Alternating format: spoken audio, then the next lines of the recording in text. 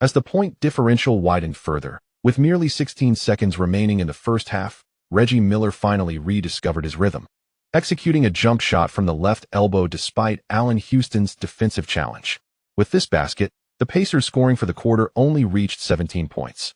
In the final moments, Liu's buzzer-beater attempt in the paint fell short, eliciting a collective sigh of disappointment from the crowd, which was soon eclipsed by cheers. At the end of the first half, the Knicks entered the break with an 11-point lead. Although the game was lively, both teams experienced a decline in shooting accuracy during the second quarter. Jeff Van Gundy expressed his satisfaction with the team's performance, while Patrick Ewing appeared somewhat disheartened, having faced off against Rik Smits for 3 minutes in the middle of the second quarter, expecting to find more opportunities against a larger opponent. He was instead surprised by the opposing team's increasing pace. The Knicks continued their methodical rotation in the second quarter, with Larry Johnson playing the first half and Liu taking over in the latter half.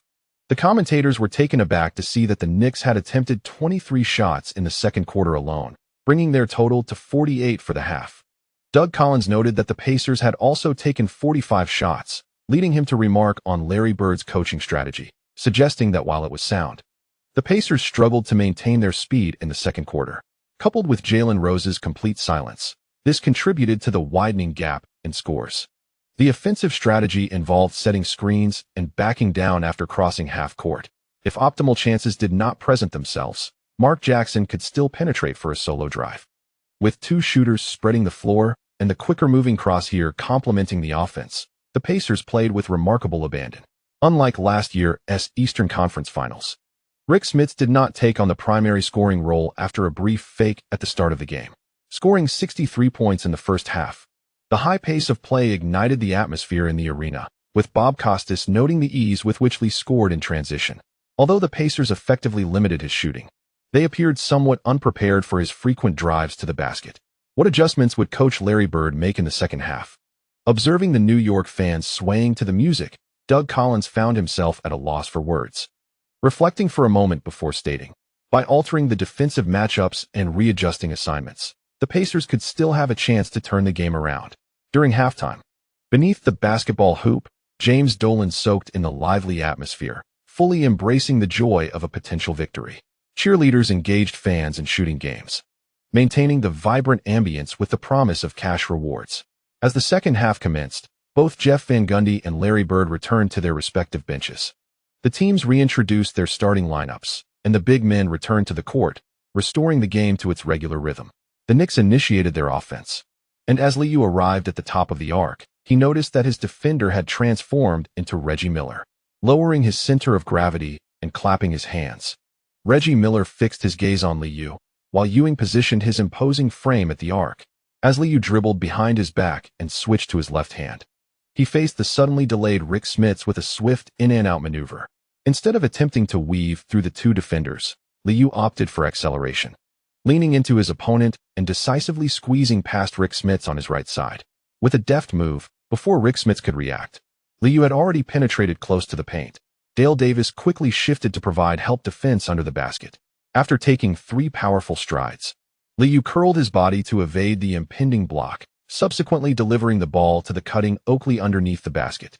Oakley received the pass, positioned just to the right of the rim, and effortlessly banked it in. The score extended to 52-65, further widening the gap. Oakley's straightforward layup did not dampen the spirits of the New York fans, whose cheers reverberated throughout the arena. With one screen man now absent, Reggie Miller approached Liu as he jogged towards half-court, tauntingly remarking, "You can only set screens, kid. You should play like a man." Liu, slightly taken aback by the fiery glint in Miller's eyes, chuckled and responded, "You should check my stats now and try to match my score before you talk trash. If your memory is fading, let me remind you, those screens helped me secure 2 championships." The mention of championships left Reggie Miller momentarily speechless, igniting a surge of frustration within him. It had been a long time since anyone had dared to talk trash to Liu, the youngest MVP, Finals MVP, and scoring champion, whose accolades overshadowed Miller's.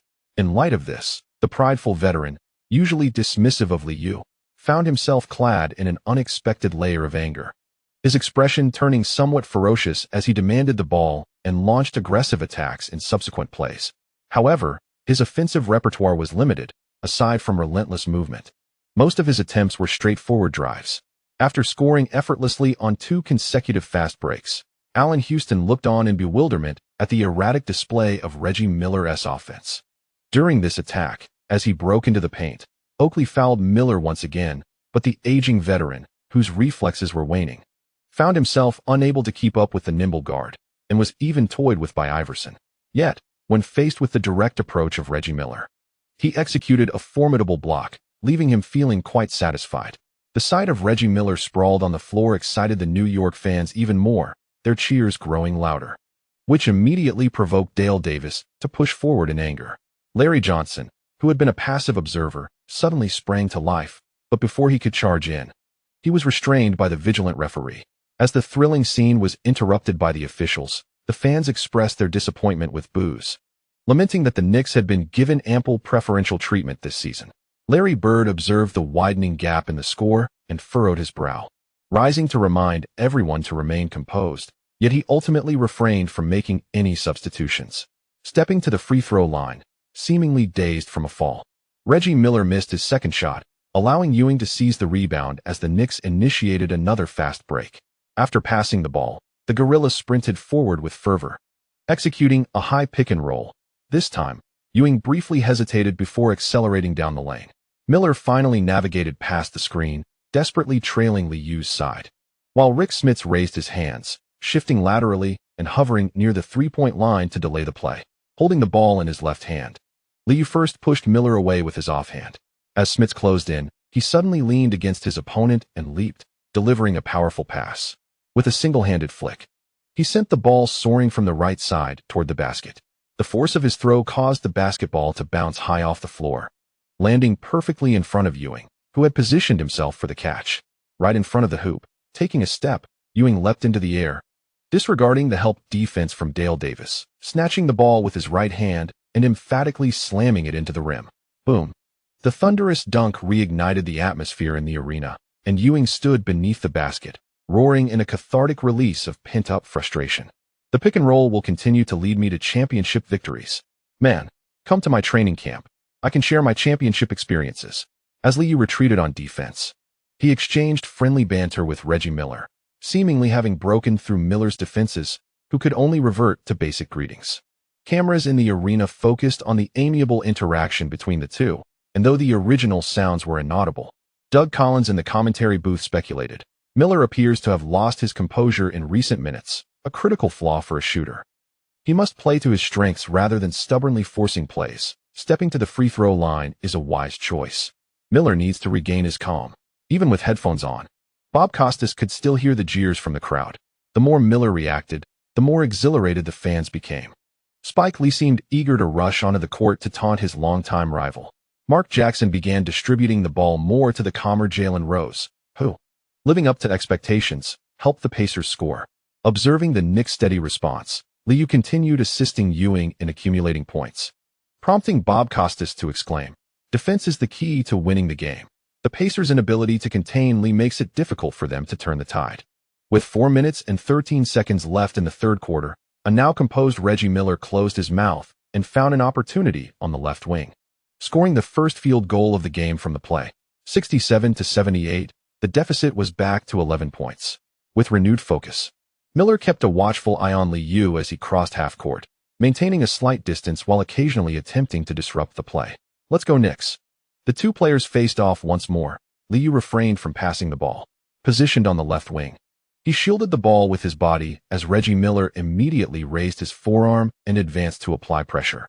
The two engaged in a brief tussle, pushing against each other, before Liu suddenly pivoted swiftly, lowering his center of gravity, and accelerated forward with the ball in his left hand. Reggie Miller promptly slid to his right rear, while Liu executed a rapid crossover step, switching the ball to his right hand and simultaneously performing a step-back maneuver. Beyond the three-point line, he gathered the ball and, with Miller contesting his shot, launched a quick jump shot from the left wing. The combination of significant movement and a swift step-back jump shot saw Liu lean slightly backward, while the diligently defending Reggie Miller inadvertently collided with Liu's leg. Even in midair, the referee had already blown the whistle. Swish! The ball went in as the whistle blew, prompting a surge of cheers from the New York fans. who once again directed their loud jeers at Reggie Miller. Having successfully drawn the foul, Liu celebrated with his teammates, exchanging high fives as he leisurely made his way to the free throw line. Reggie Miller, rendered speechless, instinctively glanced at the scoreboard, muttering under his breath before patting his chest in acknowledgement of his mistake. At this moment, Jeff Van Gundy also rose to applaud, and upon witnessing Liu successfully convert the free throw, he felt a sense of security regarding the game. The score swiftly escalated to a 15-point lead. The Pacers called for a timeout, and Larry Bird initiated a player rotation, substituting the fatigued Rik Smits for Croshier. The Knicks methodically replaced their veteran players with smaller interior players. Croshier and Jalen Rose continued to contribute points for the Pacers, yet their defense remained ineffective, failing to stifle the Knicks' responses. By the end of the third quarter, the Pacers bench fell into a profound silence. The game appeared to be nearing a conclusion, with a score of 76-90. Exercising caution, Jeff Van Gundy reinserted Liu after 3 minutes of the fourth quarter, as the lead began to widen. With just 3 minutes and 46 seconds remaining in the game, Reggie Miller exited the court, and the Knicks began to deploy their bench players. In the commentary booth, Bob Costas noted that the Knicks' shooting percentage had declined since the start of the fourth quarter. The Pacers have performed admirably over the course of 3 quarters tonight. Given they've had only 1 day of rest, I anticipate the upcoming series will be thrilling. Doug Collins nodded in agreement, mentioning that if the Pacers could endure through the first 2 games, they would enjoy 3 days of respite. If they cannot secure a victory on the road, the subsequent 2 home games will be crucial. I believe Coach Larry Bird is well prepared to face challenges. The team is in excellent form this year, and they have a genuine chance at the championship. As the commentators waxed eloquent, Larry Bird, seated on the bench, maintained a stern demeanor, having minimally utilized Rik Smits. The team aimed to quicken their pace, yet the management of possessions was less than ideal, with both primary scorers lacking consistency. Reggie Miller, having recalibrated his mindset, sat on the bench, rehydrate, and quietly reassured his teammates, "This is on me. We will secure a victory on the road." At the age of 35, Reginald Miller finds himself at the twilight of his professional career. The younger players of the Pacers, of course, harbor no resentment towards their elder statesman. For all are aware that Miller has exerted every effort. He played for 40 minutes, achieving a shooting line of 8 for 19, with 2 3-pointers out of 6 attempts, and 3 free throws from 4, culminating in 21 points, 2 rebounds, and 3 assists. Following an efficient scoring spree in the first quarter, Miller's performance waned significantly. Jalen Rose, patting his veteran teammate on the shoulder, chose silence, having recorded 17 points, 6 rebounds, and 4 assists on 7 of 19 shooting, including 1 of 2 from beyond the arc and 2 of 2 from the charity stripe. After a commendable display in the third quarter, Rose too fell into a slump, with both players' performances proving rather lackluster, overshadowed by Crosier's impressive contribution of 20 points from the bench. As the final minutes of the game ticked away, the score settled at 100-112, marking a triumphant home victory for the Knicks, though the shooting percentage dipped in the second half. Amassing 112 points in the Eastern Conference Finals filled the New York crowd with exuberance. NBC reporter Jim Gray beckoned his crew and swiftly approached Liu following the conclusion of the match. The jubilant fans continued their celebration, and Gray, raising his voice amid the cheers, posed the question, "Liu, congratulations on another 40-point game. Could you share what you discussed with Miller during the match?" Liu replied with a smile, "Miller merely sought my advice on executing pick and rolls. Additionally, I offered him a few insights into my championship experiences. It was quite simple, and we enjoyed our time on the court together." The surrounding staff exchanged incredulous glances, prompting Gray to jest, perhaps for the next game. "We should consider outfitting you both with microphones. The fans would certainly love to hear the live exchanges on the court. I assure you, Mr. Stern would not approve."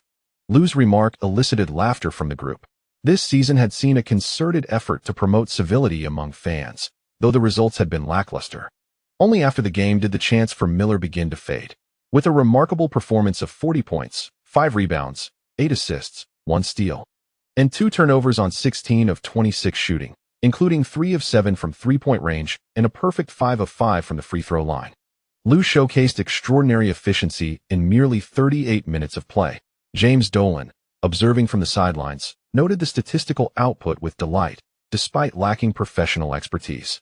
Many fans lingered in the stands, reluctant to depart, some calling Lou's name in hopes of securing autographs and photographs. This match stood out as the season's most vibrant, with spectators relishing such an offensive spectacle. Beside him, General Manager Glenn Grunwald, overhearing Dolan's remarks, continued to flatter in certain games. "We can indeed play more beautifully than the Kings." Dolan nodded with a smile, passing the statistics to Grunwald before patting him on the shoulder and turning toward the team tunnel, stating, "It's time to visit our Warriors." Tonight's game was truly a perfect victory. In the Eastern Conference Finals, the Knicks amassed an impressive 112 points, with a remarkable total of 86 possessions throughout the game. These statistics have garnered considerable attention, as the fervor surrounding the Lakers' decisive victory over the Trail Blazers begins to wane, prompting analysts to shift their focus to the Knicks' offensive prowess. While Ben Wallace contributed merely 6 points, he made a significant impact with 3 blocks and 12 rebounds, drawing interest from numerous teams. On Monday, May 22nd, following last night's analysis of the Knicks' performance, TNT's morning program began to build anticipation for that evening's game. Mike Fratello expressed a profound impression of Wallace's display from the previous night, drawing comparisons to the Trail Blazers frontcourt, which includes starters Sabonis and Rasheed Wallace, along with Brian Grant and Detlef Schrempf on the bench. Should foul trouble arise, they also have the option of utilizing Jermaine O'Neal. Despite the Trail Blazers' wealth of interior players, they still struggle to contain Shaquille O'Neal's scoring prowess. Perhaps there are fundamental issues within their team-building philosophy. Kenny Smith quickly shook his head, smiling as he countered, "I trust Coach Dunleavy will make the necessary adjustments." However, the Trail Blazers' perimeter players must step up, just as Lee consistently utilizes pick and rolls to exploit the Pacers' defense. The Blazers require a similar caliber of guard. Shaquille rarely hesitates, finding opportunities for easy scores from beyond the arc and in mid-range areas. Earl Johnson, noting Fratello's head shake, immediately grasped the implication and jest. "What Mike means is that there is only one Lee in the league. The Lakers' perimeter defense is exceptionally strong, particularly in their ability to recover after screens." Reflecting on the previous game's circumstances, Kenny Smith could only nod in agreement, ultimately expressing his hope. "I wish tonight's game will be more thrilling. I do not wish to witness another playoff performance yielding 110 points." With Game 2 of the Eastern Conference Finals set for tomorrow night, the Knicks remain diligent, continuing their training at the Tarrytown Training Center. Ewing played only 21 minutes in last night's game, while the Pacers' Rik Smits logged a mere 19 minutes. Their time on the court was nearly equal, resulting in a significant dip in Ewing's statistics: 3 of 7 shooting, totaling 10 points, 6 rebounds, 1 assist, and 1 turnover. During the morning film session, Ewing's mood soured, not due to any grievances regarding last night's game, but rather in contemplation of the upcoming season's tour. Jeff Van Gundy, engrossed in reviewing game footage, was busy summarizing for his players. Dale Davis secured 5 offensive rebounds. Do not underestimate the opponent, as this indicates their excellent physical condition. In tomorrow night's game, if the Pacers struggle from beyond the arc, they will relentlessly attack the basket, similar to their approach against the Heat in the previous round. "We must be prepared." Oakley merely nodded, signaling his intention to be more vigilant henceforth. Upon regaining his focus, Ewing immediately voiced his assurance, "I will safeguard all the defensive rebounds. This shall not become a concern for the team." Following the coach's summary of the game, a hushed discussion ensued among the players. Liu was unperturbed by this matter, confident that timely rotations would suffice, as both Cot Thomas and Little Ben could withstand the pressure. "Cot, pay attention to your positioning after the pick and roll. You need to swiftly reach your preferred sweet spot, and all you must do is catch and shoot." The greater issue lies not in missing jump shots, but in lacking offensive threats. Trust in your shooting ability. Cot Thomas had gained some weight this season, and coupled with his regular strength training, his shooting performance had fluctuated compared to the previous season. Last night, he managed only 1 successful shot out of 6 attempts, most of which were open looks that simply did not find the net. Upon hearing Liu's advice, Cot Thomas quickly responded, "Thanks, bro. I will keep shooting." Artist, needing no reminders, seized every opportunity to shoot, undeterred by any misses. "If all my shots go in, I would be the MVP." During practice, when teased about his misses, Artist would retort with this line, leaving the veteran speechless. Kukoc had fully adapted to the Knicks' tactics, although they appeared different from the Bulls in crucial moments. The strategies proved remarkably similar. Jeff Van Gundy was thoroughly pleased with the current team atmosphere and held significant confidence in the roster. as everyone prepared for a meal. Van Gundy took a moment to encourage Lewis, who had seen limited playing time the previous night. Be ready, Rashad. You will receive more playing time in this series. Even if the head coach was merely painting a hopeful picture, Lewis was eager to embrace the notion, nodding earnestly and assuring, "Coach, I am ready." In a decisive victory, the Trail Blazers triumphed over the Lakers on their home turf, securing a valuable away win. Shaquille O'Neal was repeatedly double-teamed by the defenders, facing relentless physicality, leaving him with a dismal performance at the free throw line. To the astonishment of Los Angeles fans, the Lakers managed to score a mere 8 points in the third quarter. Missed shots, turnovers, and more missed shots ensued, with only O'Neal and Bryant achieving field goals in the flow of play. Although Arvydas Sabonis fouled out after just 17 minutes with 6 fouls, and Brian Grant followed suit with 6 fouls in 22 minutes, the Trail Blazers' interior defenders proved effective. O'Neal played for 39 minutes, shooting 9 of 16, with 5 successful free throws out of 17 attempts, accumulating 23 points, 12 rebounds, 4 assists, and 3 turnovers. As he was hampered by fouls, Kobe, in 42 minutes, managed only 2 successful shots out of 9, contributing the second highest points on the team with 12. Following this game, Los Angeles media fell silent, stunned by the overwhelming defeat. Rasheed Wallace emerged as the pivotal player for the Trail Blazers, scoring 29 points on 8 of 18 shooting, with 3 of 3 from beyond the arc and 10 of 11 from the free throw line.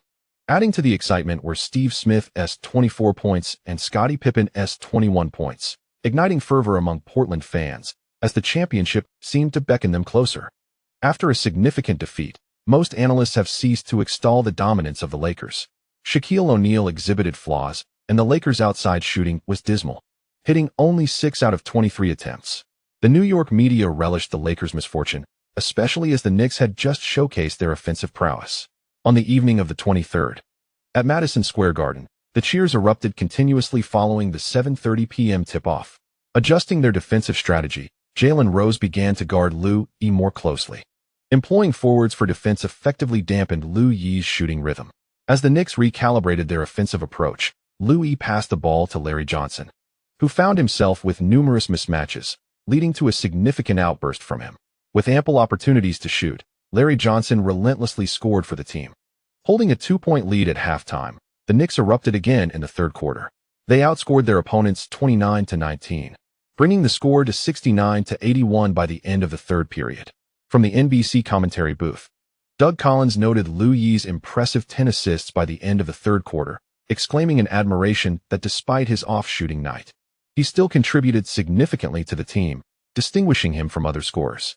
Bob Costas remarked that tonight's game was far more entertaining than the previous one, adding that the Pacers would steadfastly adhere to their defensive strategy, maintaining pressure on Lou Yee and avoiding any lapses in guarding the perimeter. After the rotation was implemented, Larry Johnson found himself with considerable offensive space. On the Knicks bench, a rejuvenated Larry Johnson felt no pain in his back or knees. After quenching his thirst, he enthusiastically fist-bumped a struggling Lou Yee, declaring, "Hey bro, tonight it's my turn to be the MVP. Thank you to my readers for your subscription and support." This chapter concludes. Chapter 181. The Screen Master on the evening of May 25, 2000, following the conclusion of Eastern Conference Finals Game 2. Reggie Miller took responsibility during the press conference. Apart from the third quarter, the Pacers played exceptionally well throughout the game, while 4 Knicks players accumulated 5 fouls each, all adhering strictly to the game plan. Perhaps we lacked some luck beyond the arc, but upon returning home, I will make a strong comeback. Dressed in his signature beige suit, Reggie Miller made this solemn promise, though most attendees, aside from the Pacers' designated reporters, appeared indifferent. The assurances of a once prominent star held little weight. With 37 minutes of play, he recorded 6 points on 15 attempts, making only 1 of 4 3-point shots and converting 6 of 8 free throws, totaling 19 points and 1 rebound. Beside him, Jalen Rose displayed signs of fatigue, having played 48 minutes, scoring 24 points on 19 attempts, with 10 successful free throws out of 12. Despite his struggles from beyond the arc, Jalen Rose had given his all. Contrary to expectations of media scrutiny, Reggie Miller suddenly realized that perhaps the spectators believed the series was already concluded. On the Knicks side, Larry Johnson made a long-awaited appearance at the press conference. In an impressive display over 40 minutes, he achieved 10 out of 17 from the field, including 1 out of 5 from beyond the arc, and converted 4 out of 6 free throws, amassing a total of 25 points along with 7 rebounds, 2 assists, 1 block, and 2 turnovers. The media in New York, ever eager to extol his virtues, showered him with praise. Dressed in a sleek black suit, Larry Johnson sported a broad grin as he stroked his magnificent beard, suddenly struck by a whimsical notion. Perhaps I should consider a haircut and shave for a fresh look. The Pacers concluded their road trip, now enjoying a 3-day respite. The Eastern Conference Finals Game 3 will commence on the evening of the 27th. In Game 2, the Knicks secured a challenging victory with a score of 95-102, narrowly escaping a foul crisis. Liu, despite shooting only 7 out of 17, managed to deliver 13 assists, though the following day, analysts would not hold back in their critiques. With both teams in the Western Conference also enjoying a 3-day break, this period presented an opportune moment to capitalize on star players.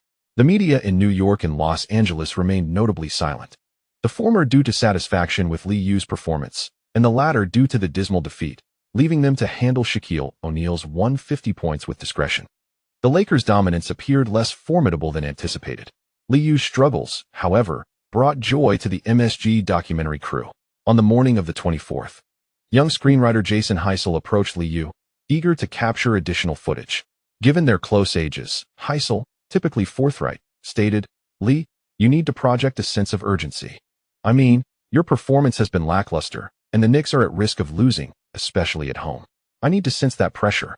After reviewing yesterday's footage, "Your demeanor was far too composed, lacking emotional fluctuations. The audience will not appreciate such a narrative." Upon hearing these demands, Liu's expression darkened momentarily before he jested. "It's difficult for me to convey that sense of urgency when Reggie Miller is 35 years old. Honestly, I feel quite confident facing these veterans." The crew erupted in laughter, recalling how in '98, the Knicks had triumphed over the Bulls' aging players.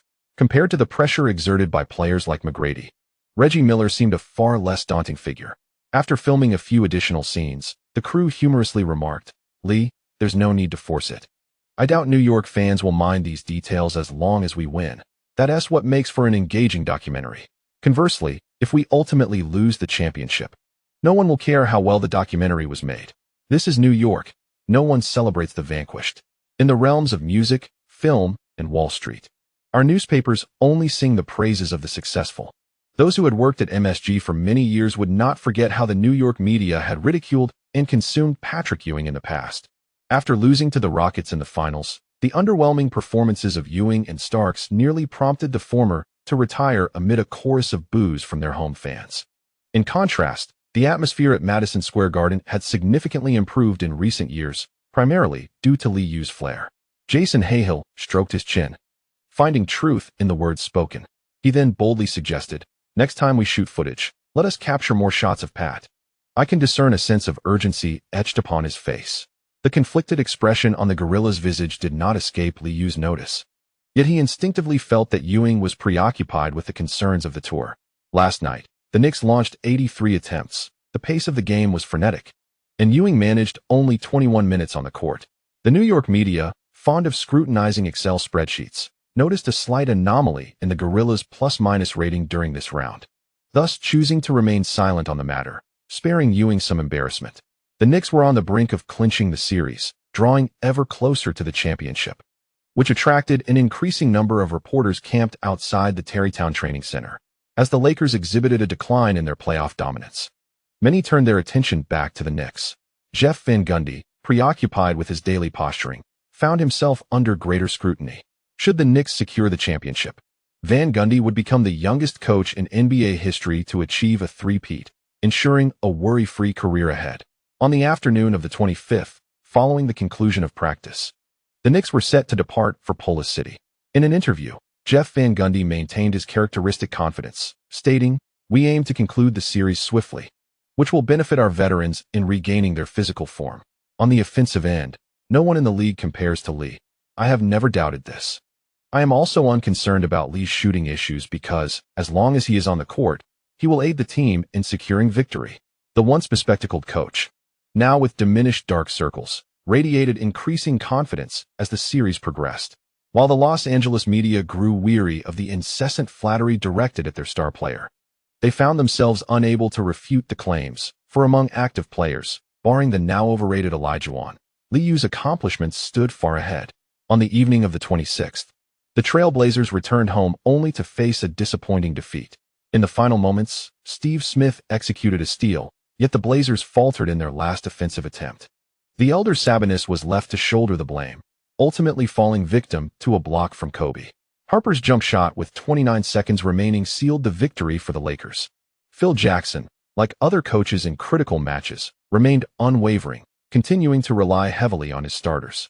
In 48 minutes, Shaquille O'Neal shot 10 for 17, amassing 26 points, 12 rebounds, 3 assists, 1 steal, 3 blocks, and 3 turnovers. Kobe Bryant, in 47 minutes, shot 11 for 18, contributing 25 points, 7 rebounds, 7 assists, 2 steals, 1 block, and 3 turnovers.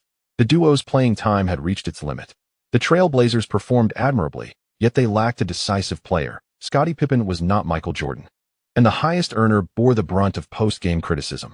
On the evening of the 27th, prior to the commencement of Game 3 in the Eastern Conference Finals, a multitude of Pacers fans brandished whiteboards emblazoned with Miller time, expressing their unwavering support for both the home team and Reggie Miller.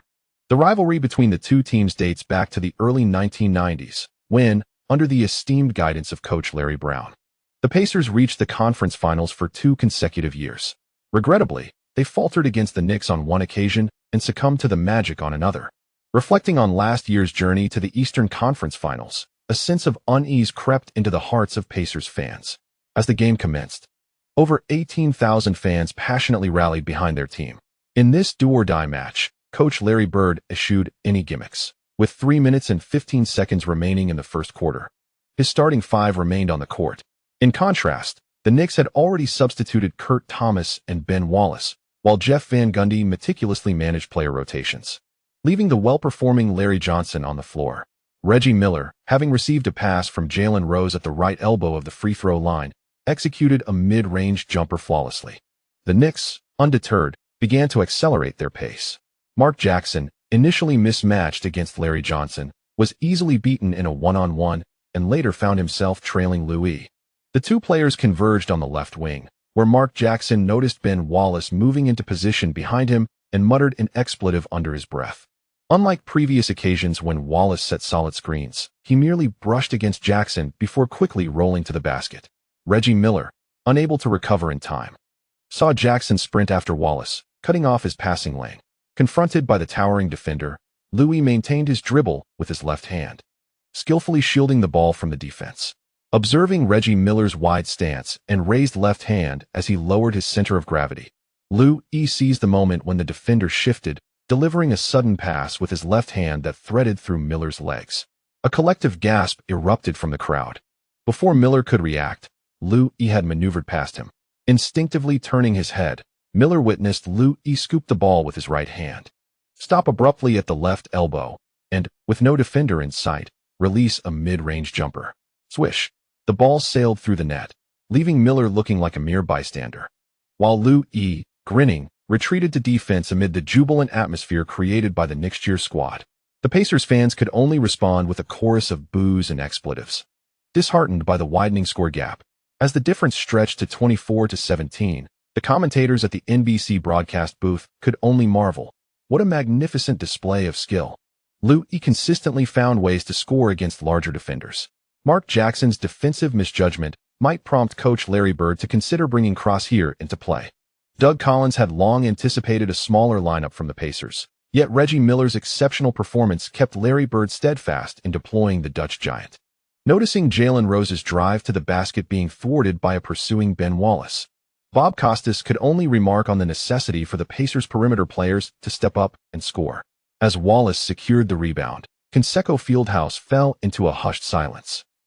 Defense. The live DJ was diligently working to stir the emotions of the fans, and the defensive chants gradually regained their vigor.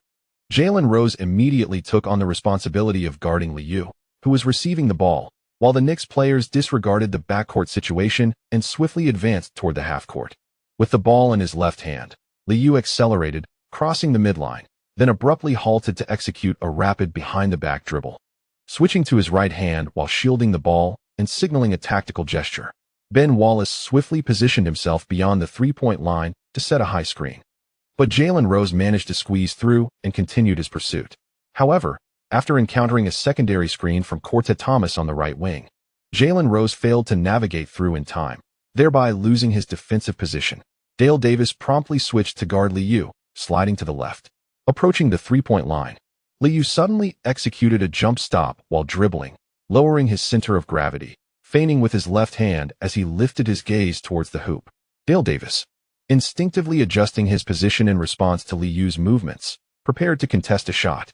Just as he shifted his weight, Dale Davis witnessed Liu's rapid in-and-out maneuver, swerving left and right, accelerating into the lane. Intended to continue his pursuit, Dale Davis found himself momentarily restrained by Liu's left hand on his thigh, rendering him unable to exert full force and causing him to remain stationary. The Indiana Pacers fans, unable to discern the finer details, merely sensed that when Liu looked up, Dale Davis appeared befuddled, prompting a chorus of disapproving boos. Mark Jackson and Reggie Miller, stationed at the corners, were still processing the play when Liu had already penetrated the paint, taking 3 powerful strides before leaping into the air, fiercely executing a one-handed slam dunk. The arena erupted in a cacophony of boos. The sequence from the double screen to Liu's breakthrough transpired with such swiftness that many Pacers fans struggled to comprehend it. Upon completing the dunk, Liu, noticing Reggie Miller, who had just arrived at the basket in pursuit, broke into a broad grin and exclaimed, "Hey man, tonight, I will continue to win this game with pick and rolls." With a 9-point deficit looming, Reggie Miller, anxious, was eager to inbound the ball.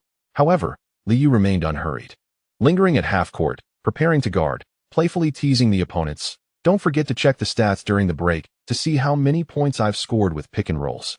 Mark Jackson, approaching to receive the ball, couldn't help but shout, pushing Liu in jest, but to no avail. Liu glanced at him with a smile, remaining silent. After Reggie Miller executed the inbounds pass and had just crossed half court, the referee's whistle pierced the air as Mark Jackson crumpled to the ground in agony. Liu, in a sudden display of aggression, had inadvertently elbowed Mark Jackson while attempting to steal the ball. On the bench, Oakley leaned back in his chair, a towel covering his face, nearly bursting into laughter as the referee blew the whistle. The Knicks atmosphere crew rose in unison, gesturing in complaint. As a seasoned player, Mark Jackson lay on the floor for a moment, realizing the referee's lack of response, before promptly rising to his feet.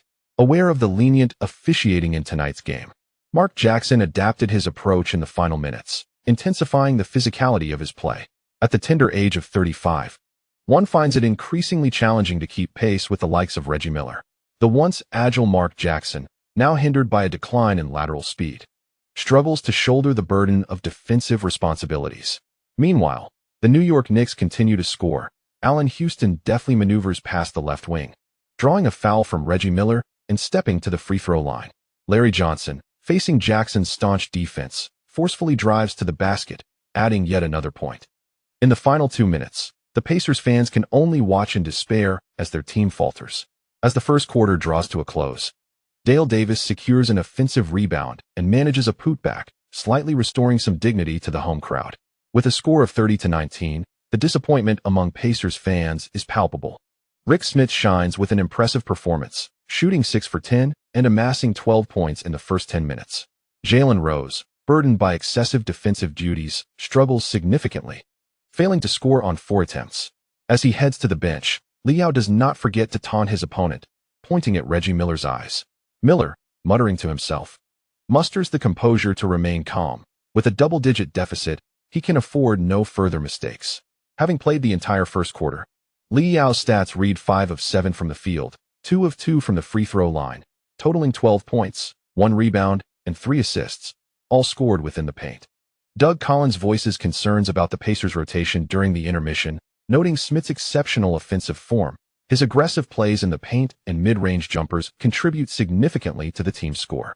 However, he feels that Smits' playing time is excessive, allowing Lee to exploit pick-and-roll opportunities with ease. Coach Larry Bird should contemplate substituting the big man sooner. Bob Costas, too, is taken aback by the Pacers' inability to establish their perimeter game upon returning home. The outside shooters seem off their game, and Jackson's proficiency in the paint has suffered a considerable dip in this series. It is evident that the physical toll of competing against the younger Lee has adversely affected the veteran. As the second quarter commences, both commentators notice that Jalen Rose remains on the court, leaving them speechless.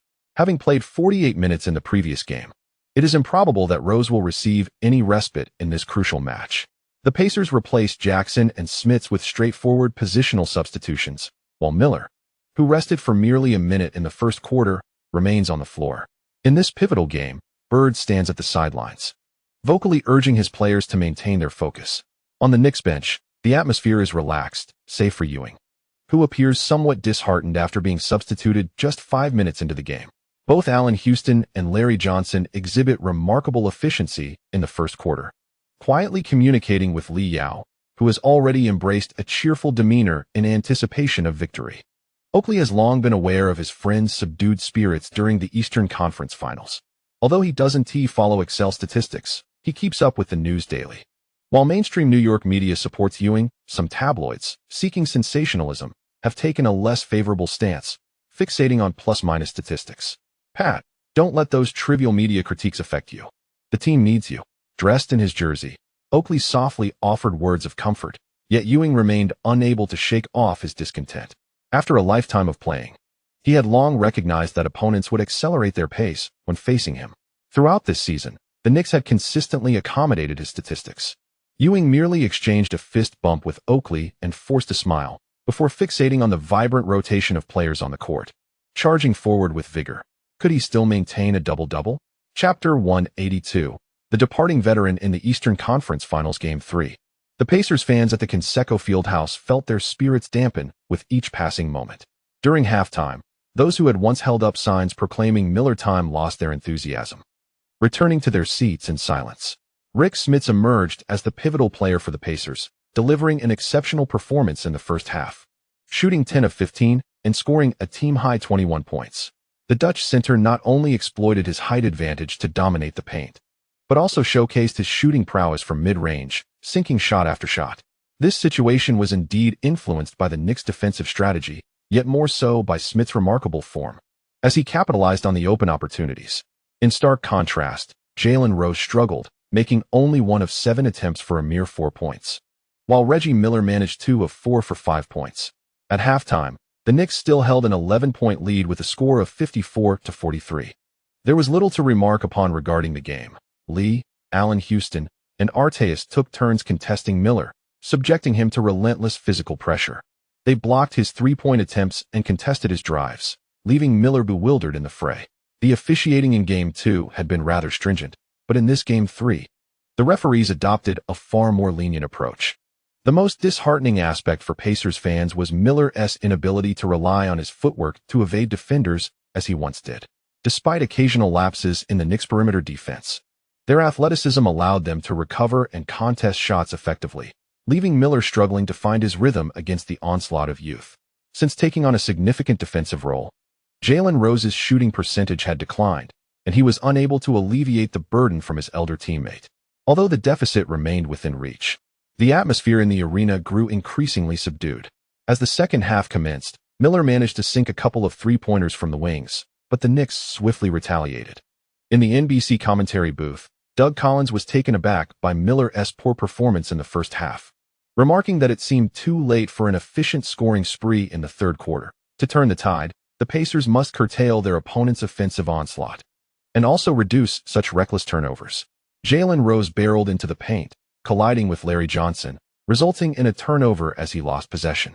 Kurt Thomas swiftly secured the ball, maintaining control, but the Pacers' attempts to regain possession were thwarted, forcing the team to retreat on defense.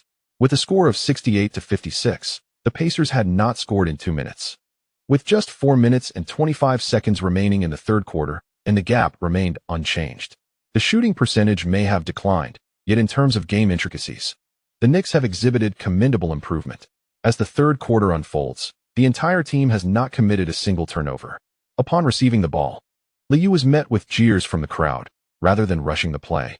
He opted to wait until his teammates were perfectly positioned before crossing half-court with just 8 seconds to spare. Larry Johnson swiftly moved to set a screen, momentarily distracting the defense from the right flank, and took advantage of Mark Jackson's switch to demand the ball in the post. The two engaged in a tug-of-war as they reached the elbow area, where Mark Jackson, relying on his physicality, successfully thwarted Larry Johnson's attempt to receive the pass. Jalen Rose, stationed beyond the arc, persistently sought to disrupt Liu's rhythm, prompting the fans to chant defense. As the Pacers' defense appeared formidable, unable to secure his position, Larry Johnson quickly shifted to the right corner, while Jalen Rose maintained tight coverage, extending his forearm in an effort to prevent any open shot. With the ball in his left hand, Liu meticulously analyzed the Pacers' defense. Seizing the opportunity created by Larry Johnson's spacing, he suddenly accelerated forward. Jalen Rose sensed Liu's movement and slid to the right, but he was unable to shake off the defense in time, leaving Liu nearly encased by opponents. As Liu barreled towards the free throw line, Jalen Rose was nearly caught off balance by Liu's abrupt stop. Following this sudden halt, instead of forcing his way through, Liu glanced at the basket and, as Jalen Rose advanced to apply pressure, pivoted swiftly on his right foot. The elegance of his motion elicited gasps from the audience. The impeccable timing allowed Liu to seamlessly evade the defense. Before Jalen Rose could leap to contest, Liu released a perfectly executed jump shot. Swish. The two-pointer found its mark with confidence. Observing Liu's beaming smile, Jalen Rose felt as though his defensive strategy had been thoroughly deciphered, rendering his previous game's effectiveness moot. In the commentary booth, Bob Costas struggled to assess the Knicks' current strategy, with numerous mismatched one-on-one situations. As long as the primary scorer could find the net, the Pacers' defensive efforts would prove futile. Liu had fully adapted to Jalen Rose's defense, and to close the gap in points, the Pacers would need to accelerate their offensive tempo, although there was still a quarter remaining. The current state of affairs suggested that unless the Knicks faltered offensively, overcoming a double-digit deficit would be a formidable challenge. Bob Costas refrained from solely offering praise. The Pacers were on the verge of being overwhelmed. Larry Johnson had been particularly active on the court during this period, excelling in mismatched situations where he thrived, boasting a high shooting percentage when receiving the ball in the low post. This positive offensive feedback also invigorated his defensive efforts. Rik Smits attempted a strong shot from the left low post, but failed to convert. Dale Davis once again surged for the offensive rebound, poised to score amidst the crowd, only to be thwarted by the tenacious Larry Johnson, who deftly swatted the ball away. Holding the ball with a broad grin, Larry Johnson, having recently groomed his beard and hair, felt an undeniable sense of elation. Shoo! In consecutive rounds marred by errors, Larry Bird on the sidelines shook his head slightly, arms crossed in silence. With no swift advancement in play, Liu altered his direction, maneuvering to the left wing, where Allen Houston immediately surged towards the blocking area. Reggie Miller tugged at Houston from behind, managing to push him outward, yet Liu executed a precise pass.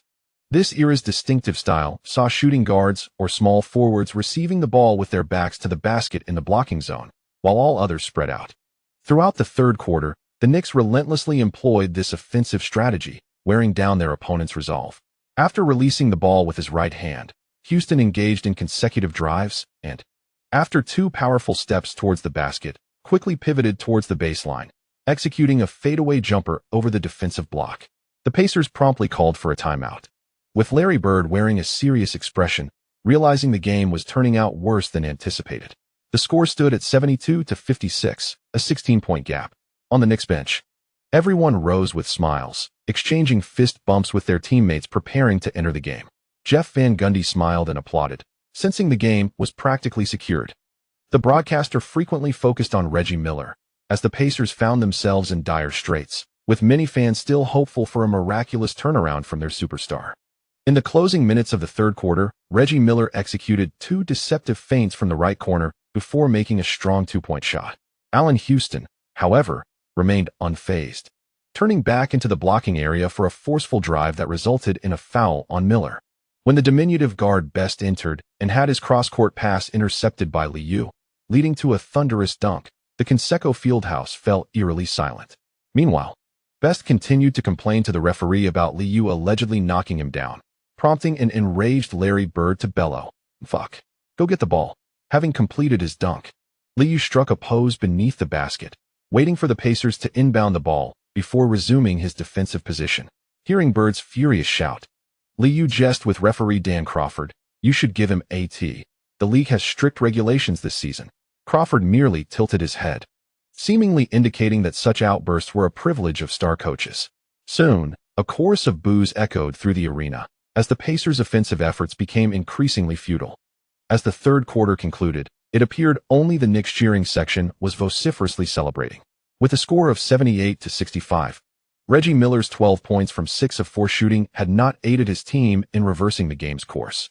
Just as Ben Wallace struggled to contend with Rik Smits, the Pacers' perimeter defense failed to contain the Knicks' offense. Upon the commencement of the fourth quarter, Jalen Rose suddenly erupted into action. But this scoring spree proved insufficient to significantly assist his team. Initially, Rose's personal scoring display instilled a flicker of hope among the Pacers fans. Yet, as the Knicks continued to diversify their scoring, the point differential fluctuated around 10, and as time elapsed, it became evident that the series was nearing its conclusion. As the final moments approached, Jeff Van Gundy remained resolute in his dedication to the main players, although Ewing still found himself sidelined. The Gorilla could only maintain a smile, cheering on his teammates. As the conclusion of the game drew nearer, the arena fell into a hushed silence, devoid of the famed Miller moment. With merely 20 seconds left on the clock, Jalen Rose executed a successful layup, followed by Liu stepping up to the free throw line in the next possession. In the dying seconds, the substitute Croshier missed a three-pointer, marking the official end of the game. The score stood at 102-93, with the Knicks securing a critical advantage, rendering the series almost devoid of suspense. Jalen Rose, having achieved an impeccable 7-4-7 shooting in the fourth quarter and scoring 22 points, succumbed to the sound of the final buzzer, covering his face with his hands and collapsing onto the floor. Observing his younger brother, who had played the entire game, Reggie Miller remained silent, his lips pursed, as he glanced at the scoreboard before helping Jalen Rose up, and the two hastily made their way to the players' tunnel. Rik Smits appeared notably despondent, the towering Dutchman scratching his head in frustration, tooling his blonde hair into disarray, and cursing while returning to the locker room with his teammates. In 40 minutes of play, he recorded 25 points, 5 rebounds, 1 block, and 1 turnover, expertly outmaneuvering Ben Wallace. Although Ben had been overwhelmed by his opponent, he could not effectively defend against such a towering presence in the paint. Nonetheless, with victory in hand, he laughed heartily post-game, joining the Knicks in their jubilant celebration. Hush! The arena continued to echo with jeers, yet Liu paid no mind to the atmosphere, embracing the now relaxed Jeff Van Gundy with a smile. Relax, coach. This slow-paced game cannot defeat us. Jeff Van Gundy patted Liu's shoulder with vigor, suddenly exclaiming, "Even now, I feel a sense of unreality, Lee. I am proud of you." In the commentary booth, the two commentators watched as Liu and Jeff Van Gundy made their way towards the players' tunnel, offering their praise. The Knicks are finding their rhythm, and under Lee's leadership, Larry Johnson's performance is improving significantly. Together, they amassed 55 points, a sight that surely delighted the New York fans. As Bob Costas concluded his remark, Doug Collins chimed in with a critique. With only 70 shot attempts in a single game, the Pacers aim to dominate the Knicks with height. But let us not forget that Lee is the master of rhythm, quietly guiding the Knicks to 82 attempts and only 10 turnovers.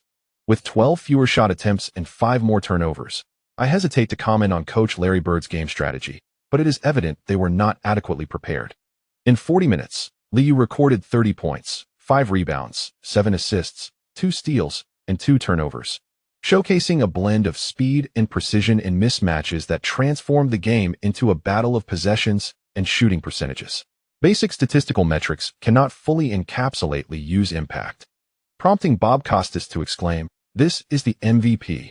Among current players, Lee's influence on offense seems to have ascended to another dimension. Competitive sports are undeniably ruthless.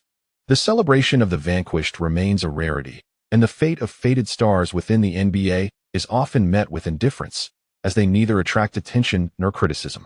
No one blamed Reggie Miller for the loss, even though he attempted a mere 12 shots in the game, and such details went unnoticed in the aftermath. The press conference saw journalists hastily dismissing the Pacers as the spotlight shifted to the Knicks' impending finals. Similarly, Patrick Ewing, who also felt the pangs of obsolescence, played for a mere 19 minutes that evening. Post-match, the New York media appeared to have forgotten him, showering praise instead on Larry Johnson's mismatched isolation plays and marveling at Allen Houston's increasingly diverse offensive repertoire. Charles Oakley, unfazed by the commotion, enjoyed his limited 22 minutes of play, relishing the game from the bench and occasionally unleashing his ire upon opponents. Upon returning to the hotel via bus, Jeff Van Gundy offered a few encouraging words with a clap of his hands, after which Liu, adopting a serious demeanor, added, "There is no necessity to return to New York for the Eastern Conference Finals. Tomorrow night, we shall lift the division championship trophy right here. I am aware that each game is a challenge, but with one more push, we will reach the finals for 3 consecutive years. The championship is beckoning us."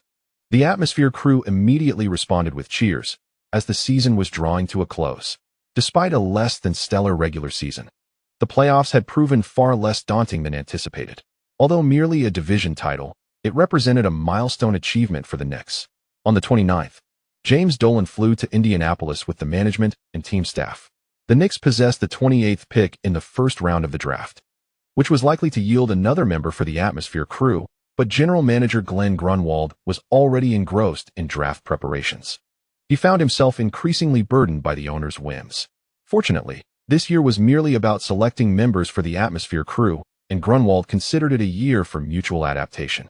That evening, in Game 4 of the Eastern Conference Finals, the Knicks did not disappoint their management. At the end of the first quarter, James Dolan celebrated with a triumphant fist pump from the luxury box. The score stood at 33-19, with both teams having played the full first quarter, and the Knicks continued to demonstrate their offensive prowess. Liu shot a perfect 3-4-3, including a three-pointer, amassing 7 points, 3 rebounds, and 4 assists. Larry Johnson maintained his previous brilliance with 4 out of 6 shots, including 1 from beyond the arc, totaling 9 points. All 5 starters contributed to the score, though Ewing and Oakley's playtime remained under 6 minutes. As the first quarter unfolded, Doug Collins, from the commentary booth, ceased to analyze the Pacers' performance. While many believe the Knicks' defense has faltered, certain shortcomings can be mitigated in the playoffs. In a best-of-7 series, the players' on-the-spot adaptability and the coach's in-game acumen are put to the test. In this regard, the Knicks possess a significant advantage, having reached the finals for 2 consecutive seasons, thus boasting a wealth of experience. At this juncture, Bob Costas engaged in the conversation, noting that Coach Van Gundy had not extensively utilized Ewing during the Eastern Conference Finals, evidently preparing for the subsequent games. In the following match, the Pacers began to falter, as Reggie Miller, who had shot 4 of 10 in the first quarter, was unable to maintain his stellar performance in the second. By halftime, the Knicks had established a commanding 17-point lead, with substitute Kukoc and Artest continuing their struggle from beyond the arc. However, Kurt Thomas emerged, shooting 4 of 7 and making all 4 of his free throws, amassing 12 points. The Pacers fans, realizing the tide of the game had turned, fell silent, sitting quietly in their seats as they awaited the conclusion of the contest. In the second half, Jalen Rose once again erupted, efficiently contributing to the Pacers' scoring. Yet, the deficit was insurmountable. With just 1 minute and 26 seconds remaining in the game, Coach Larry Bird opted for a timeout, bringing in the bench players. Reggie Miller, draped in a towel, sat on the sidelines, watching the clock run down. His championship dreams dashed once more in the twilight of his career. The final buzzer echoed, and the score read 107-89. A disheartening defeat for the Pacers in this honor match. As the fourth quarter waned, Liu had already donned his training attire, rising with a smile to applaud the outcome. Artest, brimming with excitement, reveled in the success of his rookie season. Having made it into the regular rotation and participating in crucial games, a remarkable achievement in itself. "Champions, I'm going to the finals," he jubilantly shouted as he sprinted back to the bench, though the veterans, having experienced such moments before, displayed little more than smiles and embraces among themselves. After shaking hands with the Knicks players, Reggie Miller swiftly departed. He harbored no fondness for New York or the Knicks. For Jeff Van Gundy, returning to the finals was a relief, and after a brief embrace with Larry Bird, he stood aside, watching his players celebrate. Pacers fans, disinterested in witnessing the Knicks hoist the trophy, began to exit the arena. The awards ceremony was rather understated. The Knicks players simply donned their division champion hats in anticipation of receiving the trophy. More exhilarated than the players was James Dolan, who, unable to represent the team the previous year, had now become its true voice. Bob Costas, serving as the temporary host, observed the players gathered around the golden trophy at center court, eliciting cheers from the crowd. Noticing the circle forming, he raised the microphone, smiling as he proclaimed, "Congratulations to the New York Knicks for winning the Eastern Conference Division Championship of the 1999-2000 season. Wow! Securing the division title for 3 consecutive years is indeed an extraordinary accomplishment. In your first year taking over the team, the Knicks have reclaimed the championship. What does this mean to you?" Despite the scattered boos that lingered in the air, the exuberant James Dolan, after raising his glass, paid them no heed. Grasping the microphone, he proclaimed loudly, "The championship means everything to me. I adore the Knicks, and I aspire to transform them into the finest basketball team on earth." Observing the owner passionately delivering his motivational speech, Liu stood at the back, smiling and clapping in encouragement. When the crowd urged him to raise his glass first, Liu playfully nudged Ewing and Oakley forward. The two veterans, naturally elated at this moment, raised the trophy high, prompting a chorus of applause from all. Sensing that Dolan was poised to embark on a lengthy discourse, Liu simply activated his talent panel, and with a thought, he discovered his newfound acquisition, Grant Hill's exceptional leaping ability. Allen Houston, noticing Liu's sudden burst of joy, chuckled and remarked, "Lee, we still need 4 more victories." The chapter concludes with heartfelt gratitude to the readers for their unwavering support. On May 31, 2000, fans who purchased the morning newspaper found solace in the New York Post's headline, "Knicks in 4." Compared to last season's playoff journey, this year's Knicks achieved an impressive record of 110.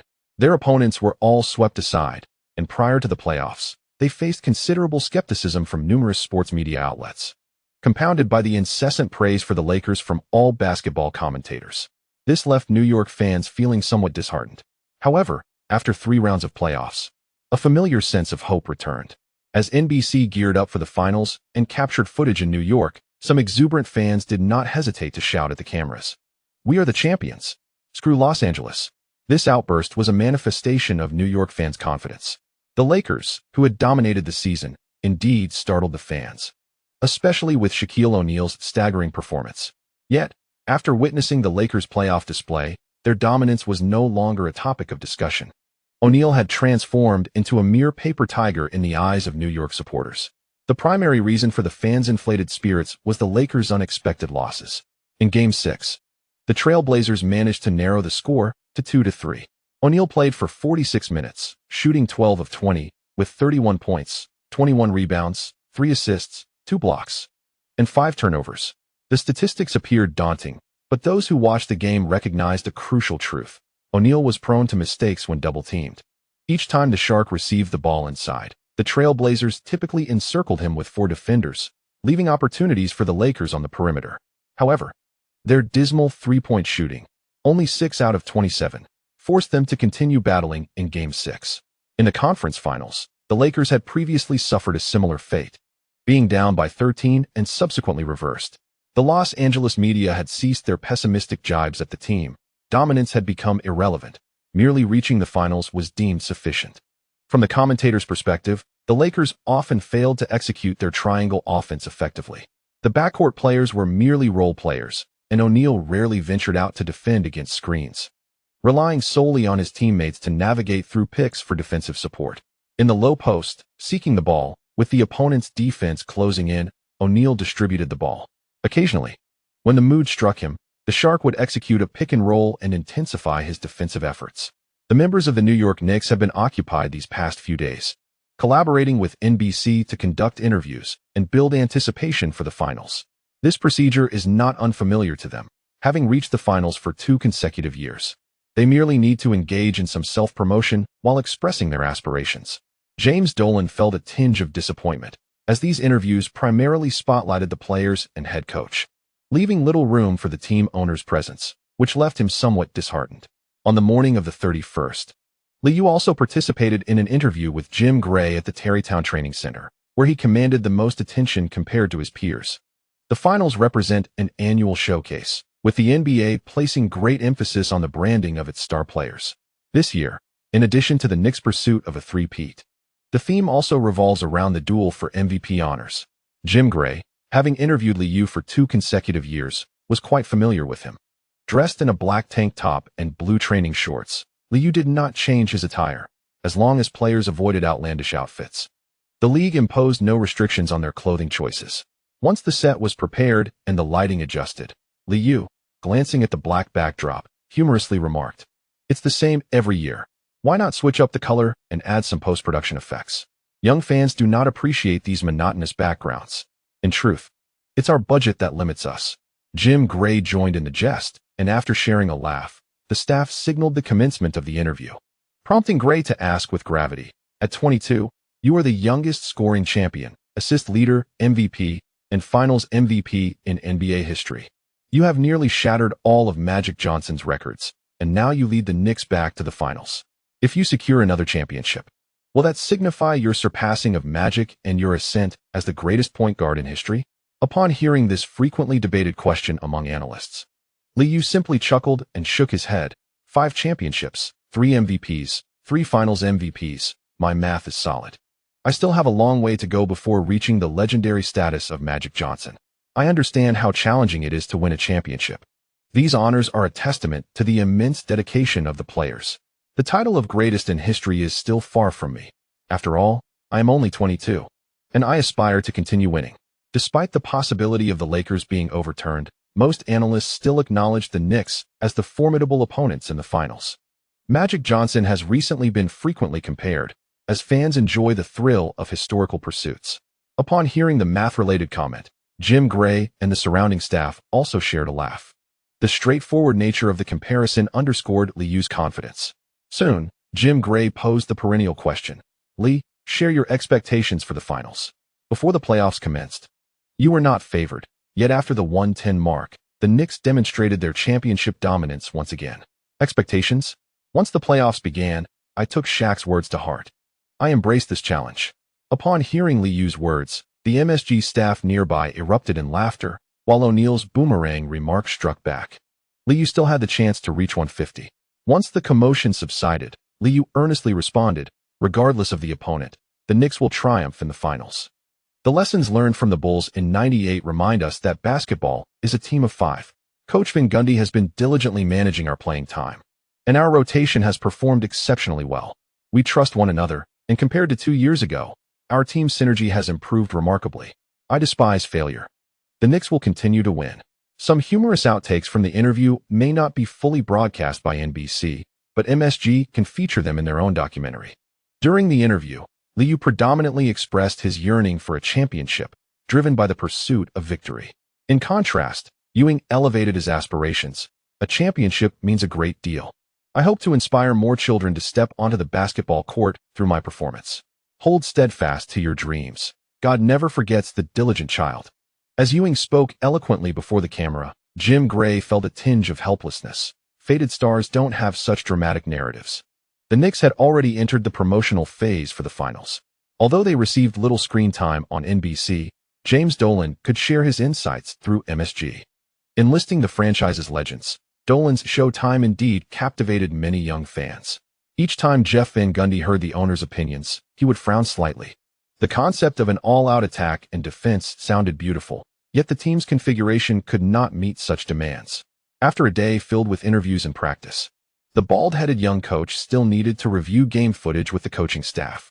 Assistant coach Tom Thibodeau was increasingly confident about the upcoming finals, while Tibbs remained particularly cautious. "We possess a uniquely exceptional core guard. No one can restrict us. Regardless of the opponent, they must alter their perimeter defensive strategy." After watching Game 5 between the Lakers and the Trailblazers, Tom felt emboldened, but Tibbs furrowed his brow and replied, "However, we cannot predict player performance. The unchanging truth is that the closer to the basket, the higher the shooting percentage. To stop O'Neal, committing fouls seems more reliable." As the finals approached, Jeff Van Gundy did not intend to alter the team's tactical approach. Upon hearing the discussion among the coaches, he simply stated, "Let's ensure everyone's physical condition is optimal and leave the game to the players. In the finals, what we must do is believe in ourselves." Tibbs was taken aback by Van Gundy's laid-back attitude. He was deeply concerned about interior defense, but decided against voicing much. At that moment, he realized that even with a plethora of strategies, they would still be futile, as O'Neal had already dominated the Knicks' interior during the regular season. Jeff Van Gundy maintained a confident smile throughout, continuously offering encouragement to his team, showing no signs of worry. The coaching staff suddenly felt that not only had the players matured, but their head coach seemed to have become more reliable as well. The coaching staff of the Knicks anticipated that the Lakers, having secured a pivotal advantage, would conclude the series in Game 6. However, the Trailblazers proved to be far more resilient than expected. On the evening of June 2nd, both teams opted to field their starters without hesitation. The Trailblazers starting five played the entire first minute, establishing an 11-point lead by the end of the first quarter. Despite the Lakers' efforts, they found themselves unable to recover by halftime and ultimately succumbed to defeat on the road. With a score of 93-103, the Trailblazers claimed another victory, leveling the series at 3-3, thus setting the stage for a decisive Game 7. Shaquille O'Neal and Kobe Bryant both logged 48 minutes on the court, while the seasoned Arvydas Sabonis and Scottie Pippen rested for less than a minute. Pippen's performance was modest, shooting 1 for 6 and making 7 out of 10 free throws, contributing 9 points, 6 rebounds, 4 assists, 1 steal, 2 blocks, and 1 turnover. Though his defensive efforts seemed to overshadow his statistical output, the fact that the Trailblazers emerged victorious under such circumstances led many analysts to reconsider their assessments. On the Trailblazers bench, Bonzi Wells shone brightly, scoring 20 points on 8 of 13 shooting, proving to be a pivotal player in their triumph. On the Lakers side, Kobe achieved a commendable 33 points on 12 of 24 shooting, including 6 of 9 from beyond the arc.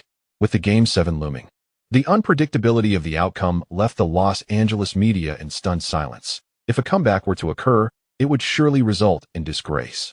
New York fans eagerly hoped for a Trailblazers victory, as it would restore home court advantage for the Knicks. Jeff Van Gundy was equally pleased to see the Lakers falter, knowing that even if the opposing team triumphed in Game 7, their recovery time would be severely limited. On the night of the 3rd, as Melinda finally concluded her graduation obligations, Liu hosted a gathering at his home in Tarrytown. Ivana, back in New York for the summer, recommended a chef skilled in Italian cuisine, alleviating the burdens of home cooking. Jean noted that the chef was of Mexican descent and soon engaged in conversation with the slightly plump cook. Meanwhile, Melinda circled around Ivana, her large eyes blinking incessantly as she assessed Ivana's fuller figure.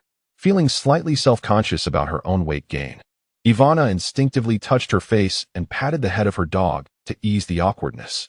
Happy, the husky, had not been exercised for a month and had been overfed, mistaking the petting for a sign of more treats, revealing a glimmer of intelligence in his eyes. "How is life at Georgetown University?" Melinda inquired. "I've only been to Washington once." The vivacious Melinda, possessing an innate charm, quickly put Ivana at ease. Noticing that Liu had finished his call, Melinda playfully remarked, "Today's law school graduation ceremony features Justice Ginsburg. You really should attend. Many alumni are specifically participating in this event." The renowned alumni of Connecticut Law School predominantly belong to the state's judicial system. Hanging up the phone, Liu reclined on the sofa casually, replying, "There will be other opportunities. Want tea there? By the time I graduate, perhaps this esteemed justice will receive an invitation from the school." With the White House events of 2000, recent graduation ceremonies had transformed into political gatherings. Although Liu's wallet was quite full, he had no desire to engage in such matters. Regardless of the faction, everyone indulges in the purchase of shoes. Mark Parker had long cautioned Liu against displaying overt intentions, for the mental pathways of certain consumers can often be inscrutable. On Sunday, June 4th, prior to the pivotal Game 7 of the Western Conference Finals, TNT's program not only warmed up the audience for the impending match, but also broached an intriguing topic. Why didn't the Trailblazers persist in employing pick-and-roll tactics to exploit Shaquille O'Neal? In the studio, Mike Fratello offered his perspective from the vantage point of a head coach. Damon Stoudemire is not Lee. Nor do other guards in the league possess Lee's capability in pick-and-roll ball handling. When perimeter players fail to sink their three-point shots, Shaq invariably responds on the offensive end. This is a mathematical conundrum. No coach would gamble on the shooting touch of outside players on a given night. Fratello spoke at length, even seizing the opportunity to analyze the offensive prowess of backcourt players in the league, ultimately arriving at the obvious conclusion. Liu's production of three-point shots while handling the ball is prolific, accurate, and far surpasses that of all other backcourt players. As a championship guard, Kenny Smith provided his insights from a player's perspective, faced with intense perimeter defense. The overwhelming majority of backcourt players struggle to mount a composed offensive attack. I know how to defend against diminutive scorers. The simplest approach is to challenge them physically. and most players will consistently miss their shots. Targeting the Lakers with pick-and-roll strategies is arduous. I believe that tonight, Damon Stoudemire will not have as many opportunities as he did in the previous game. Observing both analysts dismiss this strategy in unison, Earl Johnson boldly inquired about their predictions. Would the Lakers triumph at home? Mike Fratello refrained from offering a definitive answer, instead ambiguously stating, if the Trailblazers can sustain their defensive performance from the last game, perhaps they could turn the series around. As the Game 7 approached, commentators had begun to lose faith in the Lakers. By the end of the third quarter of the match, the score stood at 71-58, with the Trailblazers leading by 13 points. To everyone's astonishment, the Lakers appeared on the verge of elimination. However, in the fourth quarter, it was the Trailblazers who faced a dramatic turnaround. With a quarter score of 33-31, the Lakers clinched the victory, securing their return to the finals after 9 long years. This stunning reversal sent the Staples Center into a frenzy, and Shaquille O'Neal and Kobe Bryant embraced passionately post-game. Kobe maneuvered past Scottie Pippen to deliver an alley-oop to Shaq, a moment that ESPN replayed incessantly that evening. The NBA was thriving. Knicks versus Lakers, New York and Los Angeles. This was the quintessential narrative. On the morning of June 5th, the Knicks boarded their flight to Los Angeles. Warmly sent off by enthusiastic fans in New York, Ewing was in high spirits, and Jeff Van Gundy explicitly stated that the finals would see an increase in the playing time of the Gorilla. Larry Johnson, observing the Gorilla's beaming face, found it difficult to express too much, gently patting his own bald head, and ultimately could only whisper a few words of jest to Liu. Pat cannot contain his opponents. His physical condition pales in comparison to mine. Liu remained particularly optimistic about the situation. Although the newly acquired talent had yet to prove useful, he confidently exchanged fist bumps with his aunt, asserting that as long as they could wear down their opponents, the outcome of the match would ultimately hinge on their shooting touch. He expressed gratitude to the readers for their subscription support. As the chapter concluded, the narrative transitioned to June 7, 2000, outside the Staples Center. Prior to entering, a group of Lakers fans, donned in team colors, spontaneously rallied, chanting Showtime. This marked the first NBA Finals in 9 years, though tickets had sold out long in advance. The fervent calls attracted curious onlookers, even those indifferent to the NBA who might inquire about the commotion. Some sought to sell overpriced second-hand tickets, while many loyal Lakers fans reveled in their pride. For the burgeoning stars of Los Angeles, the Lakers' return to the finals represented a significant opportunity for exposure.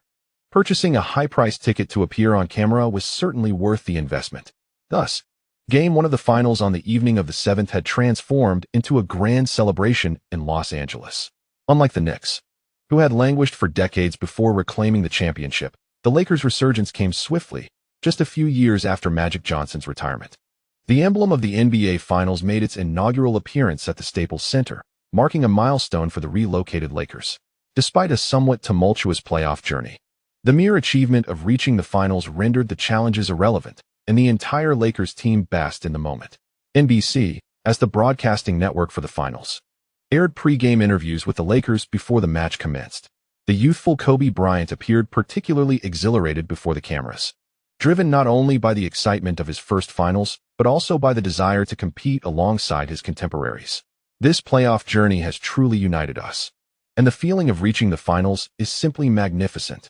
Seeing the finals logo fills me with anticipation to commence the game. With merely 2 days of rest, the Lakers felt a slight urgency, yet their home court alleviated concerns of travel fatigue.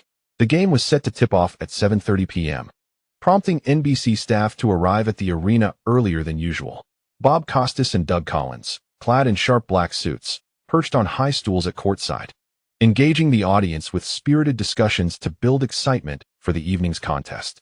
Collins emphasized the critical importance of head coach Phil Jackson's and Ron Harper's finals experience, stating that they knew how to secure victory. Apart from Kobe Bryant, the Lakers' starting five boasted a wealth of game experience.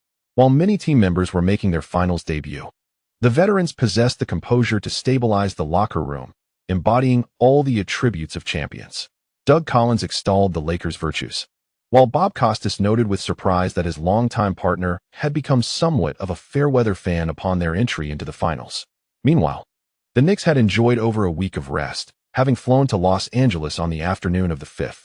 Observing their training over the past few days revealed a relaxed and confident team. For 3 consecutive years, the Knicks have reached the finals, showcasing their extensive experience in championship games, and they stand on the brink of achieving a three-peat. From interviews, it is evident that Lee is in exceptional physical condition, clearly prepared for the challenge, as tonight marks a duel between MVPs. The two engaged in playful banter on-site, while in the NBC studio. Host Hannah Storm and guests Isaiah Thomas and Bill Walton began to predict the outcome of the match. The white female host, alongside 2 legendary figures of contrasting races, briefly introduced the playoff records of both teams before Bill Walton proclaimed in an exaggerated tone, "No one can stop Shaquille O'Neal. This season, Shaq has demonstrated unparalleled dominance. Even when faced with a quadruple team from the Trailblazers, he effortlessly finds a way to score. Undoubtedly, the home court Lakers will triumph in this contest." Isaiah Thomas, chuckling as he awaited Walton to finish, interjected with a light-hearted tone, "In a Game 7, I did not witness O'Neal's dominance. This is basketball. To score, one must put the ball in the basket. There is little distinction between perimeter players and towering big men, and tonight will be a significant test for O'Neal." In the Western Conference, there is no MVP-caliber guard like Lee. It is worth noting that throughout the Eastern playoffs, Lee's shooting percentage stands at 51.5, with an astounding true shooting percentage of 64.9. These statistics scarcely reflect his offensive impact. Kobe Bryant cannot contain him, and the Knicks will utilize pick and rolls to seal the game. Suddenly, Excel left Bill Walton speechless, as most interior players cannot achieve such a true shooting percentage. To avoid an awkward silence, host Hannah quickly smiled and resumed the conversation. The duel between MVPs promises to be a spectacular match tonight. Prior to the game, within the players' tunnel, the Knicks formed a circle, rallying themselves for the away game. Although Lee boasted before the media, he remained acutely aware of his team's capabilities, rebounding, three-point shooting, and securing an away victory. Time to show the opposing team their true colors. Lee raised his right fist, and the others stacked their arms together as Todd, the team's morale booster, shouted, "Win." Together, they roared in unison before swiftly exiting the tunnel, met immediately with a chorus of boos. As the arena DJ called out names, the camera focused intently on Lee. Despite the away game, he exhibited no signs of anxiety before the cameras. Rookies Arteist and Lewis appeared serious, clapping fervently, visibly excited, having been informed by the coaching staff that they would receive increased playing time in the finals. Jeff Van Gundy and the coaching team remained seated on the bench, chewing gum, requiring no pregame pep talks. Ewing, the most elated among them, recognized that an increase in playing time indicated his contribution to the championship effort. A stark contrast to last year's effortless victory. The gorilla made a solemn entrance, first exchanging high fives with the crowd before earnestly preparing his body, displaying an extraordinary level of engagement. After a 9-year hiatus, the finals were once again upon us, and the cheers of over 18,000 fans resonated throughout the arena as the home team players took to the court. Many spectators were still basking in the thrill of the recent decisive game, their spirits elevated as the lights brightened once more. Bob Costas at the NBC commentary booth quickly introduced the starting lineup of the Knicks. Coach Van Gundy opted to retain the previous lineup, indicating the coaching staff's confidence in the starting 5. Players such as Lee, Allen Houston, and Larry Johnson had all delivered commendable performances during the playoffs, placing significant pressure on the Lakers' perimeter defense.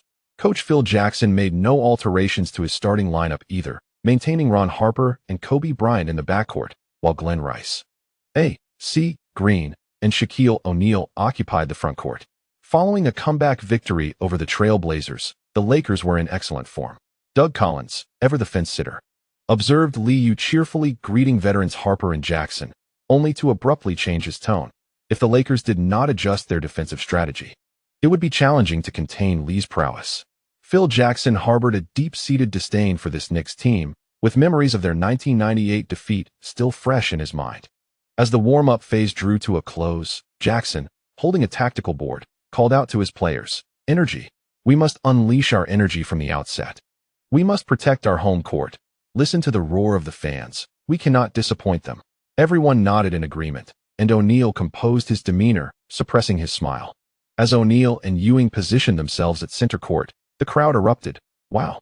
With a swift motion, O'Neal directed the ball toward his half of the court, successfully claiming possession. Harper, observing Liu's defensive stance, directly passed the ball to Kobe. Relinquishing the ball-handling duties as they crossed half-court, Harper and Liu exchanged playful banter. "Hey, are you still guarding me this year? I relish our matchups." Liu turned his back, and Harper pivoted, accelerating toward the right corner. Defending Kobe was Allan Houston. Within the Knicks' defensive framework, everyone aimed to alleviate pressure on Liu, essentially adhering to a 4-to-1 strategy. During the first defensive possession, the Knicks contracted their formation significantly. Although zone defense was prohibited, all players positioned themselves within the three-point line, with Oakley notably abandoning a C Green to monitor O'Neal's post position on the left. To prevent O'Neal from facing excessive double-teaming, the Lakers spaced out as Kobe held the ball on the left wing. Glenn Rice halted at the right wing after crossing half-court. A.C. Green stationed himself near the right block, while Harper crouched in the right corner. Houston and Ewing applied pressure simultaneously. Houston denied Kobe an easy pass, while Ewing endeavored to push O'Neal outside. Faced with limited passing options, Kobe remained composed and instead delivered the ball laterally to the open Glenn Rice, who was a step free from his defender. Larry Johnson merely raised his right hand symbolically, taking a small step forward to provide his opponent with a semblance of space. As he received the pass, he feigned a move, leading Glenn Rice to notice that Johnson remained stationary. Hesitating for a moment, he launched a jump shot from beyond the arc. The ball struck the rim and bounced high, prompting the Knicks players to immediately position themselves for a rebound, ultimately allowing Lue to effortlessly secure the defensive board beneath the basket. The Los Angeles fans, disappointed by the missed shot, sighed and then resumed their enthusiastic chants of defense. After Lue collected the rebound, the Knicks swiftly advanced to the opponent's half. Confronted by Kobe's defense, Lue, with the ball in his left hand, accelerated forward, using his offhand to swat away the defender's arm as he barreled past half-court. At the top of the arc, he came to a sudden stop, executing a quick behind-the-back dribble. At this moment, all Knicks players had spread out, initiating a V-shaped offensive formation. In the left elbow area, Ewing, without any prompting from Lue, noticed his teammate positioned in the corner and promptly moved to the top of the arc to set a high screen. Kobe, anticipating the move, adjusted his body weight, ready to squeeze through the pick. Switching to his right hand, Lue executed a rapid in and out dribble, his body swaying swiftly before he suddenly changed direction beneath his legs. As Ewing firmly established his position, Lue transitioned to his left hand and drove forward, lowering his center of gravity as he nearly slipped into Kobe's defensive reach. Following their collision, Kobe was momentarily thrown off balance. Just as he intended to reach out, he realized he had collided with Ewing, whose solid screen allowed Lue to shake off Kobe's pursuit seamlessly. Kobe, unable to navigate through the pick, distinctly heard the ball bouncing on the floor, realizing Lue had intensified his dribble. In an instant, Lue adjusted his footwork, halting at the arc with no defender in sight, and swiftly launched a jump shot from beyond the three-point line. Swish! The three-pointer found nothing but net. The Lakers fans in attendance, displeased by the ease of the score, instinctively booed Lue. Lue's speed from evading the defense to executing the jump shot was astonishing, leaving O'Neal still lurking in the paint, seemingly lethargic at the start of the game, perhaps gauging Lue's shooting rhythm. As a defensive facilitator on the perimeter, Kobe naturally bore no grievances against O'Neal. Within the Lakers system, everyone endeavored to alleviate the burden on Shaquille. When it was the Lakers' turn to attack, they employed a similar strategy, with O'Neal this time executing a cross screen with AC Green in the paint. Seizing the moment as the Knicks adjusted their defensive matchups, O'Neal successfully received a pass from Kobe in the left low post. Upon receiving the ball, with Ewing applying pressure, Oakley abandoned AC Green to double-team O'Neal. With the ball in his right hand, O'Neal swiftly leaned in, making contact with the basket, then pivoted sharply towards the baseline, deftly evading both defenders. Despite Ewing's attempt at a block, O'Neal's left-handed layup gracefully surpassed his fingertips and found its mark within the net. Completing the basket, O'Neal flashed a triumphant smile. Although he appeared bulky, his agility surpassed that of a gorilla, comfortably accustomed to the relentless double teams he faced. Witnessing the indomitable force that was Shaquille O'Neal, the Lakers fans erupted in excitement. However, O'Neal's grin was short-lived, as the Knicks executed a similar strategy, this time with Lue shifting direction. In the right elbow area, Ewing swiftly maneuvered to the right wing, setting another screen. Kobe, the primary defender, deftly navigated around the pick, persistently trailing Liu on the left side, exerting all his physicality. With the ball in his right hand, Liu swatted away the interfering arm and, after a sudden acceleration, executed a dramatic cross-step back. In the blink of an eye, as he switched to his left hand, Liu glided laterally, while Ewing, who had feigned a roll, solidly blocked Kobe. On defense, O'Neal hesitated. Unlike the previous play, he had advanced somewhat. With no one contesting him, Liu retreated beyond the three-point line, promptly stepping back, gathering himself, and launching a swift jump shot from the right wing. Swish! Another three-pointer sank effortlessly. This was the hallmark of an elite ball handler. To contain Liu, the entire Lakers team would need to bolster their defense. O'Neal had to delay his approach, adopting a defensive posture akin to that of the Eastern Conference giants. Given Liu's open looks, he would surely capitalize with remarkable efficiency. Doug Collins suddenly erupted with praise for Liu's performance, a stark contrast to his pregame sentiments. Prompting Bob Costas to silently scoff before chiming in. The Lakers would surely adjust their defensive strategy soon, as coach Phil Jackson was already signaling tactical changes. Observing Liu, who raised his right arm and flashed 3 fingers while retreating with a smile, Jackson, after signaling, vocally urged, "Shaq, delay your approach." The Lakers hastened their offensive tempo. With the ball in hand, Kobe advanced to the right wing, opting not to pass but instead to penetrate against the defense, driving toward the baseline. His teammates swiftly spread out, and facing Allen Houston's defense, Kobe executed a series of deft moves before pivoting towards the baseline. Houston, having anticipated Kobe's offensive choice, leapt to contest the shot. Although he could not entirely evade the defense, Kobe twisted his body into a spectacular fadeaway, elevating the arc of his shot before launching.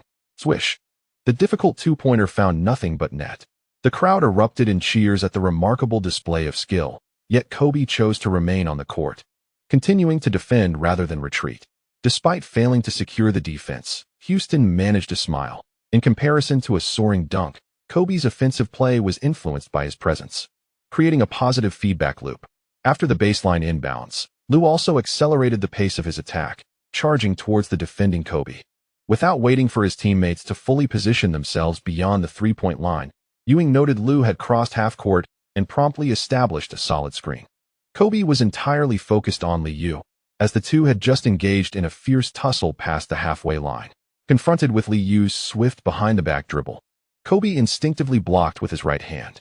Quick-wit, Liu executed a sudden change of direction, shaking off the defense, and immediately shifted to his left hand, accelerating with fervor. Although Kobe had not entirely lost his position, he swiftly turned to pursue, only to collide with Ewing. Shaquille O'Neal had retreated to the free-throw line, and in the blink of an eye, he spotted Liu halting at the arc's summit. O'Neal hurriedly adjusted his stance, genuinely intent on contesting the shot.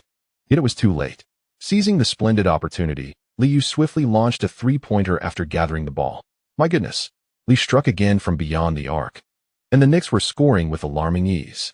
Bob Costas exclaimed in astonishment, while Doug Collins stood in disbelief, remarking on the spontaneous shooting. With a mere 94 possessions, the Knicks had surged ahead by 5 points. On the Knicks bench, the atmosphere was electric as the cheer squad erupted in jubilation, each member firmly believing that with such defensive intensity, Liu would soon impart a lesson to the adversary.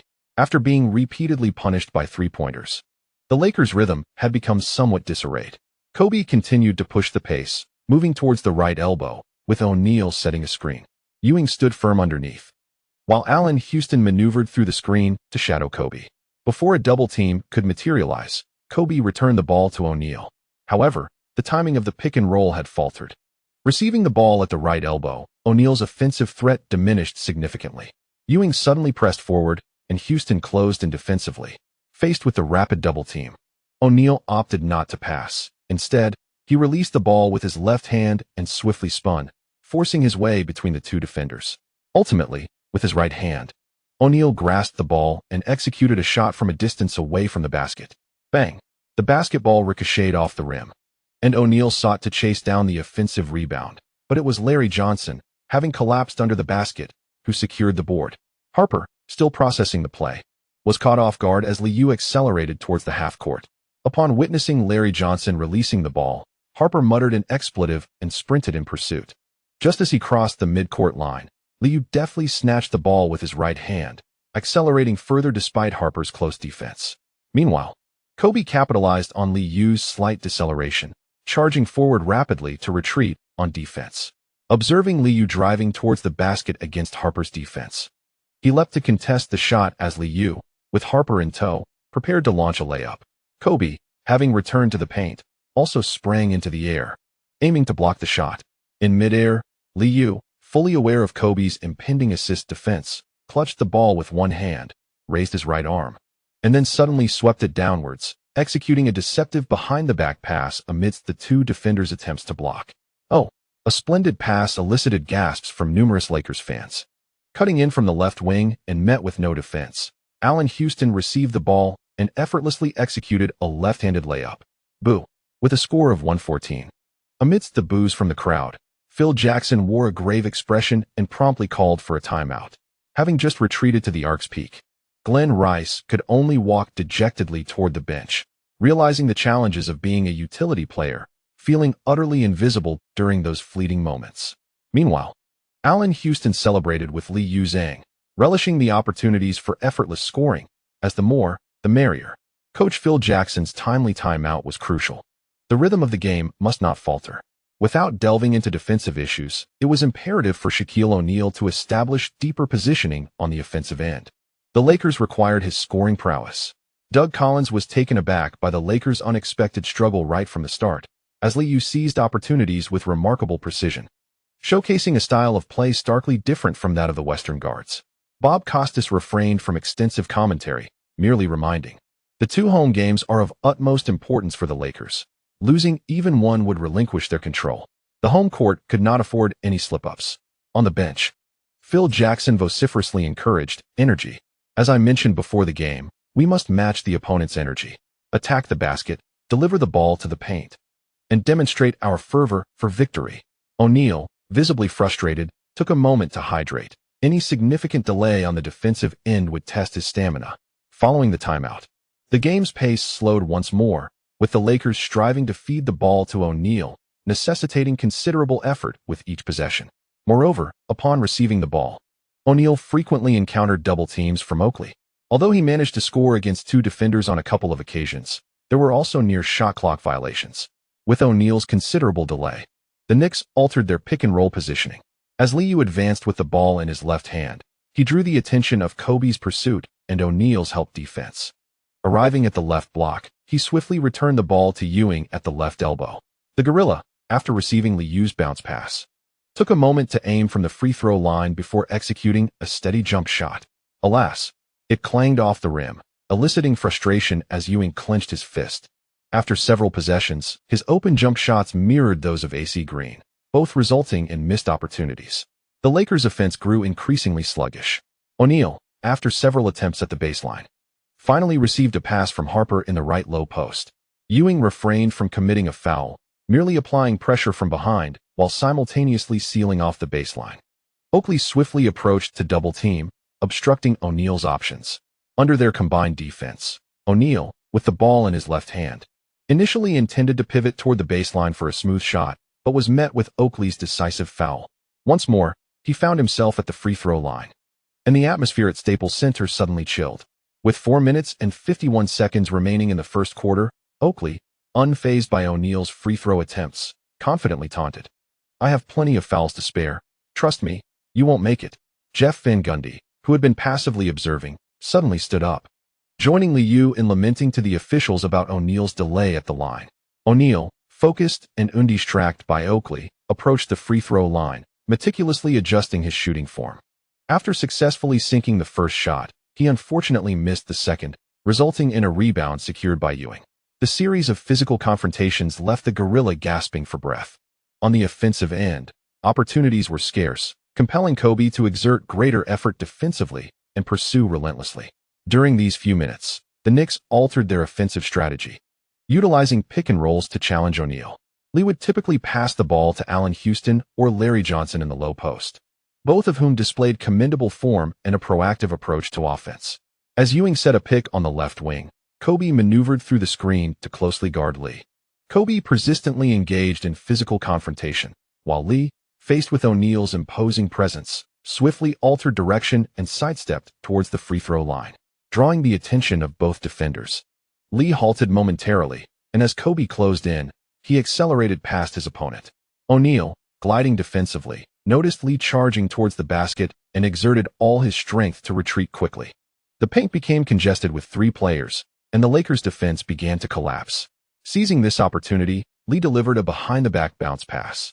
Ewing, leisurely moving downcourt, found himself unguarded just in front of the basket in the paint, executing a soft floater to score effortlessly. Securing a field goal, the Gorilla beamed with joy, while O'Neal wore a frown beneath the basket, realizing that the Lakers struggled to anticipate Lee's offensive decisions. At 23-14, the Lakers fans sensed a loss of offensive rhythm. With 1 minute and 29 seconds remaining in the first quarter, Lee was substituted out, and the Knicks continued their methodical rotation. O'Neal confronted the interior combination of Kurt and Ben Wallace, powering his way to the basket and executing a two-handed slam.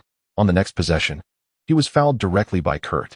Jeff Van Gundy, standing on the sidelines, vocally encouraged his team as O'Neal converted one of 2 free throws, eliciting cheers from the Knicks bench. Chris Childs and Kukoc continued to score after a pick and roll, while AC Green hit a jump shot and Harper stepped up to the free throw line. It wasn't until the final moments of the first quarter that Kobe's three-pointer prevented the score from reaching double digits. At 29-20, the atmosphere in Staples Center saw a notable decline in enthusiasm among Lakers fans. Having played the entire first quarter, O'Neal, with 10 points on 4 of 6 shooting and 2 of 4 from the free throw line, walked towards the bench, sweat glistening on his forehead and his expression stoic. Kobe, with 5 points on 2 of 4 shooting, pursed his lips and cast a serious glance at the scoreboard. Phil Jackson did not reprimand AC Green. As Glenn Rice and Harper's jumpers failed to find the mark, the team attempted 19 shots, maintaining a steady rhythm. The cheers in Staples Center gradually morphed into a cacophony of noise. In the NBC commentary booth, Doug Collins observed Lee rising once more, seemingly poised to enter the game at the start of the second quarter, and could only remark on Van Gundy's thorough preparation for the contest, noting Lee's flawless performance. With 6 of 4 shooting, including 3 of 4 from beyond the arc, and a tally of 11 points, 2 rebounds, and 3 assists, Lee had invigorated the Knicks, who had taken 20 shots in the first quarter, a perfectly calibrated pace. Bob Costas noted that the Lakers appeared to have only substituted Harper and AC Green, adding that coach Phil Jackson was exceedingly cautious regarding this matchup. The opening quarter of the game was somewhat lackluster. In the latter half of the first period, the Knicks relied heavily on one-on-one plays, while the Lakers struggled as O'Neal had difficulty receiving the ball. Defense. The crowd erupted with cheers once again under the guidance of the DJ as the second quarter commenced. Artest initiated from the baseline, and after Lee received the ball, Fisher quickly stepped up to defend. At this moment, the Knicks front court featured Kukoc, Thomas, and Wallace. Meanwhile, the Lakers executed a significant rotation, with Bryant, Fox, and Horry stepping onto the court, led by O'Neal. As Lee crossed half-court, he noticed the vacant left wing of the Knicks, causing Fisher to grow anxious. Instinctively adjusting his shorts, he pressed his right forearm against Lee, lowering his center of gravity in an attempt to establish an effective defense. Holding the ball in his left hand while maintaining a side stance, Lee suddenly exploded with a powerful dribble, rapidly accelerating as he collided with 2 defenders at the three-point line. He came to a quick stop, slightly twisting back, only to accelerate once more. In a flash of rapid movement, Fisher was effortlessly brushed aside by Lee. Under the basket, O'Neal muttered under his breath, quickly positioning himself and raising his right hand for support. The Shark, holding back his strength, attempted to use his body to force Lee out of bounds. But the two collided, with Lee merely leaning back slightly. Had it been any other guard, they likely would have been pushed out of bounds, and O'Neal, surprised, nearly halted his steps. Seizing the opportunity, Lee exerted force with his ball-protecting hand and deftly slipped out from O'Neal's grasp, swiftly cutting along the baseline towards the hoop.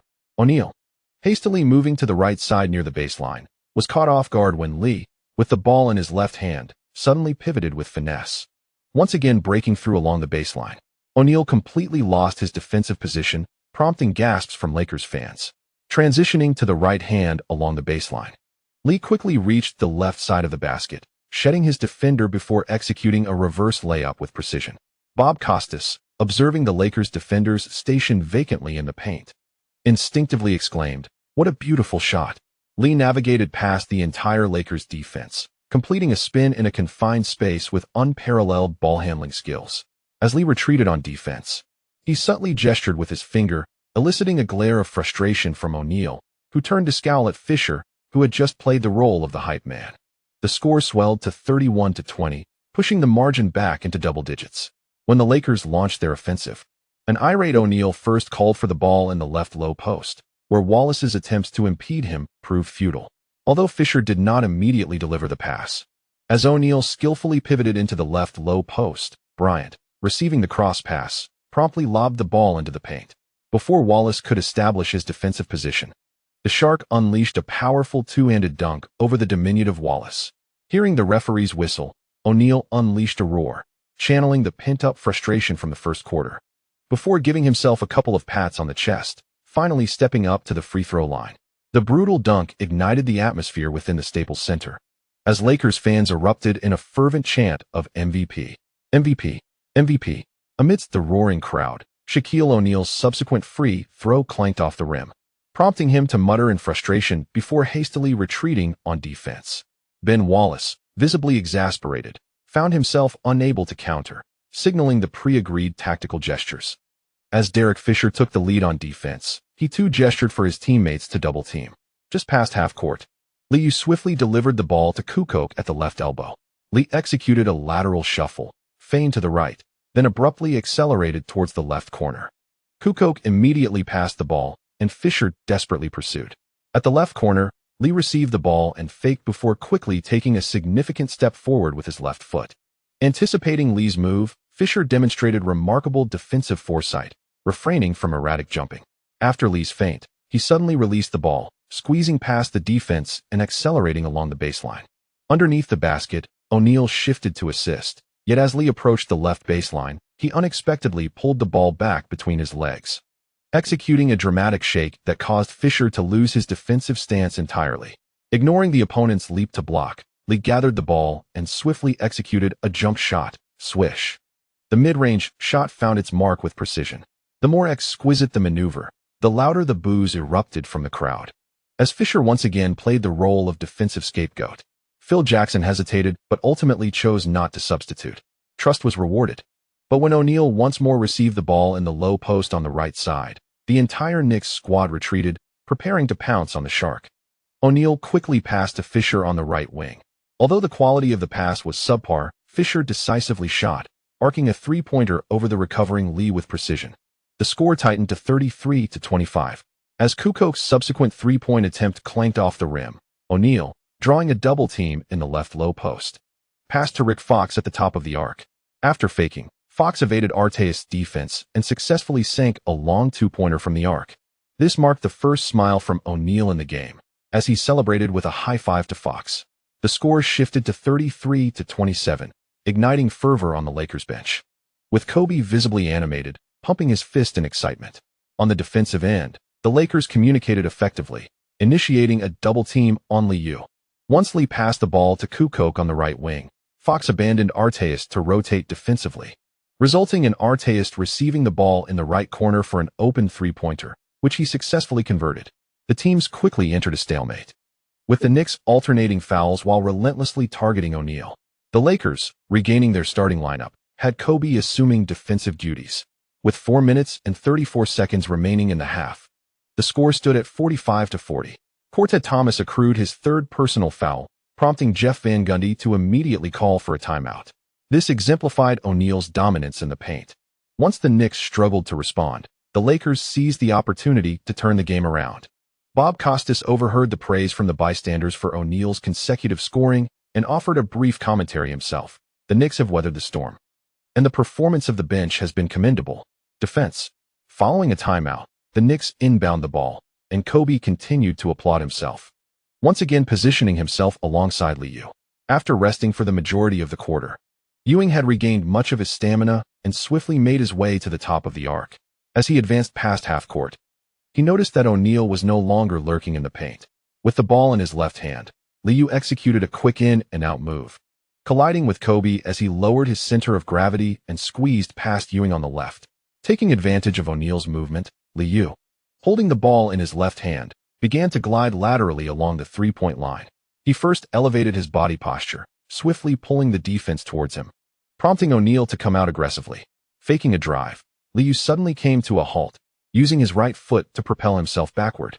O'Neal, caught off guard and sliding back to his left, was unable to adjust his defensive stance in time, watching as Liu launched a jump shot from beyond the arc. Swish!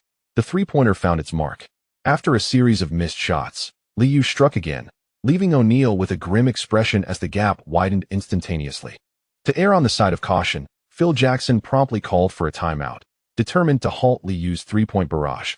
Before heading to the bench, a frustrated O'Neal glared at Liu and shouted, "Like a man, let us have a true showdown.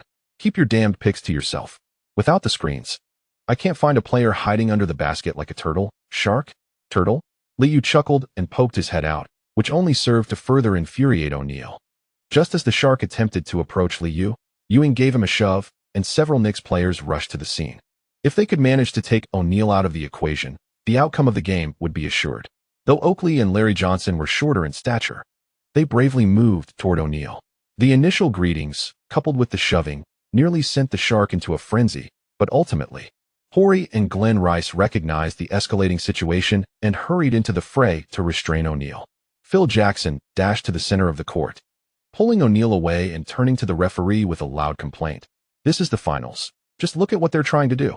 The Lakers fans, reveling in the chaos, were stirred to shout and jeer, while Kobe found himself pushed several times in the crowd, eventually being pulled away by an assistant coach with a muttered curse.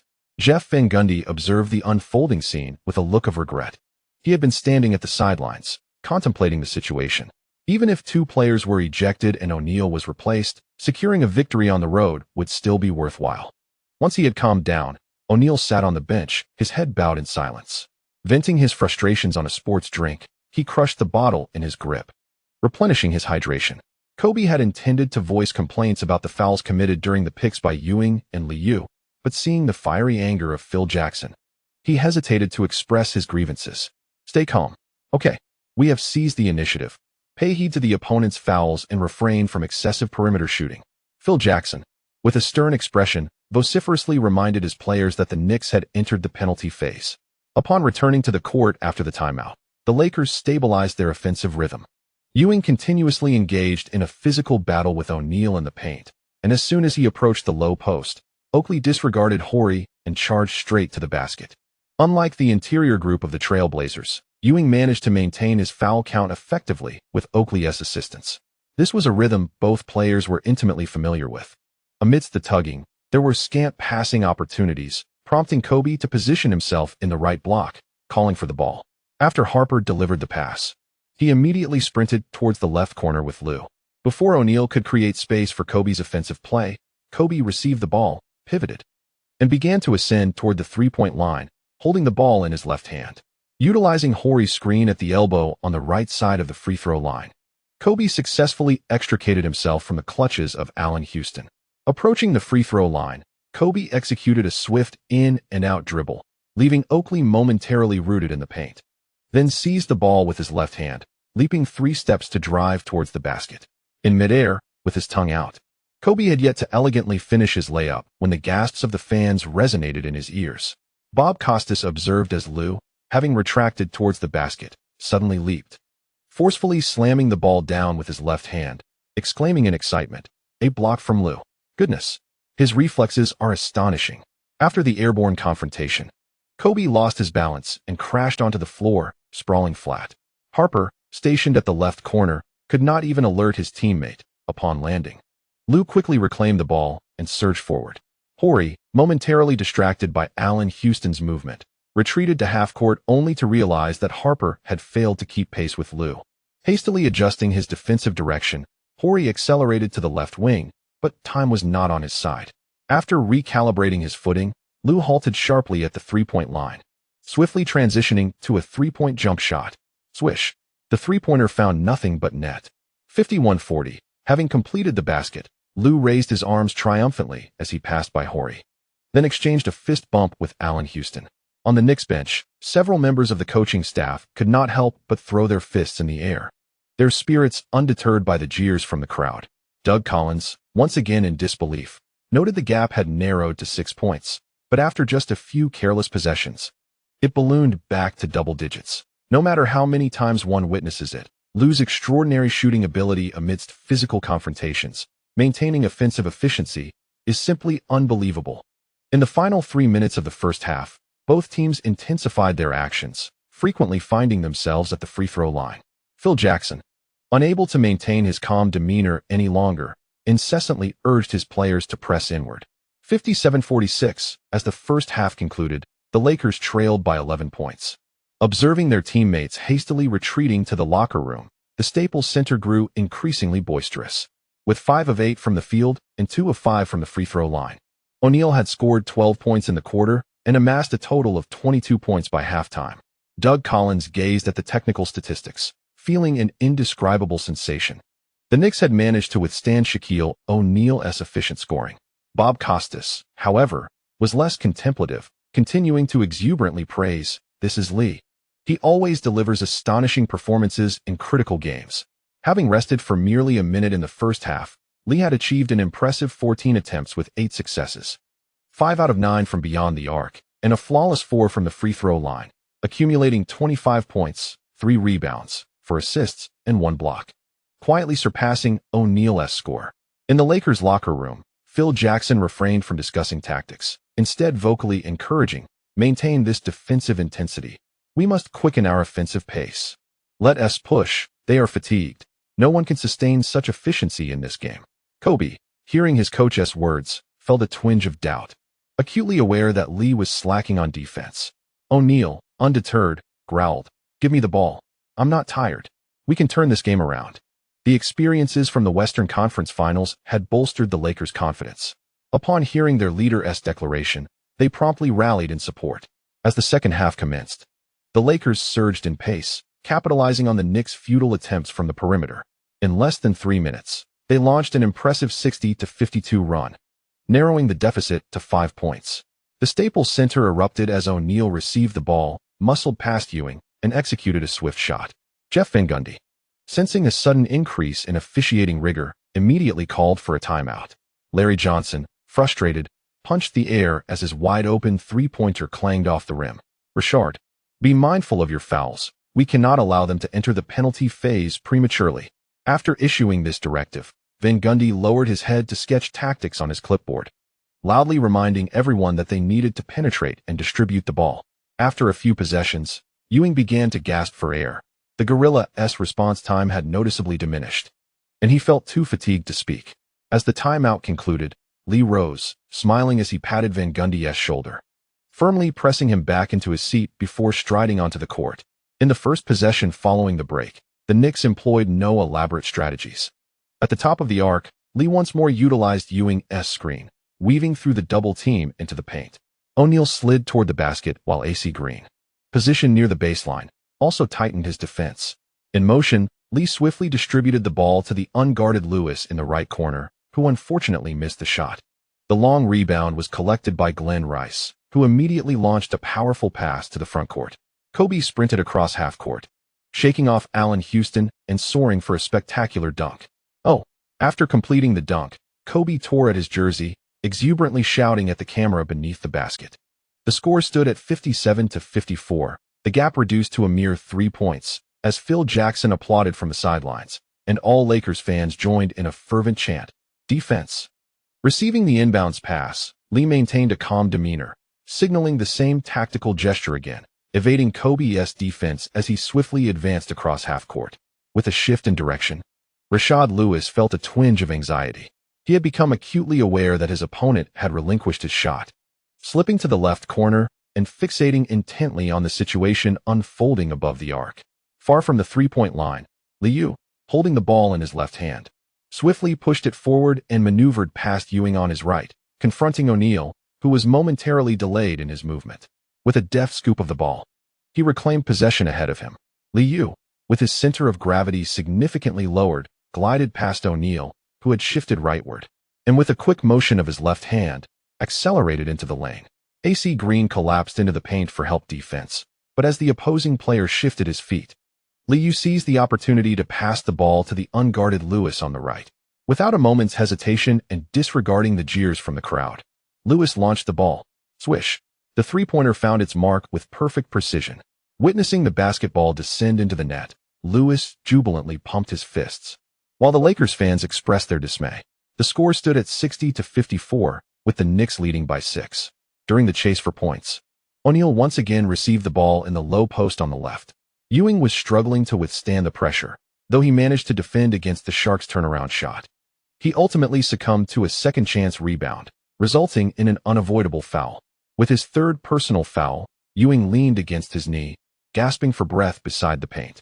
Liu patted the exhausted gorilla on the back, observing O'Neal still gesticulating about shooting as he approached the free throw line, and taunted, "You won't make it. Remember to practice your free throws after the loss." Fully concentrated on the free throws, O'Neal was unfazed by the trash talk. After taking his time to aim, he missed the first shot, and his second attempt also failed. In his eagerness to snag an offensive rebound, he overexerted himself and inadvertently committed another foul. Ewing, clutching the basketball, thumped his chest in self-encouragement. The gorilla was nearing exhaustion, prompting Liu to slow down the tempo of the offense. With patience, he facilitated ball movement while Ewing took a moment to catch his breath near the left baseline. Allen Houston and Larry Johnson exchanged the ball frequently, while Kobe persistently maneuvered through screens, pursuing Liu, who was receiving consecutive passes. On the left wing, Lewis initiated from the corner, setting a feigned screen before swiftly stepping out to the three-point line. AC Green instinctively collaborated with Kobe to delay Liu before their double team could fully materialize. Liu deftly flicked his left wrist, delivering a bounce pass to Lewis. Almost at the brink of the 24-second shot clock, Lewis launched another jump shot from beyond the arc. Swish. The ball struck the net, illuminating the scoreboard, and a resounding chorus of boos filled the arena. The score climbed to 63-54, with the margin extending to 9 points, leaving the Lakers momentarily bewildered. Lewis exuberantly celebrated with a chest bump against Liu, having scored 6 consecutive points to help the Knicks navigate through a critical juncture. AC Green then executed a successful jump shot from the right elbow at the free throw line. Turning back, he resumed the pick and roll, and Liu aggressively drove to the basket, drawing yet another foul from O'Neal. Liu shook off the impact to his left arm, shrugged, and confidently made both free throws, retreating with a smile while loudly reminding his teammates, "The opportunity has arrived." That's his third personal foul. On the sidelines, Phil Jackson vocally cautioned O'Neal against incurring a fourth foul too early. Soon, the match descended into a fierce melee. Allen Houston, confronted by Harper's defense, charged resolutely towards the basket, while Larry Johnson received the ball in the low post and, leveraging Glenn Rice, surged towards the hoop. Liu and Ewing took a moment to catch their breath before continuing their relentless pick-and-roll assault beneath the rim, with Lewis also vying for offensive rebounds. Jeff Van Gundy, frustrated that O'Neal had not yet accrued his fourth foul, vociferously complained to the sideline officials, "Damn it, he didn't even touch the ball. He just knocked my player down." The referees, however, remained indifferent as the game unfolded with fervor, with Lakers fans vocally rallying for their team. Amidst the cacophony of muscle collisions, O'Neal remained undeterred in his aggressive forays to the basket, while Glenn Rice faltered, leading to a series of missed shots from the perimeter. The Knicks began to concede offensive rebounds, prompting Ben Wallace to replace the struggling Lewis. Kobe, positioned near the right baseline, executed yet another incredibly difficult fadeaway jumper.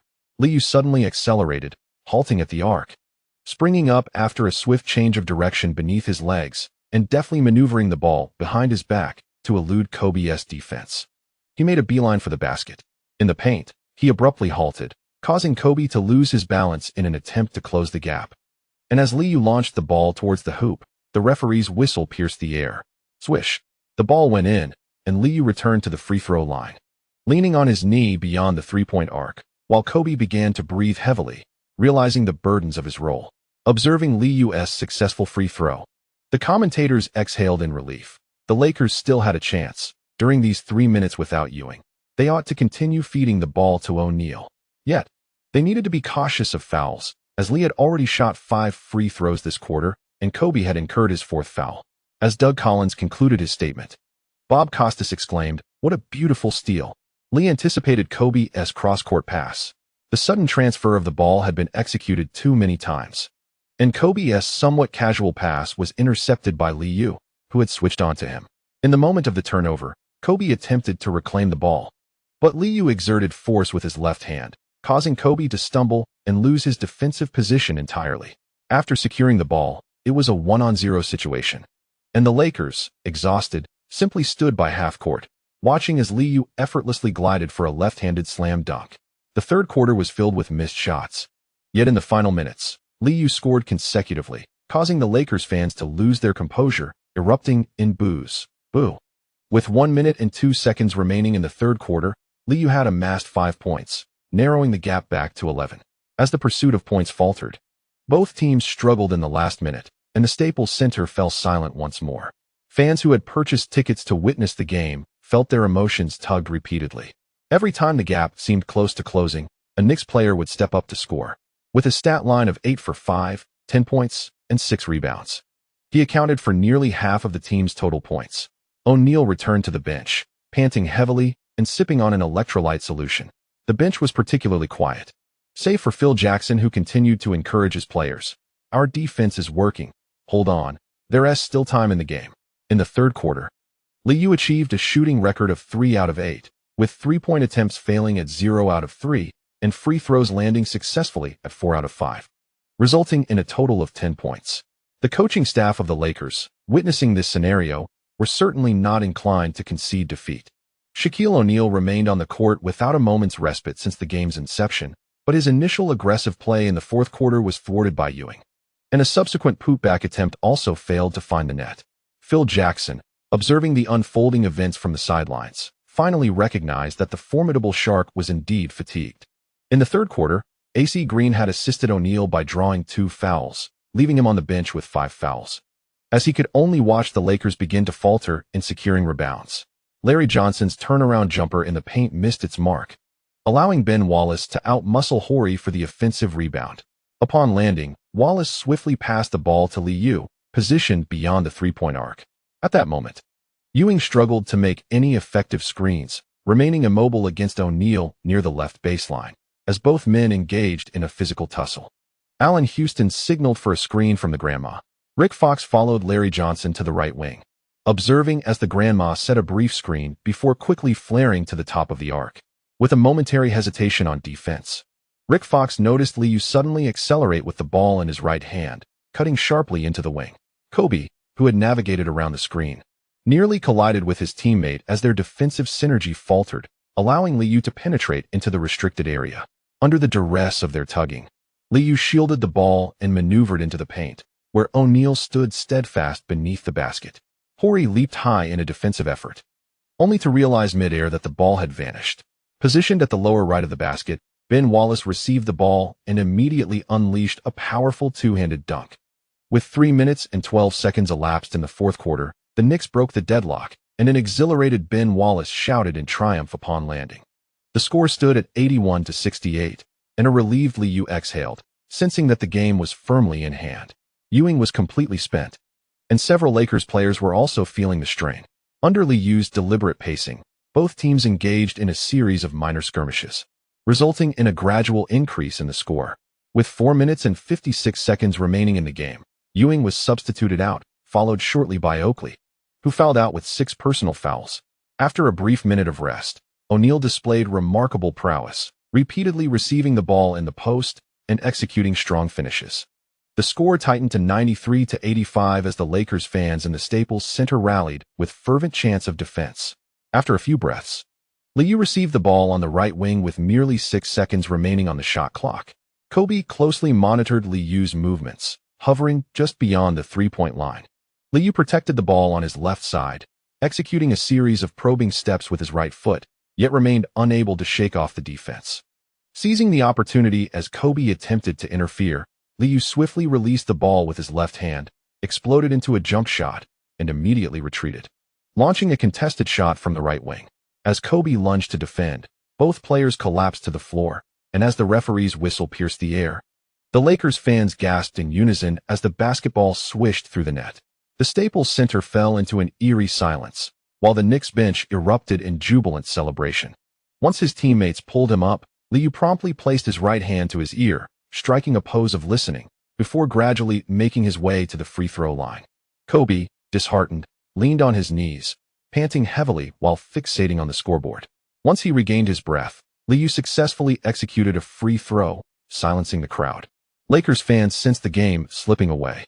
The score surged to 97-85 with a sudden 12-point deficit. Phil Jackson, seated courtside, could not help but cover his forehead as painful memories flooded his mind. In the final 2 minutes, both teams faltered, failing to score in open play. In the dying moments, Kobe converted 2 free throws, concluding the game at 99-90. After the final whistle, Jeff Van Gundy could not restrain himself from raising a fist in celebration before briskly approaching the technical area to shake hands with Phil Jackson, exclaiming, "What a thrilling game. Tonight, we were the superior team." As a 5-time champion coach, Phil Jackson remained indifferent to Van Gundy, uttering not a word, and turned away directly towards the players' tunnel. In the Staples Center, a handful of Knicks fans reveled in victory, joyously chanting MVP, MVP, MVP. Their cheers were undoubtedly directed at Liu. Yet Shaquille O'Neal found the sound grating. Infuriated, he stormed back to the players' tunnel, kicking over a barrier, startling the nearby staff into retreat. Observing Liu and his teammates exchanging fist bumps, the NBC commentators marveled, noting how the reigning champions demonstrated their dominance. And Liu's performance once again affirmed why he is regarded as the youngest MVP in history. An unparalleled display of 43 points, 5 rebounds, 8 assists, 2 steals, 1 block, and 3 turnovers. He played for 46 minutes, shooting 14 of 28, 6 of 14 from beyond the arc, and 9 of 10 from the free throw line. Reviewing the statistics, Doug Collins shifted his stance. Bob Costas, unfazed by his partner's change of heart, cheerfully added, "Securing an away victory allows the Knicks to regain control, which is undoubtedly a dismal prospect for the Lakers. As fans, one hopes for an increasingly fierce contest." The two commentators delighted in the unfolding drama, even taking the time to analyze how the Lakers might defend against the Knicks pick and roll. Shaquille, having played nearly the entire game, recorded 41 points on 18 of 30 shooting, with 14 rebounds, 1 block, and 2 turnovers. Post-game, he appeared at the press conference with a stern demeanor. Fortunately, the media environment in Los Angeles was sufficiently amiable, and given his impeccable statistics, no one dared provoke the Shark. His teammates consumed a substantial share of shooting opportunities, with Kobe scoring merely 14 points on 6 of 13 shooting. Sitting beside Shaquille, he felt a twinge of discomfort as his performance went unnoticed. The atmosphere in the Lakers press conference was somber until Liu appeared in a light gray suit, prompting cheers and applause from the New York media. After taking his seat, Liu waved with a smile, causing several reporters from Los Angeles to smirk. A reporter from the New York Post posed the question, "Lee, how do you think the Lakers will defend against the Knicks pick and roll in the upcoming games?" He winked after asking, and Liu feigned contemplation before responding earnestly, "They won't be able to. Perhaps it's best to prepare for an early exit. For instance, I find myself excessively overweight, unable to run, relegated to a position beneath the basket." The reporters from New York, seated in the audience, erupted in laughter. This response seemed particularly familiar, reminiscent of similar remarks made by O'Neal in previous playoffs. Once again, the irony struck back, and soon a journalist from Los Angeles departed the scene, as the atmosphere on stage became a chorus of mockery directed at the defeated Lakers. As for whether subsequent matches would result in further losses, that is a matter for the future. At this moment, everyone was reveling in victory, their laughter echoing joyfully. On the bus back to the hotel, the Knicks players were engaged in light-hearted banter while outside, Los Angeles fans encircled the vehicle, hurling insults. Jeff Van Gundy was in high spirits, noting the weary expression on Ewing's face, and continued to dispense his motivational wisdom. "Pat, we are merely 3 victories away from achieving a three-peat. Hold strong. The team needs you. You are our defensive cornerstone." With a performance of 3 out of 7 from the field, 3 out of 6 from the free throw line, totaling 9 points, 11 rebounds, and 2 turnovers across 39 minutes, Ewing was evidently pushing his limits. Yet, upon hearing his coach's words, the big man rallied his spirits, thumping his chest in assurance, while inwardly contemplating, "Winning the championship should grant me a chance to tour, right? I express my gratitude to my readers for their subscription support. I will address last night's events later." Chapter 185, Monster-Level Stamina. On June 8, 2000. American sports media continued to report on the conclusion of Game 1 of the finals. The viewership for the Eastern Conference Finals in 1998 had surpassed 30 million at its peak, yet for the finals, the numbers plummeted by half. The Jazz lacked the star power, and most viewers tuned in primarily for the Knicks. The situation was even more dismal in 1999, as the impact of a shortened season combined with the Spurs' lack of appeal led to viewership not even reaching 15 million, despite the presence of Tim Duncan and David Robinson. Following the conclusion of the first game of this year's finals, the NBA found itself entirely at ease, with two major markets clashing. The media on both sides had zealously hyped the matchup, and with explosive statistics backing it, expectations soared.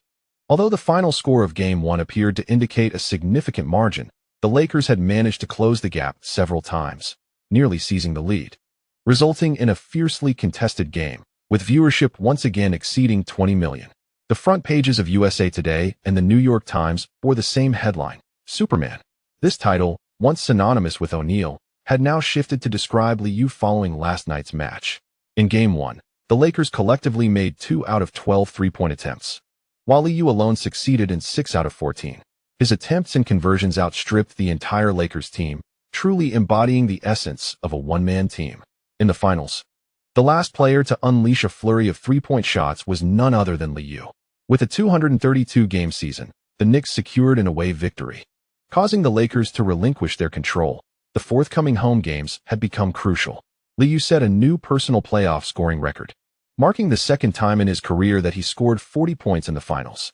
In the annals of team history, he has surpassed the legendary Willis Reed, becoming the first player to achieve the feat of scoring 40 points in the finals on 2 occasions. Scoring 40 points in the finals is never a trivial feat. Thus, despite the loss, many rallied to laud O'Neal. The Lakers may have lost, but the Shark did not. With merely a day's respite, it proved challenging for Phil Jackson and his coaching staff to effectuate meaningful adjustments. During the training session on the afternoon of the 8th, witnessing O'Neal brimming with energy brought a sense of relief to Phil Jackson. Without the Shark, the Lakers would surely falter. Throughout the Western Conference playoff journey, O'Neal often played around 40 minutes. In Game 1 of the finals, despite being relentlessly challenged by screens, O'Neal did not show signs of exhaustion. Instead, he appeared invigorated. This situation not only bewildered the Lakers coaching staff, but also left his teammates in a state of confusion. The Knicks did not engage in any training that day, focusing solely on stretching and recovery. Ewing, Oakley, Ben Wallace, and Kurt Thomas all suffered from muscle soreness. Defending O'Neal is a physically demanding task. His strength and agility, coupled with a soft touch near the basket, make him a formidable opponent capable of fast breaks, leaving defenders perpetually vigilant. Having played over 40 minutes in consecutive games and consumed considerable ball possession, one would assume he would be fatigued. Ben Wallace had been thoroughly outmatched by O'Neal. One-on-one defense was futile, given their significant physical disparity and O'Neal's greater experience. After mumbling about the stretching, Oakley stroked his chin and remarked uncertainly, "There should be considerable fatigue." Most possessions in the second half were contested near the three-point line, which must have taken a toll on him. Ewing was uncertain about O'Neal's condition. Yet he himself had awakened with persistent soreness, having not faced this level of physicality in quite some time. "We still have a chance to win another game. As long as O'Neal underperforms, the rest of them are no match for us," Ewing reassured himself, bolstering his spirits, to which Kurt Thomas readily nodded in agreement. Despite a rotation of 4 defenders, they could not contain O'Neal, who maintained an exceptionally high shooting percentage. At this juncture, Jeff Van Gundy remained in a jovial mood after the victory, having achieved the pre-game objective of securing a win on the road. For tomorrow night's Game 2, the coaching staff refrained from extensive preparations, entrusting the game to the players. Larry Johnson, after reviewing the Game 1 statistics, was taken aback. In his recollection, the entire Knicks team had participated in the defense, yet O'Neal still managed to achieve a shooting percentage of 60. "Doesn't he tire?" he pondered. Considering that just 30 shot attempts must have significantly drained his stamina, and on the defensive end, he also needed to protect the rim. "I cannot believe he can sustain such efficiency." Meanwhile, Allen Houston, practicing free throws, was not as surprised by Johnson's astonishment. Perhaps this is mere talent. It is a gift bestowed upon him by the divine. Observing his teammates' sudden reverence for the divine, Larry Johnson found himself at a loss for words. Wanting to voice a complaint about divine favoritism but refraining, aware that Houston was a devout believer. At this moment, Liu was engaged in an interview with NBC on the other side. Jim Gray had been covering the Knicks for several years, and during the finals, most news regarding the team had been leaked through him. Noticing that Liu did not rest like some of the veteran players, he adhered to the usual routine of fundamental exercises during the afternoon training. Jim Gray nodded subtly in approval and smiled as he posed the question. After securing a victory on the road and returning to New York, you will have the opportunity to conclude the series at home. Lee, could you elaborate on the team's plans moving forward? Will there be further adjustments in the upcoming games? Having faced significant scrutiny the previous night, Liu adopted a more modest demeanor during this interview. We all aspire to clinch the championship on our home court. That would be the ideal scenario. As for tactical adjustments, perhaps that is something the Lakers should consider. We will continue to focus on pick-and-roll plays, and tomorrow night, everyone will strive wholeheartedly for victory. Jim Gray mentally noted Liu's physical condition and, after asking a few routine questions, cheerfully offered his best wishes. Good luck, Lee. Many are eagerly anticipating your achievement of a three-peat. On the morning of June 9th, TNT's program was still discussing Game 1, while also generating excitement for tonight's Game 2. Mike Fratello, as a member of the coaching community, refrained from following the trend of criticizing Phil Jackson's tactical choices. As I mentioned before, throughout the entire Western playoffs, the Lakers have never faced an MVP-caliber core guard. Jason Kidd and Anthony Hardaway are also superstars, yet they are currently unable to exhibit the offensive dominance that Lee possesses. Shaquille O'Neal has shouldered a significant scoring burden, thus the Lakers must alleviate his defensive load. The Lakers' game strategy is sound. It is merely Lee's response that defines the MVP. Role players struggled, and Kenny Smith did not delve deeply into this issue, but pointed out O'Neal's flaws. Whenever the Lakers closed the gap and were on the verge of taking the lead, Shaq's free throws would falter. This has granted the Knicks numerous opportunities. Free throws and stamina will be pivotal in this year's finals. Regrettably, these two aspects favor the Knicks, who swept all opponents in the Eastern playoffs and enjoyed ample rest before the finals. I am optimistic about the Knicks defending their title. Earl Johnson observed that Mike Fratello on the other side did not refute this point, signaling a shared loss of confidence in the Lakers. He concluded, "This should be a lengthy series. Currently, the Knicks hold a slight advantage, and I look forward to the Lakers' response tonight." After a loss, questions were rampant, and on the evening of the game, just before the 7:30 p.m. tip-off, Phil Jackson was bombarded with inquiries from fickle commentators. Finally, he laid it bare. The team will not make significant adjustments. We will continue to feed the ball to Shaq, and the role players will respond accordingly. In tonight's game, we will repeatedly send the ball through the hoop. That is how the Lakers will respond. Staples Center erupted once more as Lakers fans filled the arena. In regard to tonight's match, the Lakers are determined to secure victory. As the game commenced, Shaquille O'Neal showcased his aggression, relentlessly attacking the basket.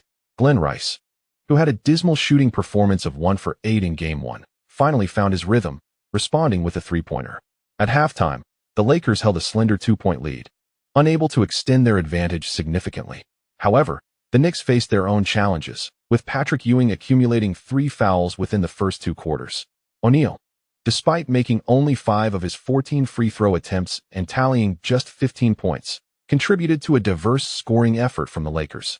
As the third quarter concluded, the margin remained a mere 3 points. Yet, in the final quarter, O'Neal once again demonstrated his dominance, going 4 for 4 from the field and making 6 of 12 free throws, efficiently scoring 14 points. Both Ewing and Charles Oakley were penalized with 5 minutes and 17 seconds remaining, leading to a final score of 100-106. As the Lakers successfully defended their home court, achieving their anticipated goal, O'Neal played for 45 minutes, shooting 12 for 20, with a free throw count of 13 out of 30, amassing 37 points, 17 rebounds, 3 assists, 2 blocks, and 2 turnovers, delivering an unanswerable performance. The sheer number of free throws left Jeff Van Gundy astounded. After the match, upon reviewing O'Neal's playing time and the statistics, the bald-headed coach could not help but internally critique the simplistic yet effective strategy and the monstrous stamina exhibited. Kobe Bryant, who played for 41 minutes, shot 7 for 16, scoring 20 points alongside 3 rebounds, 4 assists, and 3 turnovers, celebrated his first victory in the NBA Finals with poise. In the post-game interview, he quickly dismissed the disappointment of the first game, stating, This is the true strength of the Lakers. We play for one another, and Shaq dominated the game. Despite the upcoming 3 consecutive away games, we all possessed the confidence to reclaim control. Tonight, the Lakers were the superior team. As he spoke to the cameras, Kobe's excitement was palpable, and he waved to the fans on either side as he headed towards the player tunnel. During the post-game press conference, Jeff Van Gundy could not restrain himself from expressing his frustrations to the media. Ewing quickly accrued 2 fouls at the start, and then Charles encountered difficulties as well. Our offense was not the issue, but we simply could not exert ourselves defensively. I was not pleased with the officiating tonight. The New York media, having already set aside the loss, pressed on with questions. Jeff, we have an opportunity to close the series at home. Can we discuss our players' condition? While the schedule indeed favored them, Van Gundy remained grounded, responding with measured professionalism.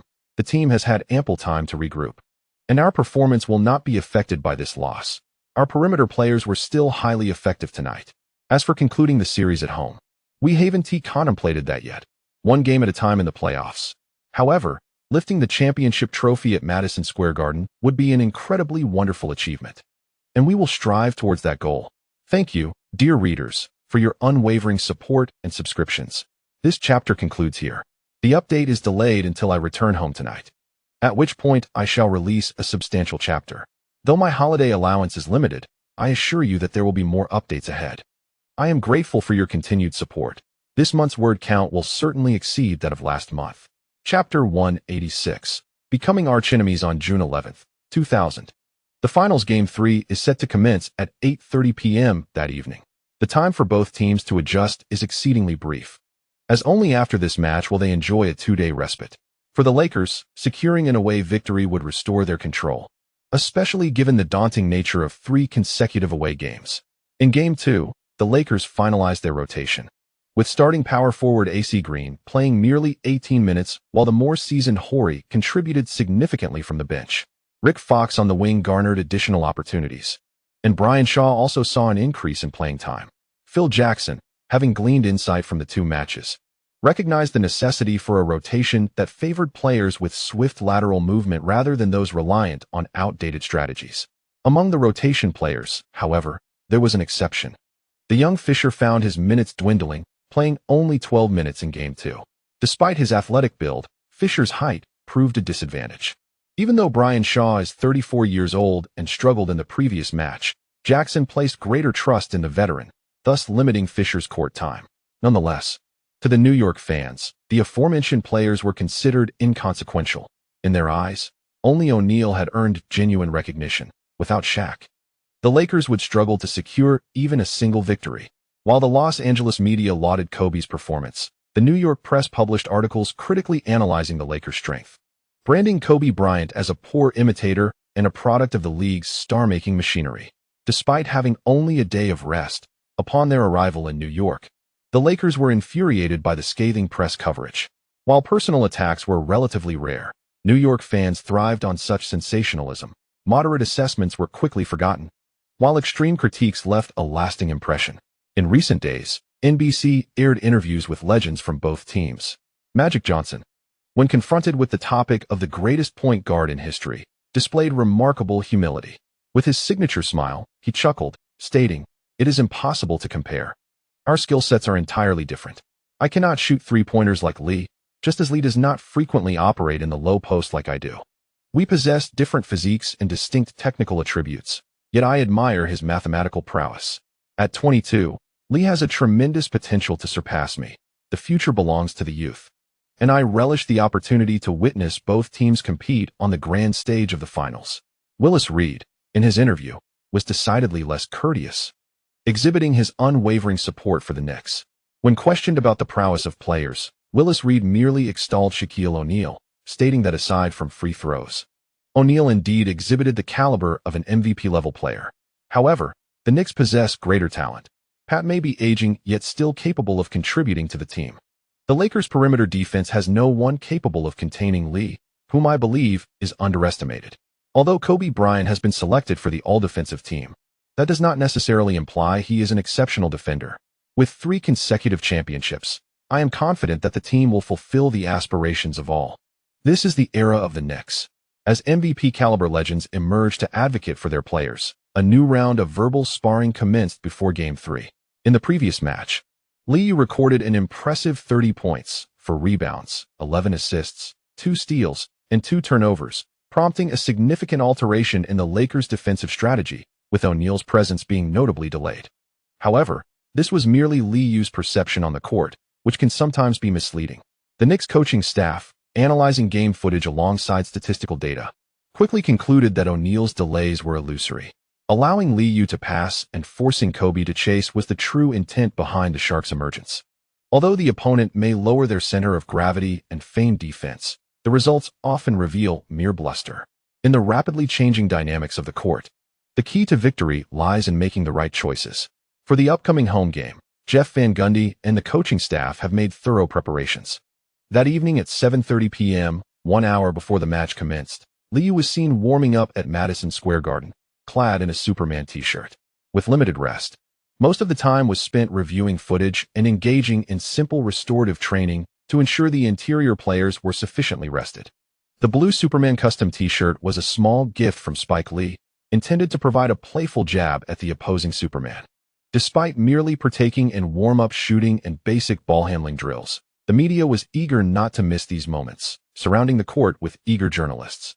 With the weekend finals generating explosive popularity, ticket prices soared. While James Dolan may lack comprehension of basketball tactics, this savvy owner possesses a keen understanding of fan preferences. Since Liu's high-scoring exploits, the enthusiasm of New York fans has visibly surged. Unlike Jim Gray, who is responsible for Knicks news, the coverage of the Lakers is handled by the former Royal reporter, Michael Rashad. The heir to Jordan's legacy has attracted Rashad's attention.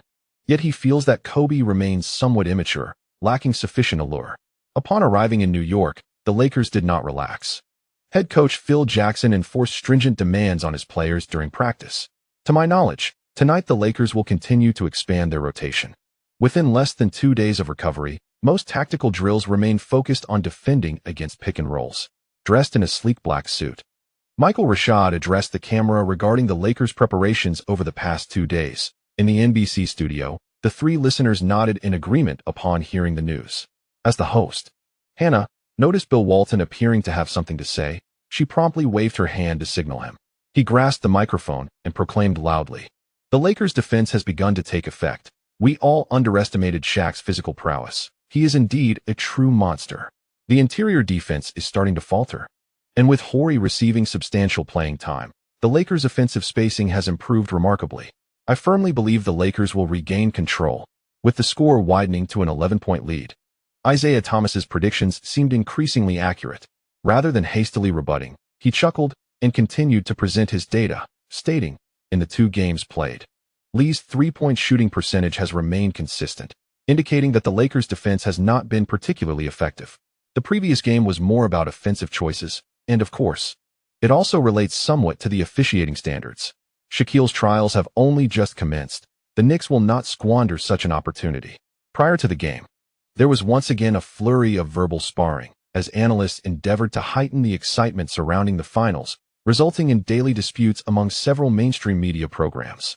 In this era, players and the media have essentially become intertwined entities, both requiring the spotlight, much like how the MVP selections have never solely depended on on-court performance. The allure of success often requires a bit of marketing finesse.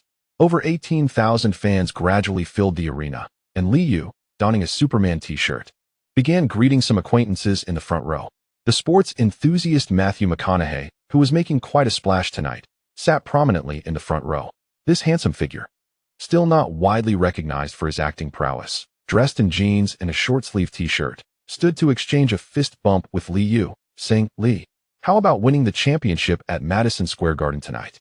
It's such a pity I haven't been able to witness the championship presentation live for the past 2 years." Several acquaintances had already broached this topic with Liu. After all, those like Spike Lee who travel to away games to watch are few and far between. Lee replied, "That's absolutely a splendid suggestion. I can feel the energy from everyone. Make sure to buy your tickets in advance." He winked playfully, sharing light banter as the two engaged in mutual praise, maintaining a relaxed demeanor that inadvertently irked the already warmed-up Kobe. Upon arriving in New York, the Lakers were bombarded with advertisements. Despite Liu's signature sneakers being a mere rebrand product lacking sincerity, the marketing machine continued to expand. Leveraging the momentum of their three-peat, advertisements heralding Clay Lee's rise to legend had already begun airing, featuring the poignant line, "Every step Lee takes is etched in history," which tugged at the heartstrings. Had it not been for Liu, Kobe, who was honored with selections to the All-Defensive and All-NBA teams while bearing the mantle of Jordan's successor, would have been the focal point of this year's finals. Yet, the reality was that fellow rookies were overshadowed by Liu, failing to garner the anticipated attention, leaving Kobe in a less than cheerful mood upon arriving in New York. After concluding his warm-up, Liu returned to the locker room, where the therapist was still working on Ewing's muscle relaxation. Back in his home arena, the gorilla exuded confidence. And upon seeing his teammates assembled, he confidently declared, "Tonight, we will not witness a repeat of the last game's situation. 30 free throws will not occur on our home court." Defeated by a mere drop of rain, Ewing's fighting spirit was ignited. Reflecting on the previous match, Oakley muttered a curse, "Damn. The officiating was atrocious, and the opponents were awarded 49 free throws. They won't have it easy tonight." The team was eager and ready for action, as they sought to conclude the series in front of their home crowd after 3 consecutive home games. Liu and Allen Houston exchanged fist bumps, determined to bolster their defense against Kobe. Larry Johnson rallied his teammates, asserting, "There's nothing to worry about. The opponents won't get too many free throws again." The atmosphere was electric, with the crowd responding enthusiastically. Jeff Van Gundy entered the locker room, observing the players' heightened spirits, and clapped his hands in satisfaction, stating simply, "Let us seize the momentum and win all our home games. This year, we will hoist the O'Brien Trophy at home." The pregame ceremony ignited Madison Square Garden, while the Lakers, who took to the court first, were also brimming with anticipation. Having lost a home game, O'Neal recognized the gravity of the situation and refrained from his usual brash talk upon arriving in New York. The sting of defeat was palpable, and he deemed it wiser to speak only after regaining control by winning the game. As the lights returned to brightness and both teams began their final warm-ups, O'Neal noticed Liu donning a Superman t-shirt, prompting him to curse under his breath. Head coach Phil Jackson was notably anxious about the impending game, reminding his players as the start approached, "Delay, communicate with one another, and showcase our defensive aggression right from the opening." Despite spending much of their downtime discussing defense, the coaching staff remained somewhat apprehensive, given the rarity of facing such opponents in the Western Conference. The arena grew increasingly raucous, even before the game commenced. The New York fans rose to their feet, chanting, "Let's go Knicks." At center court, O'Neal and Ewing focused intently on the ball. As the referee tossed it high into the air, the gorilla made the first move, successfully tipping the basketball. Upon seeing Liu receive the ball, Kobe quickly moved to defend him, while the Lakers hastened to set their half-court defense. Larry Johnson dashed towards the left corner, and Allen Houston positioned himself on the left wing. In the paint, Ewing and Oakley observed the unfolding action. As Liu crossed half-court, he passed to Allen Houston, and both players began to shift their positions. Kobe, surprised by Liu's pass, maintained his defensive pressure, swiftly following Liu towards the right corner. Noticing Ewing moving towards the right wing, and Liu also on the move, O'Neal urgently directed Kobe to pursue. Oakley provided a screen for Liu near the right sideline before sprinting towards the baseline. Kobe adeptly navigated the screen to stay on Liu's trail. Approaching the top of the arc, Ewing set a quality pick, allowing Liu to momentarily evade his defender. After receiving a pass from Allen Houston, Kobe closed in once more. Upon catching the ball, Liu immediately placed it in his left hand, leveraging Kobe's defense to execute a sweeping turn. While Ewing pivoted and positioned himself to set another off-ball screen, Kobe was unable to maneuver past in time this time. Shaquille O'Neal noticed Liu, with the ball in his right hand, appearing on the right wing. Lowering his center of gravity, he quickly took a step forward while urging Kobe to continue his pursuit. At that moment, Ewing suddenly cut down with remarkable speed, prompting O'Neal to instinctively retreat to bolster the defense under the basket. Kobe was caught off guard by Shaq's swift retreat. Before he could adjust his stance to defend, Liu, after a single jump dribble on the right wing, gathered the ball and launched a shot. Swish! The three-pointer went through the net effortlessly. For the New York fans present, Liu's offensive move seemed incredibly effortless. He took advantage of a gap, shot, and scored, causing the arena to erupt in cheers. There was a miscommunication on defense. Yet Kobe refrained from complaining. After receiving the baseline ball amidst jeers, he swiftly dashed across half-court. Harper had already pulled Liu down to the left corner. And Kobe immediately passed the ball to Glenn Rice at the top of the arc. O'Neal was vigorously battling for position directly in front of the basket, while Ewing was firmly positioned behind him. To create space for Shaq, AC Green moved to the right elbow. Seeing Ewing tightly marked, Oakley quickly shifted backward. Glenn Rice hesitated, failing to deliver the ball inside, instead transferring it to Harper, who had now moved to the left wing. To evade a double team, O'Neal pressed into the left low post, while a prepared Ewing fought to push him outward. Pushed to the left block, O'Neal remained undeterred, continuing to demand the ball with his back to the play. Harper, hindered by Liu's defense, couldn't deliver a high lob in time and, after a feint, swiftly executed a bounce pass. The pass was of mediocre quality, forcing O'Neal to bend down to receive it, instinctively taking another step forward. Just as O'Neal received the ball, Liu suddenly compressed the space, nearly charging into him, and expertly swiped the ball away. In the blink of an eye, the ball was gone. O'Neal hadn't even had the chance to complain to the referee about a foul when Liu seized the ball and charged forward. Harper cursed under his breath, instinctively attempting to block, but Liu executed a splendid crossover, allowing the ball to glide past Harper's left side while he maneuvered around the right sideline. This impressive display of skill unfolded right in front of the front row fans, many of whom instinctively rose to cheer. Liu re-entered the court, snatching the ball with his left hand, while Harper stood frozen in disbelief. Most of the Lakers were still processing the play when Liu had already crossed half-court. On the other side, the intensely defensive Kobe was racing along the left sideline, striving to impede Liu. Yet, Liu's sprinting speed with the ball was beyond Kobe's expectations. Just as Kobe reached the three-point line, Liu had already taken 3 large strides. Gripping the ball in his right hand, and effortlessly executed a soaring slam dunk. A spectacular score. From the steal to the drive, Liu's speed was astonishing. His defensive prowess was undoubtedly underestimated. In the NBC commentary booth, Bob Costas shouted with excitement, while Doug Collins, observing the electrified crowd, remarked, "The Knicks have settled into their rhythm more swiftly. It is evident that they are well prepared and seem to have fully adjusted to the Lakers' offense." The same defensive actions that may have prompted the referee's whistle in the previous match were now met with a more lenient approach upon returning home. After a defensive possession, the Knicks players quickly realized that the officiating had shifted to a more relaxed standard. As they resumed their offensive play, O'Neal maneuvered along the baseline. Yet his teammates faced relentless pressure, compounded by inadequate positioning, leaving the formidable Shark momentarily bereft of the ball. Ultimately, AC Green set a screen for Glenn Rice, whose jump shot from the right elbow of the free throw line clanged off the rim. In the instant the basketball ricocheted off the backboard, the Knicks collapsed defensively to protect the rim. Ewing grappled with O'Neal while Allen Houston intercepted Kobe, and Liu snatched the rebound ahead of Harper from the left lower side of the basket. With a successful defensive stand, cheers erupted once more. Yet Liu did not hasten the tempo of the offense. Instead, he gestured for a play, shielding the ball while under Kobe's defense, and pressed forward. Crossing half-court with mere seconds to spare, the Lakers quickly recognized that the Knicks had executed a similar play, albeit in a different direction. With swift ball movement, Liu darted toward the left corner before utilizing a double screen to arrive at the top of the arc. As Allen Houston delivered a cross-court pass, Liu, sensing that Kobe had failed to navigate the screen, pivoted immediately upon receiving the ball. With a powerful thrust, he executed a slight drift before releasing a jump shot from the arc. O'Neal, caught off guard, had not anticipated Liu's quick release and was still preparing to slide defensively when he instinctively turned to witness the ball swish through the net.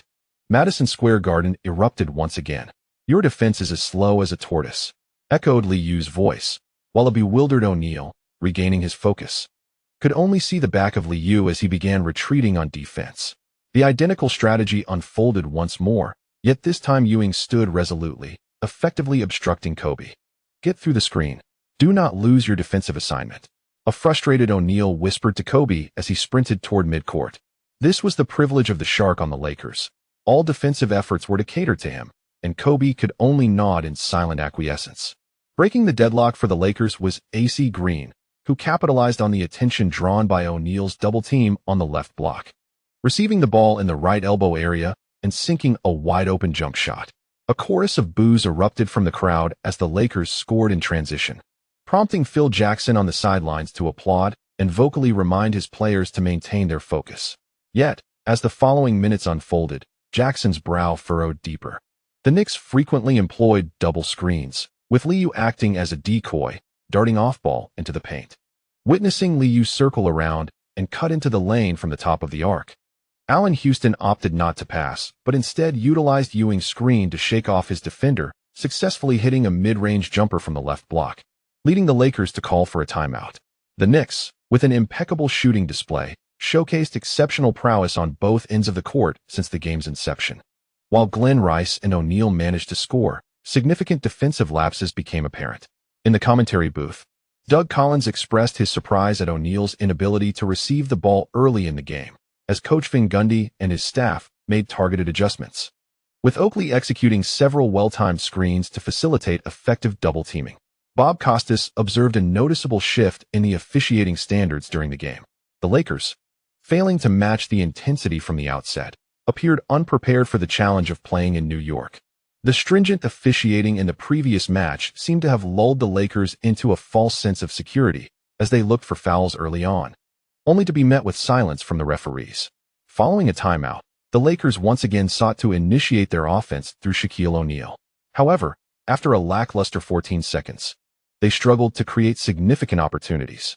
Kobe Bryant, receiving the ball on the right wing, immediately drove with his right hand, executing a swift breakthrough.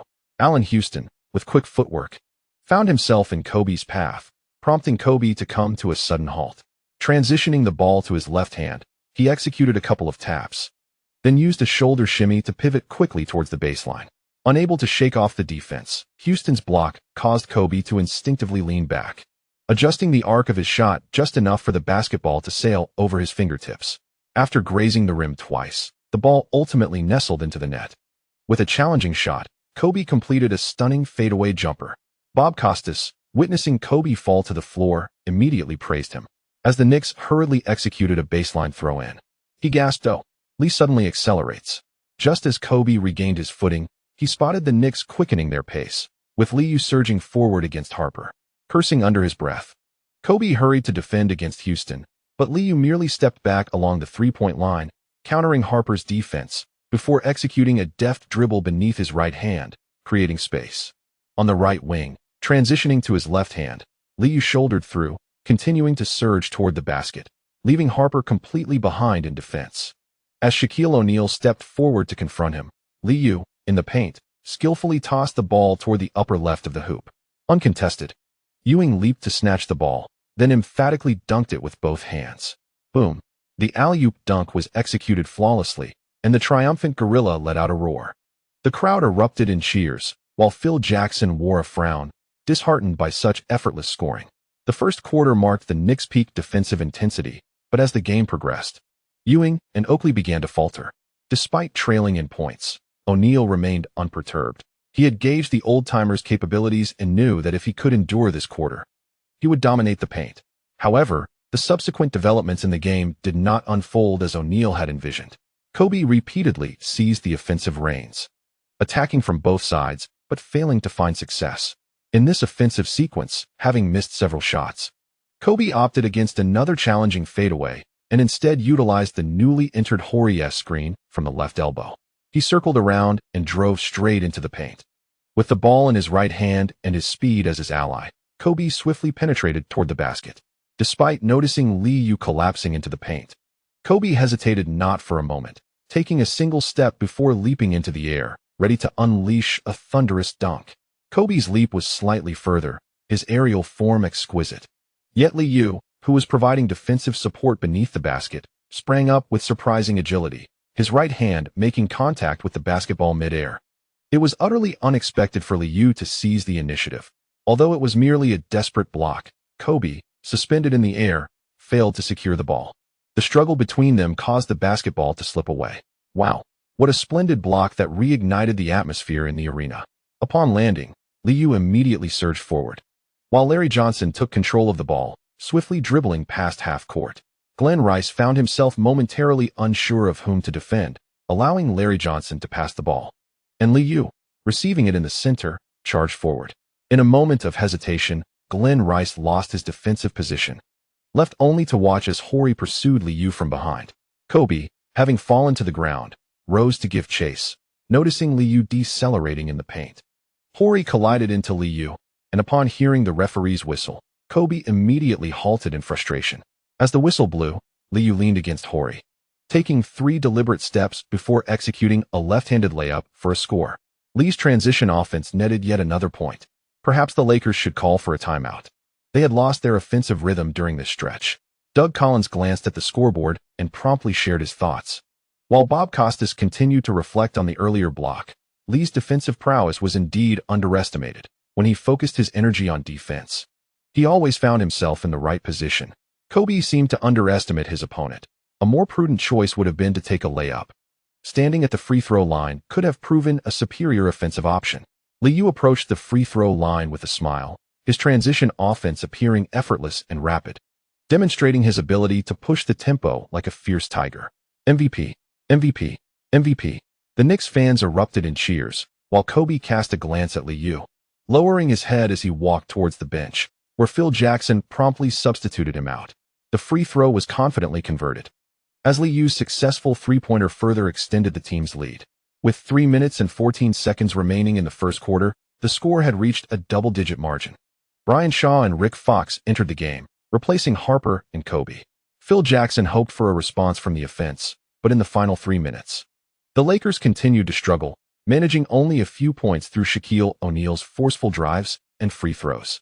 At the end of the first quarter, a 13-point deficit prompted the New York fans to celebrate. Back on the bench, O'Neal wore a sullen expression, having ceased to complain about defensive calls. Such was the nature of the home whistle in New York.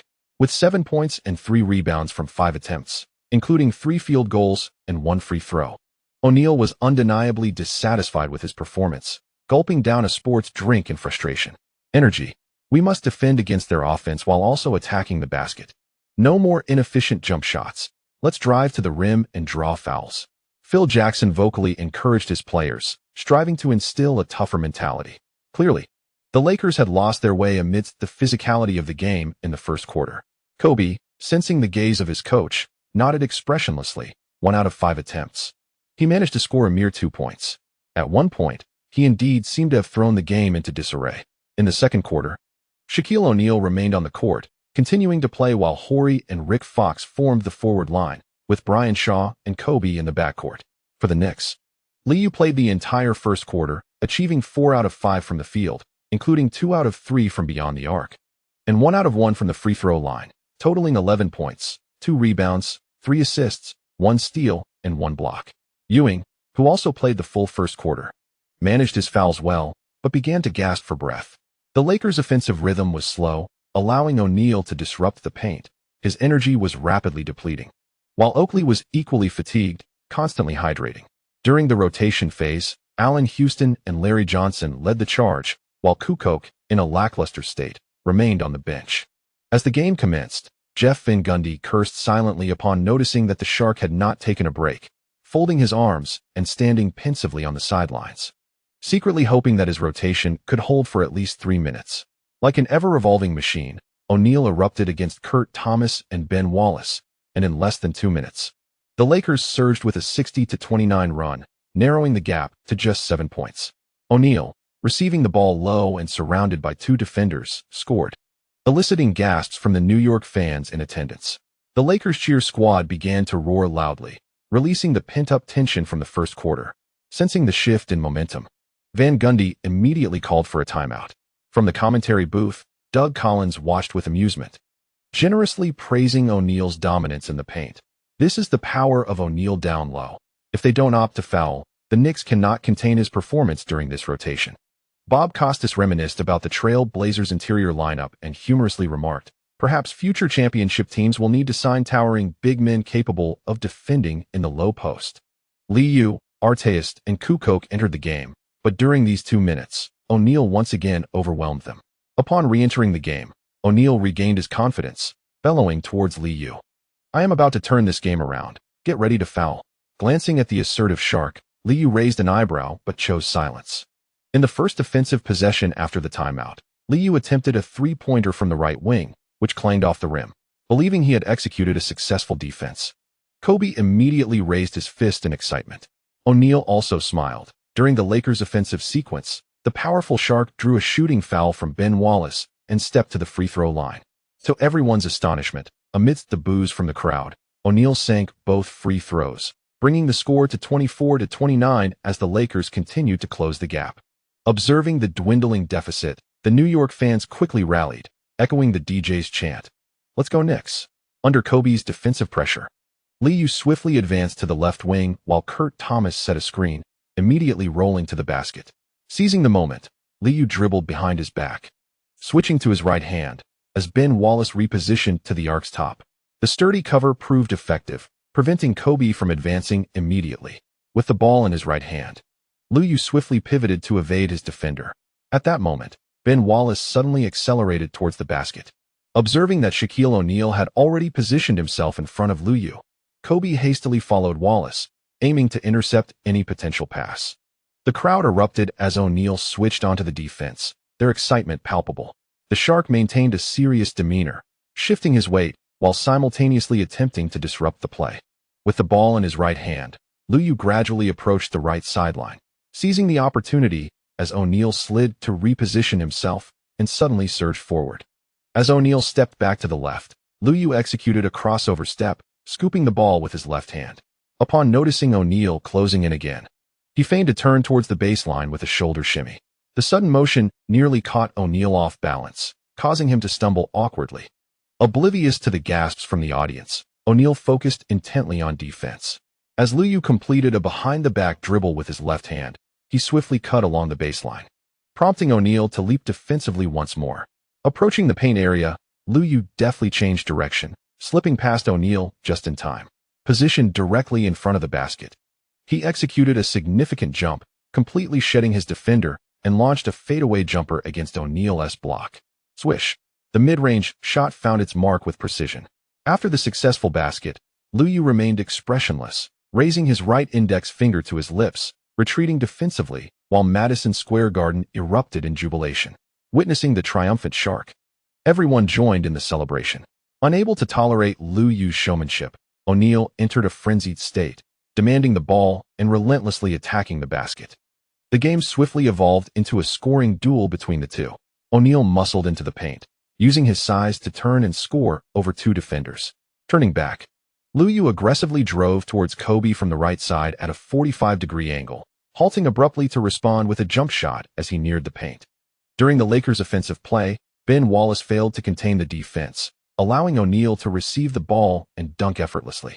In the Knicks' next offensive sequence, Liu received a handoff from Kukoc at the right elbow, evading his defender and penetrating towards the basket, drawing a shooting foul from O'Neal and sinking both free throws. Both players exchanged baskets with remarkable efficiency, occasionally missing shots, yet they ramped up the pace, striving for transition offense. The cheers from the crowd were relentless. The game was vibrant and thrilling, a true spectacle of offensive prowess. The score stood at 48-55 when the first half concluded, with the Knicks maintaining a 7-point lead. The Lakers had tallied 32 points in the quarter, with O'Neal scoring 14 points on 6 of 11 shooting and converting 2 of 4 free throws. Jeff Van Gundy and his coaching staff expressed serious doubts about O'Neal's endurance, given his ability to sprint vigorously in the second quarter. As the second half commenced, the excitement in Madison Square Garden intensified. With Ewing's stamina waning, O'Neal seized the opportunity to unleash a fierce offensive assault. Adhering to their pregame strategy, Oakley continued to foul aggressively, yet as the latter part of the quarter unfolded, O'Neal frequently converted his free throws, sending the ball through the hoop with ease. Perhaps it was the 30 free throws garnered in the previous match that allowed O'Neal to find his rhythm. Jeff Van Gundy, frowning from the sidelines, found himself at a loss for solutions. The Lakers, buoyed by O'Neal's remarkable performance in this quarter, once again narrowed the gap to a mere 4 points at 75-79 by the end of the third quarter. Such a turn of events was quite rare for the Knicks, as their opponent's ability to respond was significantly stronger than that of their Eastern counterparts. As the intermission commenced, a cacophony began to resonate throughout the arena, clearly indicating that the New York fans were feeling the mounting pressure. Liu remained unfazed by O'Neal's influence, achieving a commendable 4 out of 7 from the field in the third quarter. including one of 3 from beyond the arc and a flawless 3 for 3 from the free throw line, amassing a total of 12 points in the period. Conversely, both Ewing and Oakley appeared dejected, their defensive efforts yielding no positive results, as O'Neal converted all 5 of his free throw attempts, leaving them visibly frustrated. In front of the assembled team, Jeff Van Gundy surveyed the room before passionately exhorting, "Hold on. We are but 12 minutes away from victory. Let us not be disheartened by our opponent's performance. Instead, let us adhere to the game plan we have devised. Trust in one another. We still hold the lead." Allen Houston, who had excelled in the third quarter, joined in with a high five and encouraged, "Let us focus on our own tasks, and we shall prevail tonight." The atmosphere in the arena was electric, bolstered by their substantial lead from the first quarter. Liu, rising to his feet, called out loudly, "Our foul management has been impeccable. When necessary, let us continue to send them to the free throw line. I will handle the rest." Larry Johnson, upon hearing Liu's words, promptly stood up and clapped, rallying the team further. As the fourth quarter commenced, both teams opted to maintain their starting lineups, while the anxious New York fans began to chant, "Let's go Knicks." The Knicks initiated the attack, devoid of intricate tactics, with their energy waning. Ewing positioned himself at the arc, but his screen was easily navigated by Kobe. O'Neal, providing help defense, observed Ewing's descent. Only when Kobe positioned himself effectively did he retract his movements. With the ball in his left hand, Liu gradually shifted towards the left wing. Kobe lowered his center of gravity, placing his right forearm alongside Liu, keenly attuned to the defensive dynamics while fixating on the basketball. As Liu approached the three-point line, he suddenly unleashed a powerful dribble, swiftly pivoting and lowering his center of gravity to snatch the ball, accelerating forward. Sensing the offensive shift, Kobe instinctively slid to the left. However, after their bodies collided, he nearly lost his balance, necessitating a quick adjustment that exposed a slight gap in his defense. Positioned just beyond the three-point line, Liu abruptly halted and executed a rapid behind-the-back dribble, transferring the ball to his left hand while slightly elevating his center of gravity to scan for the hoop. Kobe promptly advanced to apply pressure, but Liu seized the opportunity to once again shift direction with a deft between-the-legs move, feigning a drive to the basket. Trusting his instincts, Kobe slid left once more, only to discover that Liu had transitioned to his right hand, effortlessly completing a behind-the-back retreat and returning to the three-point line. Realizing his defensive anticipation had faltered, Kobe leaped to contest the shot, acutely aware of Liu's smooth backward step to execute the shot, all while striving to maintain control of his body midair. The block proved utterly ineffective, as the basketball traced a graceful arc, precisely descending into the hoop. The score now stands at 75-82, with the margin restored to 7 points. Wow! Witnessing Liu raise 3 fingers, the arena erupted in cheers once more. Upon landing, Kobe endeavored to mask his emotions, feigning indifference as he awaited the ball along the baseline. However, the elation of the New York fans was short-lived. In the low post on the right side, Shaquille O'Neal successfully received a pass from Harper on the wing, swiftly pivoting towards the baseline to execute a hook shot without any unnecessary movements.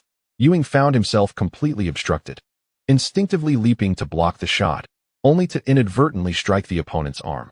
As the referee's whistle sounded, the ball swished through the net. Hushed. Despite the overwhelming boos and the distractions from fans behind the basket, O'Neal remained unperturbed, converting the additional free throw. My goodness. O'Neal has now made 6 consecutive free throws. An astonishing display. If he can maintain such form, no one will be able to thwart his offensive prowess. Bob Costas marveled aloud, while an exhilarated O'Neal pounded his chest in triumph, and the Lakers bench was filled with jubilation. The game soon returned to a stalemate, with Liu missing a shot and O'Neal failing to capitalize on a rebound. Liu aggressively drove to the basket, drawing a foul from Kobe, who then turned to execute a back-to-the-basket play, prompting a foul from Allen Houston that sent the opponent to the free throw line. As the point differential remained unchanged and the score incrementally rose, the tension among the New York fans escalated, their shouts nearly piercing the arena. With just 2 minutes and 43 seconds remaining, the score stood at 85-89, and for over 3 minutes, neither team had scored. The law of conservation of fortune struck, as O'Neal suddenly missed a free throw, prompting an anxious Phil Jackson to pace along the sidelines, shouting fervently. During this period, both Liu and Larry Johnson also struggled with their shots, A mere 4-point gap felt insurmountable. Jeff Van Gundy, unable to contain himself, joined in the fray with his own shouts. The Knicks offense consumed another 16 seconds, and despite the Lakers' relentless defense, opportunities for passes or drives were scarce. O'Neal, stationed beneath the basket, vocally urged his teammates to maintain defensive rotations, sensing the possibility of leveling the score. In the final moments, Allen Houston again passed the ball to Liu, positioned near the right sideline, with the strategy hinging on the core player stepping up. With time running out, Liu secured the ball on his left side and swiftly executed a probing step with his right foot. Kobe lowered his center of gravity, refraining from hastily attempting to strip the ball, instead employing a visual obstruction defense while maintaining his balance. As the shot clock dwindled, after another probing step, Liu released the ball with his right hand, accelerating powerfully to drive through. Kobe rapidly slid leftward, positioning himself near the baseline. But Liu suddenly executed a dramatic behind-the-back pullback, then gathered the ball, launching into a jump shot with a powerful push-off. In a split second, Kobe lost his defensive stance and leapt to block, but he was a fraction too late. The basketball sailed past his fingertips and soared towards the hoop. Swish! The two-pointer gracefully found its mark. In a valiant effort to defend, Kobe lost his balance mid-air and ultimately fell in front of the Lakers bench. The cheers of the crowd echoed in his ears as he helplessly lifted his gaze, only to see Liu expressionlessly stepping over him. The atmosphere on the Lakers bench was momentarily stunned, all eyes fixed on Liu as he retreated on defense, while the din of the crowd surged in anticipation. Kobe felt a rush of blood to his head, his frustration mounting as he stood up, ready to charge at Liu. However, before he could get close, he was shoved aside by Larry Johnson. Harper intended to intervene and pull Kobe back, but instead found himself caught in the fray, receiving a heavy blow before the referees could react. Players from both sides had already begun to jostle each other at the Lakers bench. Kobe, from his elevated position, noticed Liu raising his hands, urging the crowd to get hyped, which nearly sent him into a fit of rage. Yet, amidst the pushing and shoving, he found himself momentarily trapped, watching Liu ostentatiously revel in the center of the court. When the referees finally managed to restore order, Kobe's eyes widened in disbelief as he saw Liu directly in front of him, prompting him to abandon any tactical considerations and resort to a flurry of dribbling at the top of the arc. Shaquille O'Neal, stationed beneath the basket, shouted for the ball, only to realize that Kobe had already surged forward with the ball in his right hand, determined to penetrate the defense, causing O'Neal to mutter in frustration. On the right side, Kobe's advance was thwarted by Liu's solid defense, yet he refused to pass, switching to his left hand and forcefully driving towards the basket. Despite the significant movement of his upper body, his feet remained rooted, disregarding the open Glen Rice on the wing. Kobe quickly pivoted towards the baseline, only to find Liu blocking his path. With seemingly no space to shoot, Kobe twisted his body, exerted force through his legs, and released the ball in a backward lean. O'Neal nearly erupted in anger as the shot went awry, the basketball landing directly in Ewing's arms. Phil Jackson could scarcely believe that his instructions had fallen on deaf ears, watching as Liu shook his head and casually maneuvered past half-court while leaning against Kobe, prompting him to curse under his breath. At the top of the arc, Liu, with the ball in his right hand and his body angled protectively, faced Kobe, who relentlessly attempted to swipe at the ball. In response to this defense, Liu suddenly pivoted, faking right before sharply altering direction. In a simple yet effective misdirection, Kobe was left in his wake as Liu, now holding the ball in his left hand, surged towards the basket. O'Neal charged forward, only to witness Liu lofting the ball high towards the upper right of the hoop in mid-stride. Ewing, completely unguarded, leapt to catch the ball, executing a powerful dunk. The resounding impact echoed through the arena, a dunk that nearly sealed the game, as Ewing pounded his chest and shouted in triumph. Madison Square Garden erupted in euphoria, the venue filled with excited cheers from the fans, while the bench's atmosphere crew bounced with elation, vocally celebrating. With just 1 minute and 24 seconds remaining in the game, time appeared to be slipping away. Phil Jackson's countenance darkened as he once again called for a timeout. Shaquille O'Neal, consumed by anger, pointed furiously at Kobe, only to be shoved to the other side of the bench by Harper. In a spectacular display of offense and defense, Lee seized control of the game once more, breaking the deadlock with a crucial score and assisting a teammate to extend the lead. This is the essence of an MVP. The Knicks seemed poised to secure victory. Bob Costas exhaled in excitement as he provided commentary, while Doug Collins merely shook his head, expressing regret. The outcome of the game could hinge on just a few possessions. Unfortunately, in the final moments, Kobe appeared to lose his composure. Perhaps this is the price of growth. As the Lakers once again passed the ball to O'Neal, Oakley burst into laughter, sending him to the free throw line. The first attempt clanged off the rim, prompting Spike Lee on the sidelines to cheer, raising his arms high, urging the crowd to rouse. BAT-LA, beat LA, beat LA. Amidst the jubilant shouts of New York fans, O'Neal's second free throw also failed to find the net. Ewing secured the rebound, and Lee received the pass, leisurely crossing half-court. An explosive Kobe continued to attempt steals, but the referee swiftly blew the whistle, allowing Lee to stroll to the free throw line. O'Neal, infuriated, leaned against his knees in the paint, instinctively glancing at the free throw line, only to witness Lee, eyes closed, sink the shot. Shaq, now that's a free throw, Lee remarked with a smile before confidently converting his second attempt as well. At this point, O'Neal could no longer contain his frustration. Disregarding the referee standing nearby, he snatched the ball and hurled it at Lee. Unexpectedly, Lee seemed to possess eyes in the back of his head, deftly dodging the ball and turning to O'Neal with an open-handed gesture. In a complete eruption of fury, O'Neal disregarded the referee's interference and charged forward, leading to a scuffle between the two sides. The enthusiastic New York fans, reveling in the chaos, cheered loudly. Fuck. Despite the pushing and shouting, the score remained unchanged, and the outcome of the game was no longer in doubt. Although Harper managed to hit a three-pointer, time was insufficient. As both teams engaged in a free throw shootout, Allen Houston made both of his attempts, and the long minute finally elapsed. The final score stood at 90-99. And amidst the cheers of the crowd, the Knicks successfully defended their home court.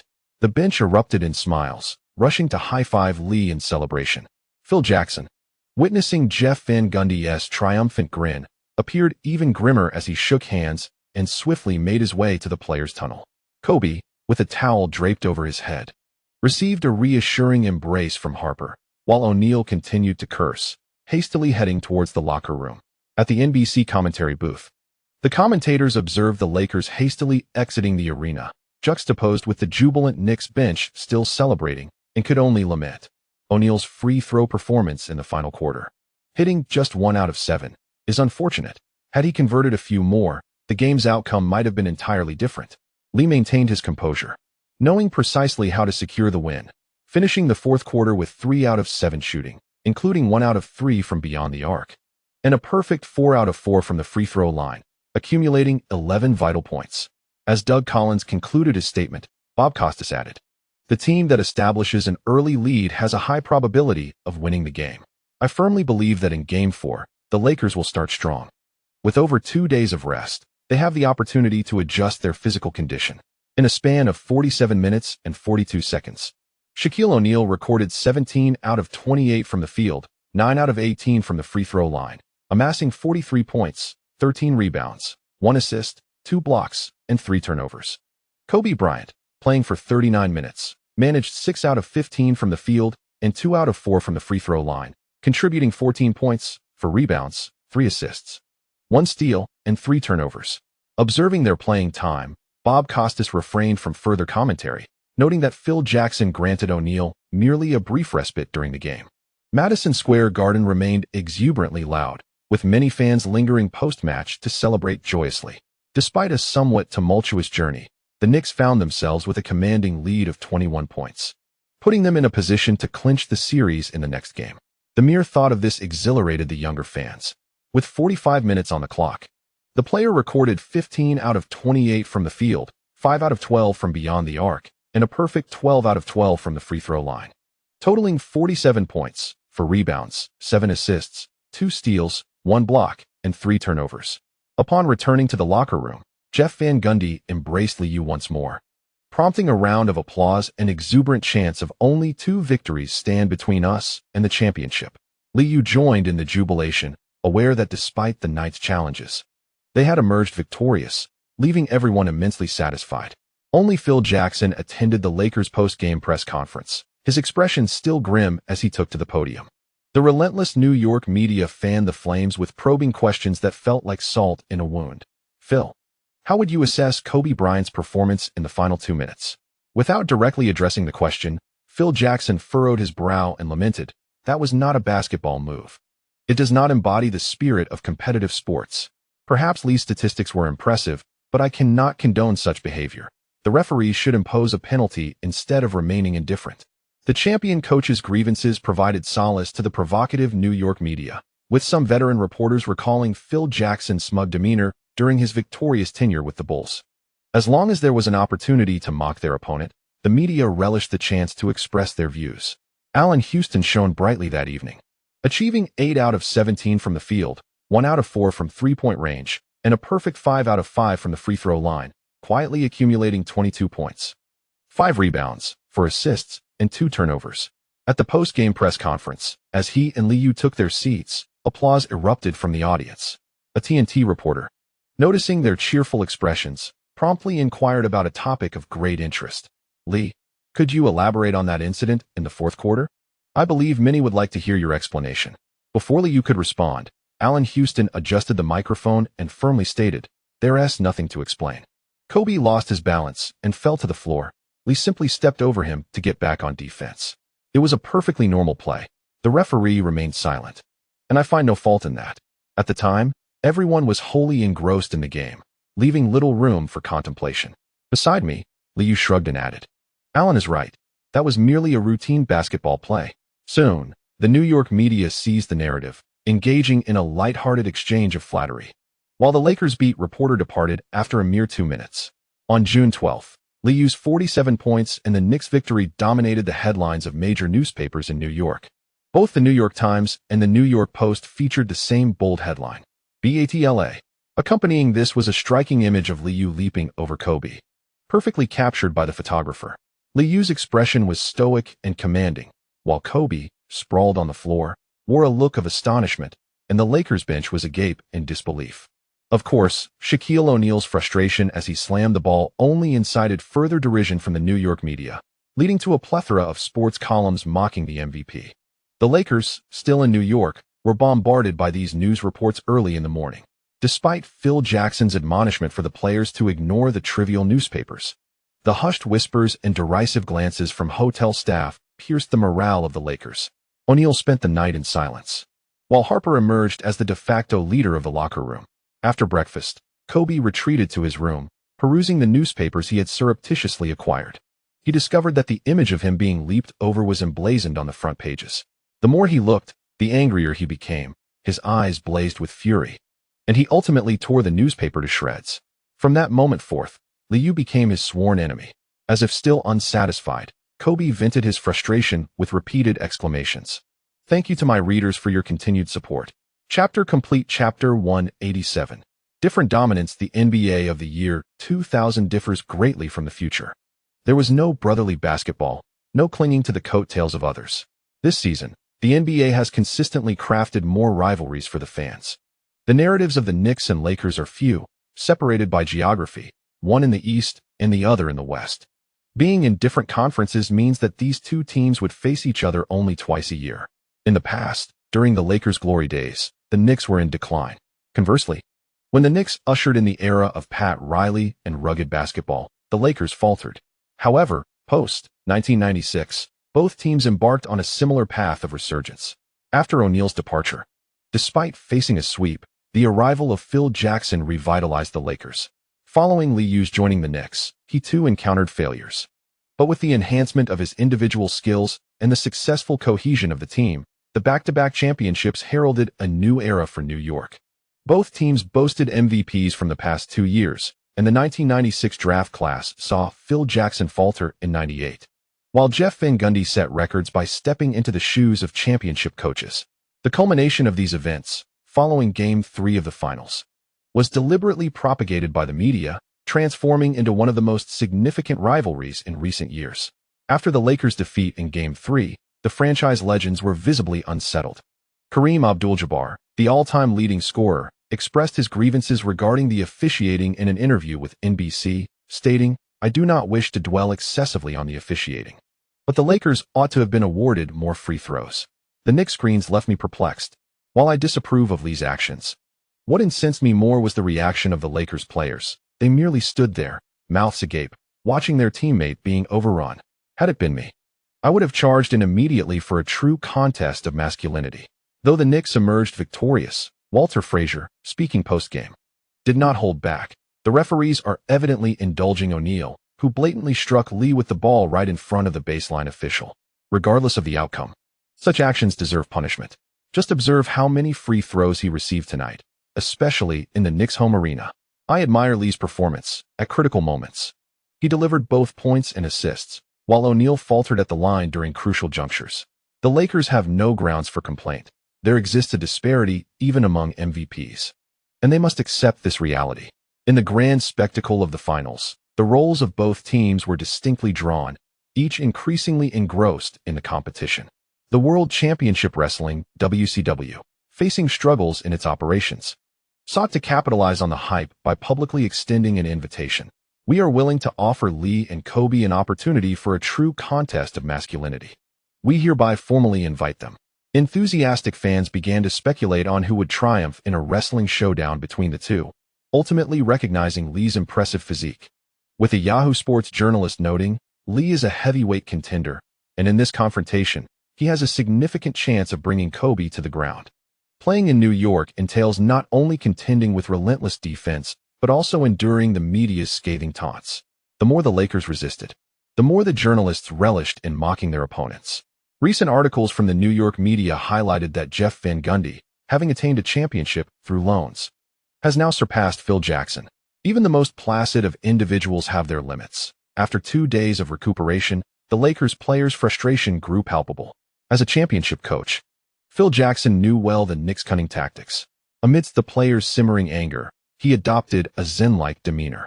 On the morning of June 13th, rather than conducting a film session, Jackson gathered the Lakers in their hotel for meditation. The players sat silently, eyes closed in contemplation. Whether this would yield any effect, only time would reveal. After a few minutes of silence, Jackson softly inquired, "Do not allow anger to govern your emotions. Now tell me, what do you yearn for?"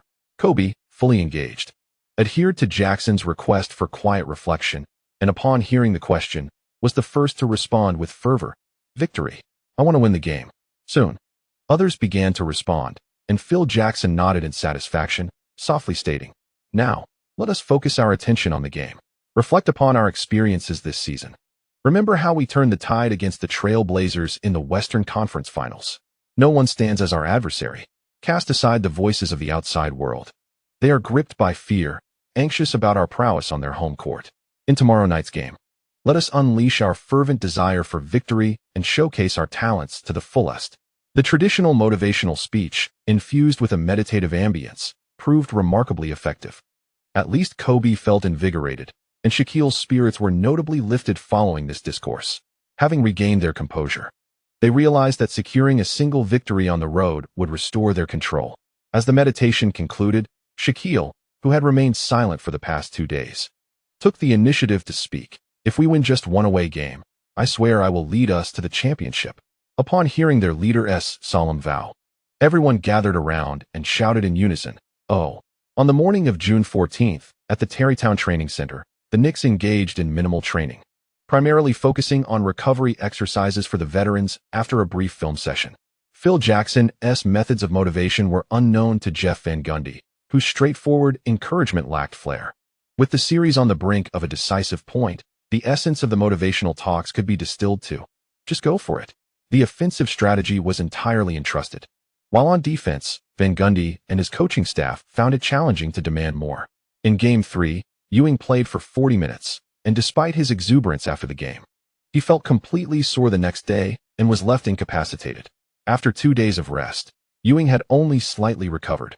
This season, his playing time rarely exceeded 40 minutes, and in the final quarter, he relied solely on willpower to remain on the court. Oakley repeatedly complained about Shaquille's extensive playing time. This method of utilization was a new experience for the veteran. Unlike perimeter players, Shaquille's imposing physique allowed him to play full games, shattering preconceived notions.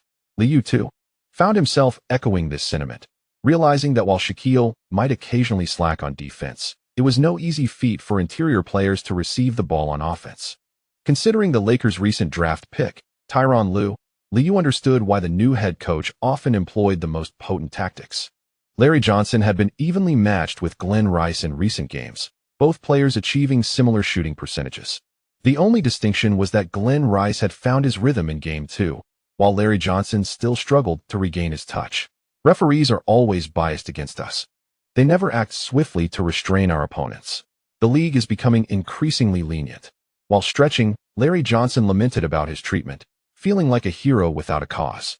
The ever-provocative Big Mama sought to challenge Shaquille, believing that if she could draw him away, victory would be assured. At the side, Adis nodded repeatedly, agreeing wholeheartedly with the elder brother's perspective on the two matches, where his fouls had been rather hasty. Meanwhile, assistant coach Tankini was offering encouragement to Lewis. Do not dwell on missed shots. When you are presented with an excellent opportunity, the only course of action is to shoot decisively. Whether it's a shot or a drive, hesitation is not an option. In a mere second, the opponent could react. This is the grand stage of the finals. As long as we secure victory, no one will scrutinize the statistics. Triumph will grant you everything. Rashad, you must comprehend this. As a second-round pick, Lewis earned a modest salary with an unguaranteed contract, and he naturally grasped the essence of the assistant coach's words. To establish oneself in the NBA, one must capitalize on their strengths while mitigating weaknesses. Lewis nodded vigorously. He yearned to showcase his prowess on the most prominent stage, aspiring for a more substantial contract. Having observed Ewing's declining physical condition, the coaching staff recognized potential defensive lapses and had been fervently motivating a few players in the rotation over the past couple of days. If defense falters, one must compensate on the offensive end, which seemed to be the only strategy at hand. Liu merely engaged in light physical activity, practicing free throws with Allen Houston. Noticing Ewing and Oakley discussing O'Neal's playing time, Liu interjected with a jest. I do not believe he can play the entire game. Once the Lakers' possessions drop to around 77, it signifies that O'Neal is fatigued. Unless he has undergone some transformation, his efficiency will surely decline in the remaining games. And Pat's defense is already beginning to take effect. Ewing felt a surge of comfort upon hearing Liu's remarks. Despite exerting considerable effort on defense, he still struggled to contain the opponent's scoring. Though the gorilla remained silent, he sensed his pride was at stake. The Trailblazers' frontcourt had previously managed to contain O'Neal, yet as the series progressed, the Shark had thoroughly overwhelmed the Knicks' interior.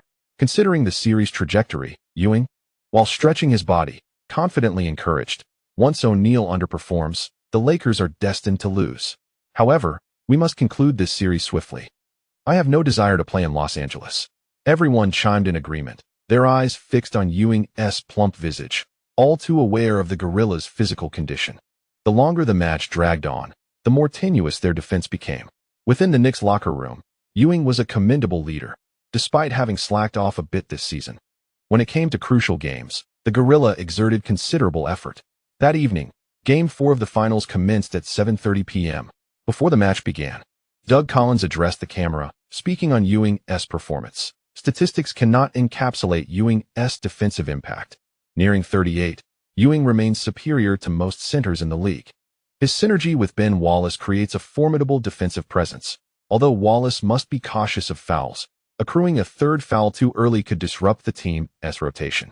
While their simultaneous presence on the court may lead to certain challenges, with Lee being more susceptible to double teams. Overall, the defensive system crafted by Coach Van Gundy has proven remarkably effective. After work, the fervent fans hastened to the arena.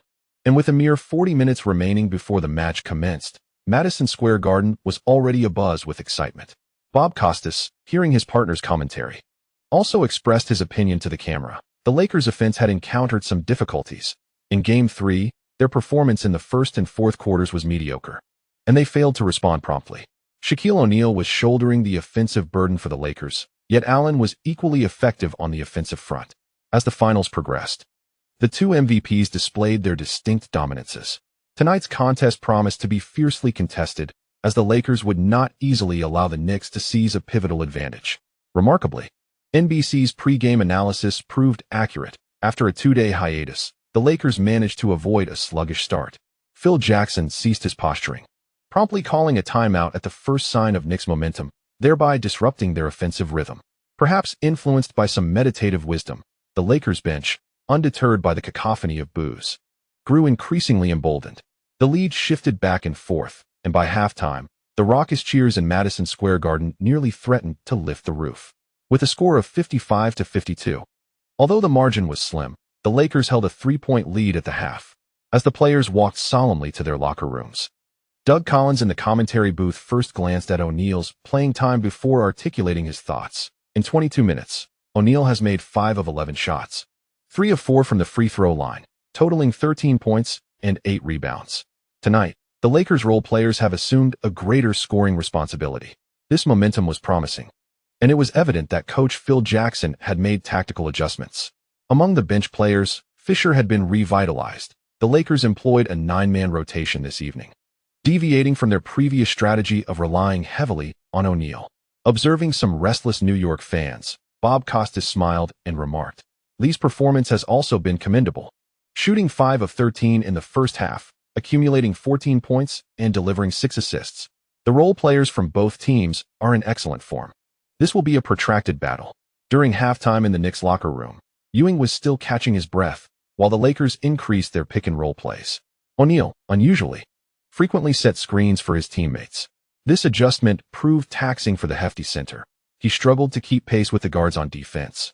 Yet the quality of his screens was commendable, putting Ewing under considerable pressure. Upon returning to the locker room, Jeff Van Gundy furrowed his brow. Having refrained from utilizing Ben Wallace extensively, believing that the Knicks required more offensive thrust, "Stay strong. The opposition will tire. Maintain patience on offense. And we must excel in rebounding." He encouraged his team vocally, aware that by halftime, Lee had struggled with his three-pointers, yet continued to motivate. "When opportunities arise, keep shooting. Lee, trust in your touch. The next shot will surely find its mark." In the locker room, all eyes were on Liu. Everyone understood that the quality of the team's defense would decline in the second half. To secure a victory, a strong offensive effort was essential.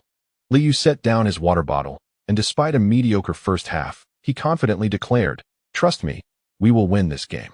Tonight, we will seize the match point at home. Thank you to the readers for your support." Chapter 188. Sleepless Night on June 14, 2000. Fans in New York witnessed an exceptional performance by Kobe Bryant during the third quarter at Madison Square Garden.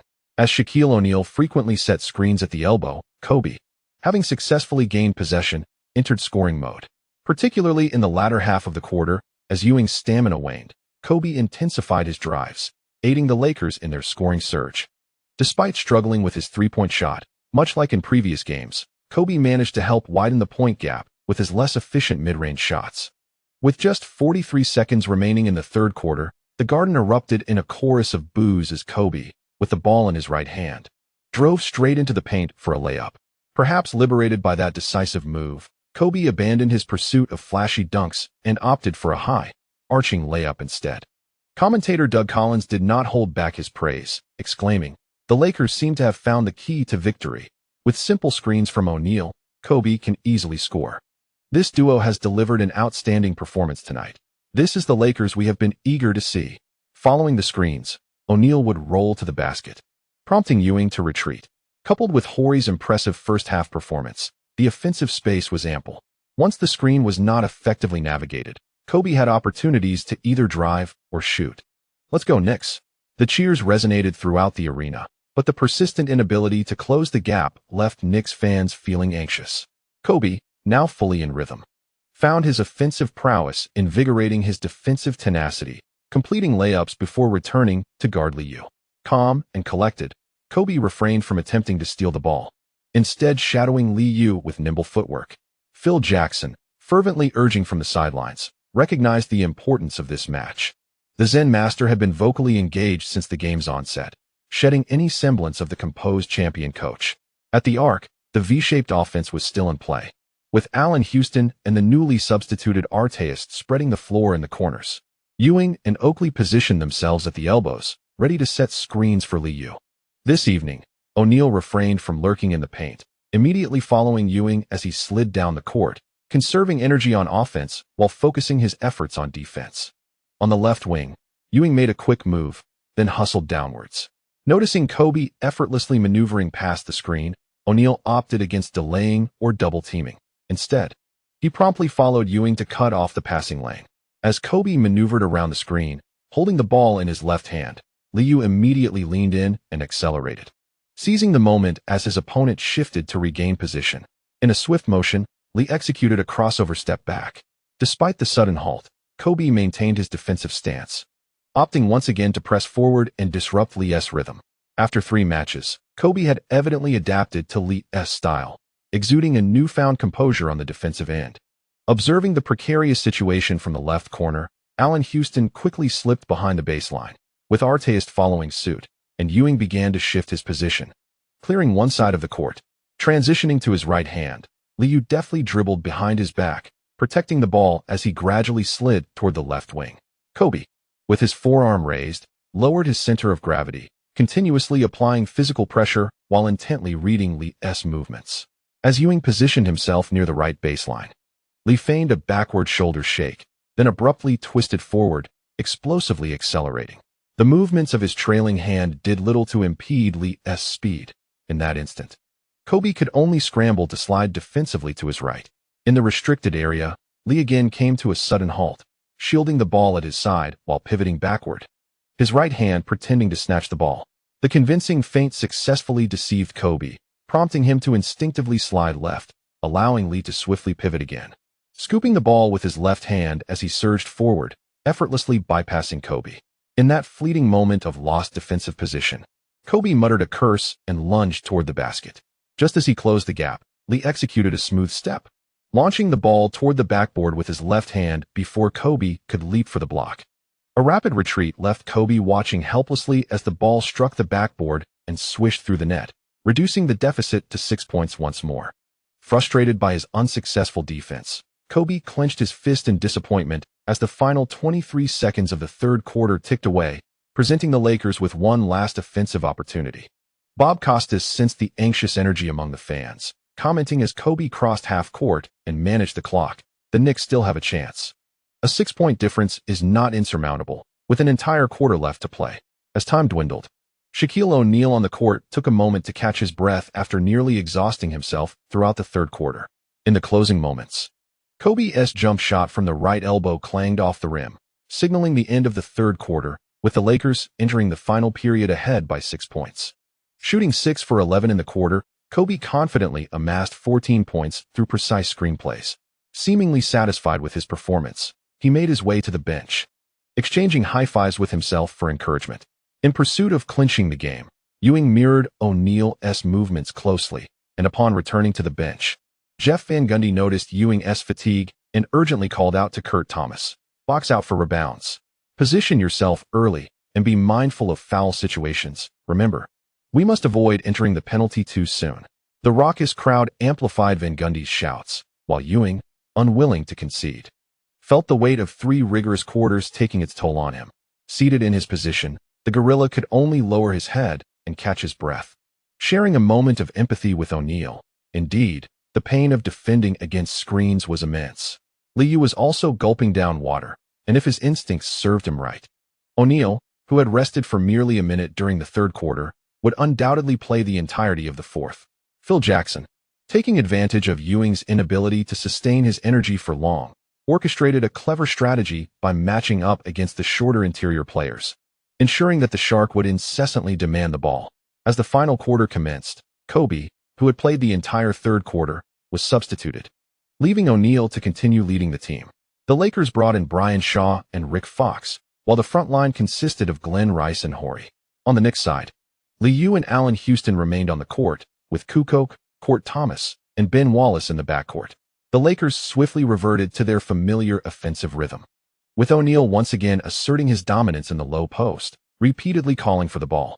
Ben Wallace trailed the Shark, but ultimately, he was unable to prevent O'Neal from successfully receiving the ball in the left low post. Despite Glenn Rice's subpar pass quality, O'Neal had to adjust upon receiving the ball, and as he began his move towards the basket, Court Thomas quickly rotated over to challenge him. Surrounded by defenders, O'Neal instinctively lifted the ball and swiftly passed it to the right side, where the unguarded Horry received it and executed a mid-range jumper with precision. The score stood at 85-77. Following the basket, Horry exuberantly raised his fist, provoking a chorus of boos from the New York fans.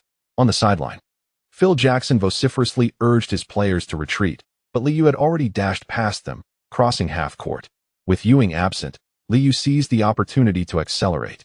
Two towering players swiftly set double screens, allowing him to surge forward. With the ball in his right hand, he approached the right wing, where O'Neal effectively switched to defend him. As O'Neal closed in, Liu deftly leaned in and accelerated. O'Neal attempted to slide step, but he struggled to keep pace with Liu's sudden behind-the-back dribble. In an instant, as Liu shifted the ball to his left hand, he executed a rapid in-and-out move, swaying his body again to the right. O'Neal instinctively took a step back to the left, and Liu seized the moment to create space for a step-back shot. Caught inside the three-point line, O'Neal found himself helpless, rooted to the spot as he watched Liu launch a swift jump shot from beyond the arc. Swish! The three-pointer found nothing but net. The score narrowed to 85-80. Igniting hopes of leveling the game, cheers erupted, and many fans in the back rows rose to their feet. Phil Jackson signaled for a tempo reduction, indicating a need to slow down the game.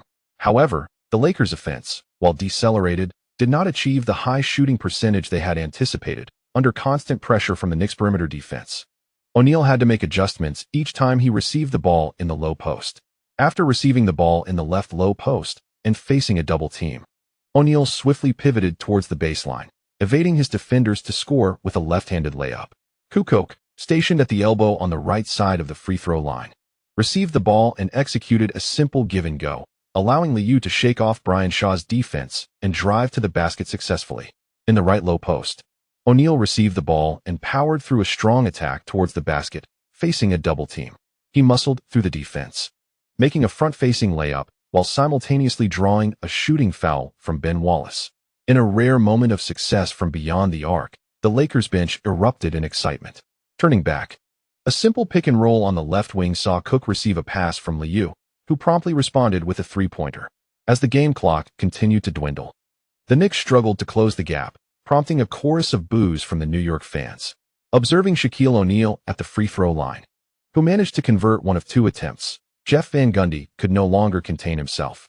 With 6 minutes and 6 seconds remaining in the game, the Knicks called a timeout, trailing 93-89, still 4 points behind. Although Kobe Bryant, upon entering the game, did not engage in wild ball dominance, his several passes to O'Neal left a lasting impression on the commentators. After 3 years of refinement, it was evident that Kobe had evolved into the quintessential backcourt partner for Shaquille. Both players showcased remarkable performances throughout the match. Doug Collins expressed his belief that the Lakers had a significant chance of winning, while Bob Costas noted Liu's improving form, quickly adding that Lee had made 4 out of 7 shots in the third quarter and had seemingly regained his shooting touch with a three-pointer.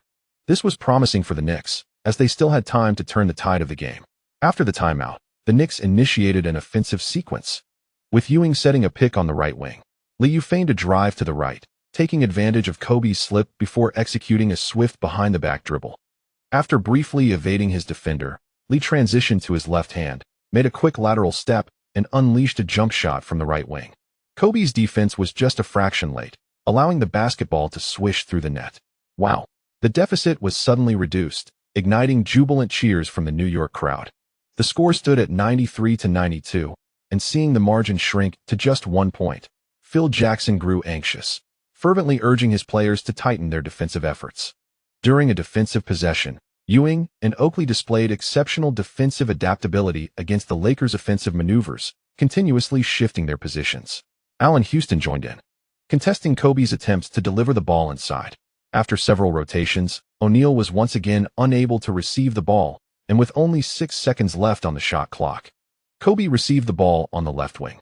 Houston immediately applied tight defense, but Kobe, with a deft dribble, suddenly halted and launched a contested jump shot from beyond the arc. Swish! The basketball found its mark, marking Kobe's first three-pointer of the finals. In such a crucial moment, he passionately shouted, pulling at his jersey. The score returned to 96-92, with the Lakers leading by 4 once more. As the game progressed, the Lakers slowed their pace, and with time running out, O'Neal frequently found himself at the free throw line. Kobe remained closely attached to Liu, resolutely denying him the opportunity for a three-pointer.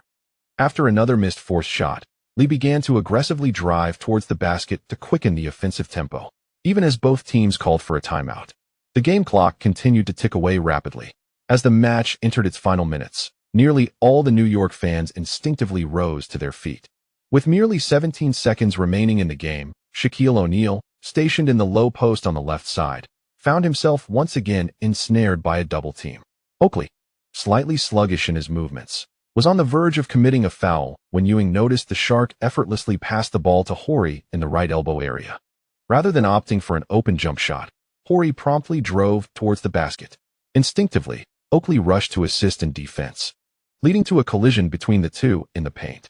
Horry, in a moment of desperation, tossed the ball towards the backboard while letting out a loud cry. The referee immediately blew the whistle, and Oakley, panting, sought to confront his opponent, only to be met with the referee's signal indicating he had accumulated 6 fouls, leaving the veteran wide-eyed in disbelief. The arena was filled with jeers as Horry's theatrical performance drew a chorus of boos.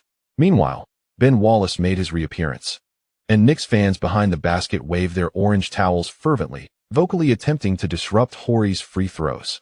Outside the three-point line, Liu glanced at the timer and then the score, his expression unchanged as he watched Horry sink both free throws. The score stood at 105-101, with the gap remaining at 4 points. As Jeff Van Gundy called for a timeout, the Lakers bench erupted, rushing onto the court to celebrate with Horry. Kobe and O'Neal exchanged smiles and high-fives, reveling in their hard-fought victory. The din of Madison Square Garden grew increasingly fervent, while Ewing was still engaged in a futile explanation to the referee regarding his earlier foul on O'Neal. In the commentary booth, Doug Collins, feeling comfortable, remarked with satisfaction, "Perhaps the Knicks require a swift three-point strategy, followed by sending O'Neal to the free throw line at the earliest opportunity." Bob Costas shook his head contemplatively, noting that the referees had deliberately overlooked a foul on O'Neal away from the ball to enhance the game's viewing experience. Now is the moment to test the Knicks' execution. Barring any unforeseen circumstances, they will surely pass the ball to Lee. In this quarter, Lee had made 2 out of 3 attempts from beyond the arc, and the Lakers needed to proceed with caution.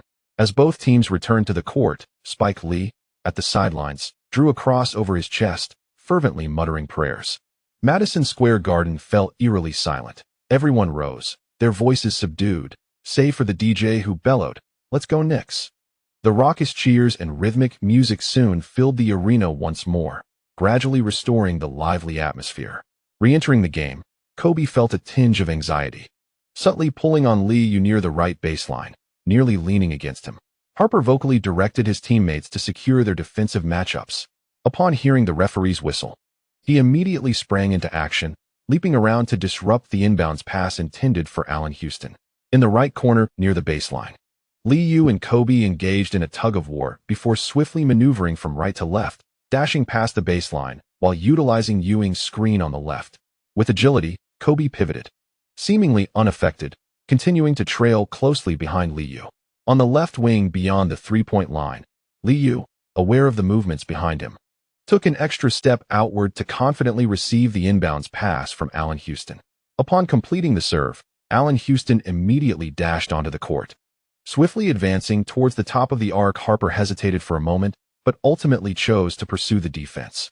Unencumbered by a double team, the receiving player, Liu, quickly pivoted, confidently attacking the basket while securing the ball closely to his right side. Confronted by Kobe's defense, Liu feigned to the right, then unexpectedly executed a rapid sweeping motion with the ball. He then released it with his left hand and took a significant step forward with his right foot, crossing over to break through.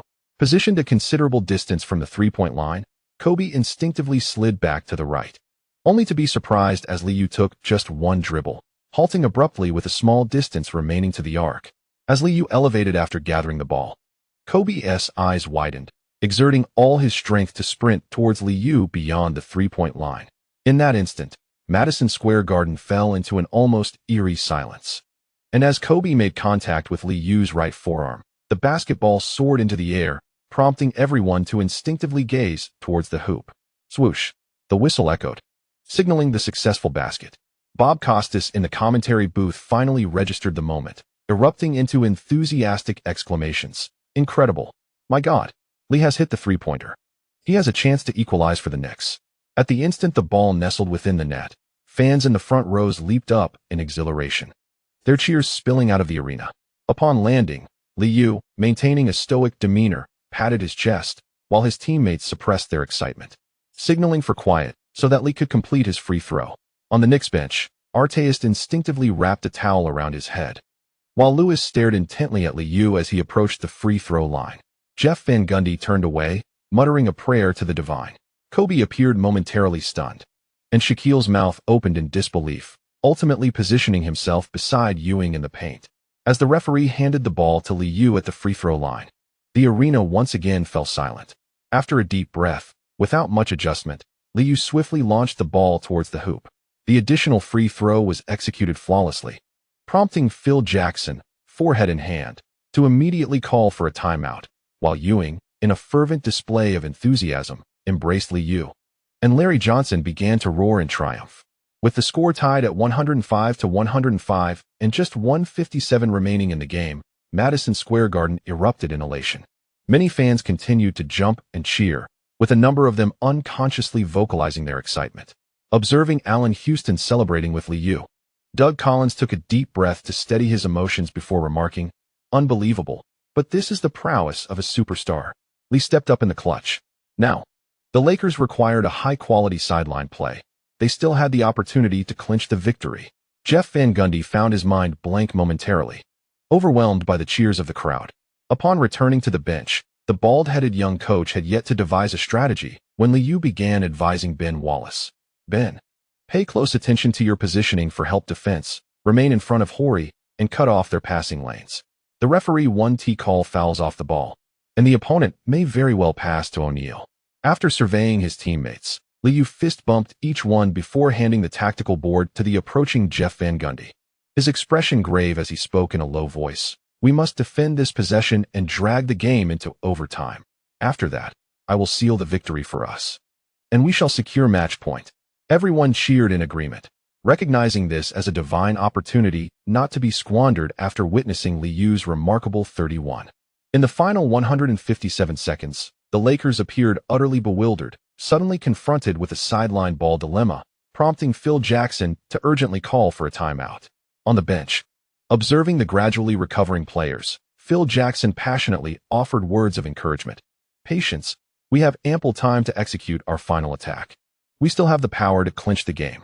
The team's primary offensive option remained O'Neal, and Kobe, without complaint, attentively watched the coach scribble on the tactical board.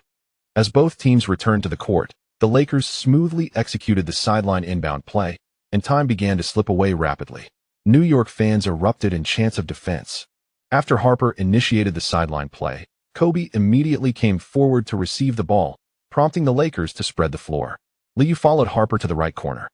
Horry positioned himself on the right wing, and as Kobe arrived at the left wing, O'Neal shifted from the lower right side of the basket to the left, while Ewing firmly contested O'Neal from behind.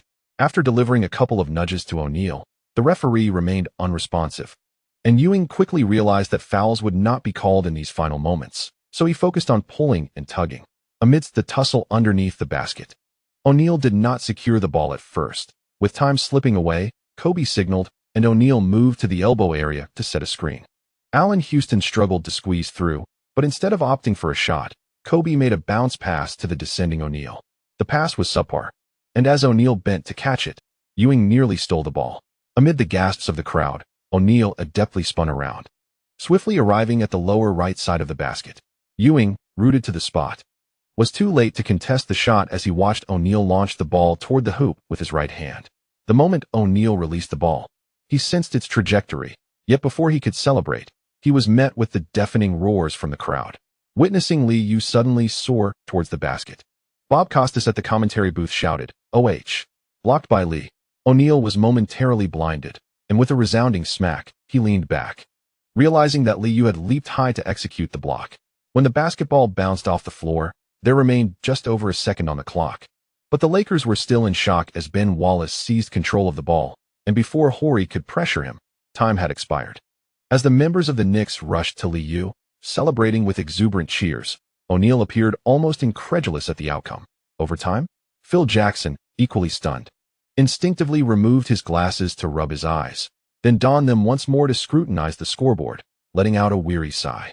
Upon returning to the bench, Kobe began to hydrate profusely, feeling a pang of regret over his final decision. I should not have passed. Surrounded by teammates, Liu made his way back to the bench, where Jeff Van Gundy excitedly patted his shoulder. They are finished. We shall triumph in this game, Liu encouraged loudly.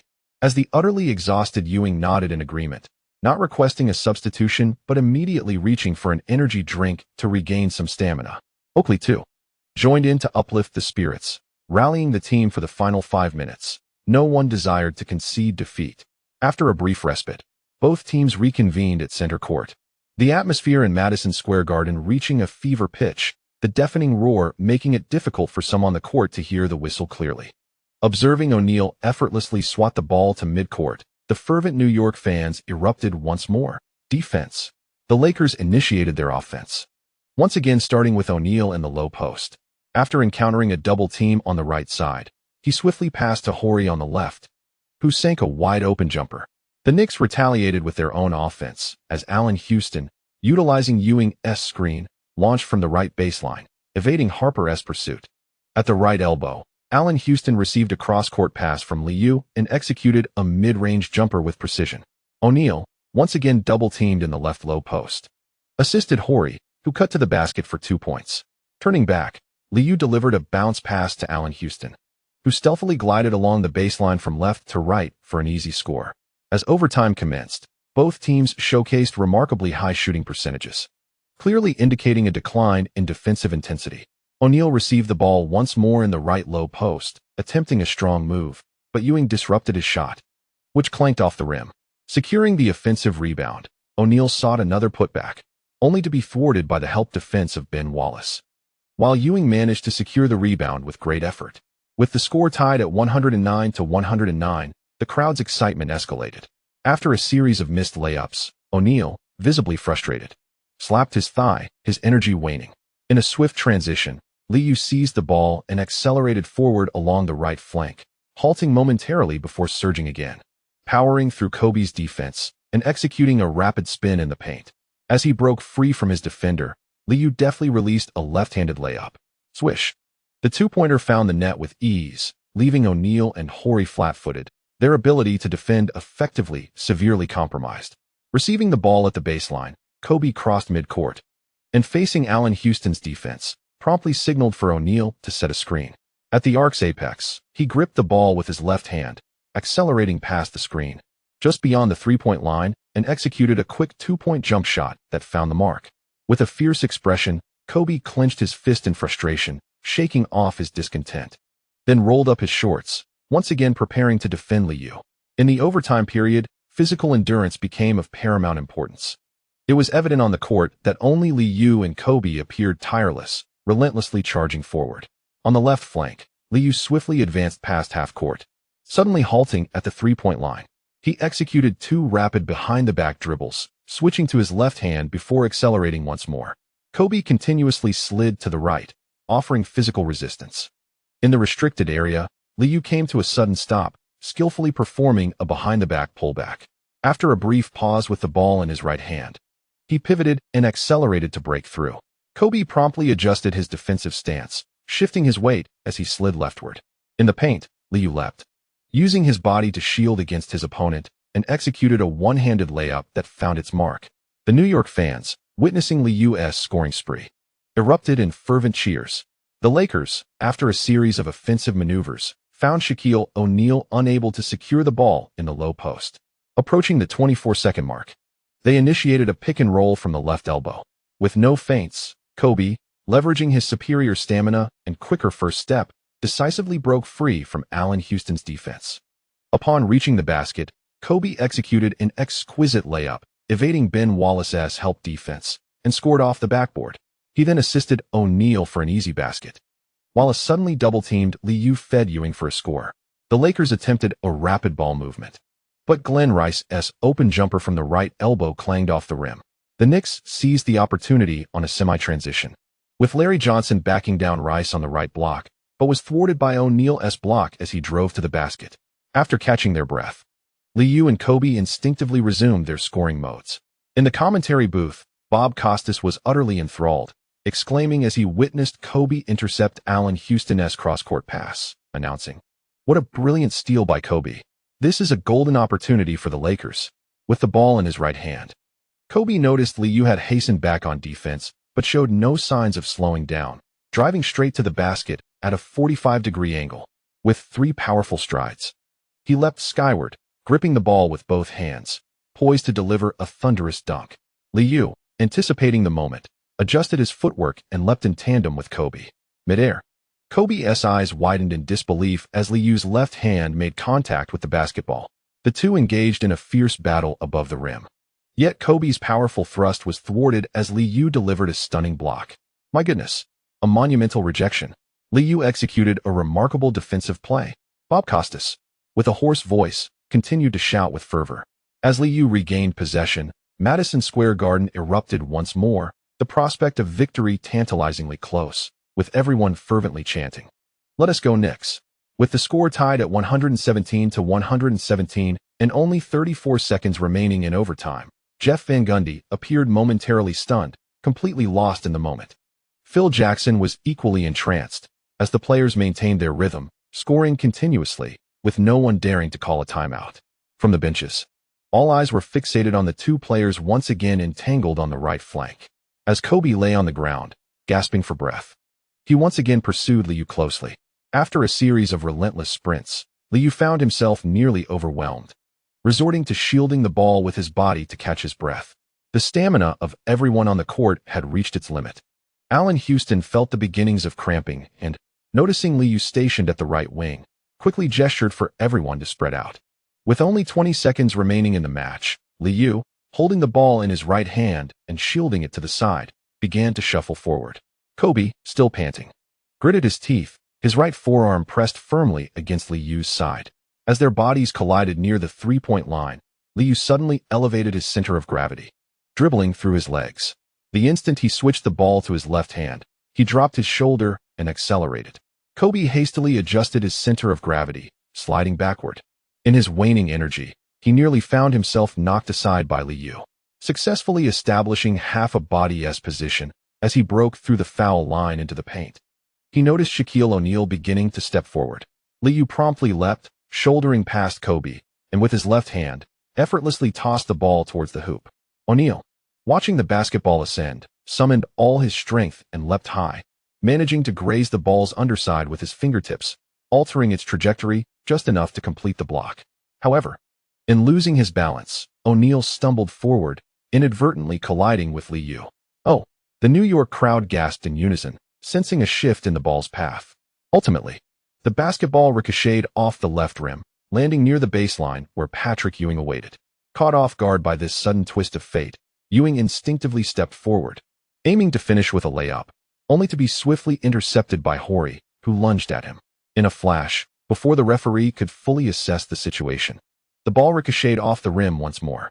On the other side, Ben Wallace had yet to react, but Kobe, quicker on his feet, snatched the defensive rebound and immediately called for a timeout. With a score of 117-117 and nearly 76 seconds left in the game, the Lakers held possession of the ball. As Phil Jackson embraced Kobe, Madison Square Garden erupted with a chorus of boos. The victory they had nearly grasped was slipping away, and tensions ran high. Oh, how the Lakers narrowly escaped disaster. Shaquille O'Neal and Horry executed the most critical defense of the series. Doug Collins could not contain his excitement, the dramatic turn of events causing his palms to sweat. Bob Costas, his voice hoarse, glanced at the clock and proclaimed loudly, "This is the Lakers' golden opportunity." Kobe's performance has been nothing short of spectacular, responding brilliantly to Lee's aggressive offensive display. On the Knicks bench, Allen Houston was cramping, while Jeff Van Gundy attended to a towel-wrapped artiste. Liu, seated on the bench, was gasping for air, despite the decrease in defensive intensity. The continuous offense and pursuit had nearly depleted his energy. "Ron, you take on Kobe, guard his right hand.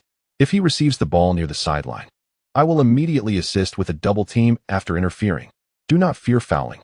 We will execute this defense. Victory is still within our grasp." The cacophony of the arena forced Arteas to sidle up to Liu, nodding continuously after receiving his advice. Jeff Van Gundy sought to offer some motivational words, but upon noticing Ewing's glazed eyes and slumped form, he realized the weight of past disappointments bore heavily on him. Meanwhile, on the Lakers bench. Kobe had finally been granted the opportunity he coveted. The rebound was seized by him, and he was entrusted with the final offensive play. With intense focus, he absorbed Phil Jackson's instructions, striving to steady his breath. At that moment, Kobe confidently declared, "I will make the shot. We will win the game." Amidst the cheers from the enthusiastic crowd, Harper prepared to inbound the ball. The noise in Madison Square Garden had escalated, nearly drowning out the referee's whistle. As numerous fans in the front rows vocally attempted to obstruct the inbound pass, with some irate spectators resorting to colorful language. In the final 76 seconds of the match, Kobe swiftly maneuvered along the left baseline, using Shaquille O'Neal's screen to propel himself to the right wing. Lou, bouncing energetically, sought to distract Harper during the sideline inbound. Artist, heeding Lou's guidance, fixated on Kobe's right hand. Positioned away from the three-point line and near the right sideline, Kobe successfully received the ball, while Harper dashed towards the left wing. Lou feigned defense, inching toward the top of the arc. Then, noticing Kobe's grip on the ball, accelerated suddenly to close in. Artist exerted himself to block the baseline, persistently applying pressure, as Kobe instinctively pivoted to protect the ball, only to find Lou had lunged at him. In a heartbeat, Lou and Artist had encircled Kobe, igniting another wave of excitement among the New York fans. Forced to halt, Kobe was momentarily flustered, instinctively yearning to call a timeout. Yet with hands all over the basketball, the referee hesitated to blow the whistle. As the three players continued their tussle, an animated Phil Jackson vocally signaled for a timeout. Just as the referee was about to whistle, Lou yanked the ball from Kobe's grasp. The situation unfolded with astonishing speed, prompting Bob Costas to exclaim in disbelief, "My God! Lou has made the steal, he has gained possession, and Kobe is in pursuit." At the moment the ball was lost, Kobe's expression twisted in frustration as he lunged toward Lou's side. The crowd's gasps and the exuberant shouts from both team supporters created a crescendo of sound. The Lakers scrambled back to their half, and holding the ball in his right hand, Lou accelerated against Kobe's defense. As they raced from the top of the arc to the right elbow, time dwindled, and the New York fans leapt in anticipation, many covering their mouths. Bracing for the climax, the retreating Lakers were in disarray, and at the right elbow, Lou suddenly came to a halt. Seizing the moment as Kobe reached out to interfere, he executed a swift in-and-out dribble. In the instant he evaded the defense, Lou quickly sidestepped, bracing against Kobe's impending block, and leapt into the air, executing a rightward drifting jump shot. Realizing he had been faked out, Kobe's expression contorted as he soared high, exerting every ounce of energy in a desperate attempt to block the shot. In the commentary booth, Bob Costas watched the two players still entangled on the court and couldn't help but count down. 3 seconds. 2 seconds. As the basketball slipped past Kobe's fingertips and soared into the air, the final buzzer resonated. Instinctively, Costas shouted, "Lee, for the win." My God. Unbelievable. New York has triumphed. As the ball swished through the net, lights illuminated, and Madison Square Garden fell momentarily silent before erupting, with everyone raising their hands and leaping in jubilation. On the bench, the Knicks players frantically rushed to the center of the court. Upon seeing the ball go through the hoop, Liu tore at his jersey and let out a fierce roar. With adrenaline surging, he dashed to the scorer's table, standing atop it, gesturing toward the floor and bellowing at the ecstatic fans, "This is my house." This moment of bravado was soon interrupted as a grinning Ewing regained his breath and rushed over, scooping Liu into a bear hug. The Knicks players swarmed around them, shouting in excitement. Meanwhile, Shaquille O'Neal, retreating under the basket, stood in shock, his gaze vacant, grappling with the realization, "Did I just lose?" Kobe, having fallen to the floor, sat up feeling a swell of indignation, nearly moved to tears as he bowed his head to conceal his emotions. Jeff Van Gundy raised his arms in celebration, repeatedly shouting, "Why yes, yes." Phil Jackson, still complaining to the referees, had completely lost his composure, spewing expletives before being escorted back to the players' tunnel by his assistant coach and the team's support staff. With a final score of 117-119 after an overtime thriller, the Knicks emerged victorious over the Lakers, as Liu cheerfully made his way to the tunnel, waving to the fans on either side. An exuberant James Dolan rushed over and enveloped Liu in a tight embrace, exclaiming, "Showtime. This is the most spectacular finals I have ever witnessed. Damn, we are champions." Back at the NBC commentary booth, Bob Costas settled back into his chair, adjusting his tie and regaining his composure, yet still brimming with excitement, proclaimed, "Incredible. The Knicks have clinched the series." Lee scored an astonishing 51 points in the finals. Simply remarkable. He shot 5 out of 6 in overtime. And his game-winning steal was reminiscent of Tim Grover's theory of peak performance. In the second half, Lee seemed to elevate his game to another level, playing for 50 minutes. He recorded 34 attempts, 19 successful shots, 4 out of 10 from beyond the arc, 9 out of 10 from the free throw line, amassing 51 points, 5 rebounds, 8 assists, 1 steal, 2 blocks, and 4 turnovers. Upon reviewing the statistics, Doug Collins was momentarily taken aback, instinctively exclaiming, "What a spectacular game." The MVP has once again showcased his brilliance, and I am thrilled to have witnessed Lee's new record live. After calming their emotions, the two did not forget to commend the Los Angeles Lakers' performance. Although the New York Knicks had secured a series point, the contest was far from over. As long as they maintained such a level of play and brought the game back to their home court, I believe they still have a chance to triumph in this series. Bob Costas spoke flattering words, while Doug Collins silently shook his head, outwardly echoing the praise. The Lakers duo also showcased their dominance, and the fans in Los Angeles would undoubtedly be delighted by their performance. The cacophony at Madison Square Garden persisted, with New York fans celebrating the Knicks' achievement. The two commentators exchanged glances, each harboring the same thought. Tonight was destined to be a sleepless night.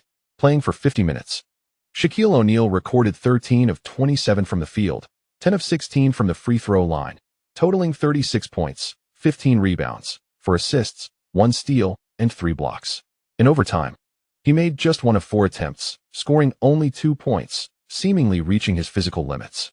Kobe Bryant, on the other hand, played for 46 minutes, shooting 14 of 27, including 1 of 3 from beyond the arc and 4 of 6 from the free throw line, amassing 33 points, 5 rebounds, 6 assists, 2 steals, and 4 turnovers.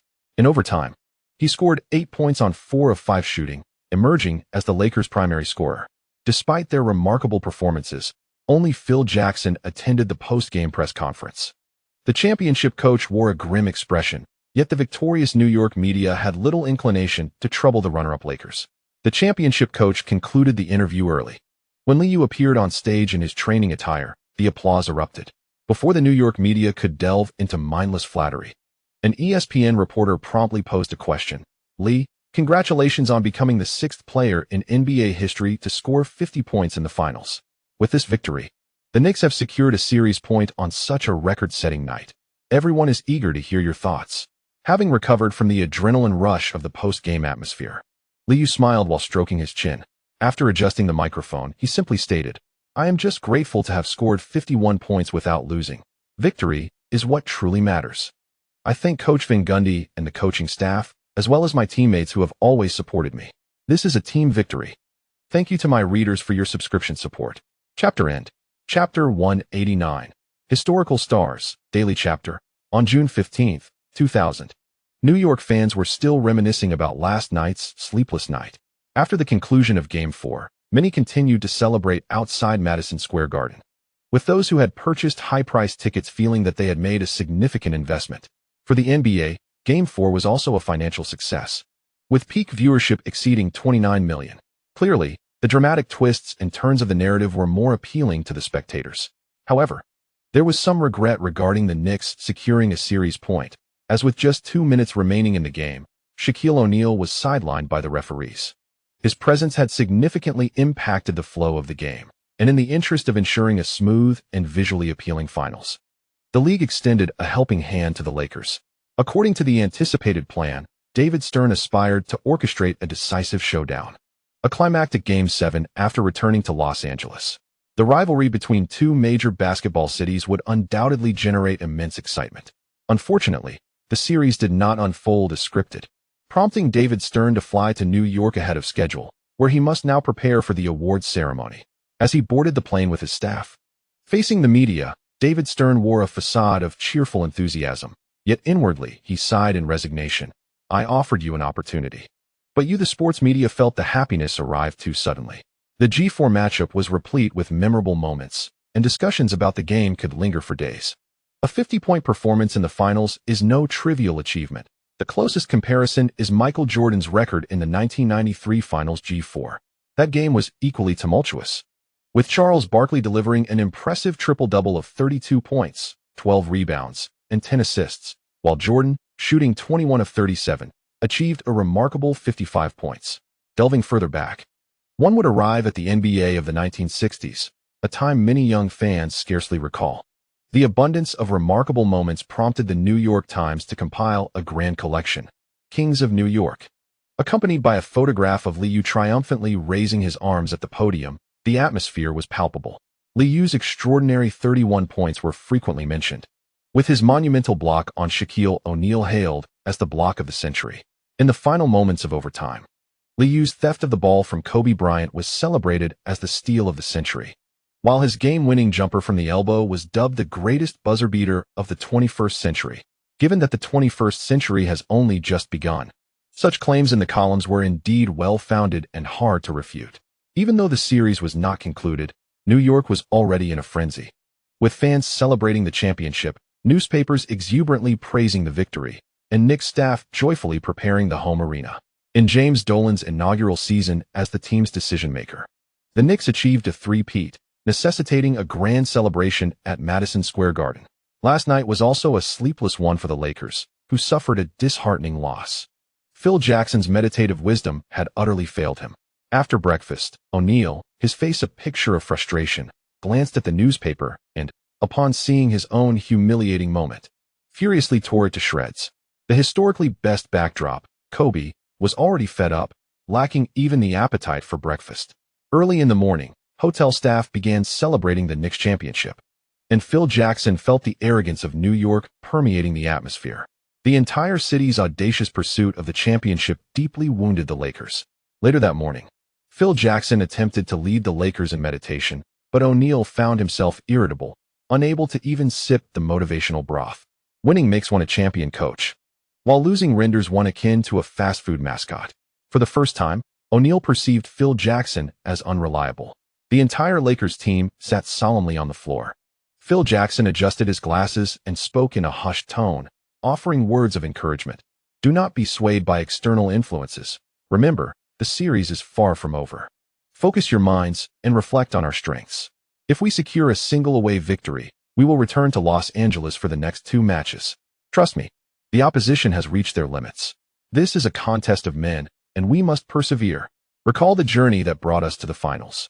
We all understand how arduous it has been. Jackson's incessant motivational speech left the Lakers feeling restless, and the meditative atmosphere dissipated. Some players even contemplated leaving the city prematurely. Lighting sage, Jackson attempted to channel positive energy for the team, resulting in Shaquille O'Neal sneezing multiple times. Faced with the eccentric old man before him, a frustrated O'Neal nearly stormed out. Kobe, however, allowed the coach to guide him, as he had hardly slept the previous night, haunted by memories of his costly turnover in the dying moments of the game. Once Jackson completed his ritual, he noticed the silence that enveloped the room. With his head bowed, Kobe quietly inquired, "Coach, how should we adjust for victory in tomorrow's game?" Recognizing that all eyes were on him, Jackson pondered for a moment before responding, "Our game strategy is sound. Remember, perseverance is the key to victory." The Lakers were left speechless. Perseverance is victory translated to simply passing the ball to O'Neal and Kobe. On the morning of June 16th, the Tarrytown Training Center was again bustling with media personnel outnumbering the staff. If in the past Liu had merely grazed the edges of historical stardom, after this year's finals, he had officially emerged as a contender for the title of GOAT.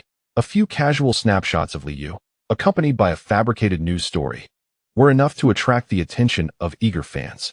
With a personality like Liu's drawing such immense interest, many journalists yearned to set up cameras in his home for a 24-hour live feed.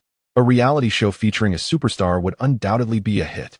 However, the overwhelming presence of media reporters brought some distress to Liu, as many young women hesitated to attend games, preferring to avoid the spotlight. After all, most people are quite protective of their private lives. Patrick Ewing, on the other hand, had no such concerns. Upon discovering that the New York media had overlooked his missed layup in the final moments, he felt a wave of relief. Having won Game 4, Ewing felt an immense sense of gratitude. Had they lost, the New York fans would likely have subjected him to relentless criticism. With the throngs of journalists surrounding the training facility, the Knicks refrained from boasting or engaging in idle chatter, striving to maintain their composure and conceal their emotions. Jeff Van Gundy walked with an air of euphoria these days, as if floating on cotton, a three-peat, the pinnacle of his career. A secure future lay ahead for the balding young coach, who had gradually come to understand the true essence of winning. Following the conclusion of Game 4, he profoundly grasped what Phil Jackson had felt in his time. It is the historical superstars who serve as the bedrock of victory. Standing on the sidelines, Jeff Van Gundy maintained a composed demeanor during the morning training session, embodying the essence of a championship coach. He offered a succinct reminder: give your all in tonight's game. Trust one another, and strive to secure victory in the series. The Knicks gathered in a circle, responding with a unified cheer. As they prepared to return to Madison Square Garden that afternoon, mindful of the limited time left to enjoy a meal, dressed in training gear, Liu was soon encircled by a throng of media reporters, all eager to thrust their microphones toward him. A journalist from Yahoo Sports boldly inquired, "Lee, will you continue to score 50 points in tonight's game?" No one opposed. Rather, they eagerly awaited Lee's response. "Bro, I'm still human. This series has worn me thin. However, for the sake of victory, I will give it my utmost," Lee replied with a smile, flexing his bicep, eliciting laughter from the sports reporters. Shortly thereafter, a reporter from TNT posed another question. "Lee, will the Knicks lift the Larry O'Brien Trophy tonight? I've noticed the staff has begun setting up the arena." Faced with James Dolan's inexplicable confidence, Lee felt a bit exasperated but maintained his optimistic bravado. "The entire city is rallying behind us. I believe the Knicks will triumph tonight. This victory belongs to New York. We are ready." On the afternoon of the 16th, the Knicks arrived early at Madison Square Garden to warm up, recognizing the significance of their final home game. Everyone was determined not to return to Los Angeles for an away match. Although Larry Johnson played a minimal role in the game, he remained cheerful, unconcerned about statistics, reveling in the joy of winning. During an interview with New York reporters, he enthusiastically praised Liu.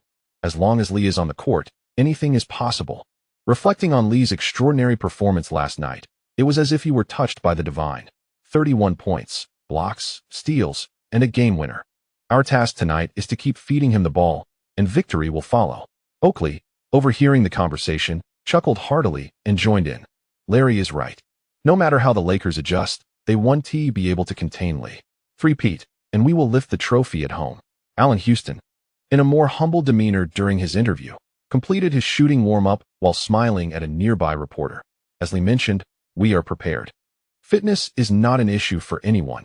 Our desire for the championship will elevate our performance. God does not forget those who strive, and the Knicks are the superior team." Artest also seized the opportunity for an interview, as the New York media adored this local player, especially after his crucial steal in the last moments of the previous game alongside Liu, which significantly boosted his popularity. "Trust me, that was no fluke steal. Lee had already informed me from the bench about how to defend against the opponent." Lee anticipated the Lakers' tactics. He even predicted their offensive maneuvers. "Cool. That is truly astonishing. The steal occurred right before my eyes, and even now, reflecting upon it fills me with exhilaration." Observing the suddenly loquacious Artest, the New York reporters exhibited no impatience. Rather, they chuckled and encouraged. "Come on, Ron. Tonight, everyone wishes to witness the team hoisting the O'Brien Trophy at Madison Square Garden." The 16th happens to be a Friday, allowing fans to rush directly to Madison Square Garden after work. Secondhand tickets rarely surface in the market, as everyone longs to witness this historic moment for the team.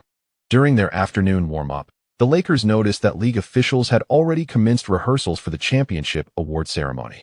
They were left with barely half a court for their warm-up. Infuriated by such treatment, O'Neal continued to vent his frustration, even taking a moment to address the Knicks during warm-ups. Kobe observed the Knicks staff hanging a multitude of items above the arena, recognizing them as the championship streamers that would be tossed post-victory. Contemplating this situation, Kobe found it difficult to reconcile. He felt he had squandered a splendid opportunity. Harper, noticing the somber mood among his teammates, could only offer simple reassurances. "Trust in your abilities. Never give up until the final moment. We still have a chance."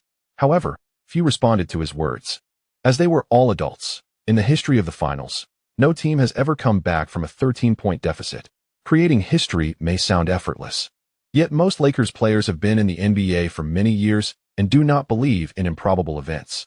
Phil Jackson's motivational words fell flat. O'Neal resorted to meaningless exclamations. And Kobe, being too young, lacked the gravitas to sway his peers. In despair, Harper could only sigh, reflecting on former teammate Kukoc potentially earning his third championship ring. Silently lamenting, is choice greater than effort? Game 5 was set to commence at 7:30 p.m. that evening. In addition to heating up the pre-game atmosphere, NBC began discussing the topic of historical superstars. In the back studio, Isaiah Thomas, as a championship point guard, passionately extolled LeBron. If LeBron achieves a three-peat, considering his age of 22, he may even surpass Magic Johnson and Michael Jordan. Youth signifies boundless potential. Undoubtedly, given his current accomplishments, he is already a historical superstar. I would even place LeBron ahead of Magic Johnson, as a three-peat is an arduous feat known to all who have played in the league. Observing the cheerful Isaiah Thomas, Bill Walton raised an eyebrow and quickly offered a differing perspective. However, one of those championships was during a shortened season. I do not question the legitimacy of the championship, but I cannot place LeBron ahead of Magic Johnson. Considering the achievements of Michael, LeBron still has a way to go. Following this season, the Knicks may likely fall out of the championship race. Ewing has already contemplated retirement, and during the finals, we witnessed his defensive contributions. Basketball is a game for 5. To continue pursuing history, the team must reassemble a championship-caliber roster around LeBron. Host Hannah noticed that neither of the two mentioned the Lakers' comeback, and could not help but laugh as she asked, will the series return to Los Angeles?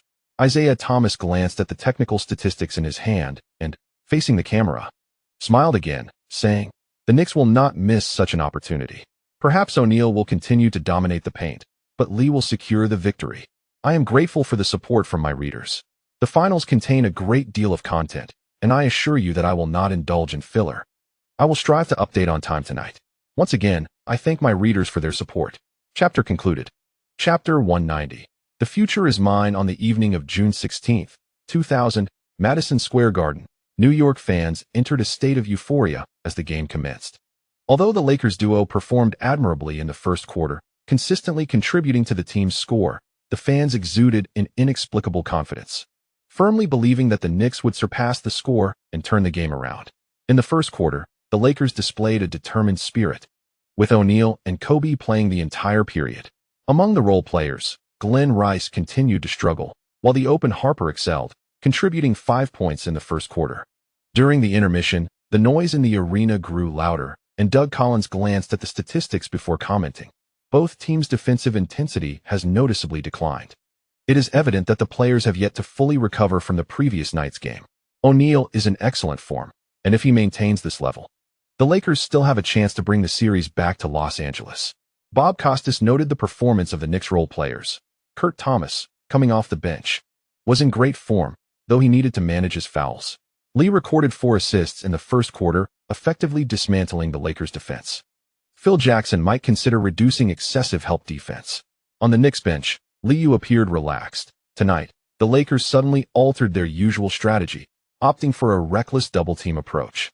Perhaps the 51-point performance had invigorated the players, as the latter half of the first quarter transitioned into a mindset of potential defeat, with Liu feeling the pressure. This kind of double-team was not new to Lee. Over the past 2 years in the Eastern playoffs, every team had employed such tactics. If this defensive strategy had been implemented from the onset of the series, it might have been more effective. However, with a substantial lead of 31 points, the Knicks' mindset had shifted entirely, seizing open opportunities with greater precision. Ewing's physical condition was worse than the coaching staff had anticipated. The aging player, having logged 47 minutes in the last game, was now utterly exhausted, resulting in several missed shots in the first quarter. Jeff Van Gundy appeared calm on the surface, yet internally, he felt a tinge of anxiety.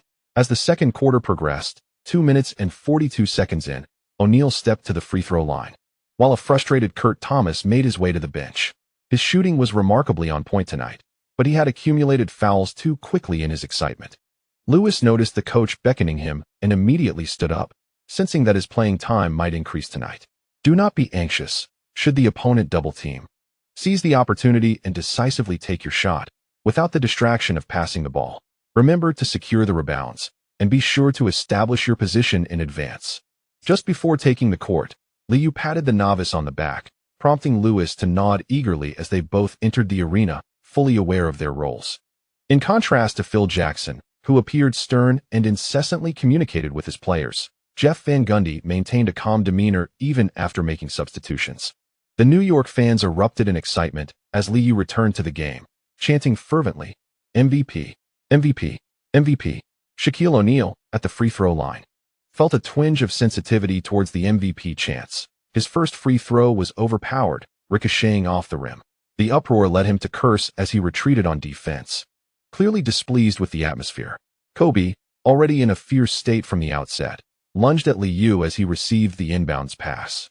With his archrival in sight, Kobe instantly shifted into a ferocious mode, executing swift lateral movements and engaging in physical confrontations.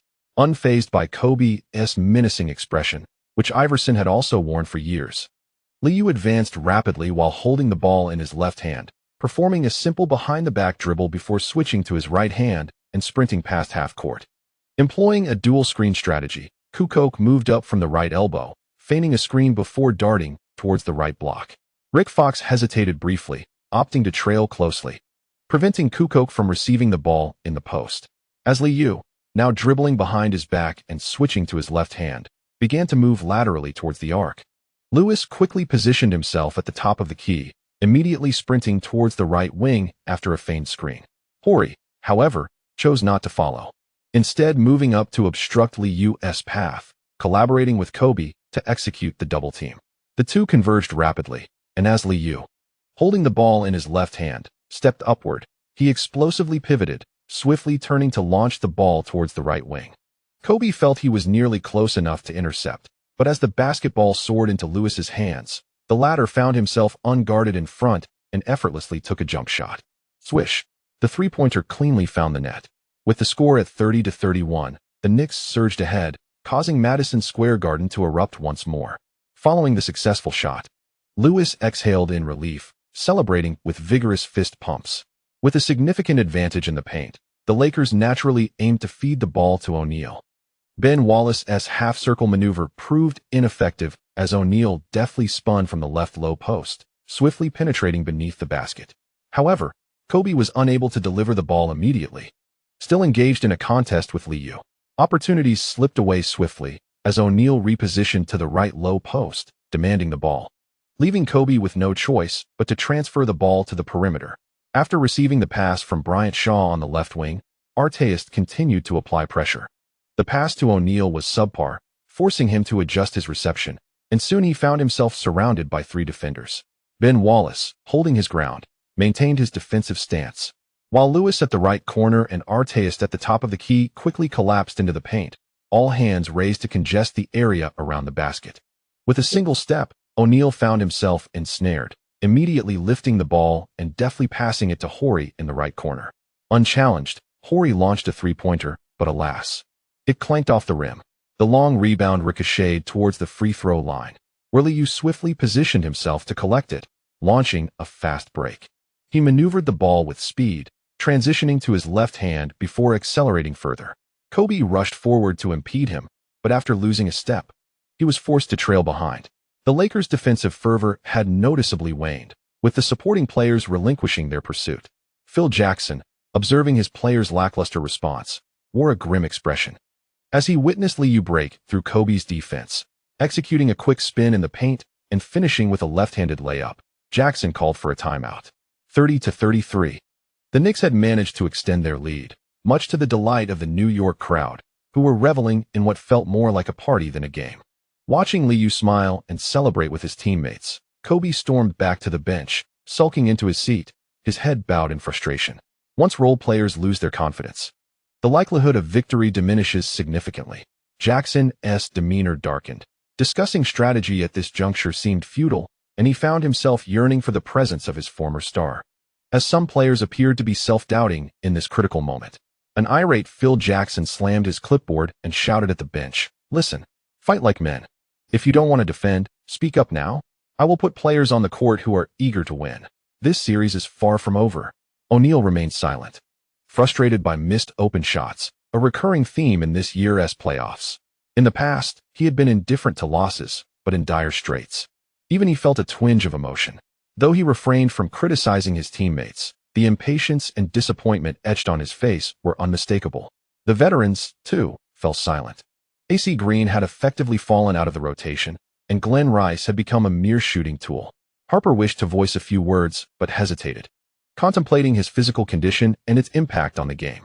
Jackson continued to vent his frustrations. As a championship coach, he was loath to be swept by Jeff Van Gundy. The mere thought of the bald coach achieving a third consecutive championship ignited Jackson's fury. There are many forms of leadership on the court. Empty promises and rhetoric are of no use. True strength is paramount. Following the timeout, the Lakers' offense showed no signs of improvement. Once again, O'Neal found himself double-teamed. Passing to the wide-open Rick Fox at the top of the arc, Fox took a moment to set up, but ultimately missed his jump shot. As their opponents faltered, the excitement among the New York fans grew, with those in the back row jeering while front-row fans unleashed a torrent of colorful language. Beer flowed freely that night, with many fans choosing to drink while they watched, and those who had indulged were unrestrained in their expressions. Kukoc seized a long rebound in the left block and promptly advanced the ball to initiate a fast break. Positioned near the midline, the ball was swiftly launched towards the half-court, with a calculated lead pass to Liu on the left wing, who accelerated to retrieve it.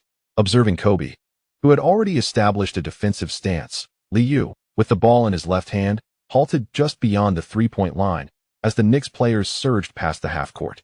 As Liu turned his gaze toward the arc's apex, he suddenly flung the ball towards the upper right of the basket. Shaquille O'Neal, still preoccupied with the open shot that had gone awry, was oblivious to the minor player beside him, instinctively turning his head as the basketball soared into the air. Meanwhile, Ben Wallace, charging down the center lane, leapt to catch the ball and immediately executed a powerful two-handed dunk. The arena erupted with a thunderous roar as he completed the alley-oop. Faced with the imposing figure of Ben Wallace, who was bellowing in triumph before him, O'Neal momentarily lost his composure and pushed forward. Witnessing O'Neal's vehement reaction, Wallace became invigorated, launching himself at O'Neal without a word. The two collided beneath the basket, intertwining in a fierce struggle. The atmosphere in the venue intensified, cheers echoing throughout the hall as the unexpected conflict unfolded. The referee, quick to react, rushed between the two, while several Lakers players hurriedly pulled O'Neal away. On the sidelines, Phil Jackson was visibly agitated, sensing a decline in his players' defensive zeal. "Shit, calm down. Everyone retreat and focus on your assignments." As Wallace was pulled away, he continued to shake his head at O'Neal, shouting, "Hey, softy, I'll send you home tonight." Provoked by a role player, yet feeling somewhat powerless to retort, O'Neal dismissed Jackson's admonitions, cursing and attempting to advance. "MFK, don't hold me back. What right do you have to trash-talk me?" The explosive-haired Wallace's head shake created a dramatic visual effect as the two exchanged heated words across the referee, causing O'Neal to completely lose his composure. Soon, both players received technical fouls. Liu, with a smile, approached the free-throw line, successfully making the additional shot. Glancing at the hands-on hips O'Neal, he chuckled softly, teasing, "Don't worry, Shaq. You're still welcome at my championship party. He's just too young. Truly a fine young man." O'Neal intended to retort, but upon meeting Phil Jackson's piercing glare, muttered a few curses and turned his back to Liu. The furious Sharks swiftly shifted into a mindset of demanding the ball, wreaking havoc once more in the Knicks' paint. O'Neal scored, yet the Lakers' perimeter shooting faltered. The Knicks' defense tightening with each passing moment, leaving all but Liu to collapse inward. Witnessing Horry miss an open shot from the left corner, the Knicks transitioned to offense. With Bob Costas lamenting, the Lakers outside shooting desperately need someone to step up and make those open shots. Oh my. Lewis sank another three-pointer, seemingly shattering the Lakers' defense. In the ensuing fast break, Lewis, unguarded in the right corner, received a pass from Liu following his drive, and after sinking the three, he jubilantly bounced and celebrated. As the half drew to a close, aside from Kobe's technical free throws, the Lakers' scoring was solely reliant on Shaquille O'Neal. Phil Jackson had reinstated Glenn Rice, hopeful that the Lakers' perimeter shooting would respond. Instead, the Knicks unleashed a barrage of three-pointers, with simple drives and effective ball distribution. Liu's presence allowed Kukoc and Arteas to ignite from beyond the arc, observing the Lakers stagnant at a mere 35 points. The New York fans began to celebrate what seemed to be a foregone conclusion. Doug Collins, witnessing this predicament, felt a sense of helplessness. He had not anticipated the Lakers' role players to be so ineffective. Perhaps coach Phil Jackson might consider adjusting the rotation, as trailing by such a margin at halftime. Given the current state of the Lakers, it was challenging to envision a turnaround. Bob Costas noted that even after both teams returned to their starting lineups, the Lakers continued to struggle offensively, offering a simple commentary. To close the gap, the underperforming Lakers might need to initiate their efforts from the defensive end. Kobe had just landed a long two-pointer at the top of the arc when the Knicks quickly executed a baseline play. Liu turned back to assist the newly entered Allen Houston, who successfully sank a jumper from the left elbow. A screen was executed flawlessly, leaving Harper momentarily lost. Phil Jackson sighed internally and called another timeout. The motivational talks had completely failed, and with the role players silenced defensively, the Lakers bench sat in despondent silence as the Knicks continued to score effortlessly. At the end of the first half, the score stood at 46-58, a 12-point deficit that incited a frenzy among the Madison Square Garden crowd, with New York fans eagerly anticipating the conclusion of the contest. Shaquille O'Neal, having scored 19 points on 8 of 14 shooting and 3 of 8 from the free throw line, walked swiftly towards the players' tunnel, head bowed.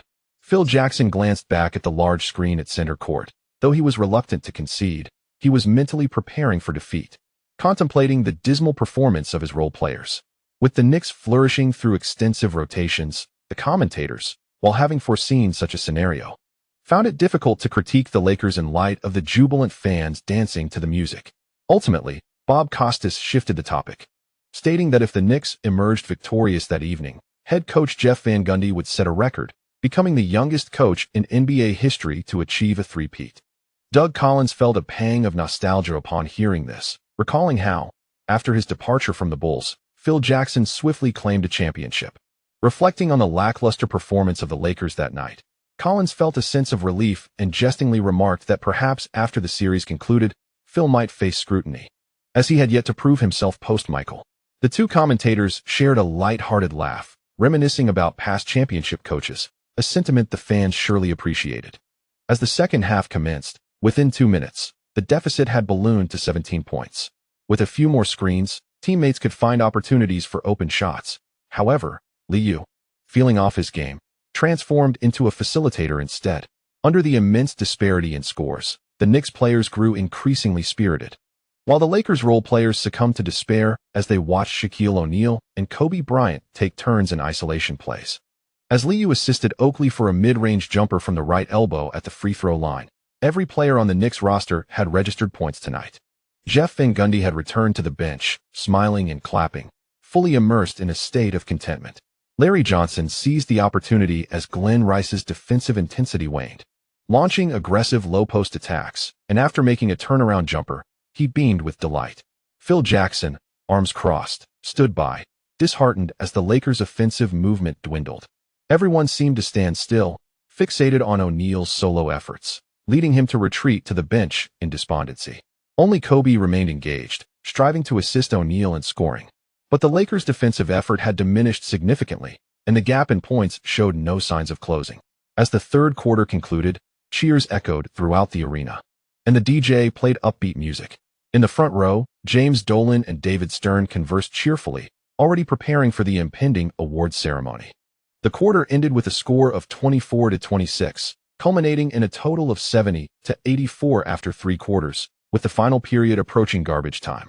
In the last quarter, O'Neal finally enjoyed an early respite in the series, with 3 minutes and 33 seconds remaining and an 18-point deficit still in place. Phil Jackson substituted O'Neal and Kobe, bringing in the cheer squad. Back on the bench, O'Neal stared blankly at the back-and-forth exchanges of the two teams on the court. Meanwhile, Kobe, upon exiting, covered his head with a towel to shield his expression from the cameras, feeling the city's harshness for the first time. Many New York fans donned printed t-shirts featuring the iconic moment of Liu stepping over him. Not only that design, but photos of blocks and steals adorned the fans as well. Amidst the laughter, jeers, and jubilant shouts of the Knicks players, Kobe instinctively pressed his ears down, bowing his head to suppress his emotions. In stark contrast to the Lakers' silent bench, the Knicks celebrated exuberantly at the sidelines. "Pat, a flawless performance. We all remember your contributions on defense. Liu patted the struggling Ewing on the back, complimenting him, which instantly lifted the gorilla's spirits, prompting him to join in the laughter. Larry Johnson was equally overjoyed, embracing Liu tightly, shouting, "Lee, we did it! A dynasty team." Oakley also patted Liu on the shoulder, raising an eyebrow and murmuring, "I brought out my prize cigars. Oh, tonight, we shall celebrate." With just 30 seconds left in the game, every member of the Knicks bench rose to their feet. Allen Houston drew a cross over his chest with a smile, seemingly thanking the heavens once more, and enthusiastically embraced Liu. As the final buzzer sounded, cheers erupted anew in the arena, and jubilant New York fans began to embrace one another. 92-108. The series was conclusively over. The media reporters surged onto the court, cameras in hand. Rushing towards the Knicks bench, Jeff Van Gundy, seated among the substitutes, did not rise immediately. Instead, he covered his face with his hands, overwhelmed with emotion and tears. This evening, the balding young coach had donned a brand-new suit, aiming to present himself impeccably for a suave smile in front of the cameras post-match, only to realize he had overestimated his composure. "Yes, champions," exclaimed assistant coaches Thibodeau and Tunney, who did not shed a tear, but instead celebrated with fervent fist pumps, embracing each other and shouting joyously. Madison Square Garden erupted in jubilance, with numerous front-row fans rushing onto the court to celebrate this milestone for the team. Ewing, too, exhibited reddened eyes, valiantly suppressing his emotions while attempting to smile for the cameras, sharing heartfelt embraces with the approaching Lakers players, exchanging insights on his championship experience. A throng of sports journalists clustered around Liu, who, in contrast to the exuberance of the veteran players, simply smiled and raised 3 fingers in a gesture of triumph. This was merely his first season after signing a maximum contract. The accomplished elder brother had a clear vision for himself. 3 consecutive championships were merely a modest target. Few Lakers players held a fondness for Liu, with Harper being the first to approach. "Congratulations, bro. Go chase history. You can do it." "Thanks, man. Honestly, I've learned quite a few moves from you." Liu replied with a smile as he embraced Harper, both seasoned rivals from frequent encounters. Soon, the Lakers cheer squad joined in, and Kobe, still draped in a towel, struggled to contain his emotions. Upon seeing Liu's beaming face, he begrudgingly complimented, "Lee, congratulations on achieving the three-peat." Noticing the redness around Kobe's eyes, which hinted at previous tears, Liu patted him on the back encouragingly. "It's a pleasure to compete against you, bro. Keep pushing. The future belongs to the youth." Kobe nearly lost his composure. After all, Liu was merely a year his senior. Both were still young. Surrounding the two athletes, sports reporters snapped away with their cameras, both being part of the illustrious class of '96, destined to create a narrative of rivalry in the league's future. The microphone faithfully captured Liu's words as Shaquille O'Neal approached. The journalists hurriedly moved their microphones closer to the two. Despite his loss, O'Neal remained defiant, greeting Liu with a fist bump after their embrace, saying, "Congratulations, bro. But I won to lose again. I hope to see you in the finals next year." Hearing his direct mention of the finals, Liu chuckled heartily, responding simply, "I look forward to our next encounter. Shaq, remember to practice your free throws." O'Neal's expression darkened further. His free throw shooting had cost him the scoring title and contributed to his finals defeat. Turning away, O'Neal was clearly unwilling to endure Liu's cheerful demeanor any longer. Though Madison Square Garden remained a cacophony of celebration, many journalists caught the exchange between the two, with some New York media members heckling from behind O'Neal, prompting the Big Diesel to quicken his pace in frustration. Liu was suddenly struck by a thought, and his mind swiftly received a prompt: the extraordinary power of Shaquille O'Neal. The surrounding sports media quickly noted that Liu's smile had grown even more radiant, prompting them to snap pictures incessantly, capturing this historic moment. With a cheerful demeanor, Liu continued to embrace the coaching staff of the Lakers, and upon noticing Phil Jackson's grim expression, his spirits soared. "The future undoubtedly belongs to me." Gratitude to the readers for their subscription support. This chapter concludes. Chapter 191, The Dynasty Team, Daily Chapter. On June 16, 2000, at Madison Square Garden, David Stern beamed as he observed the lively atmosphere in the arena. Following the retirement of Michael Jordan and a shortened season, the NBA faced significant repercussions, with a drastic decline in viewership during the 1999 finals. Surveys indicated that, aside from fans in New York and San Antonio, Spectators from other cities had little recollection of last year's finals. Was there a new season after the NBA lockout? The truncated season resulted in the absence of an all-star game, and interconference matchups were scarce, compounded by San Antonio's lack of impact, causing many casual observers to lose interest in the NBA. However, the 2000 finals revitalized enthusiasm, as the clash between Los Angeles and New York reignited fans' passions, enveloping the entire city in fervor, yielding a tremendous influence. Although this year's narrative diverged from the norm, David Stern remained cordial with the New York media while standing on the court. In the Knicks locker room, James Dolan embraced everyone, grateful for the legendary start bestowed upon him by the late owner, having secured a three-peat under his leadership. Exhausted, Patrick Ewing donned his championship t-shirt and sat in his seat, covering his face with tears. Perhaps he was reminiscing about the poignant early years of his career. And in that moment, the emotional gorilla could not hold back his sobs. The young players on the Knicks, however, were less burdened by sentiment. Artest and Lewis, along with the celebratory crew, spent most of their time posing for cameras and shouting in jubilation. Liu embraced each staff member, expressing gratitude for their unwavering support of the players. Equipment manager Old Mike had faced some minor health issues over the past 2 years, yet he never compromised on his work. With the achievement of a three-peat, Liu playfully remarked to the amiable old man, "You were right. Only now do I feel like a superstar. Perhaps you should consider taking on the role of general manager. Glenfield would surely welcome additional assistance." Old Mike laughed heartily. Embracing Liu, "I always knew you would succeed. You have transformed the Knicks, and that is truly remarkable. Hey, come take a few more pictures for me. I adore capturing moments in our locker room." The team's staff, equipped with cameras, were eager not to miss such a historic occasion. Liu happily obliged their requests for photos. The championship t-shirt commemorating the three-peat was distinct from the previous ones, as the basketball within the Knicks emblem on his chest was replaced by 3 championship trophies. James Dolan even contemplated altering the team logo directly, yet he faced unanimous opposition from the legends of the game. Once Ewing had composed himself, the group returned to the center of the court, where the award podium had been prepared.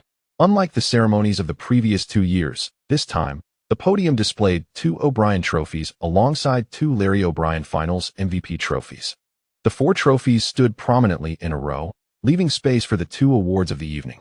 Jim Gray, who had consistently reported on the Knicks throughout the finals, sported a smile.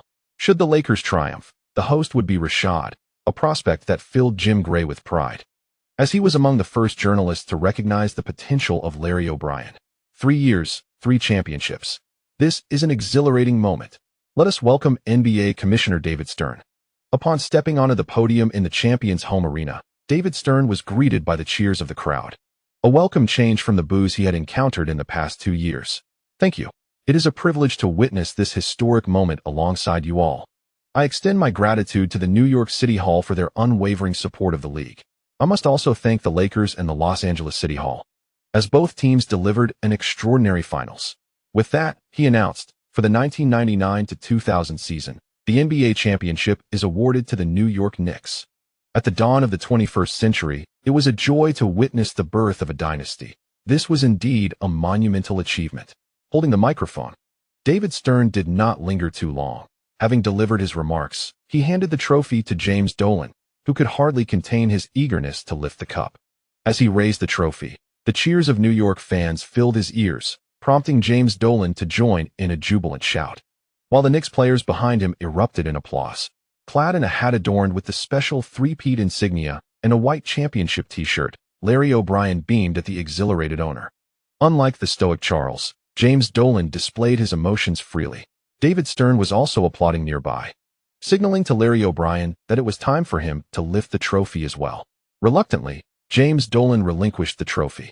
Larry O'Brien grasped it with one hand, lifting it symbolically, inciting a roar of excitement from the fans, before promptly passing the golden O'Brien trophy to Ewing. Upon receiving the trophy, Ewing raised it high, unable to suppress his tears, having achieved a milestone akin to that of Michael Jordan at the twilight of his career. Jim Gray, delighted by James Dolan's reaction, pulled the Knicks chief aside and inquired with a smile, "In your first official year as team owner, the Knicks have become a dynasty. I've heard many fans chanting your name. James, do you have a message for them?" Feeling the fervent atmosphere, James Dolan took the microphone and responded with heartfelt emotion. I simply wish to express my gratitude to everyone in the Knicks organization, to Larry for his unparalleled performance in the finals, and to Pat for his years of dedication. What I wish to convey is that the Knicks boast some of the finest basketball players in the world, and we are graced with the most devoted fans. Furthermore, I shall present to you the most exhilarating basketball matches imaginable. James Dolan's grandiose proclamations are quite the hit, particularly among the New York fans who revel in the fervor of his declarations. After interviewing the owner, it is only natural to turn our attention to the NBA's most accomplished young coach, Jeff Van Gundy, who, at this moment, has completely composed himself, a smile adorning his face. Upon receiving the microphone, he graciously expressed, "I do not regard myself as the most successful NBA coach, for I am acutely aware that these achievements are unattainable without the unwavering support of the Knicks organization. When you have the privilege of coaching a historical superstar, everything becomes remarkably simpler. I wish to extend my gratitude to Lee, my players, and the coaching staff. This is undoubtedly the pinnacle of my life, and I am profoundly grateful for the steadfast support of the New York fans." Unlike Dolan's grandiloquent assertions, Van Gundy's gratitude elicited laughter from the surrounding New York media, who perceived it as a humorous jab at Phil Jackson. In the realm of NBA head coaching, there is little that can be accomplished without the influence of superstars, for they are the true architects of their teams. Any tactical framework requires players to execute it. Jeff Van Gundy, having secured 3 consecutive championships, has fully grasped this truth. Pat Riley encountered Magic Johnson, and Phil Jackson crossed paths with Michael Jordan. Both were once young coaches, and now, Jeff Van Gundy treads a similar path. History is astonishingly cyclical. 396 points, 46 rebounds, 92 assists, 18 steals, and 8 blocks. Upon David Stern's announcement of these remarkable statistics, Madison Square Garden erupted once again, the cheers resonating throughout the arena. Seemingly pleased with the fans' response, Stern continued to announce loudly, field goal percentage 50.4, three-point percentage 42, free throw percentage 90.6. Wow. As these figures echoed through the venue, the applause intensified, and Stern turned to Lee Yu, who was being propelled forward by the Knicks, smiling as he proclaimed, "Congratulations, Clay Lee. You are the first player in NBA history to achieve this feat as the Finals MVP." Presenting the Golden Star Trophy to Lee Yu, Stern exuberantly celebrated, knowing that this data would undoubtedly dominate sports media discussions during the offseason. Lee Yu certainly reaped the rewards, and the league profited immensely as well. With statistics nearing an average of 40 points, the 180 Club incited the New York fans to chant fervently, "MVP, MVP, MVP." Lee Yu raised the trophy with a smile, while the Knicks behind him joined in the jubilant uproar, leaving everyone in awe of these astounding figures. Jim Gray, standing nearby, also applauded, taken aback by the data. In his memory, only Michael Jordan's finals average of 40 could rival such statistics. Lee, congratulations on setting yet another record. Please share your insights on this championship. I believe everyone is eager to hear how you achieved this. Lee Yu took the microphone and, in a gesture of camaraderie, handed the trophy to Ben Wallace, facilitating photo opportunities for everyone present. When the applause for the MVP subsided, he earnestly began to speak. "I wish to express my gratitude to all my opponents over the years. It is they who have shaped the person I am today. The statistics are impressive, and I am undeniably pleased, yet the essence lies in victory. It is through the pursuit of triumph that one achieves greatness. I extend my thanks to the Knicks, as well as to all the fans in New York. This award belongs to us all, a shared victory." Soon, the interview transitioned into a more sentimental segment. After Lee Yu expressed his appreciation for his family and friends, everyone was given an opportunity to share their thoughts. The younger players continued to chase championship dreams, while the veterans reminisced about the arduous journey they had endured. Unlike the atmosphere of an away game, the New York fans relished hearing the players speak from the heart. No one cared about the length of the ceremony, as they reveled in this historic moment for the team. In the final segment of the award ceremony, Lee Yu positioned the 2 trophies in the center of the 4 existing trophies. 3 Larry O'Brien trophies and 3 FMVP trophies graced the podium. As Lee Yu laughed heartily and raised his arms behind the 6 trophies, the Knicks players embraced one another, joyously exclaiming, "Champion!" An abundance of golden confetti cascaded from above, transforming the arena into a shimmering sea of gold. Cameras captured this moment, while media reporters looked on as the confetti continued to fall. Balloons began to ascend, and everyone, swept up in the celebratory atmosphere, raised their hands in jubilant unison. Winning at home and dousing each other in champagne in their own locker room felt remarkably different.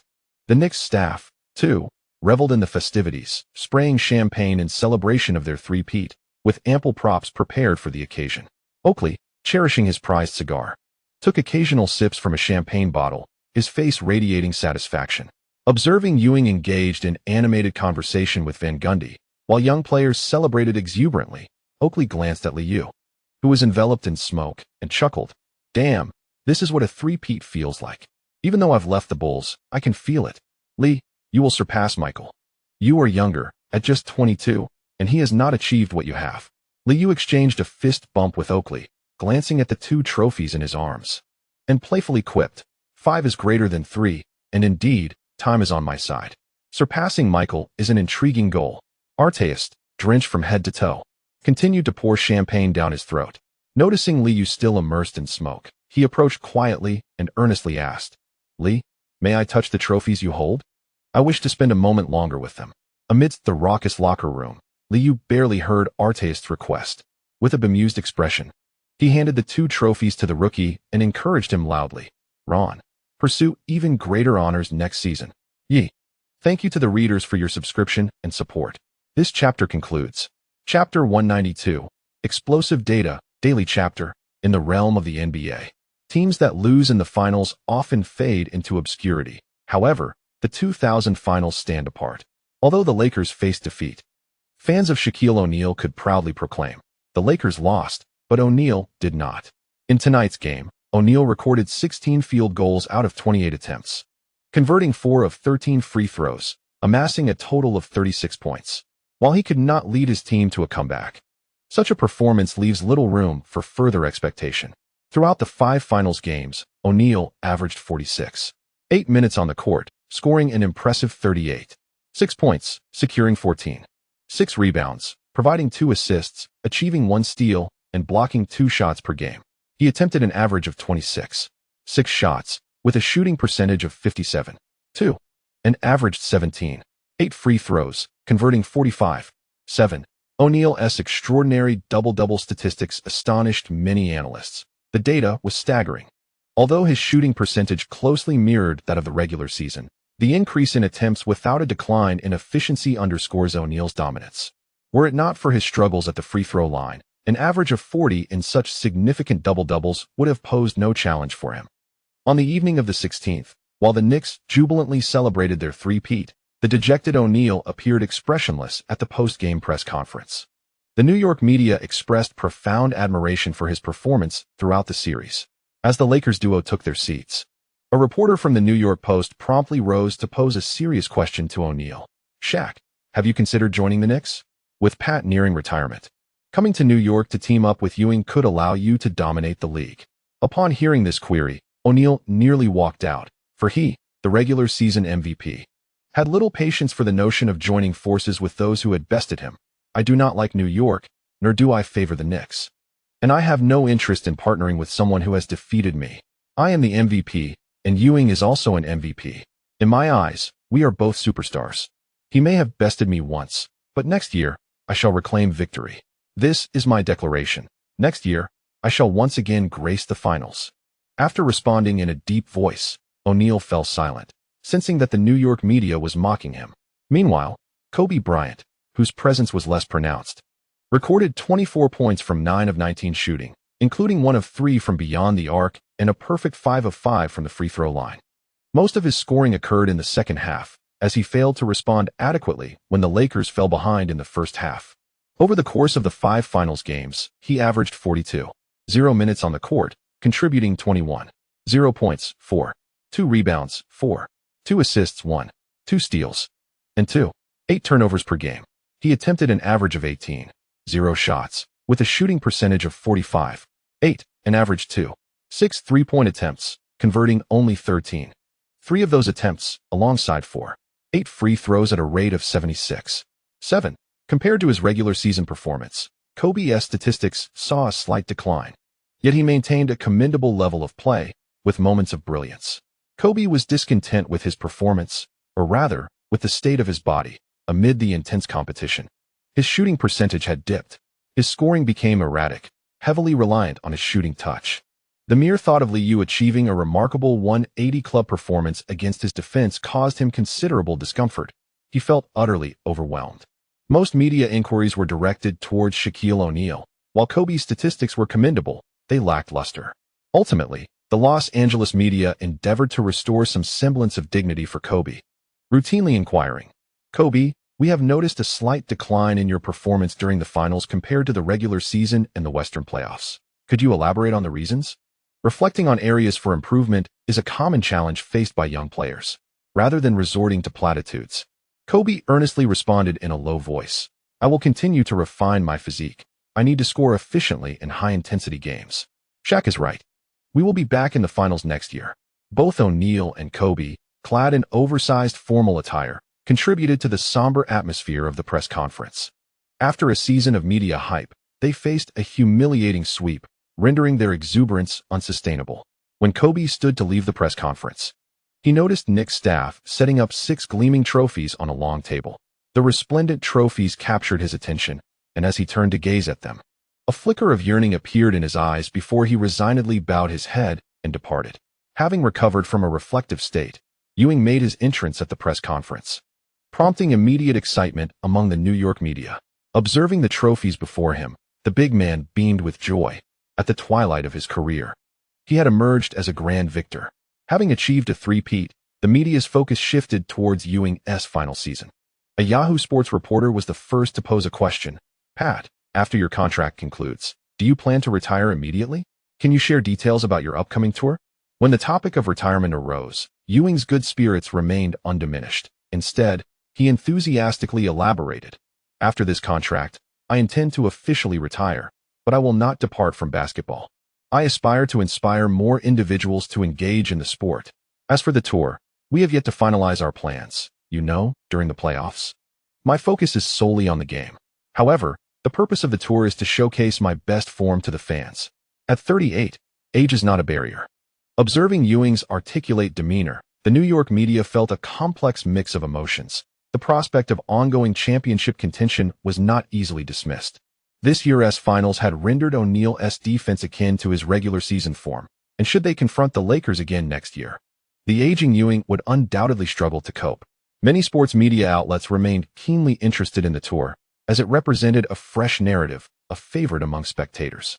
The last player to attend the Knicks press conference, reeking of champagne, was Liu, who had enjoyed a lavish evening courtesy of James Dolan, with champagne expenses alone amounting to $100,000.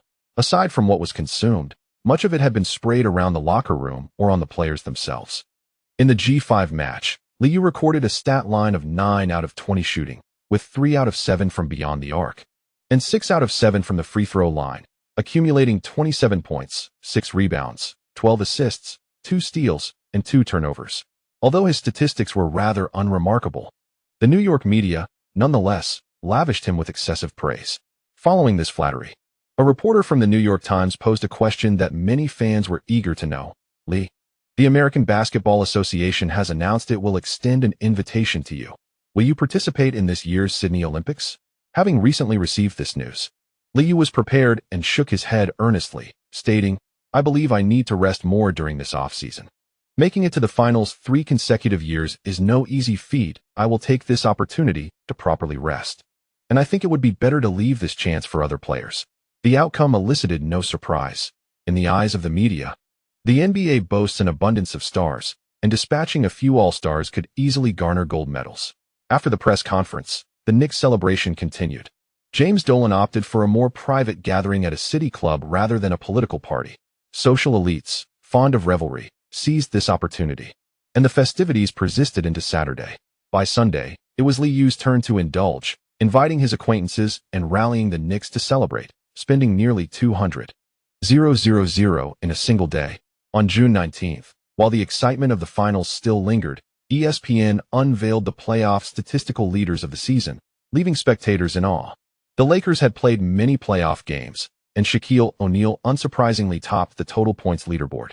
However, in terms of average points per game, he was eclipsed by Liu.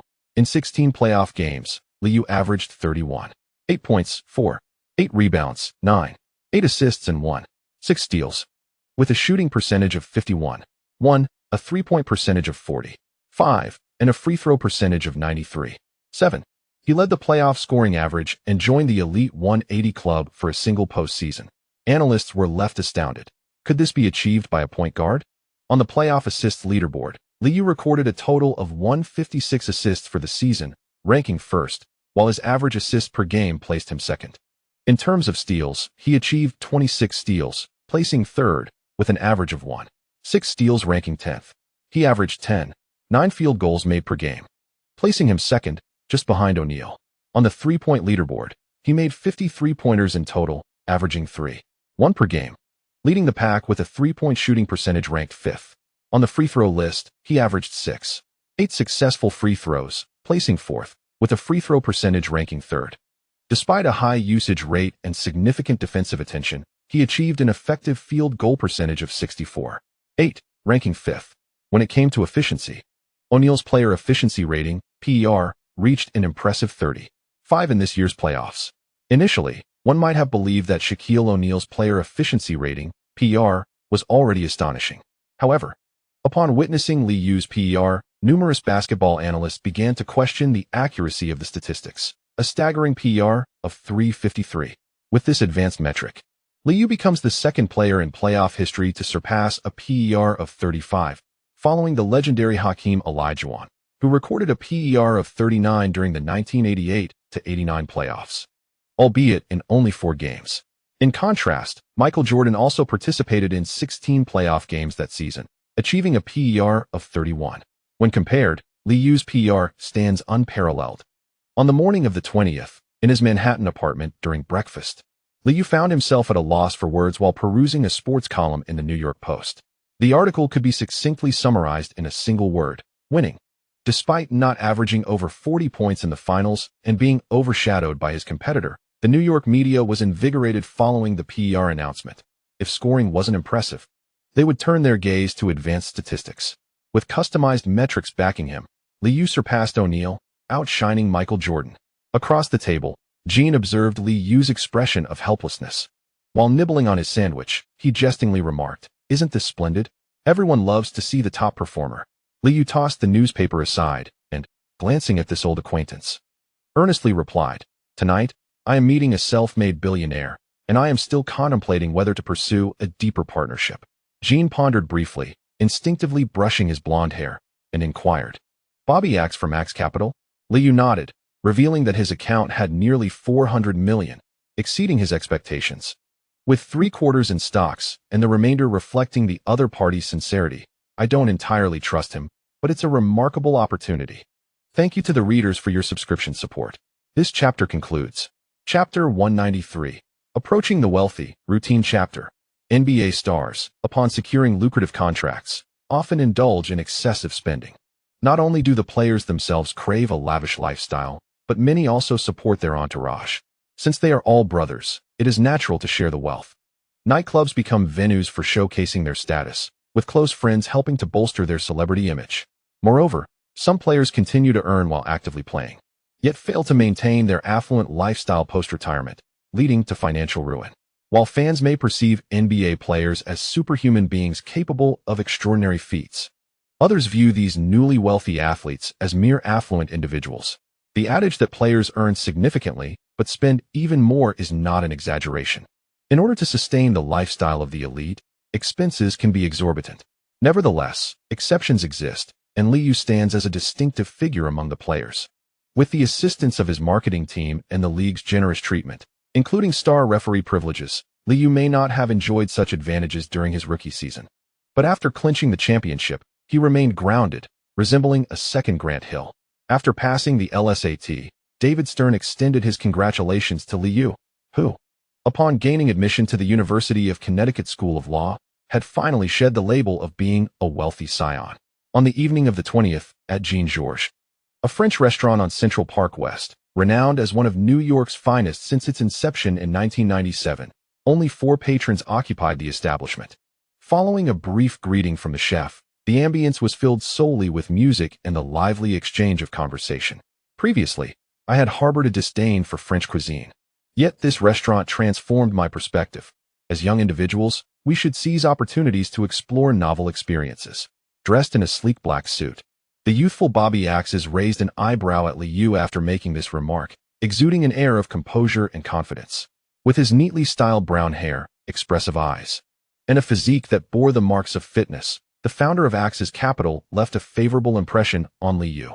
Unlike the Wall Street brokers who recommend subpar stocks, Bobby Axes is a man of action, demonstrating that such pragmatism is far more reliable than mere chatter and PowerPoint presentations.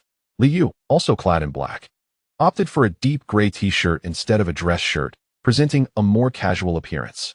While I may not comprehend hedge funds, I relish collaborating with dependable individuals. After all, our shared journey from humble beginnings to New York is no easy feat. When Liu mentioned his background, Bobby Axes remained unfazed. He, too, lacked an elite educational pedigree and stood in stark contrast to the mainstream Wall Street elite. Without alumni connections, the patronage of the upper echelons, or access to insider information, Bobby Axes was acutely aware of his disadvantages. It was indeed challenging, yet we succeeded, becoming more astute, while some self-satisfied individuals faced utter failure. Of course, I do not refer to the titans of industry. This year has been particularly harsh for many smaller financial institutions, blinded by greed. The tech sector lay in ruins, with founders cashing out and fleeing, leading to a decline in the market values of all internet enterprises. Within a mere 6 months, many once prominent companies would face dissolution and bankruptcy. While some incurred substantial losses, others, like Bobby Axes and Liu, thrived. Bobby Axes did not conceal his origins nor boast about any so-called connections. He simply spoke through facts. His intelligence was the sole distinction. The two soon engaged in casual conversation, with Jean having styled her hair for the evening, though she remained in her black professional attire. She had been observing the lady across from her and suddenly remarked, "Bobby, why did you choose Wendy as your partner? Your careers seem vastly different." "Because she enables me to understand myself more clearly. My traders also require a psychologist. She is my soulmate," Bobby Axes replied, displaying a tender demeanor as he glanced at Wendy, who was clad in a striking red gown, and promptly rolled her eyes in response. With her long black hair and attractive visage, Wendy hailed from an esteemed institution. Presently, she had yet to officially join Axes Capital, still captivated by the allure of wealth. However, Bobby Axes placed immense trust in the psychologist. Wendy, discreetly capturing a candid shot of her boss beneath the table, replied softly, "Bobby believes I can contribute to the company, and at Axes Capital, I can realize my self-worth. It's as simple as that. Of course, I have a boyfriend, so there's no need to question Bobby's professionalism. He is truly a genius. And we have the opportunity to grow together." Bobby Axes shrugged, feigning regret as he jested. "Her boyfriend is far superior to me, Lee. You should have met Mr. Root. He possesses a vibrant energy in New York. That fellow Chuck is likely to venture into politics, much like our esteemed mayor. Attorney General, mayor, governor, president. It seems that's the trajectory of old money. My father has already prepared everything for his son. I cannot promise too much, but I swear, in the future, I will ensure Wendy's salary exceeds that chap's by at least 5-fold. Sometimes, wealth signifies status. I hope her boyfriend won't mind." Upon concluding this statement, all four erupted into laughter. After enjoying dessert, their light-hearted banter marked a perfect end to the gathering. Bobby Axes and Wendy watched as Liu and Jean drove off in a black Lamborghini Diablo SV, waving goodbye as they vanished into the Manhattan night. After a moment of silence, Wendy turned to her boss and remarked earnestly, "He doesn't seem like a 22-year-old. Nor does he resemble the dashing young man depicted by the New York media. Most importantly, he doesn't trust you, even if you've earned him millions. Perhaps I should consider acquiring a custom sports car as well. What do you think of Red?" Bobby Axes offered no reply, instead teasing his friend beside him, prompting the latter to shoot him an exasperated glance. "He is a billionaire. Trust isn't given lightly, is it? We will collaborate deeply, for we are both astute individuals." Circling near Central Park, Jean discussed the dinner they had just experienced. According to data from the consulting firm, Bobby Axes is indeed an exceptional founder. In the passenger seat, Liu interrupted, observing Jean, who had fully adapted to life in New York. "I don't trust him. He's made too much money. Next year, we still have opportunities to earn big. If we're to collaborate, I need to conduct a thorough investigation of his past." Suddenly recalling something, Jean quietly offered his insight. He has a fondness for that beautiful psychologist. That could be a fruitful avenue. After pondering for a moment, Liu gazed at Jean, who was intently focused on the road, and teasingly remarked, "You look stunning tonight." "Let me think, old root. I believe I've only met him once. We should head home and discuss this matter in detail." Playfully punching Liu, Jean found her right hand unexpectedly clasped in his. Ultimately, she feigned nonchalance, saying, "Just this once. You should seek out your little vase." On June 24th, in celebration of their three-peat championship, the Knicks planned not only the customary victory parade but also an extravagant celebration party at Madison Square Garden. As in the previous 2 years, the parade route remains unchanged. Though the crowd has swelled significantly, the entire team has opted for the convenience of taking the number 11 bus to the arena. Sporting sunglasses and a championship t-shirt, Liu observes that the throngs lining the streets have only grown larger. Enthusiastic tourists seize the opportunity to join in the revelry, chanting alongside the fans, "MVP, MVP, MVP." A casual wave from Liu elicits joyous cheers from the supporters. At the forefront of the procession, he moves along with the crowd, warmly greeting fans and posing for photographs. The event is broadcast live from Madison Square Garden, where Ewing and his family are also present. The mascot, the gorilla, beams with delight, maintaining a broad smile as he energetically interacts with the fans, frequently raising his fists in excitement. Leading the way, Allen Houston strolls with his wife, his face radiating joy. Larry Johnson, like Liu, is solo, while Oakley and the grandmother enjoy cigars, puffing clouds of smoke as they saunter, exuding an air of bravado. Meanwhile, Artist, shirtless and clutching 2 trophies, is the center of attention, drawing numerous lovely young women eager for photographs, which only heightens his exhilaration. Lewis and the Atmosphere crew, however, remain grounded, merely sporting smiles as they follow the main contingent. The longer the championship parade lasts, the greater the pressure on New York City Hall mounts, as an unexpected wave of free merchandise could erupt among the fans at any moment, necessitating vigilant oversight from the police regarding the crowd's movements. Accompanying Liu is Jimmy Fallon, who has garnered considerable fame from his Saturday night appearances, making him quite popular among the ladies in New York. As they traverse halfway through the route, Liu finds himself drenched in sweat, overwhelmed by the fervent enthusiasm of the fans, while the back-and-forth interaction causes his cheeks to ache from smiling. Fallon, on the other hand, revels in the moment, persistently waving at the crowd. Liu playfully nudges his friend, teasing, "Why haven't I seen your new girlfriend? I recall you two have been dating for just 3 months." Upon the mention of this, Fallon can only manage an awkward chuckle, attempting to explain, "You know, I've been incredibly busy lately. I'm still trying to write a script. Tina believes I have a creative spark. Having finally gained some traction, I must seize this opportunity. Why do people tell me you're addicted to video games? Okay, I'm always available for you at the back." In the past few days, Liu has been inviting everyone out to enjoy themselves. But Fallon has been the least responsive, as women are evidently less entertaining than video games, a reality that has indeed befallen him. After nearly 2 hours, the parade finally arrives at Madison Square Garden, and as the Knicks take center stage, the cheers erupt once more. 6 trophies are prominently displayed, and in celebration of their three-peat, James Dolan has invited several New York artists, transforming the event into a veritable concert. Ewing and the others join in the exuberance. While Liu makes his way to the box to greet some officials from City Hall, the atmosphere on site was increasingly vibrant. When Liu finally appeared next to General Manager Glenfield after much ado, his smile was nearly frozen. For Glenfield, this offseason was laden with pressure. The upcoming draft was bound to select players for the Energy team, and extending contracts for players had become an urgent matter. Since their championship victory, the two had yet to engage in a detailed discussion about the next season's challenges. At this moment, Glenfield rose and simply inquired, "Lee, will we still reach the finals next season?" In the private box, Liu observed Ewing dancing to the music alongside several veterans. Turning his head, he replied with a relaxed demeanor, "Of course, provided we part ways with the underperforming players. We can buy out, trade, and acquire capable role players. We could still achieve 60 wins. As for the championship, we need to supplement the team with some reliable big men. However, New York fans might not appreciate such a Knicks team, but I support any trades." Glenfield seemed taken aback by Liu's ruthless candor, momentarily stunned before quickly realizing the difficulty of executing trades. This season was destined to make him a scapegoat. Nodding nonchalantly, he internally lamented, The value of draft picks is low. No one is willing to take on large contracts and buyouts. That could offend people. Thanks to the readers for their subscription support. Chapter completed. Chapter 194. The Knicks only need superstars. Daily chapter. On June 28, 2000, at the Target Center in Minneapolis. The NBA draft officially commenced. In the future, this draft would be rated an F by ESPN columnist David Skimpf. Yet on the morning of the 28th, the managers of various teams were filled with anticipation for the rookies. Knicks general manager Glenn Field also flew to Minnesota.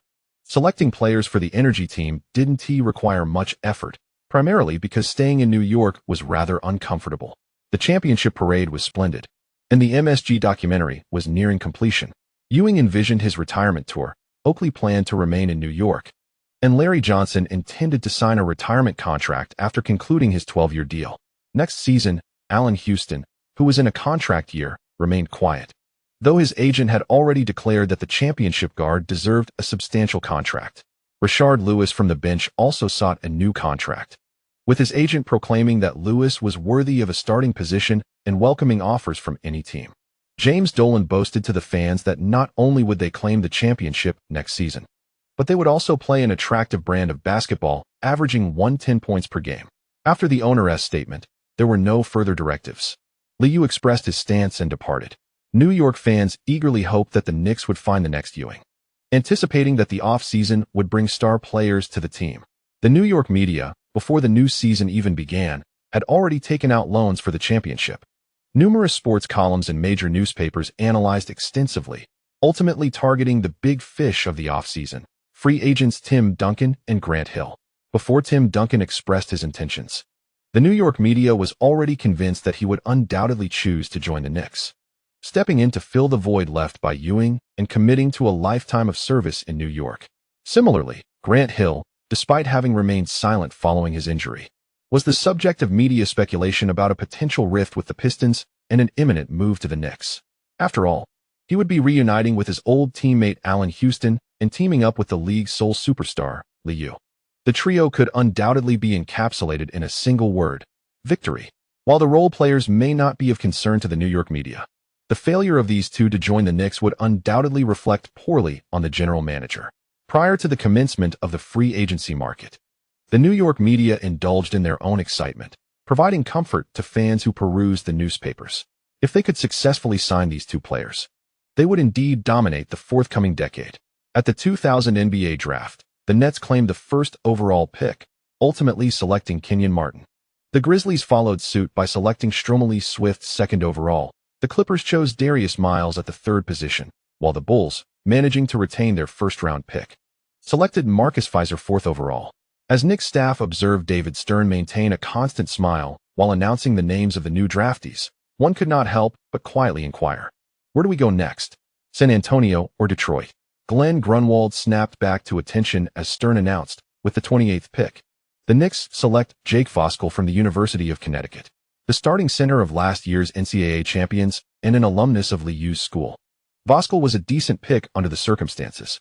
Typically, late first-round picks tend to leave after just a year, and the big man Todd, chosen the previous year, barely saw any playing time, leaving little hope for Voskuhl in the upcoming season.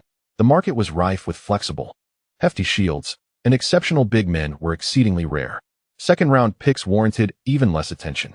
After some contemplation, Grunwald resolved to head to San Antonio first. Allen would assist in contacting Hill, and they would split into two teams to expedite these matters. Liu, however, was not preoccupied with the draft or team affairs. This offseason, he was focused on renegotiating his contract with his agent and preparing for visits from sponsors, all while looking to purchase a residence in Manhattan. Having rented an apartment there for several years, with his finances now in a more favorable state, he felt it unnecessary to deprive himself of a proper home. Ivana had already sifted through numerous options, ultimately narrowing it down to a townhouse in the Upper East Side. Though the exterior of the property appeared quite aged, the interior had been modernized following extensive renovations. Purchasing this property was not merely a matter of status, it was a sound investment, promising not only to retain its value but also to yield profits in the future. After surveying several townhouses near Central Park and the Metropolitan Museum of Art in the morning, he continued his search in the financial district that afternoon. It was then that Ivana quietly remarked, The real estate agent is eager to offload this seized property and may not have disclosed some details to you. This house previously belonged to Jeffrey Epstein.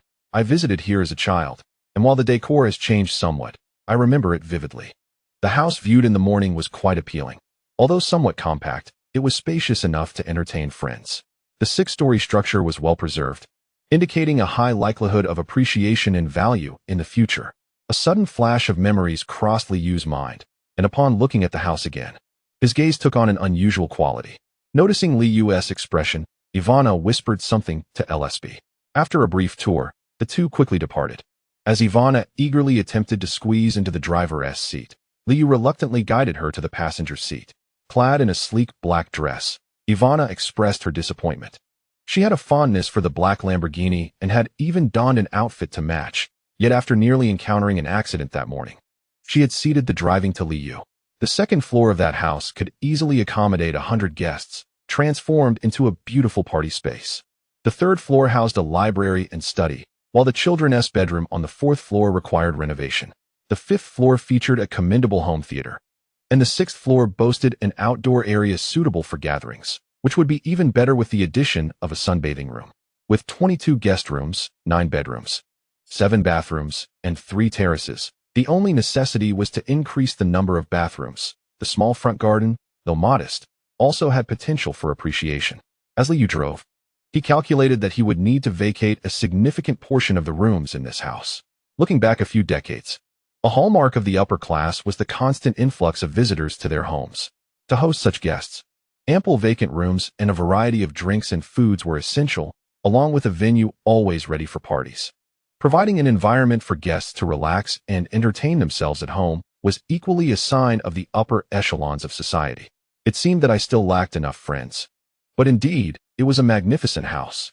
Hearing Liu's words, Ivana chuckled again, exuding confidence in her taste.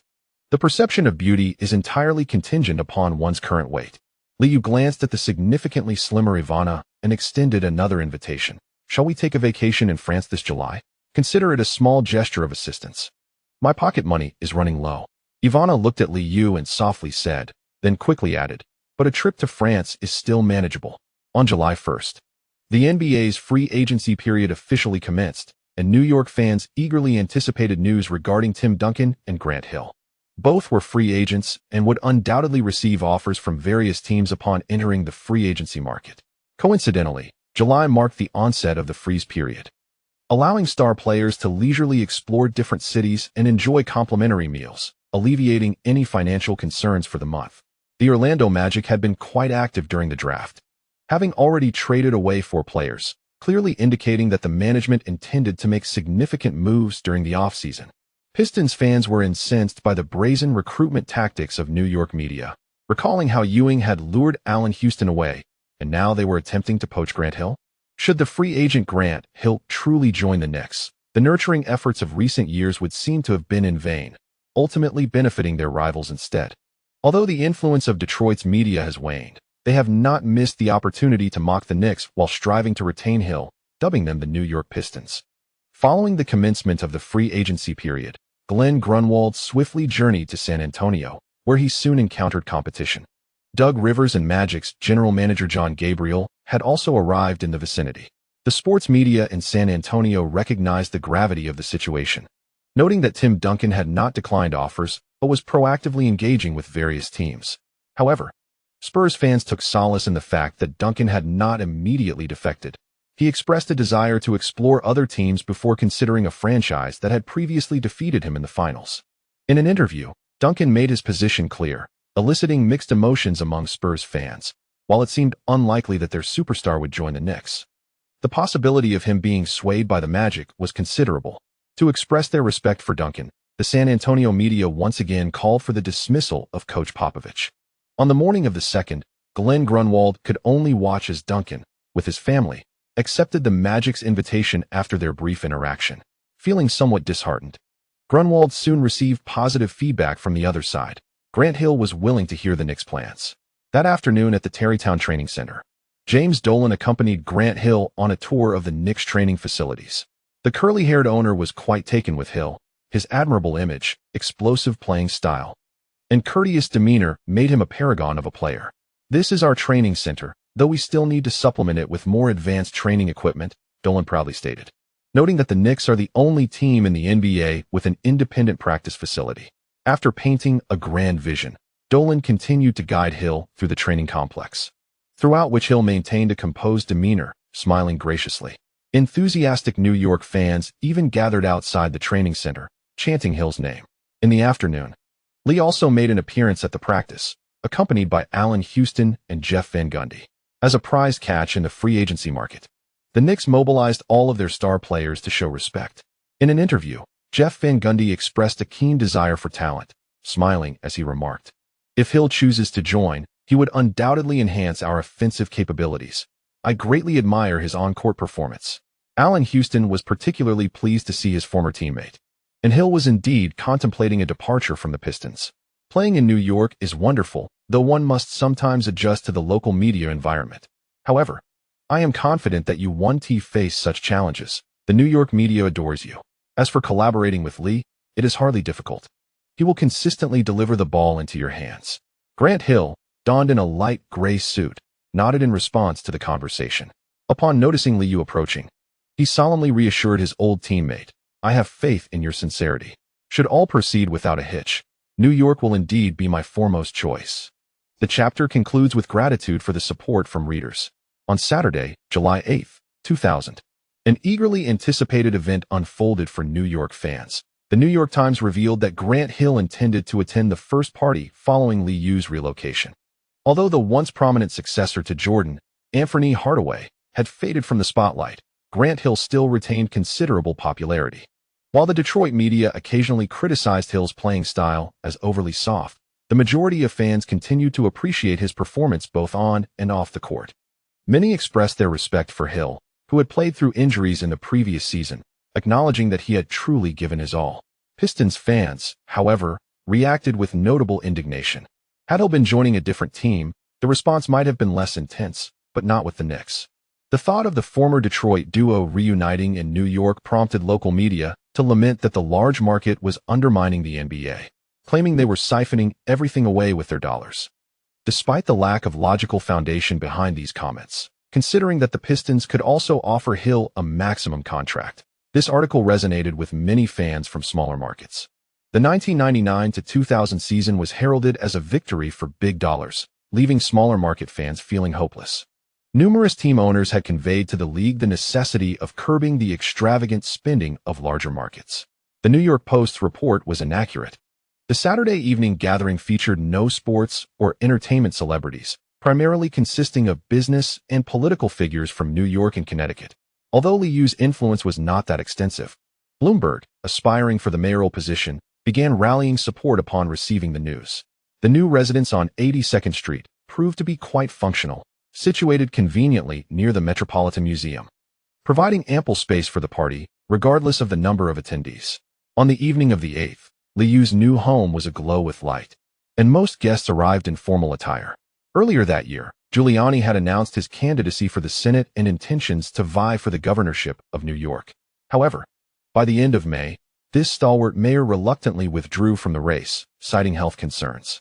In mid-June, Giuliani announced his separation from his wife and plans for divorce. Despite seemingly being at a low point in life, his demeanor at the party belied this, as he was accompanied by a young and attractive blonde. The second floor, having been arranged over the past few days, exuded a livelier ambience. The newly acquired grand piano was put to use, as the pianist from the party company played soothing melodies that delighted all the guests. The ladies congregated primarily in the spacious south-facing living room, while others explored upstairs to take in the night view. The gentlemen mostly gathered around Cheney, Lieberman, and Giuliani. Bloomberg awkwardly smiled at Lieberman, a former cabinet member, a senator from Connecticut, and notably the first Jewish candidate for vice president. The two are currently rivals, with the Republican Party holding sway in New York.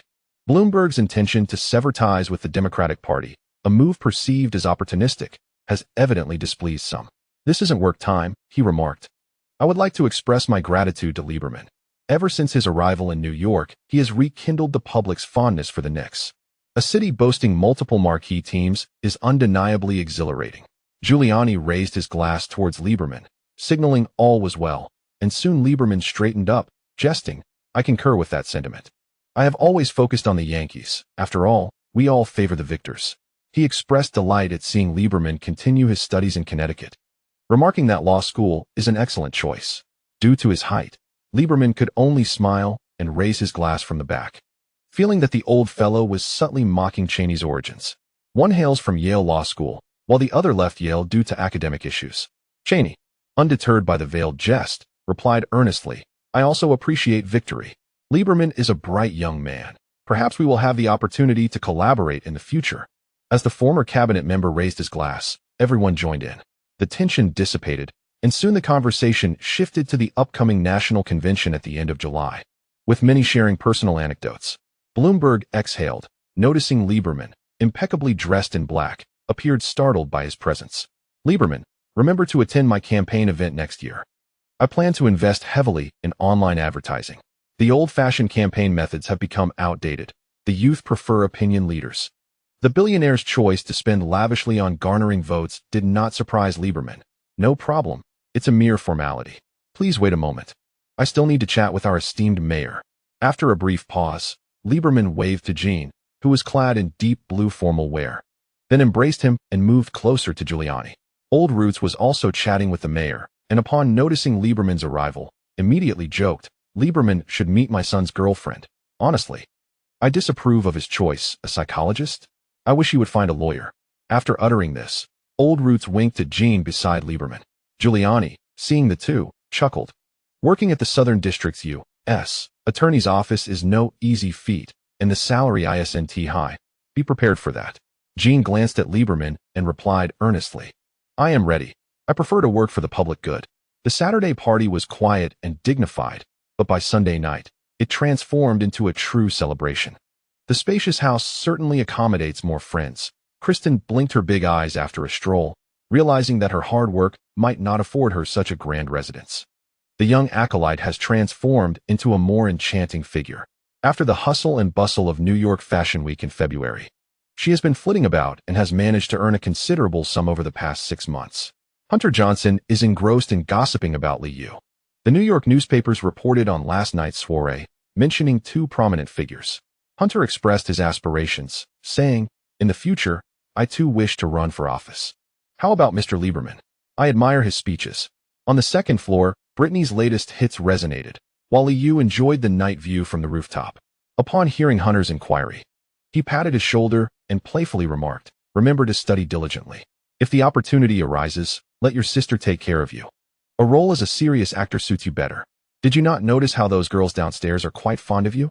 Hunter glanced around, but failed to spot Scarlett.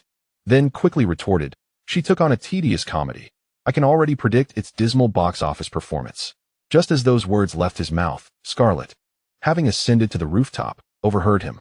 Despite her shorter stature, Hunter received 2 playful punches without daring to retaliate, merely looking glumly at his sister. Lee, can we stay here overnight? Scarlett inquired with hopeful anticipation. Hearing his sister's request, Hunter immediately countered with a few gripes. Grandma told us to return home early. This is the Upper East Side, quite safe. We are adults now. Feeling embarrassed by her brother's undermining remarks, Scarlett approached him again, playfully twisting his arm. Detecting the scent of champagne, Liu surmised that the young lady before him was likely intoxicated and casually agreed, prompting her to cheer in delight. When the young acolyte appeared on the rooftop, she was also inebriated, clinging to Liu and murmuring affectionately, Lee, I adore the bedroom on the 5th floor. Those girls are eager to climb into bed. Let us indulge in some amusing activities. On July 10th, the New York Times revealed that Grant Hill had reached a verbal agreement with the Knicks. Once the freeze period concluded, he would officially join the team. The arrival of Jordan's successor in New York delighted the fans upon hearing this news. However, following the announcement, the Knicks locker room erupted in chaos, as everyone understood that acquiring Grant Hill's maximum contract would necessitate some trades. Considering that Grant Hill would play the small forward position, Larry Johnson, returning to New York, was incensed.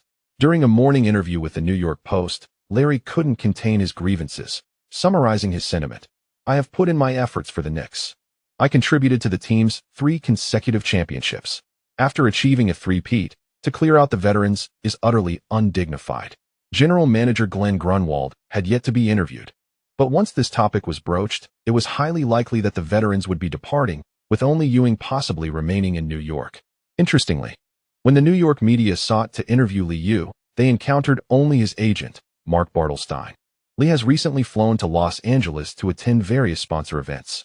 He has a plethora of work to accomplish during the off-season, and he has only just seen the news regarding the Knicks. Mark Bartelstein spoke calmly and eloquently in response to the inquiries from the New York media. Lee UKI received the news, and it was undoubtedly general manager Glenfield who sought to make a trade. Larry Johnson initially believed that New York fans would be outraged. However, the reaction was underwhelming, as the crowd seemed to embrace Grant Hill instead. It was not that Johnson lacked excellence, but rather that Hill's prowess was simply overwhelming. Although the trade had yet to materialize, most sports media speculated that both Oakley and Johnson were likely to depart, as the Knicks aimed to purge underperforming players. Upon learning of this development while preparing for his retirement tour, Ewing promptly accepted an interview with the New York Post, where he candidly criticized general manager Glenfield. "We have just secured 3 consecutive championships, and instead of reaping the rewards of a lucrative contract, we are faced with a trade. I am unclear about his intentions. We have developed an excellent rapport, and next season we remain strong contenders for the championship. Disbanding the team would be an egregious error. The veterans can still contribute significantly in the locker room." Ewing's remarks quickly garnered attention across various sports media outlets, much to the delight of spectators. Later that evening, during a TNT program, the discussion turned to gossip. "I can understand Grant Hill's decision, as well as Larry Johnson's predicament. Glenfield has not erred. He merely opted to enhance the team's roster. Frankly, if the trade does occur, the Knicks' strength will undoubtedly increase next season." Mike Fratello, smiling, shared his perspective, clearly enjoying the unfolding drama. While Kenny Smith defended Johnson from a player's standpoint, Larry still has plenty to offer. Although he has struggled with back issues this season, he has made valuable contributions on both ends during the playoffs. "I do not believe this is a wise choice. Grant Hill does not fit the Knicks' tactical system." The two engaged in a spirited debate, each presenting valid points, until host Ernie Johnson cheerfully interjected, "Why has no one been able to interview Lee? I believe everyone is eager to hear his thoughts." Kenny Smith shrugged, offering a brief reminder, "That's the privilege of a superstar. Thank you to the readers for your continued support." Chapter 196, Sufficient Talent? Daily Chapter.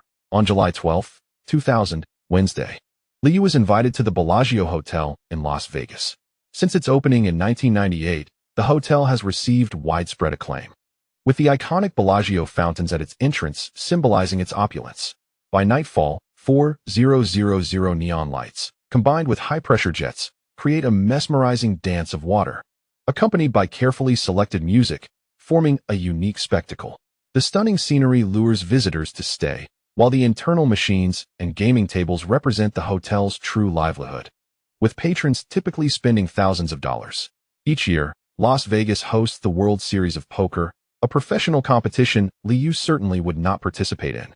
Unlike the ambitious Michael Jordan, who confidently entered the tournament this year. On July 6th, the fateful day of the competition's commencement, Michael was promptly eliminated.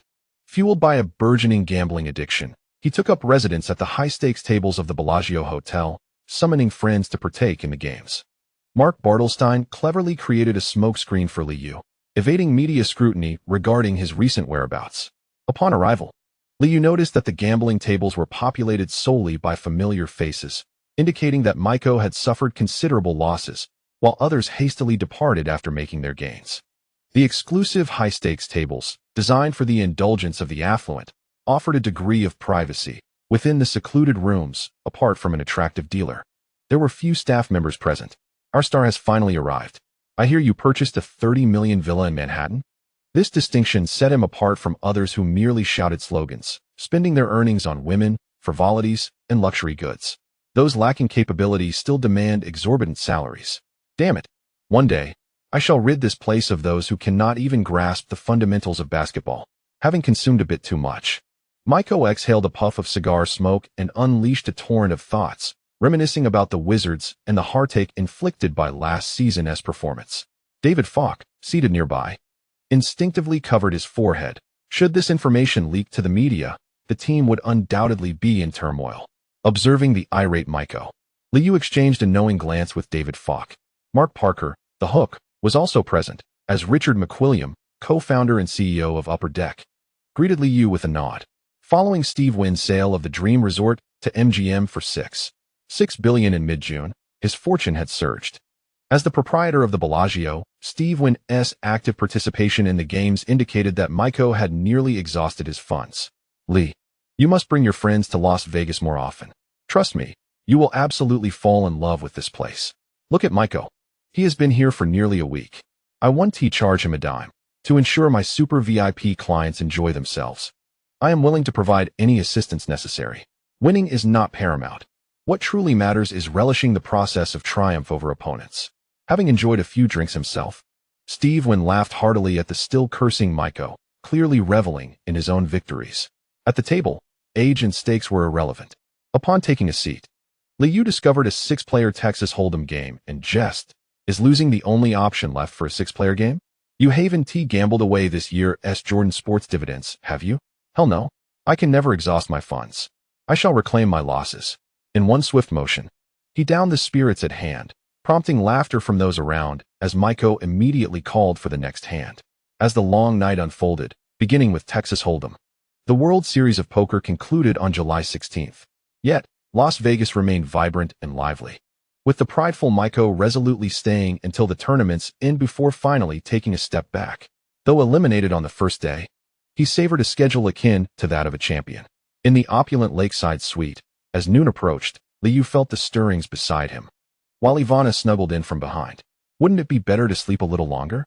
In the past few days in Las Vegas, Ivana has once again embraced her carefree spirit, indulging in gambling and incurring significant losses. Fortunately, Liu has managed to win a considerable sum from Michael, and with losses not weighing heavily on him, he has taken the opportunity to unlock more knowledge while also honing his skills with ropes. We must depart for St. Tropez promptly, lest our friends grow impatient. Feeling a bit weak, Ivana suddenly recalled the itinerary and exclaimed, I completely forgot to pay a visit to Uncle Phil.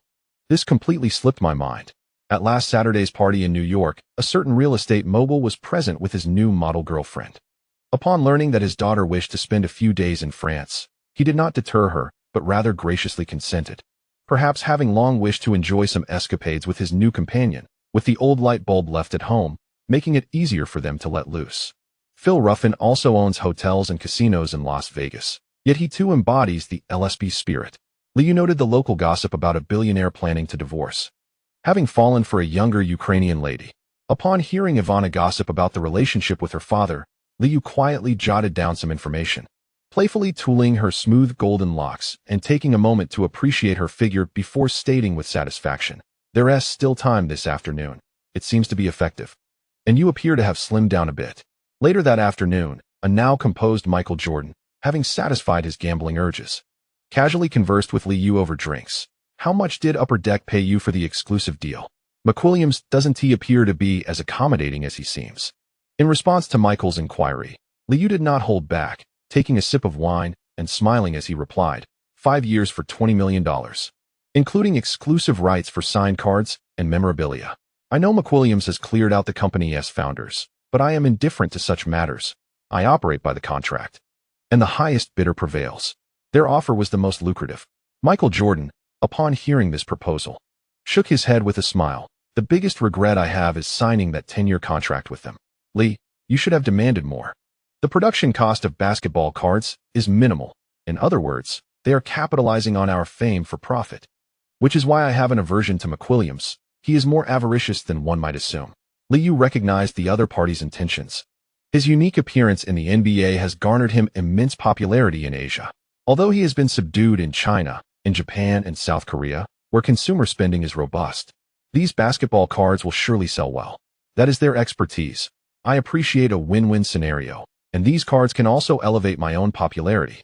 The myriad methods they employ to exploit others are indeed worthy of study. Liu spoke sincerely, yet Michael continued to jest. The hook is somewhat dissatisfied with your demands, feeling the contract is too hefty. However, I did not agree to act as an intermediary. Let your agent continue negotiations, and we shall have results by the end of the month. Old Oak is set to join my team next season, intending to play for just one more year before retiring. You truly are a heartless little rascal. After delivering his remarks, Make raised his glass and burst into laughter. While most sports media were quick to criticize Glenfield, he understood that superstars would undoubtedly agree with the sentiment. Liu remained unconcerned. Oakley was unable to secure a lucrative contract in New York, and his starting position was far from assured. Departing for financial gain was a reasonable choice. It's mutual. You old rascal. If you wish to lose money again, come find me. On July 18th, Liu, accompanied by friends Ivan, Melinda, and the ladies, flew directly to St. Tropez, where Bobby Axe and his team had been eagerly awaiting their arrival. As both parties sought to establish a profound collaboration, it was essential to further understand one another.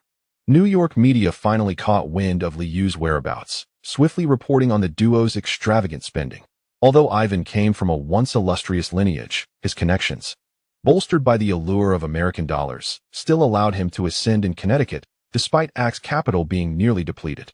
Nonetheless, Liu remained vigilant, employing his own strategies. The vacation exchange between the two parties proved fruitful, and they could now be considered partners. On July 20th, the New York Post revealed that Oakley had verbally agreed to join the Wizards, igniting a wave of outrage among New York fans directed at general manager Glenfield. The role of a three-time championship GM is no easy feat. James Dolan had not even broached the topic of buying out Ewing, merely emphasizing the Knicks' objective for the upcoming season, a championship title. No one relishes trading with the reigning champions, and the Knicks faced similar predicaments as the Bulls. Years ago, Krause sought to trade Pippen for a generational shift. Now, Glenfield intended to exchange the declining Larry Johnson for the prime Grant Hill. On July 21st, the New York Post once again reported that the Knicks had re-signed Rashard Lewis for 3 years at $13 million.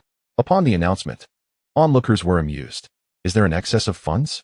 How can a second-round pick, lacking in data and physicality, yet possessing an adequate shooting ability, command such a contract?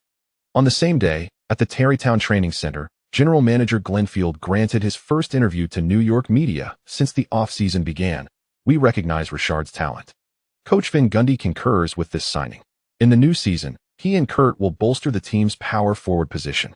The Knicks are not lacking in talent, and we will continue to contend for the championship next season. It was at this juncture that many media outlets noted Kurt Thomas had also secured a 3-year, $13 million contract renewal, despite his relatively low profile within the team.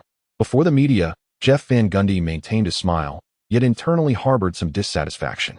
James Dolan seemed disinclined to embrace his basketball philosophy. 2 years at $10 million was a far cry from a 5-year max contract. Defense wins championships. We will continue to make judicious enhancements to assemble the most suitable roster for Lee. After articulating his perspective, some New York media outlets began to sense a discord between the owner and the head coach. Throughout the latter part of July, Liu was absent from New York, and many turned their attention to Tim Duncan. David Robinson and Greg Popovich were nearly at the point of embracing each other in an effort to persuade Tim Duncan to return. The media in San Antonio incessantly clamored for Duncan to renew his contract while calling for Popovich's dismissal. Curiously, after a visit to the Magic team at the beginning of the month, Duncan remained silent. By the end of the month, local media in San Antonio finally received the reassuring news. Tim Duncan would not be departing. He would honor his commitment. The Spurs fans rejoiced as if celebrating Christmas, continuing to call for Popovich's resignation. Let us prepare for a grand victory.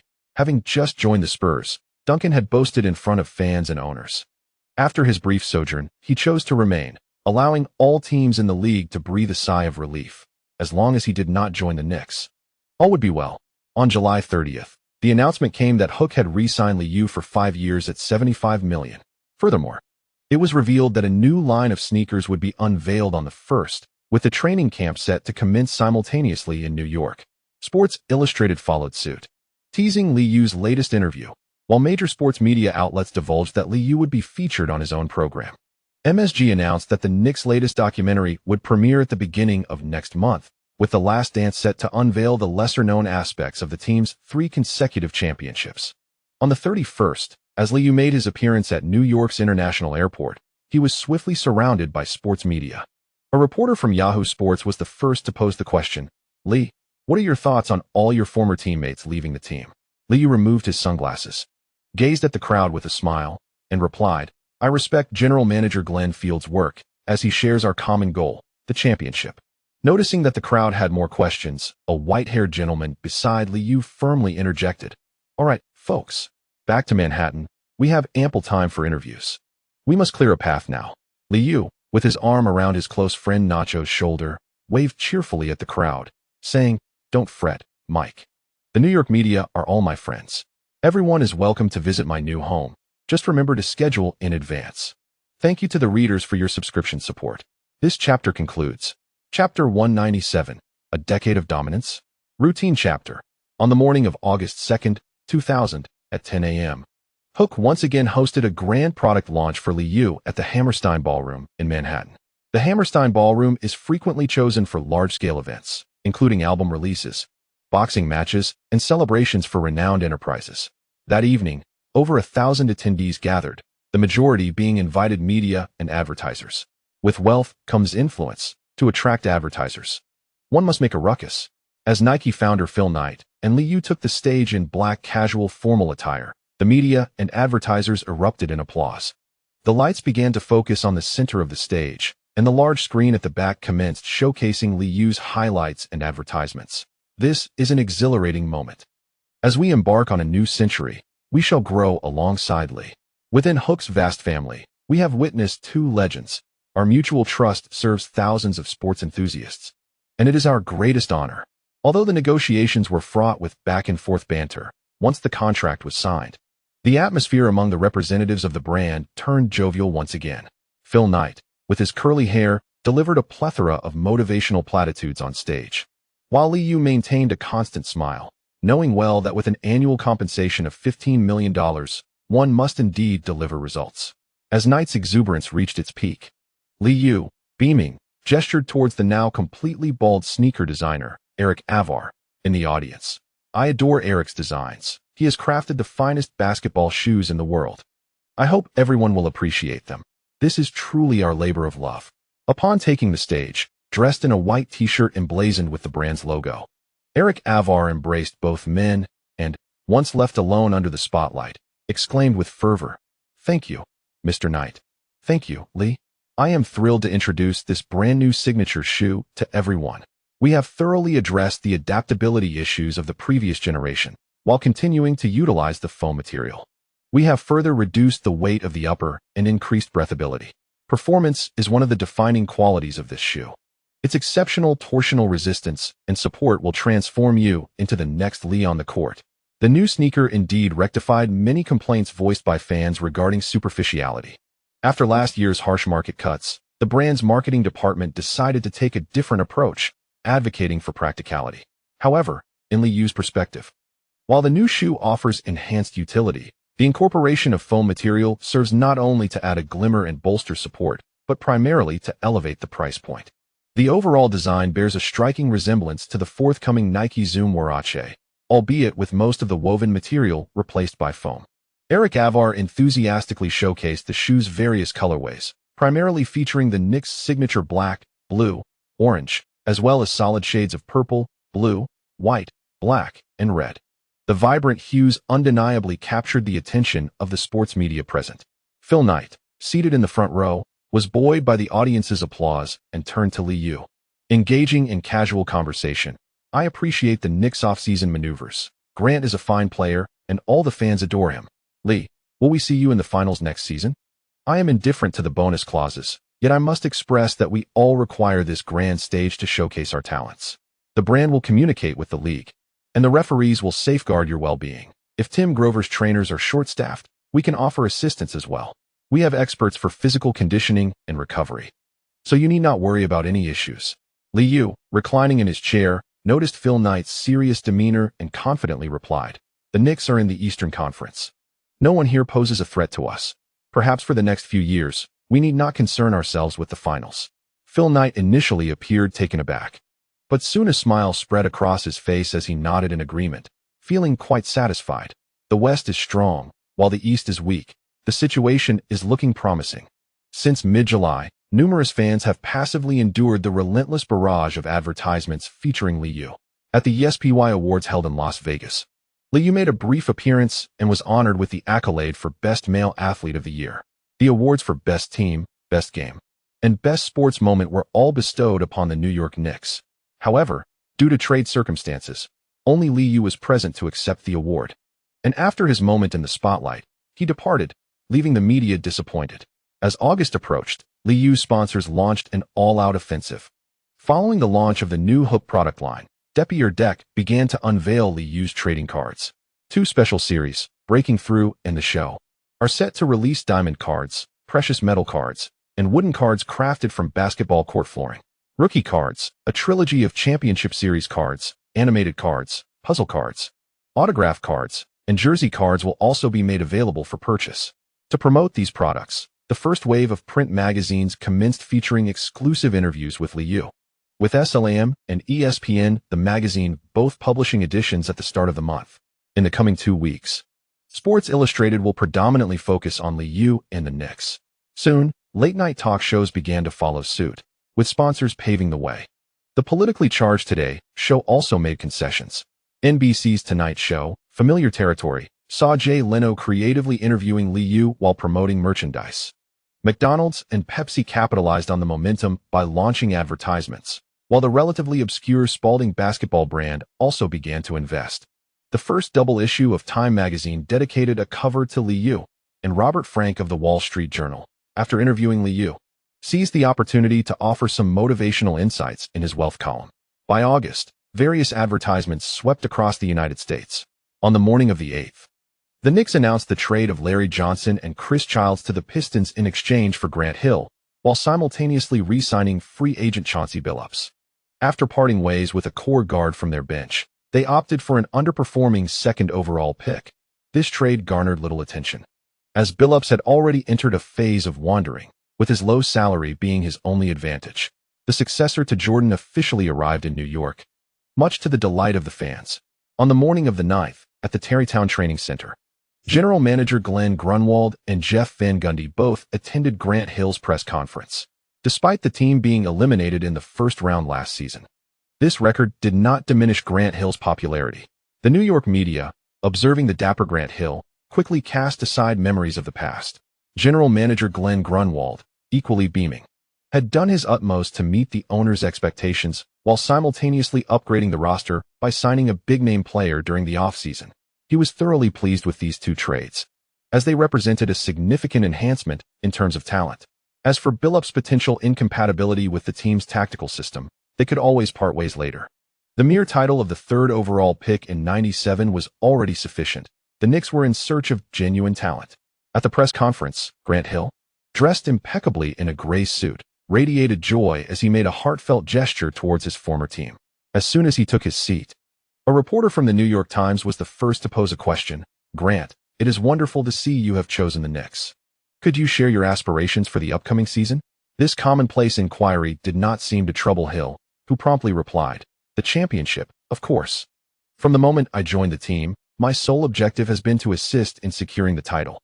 In response to such a declaration, the majority of the New York media began to lavish praise on Hill, leaving him momentarily speechless. Jeff Van Gundy was equally pleased with the two trades, particularly favoring Chauncey Billups, who possesses a robust physique and is adept at half-court offense, making him an ideal candidate for a bench role.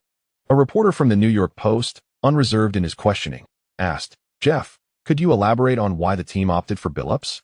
We are aware that he has struggled with multiple teams over recent seasons."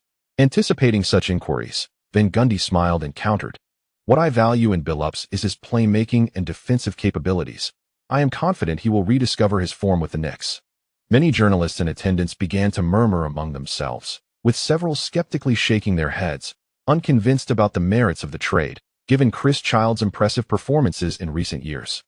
The arrival of Grant Hill revitalized Glenn Feld's reputation, and if parting with the veteran could yield a star player in their prime, then the trade would be undeniably beneficial. The traded Larry Johnson was, of course, particularly discontented. During an interview with a Yahoo Sports reporter on the afternoon of the 9th, he launched into a tirade against the team's decisions. "There was no consideration for the compatibility of the roster. I believe I am the player who fits the team best. Feld has jeopardized the locker room culture that the Knicks painstakingly built, and he will surely regret his actions." Chris Childs, taken aback by his trade to Detroit, expressed his bewilderment in an interview, stating, "I am uncertain why the team decided to trade me. Since joining the Knicks, I have been committed to hard work. This is not the reward I anticipated." Following the revelations of the interviews on the morning of the 10th, most Knicks fans fell silent. It's not that you are lacking in excellence, but rather that the newly acquired players possess even greater talent. TNT reporters sought to interview Patrick Ewing, but the legendary player was nowhere to be found. Coincidentally, it was Thursday, and TNT's program promptly began analyzing the trade. After the freeze period concluded, aside from the Hornets and Heat exchanging players, the Knicks were the only team to make swift and significant moves. The trade's occurrence was unchangeable, and Kenny Smith on the show could only offer a straightforward assessment. I would grade this trade an A. Larry has indeed declined, while Hill's prowess is superior. Even if Billups struggles to adapt to the Knicks, they could still seek an additional backup guard before the All-Star game. Mike Fratello generously praised the trade, asserting that Grant Hill possesses the ability to handle the ball while Lee excels in off-ball movements, showcasing their complementary attributes. Once the playoffs commence, any reckless double-teaming of Lee will undoubtedly have consequences, as Hill can effortlessly assist the team in overcoming numerical disadvantages. Hill's significant influence on both ends of the court presents a remarkable enhancement for the Knicks, who now merely need to supplement their roster with some towering players.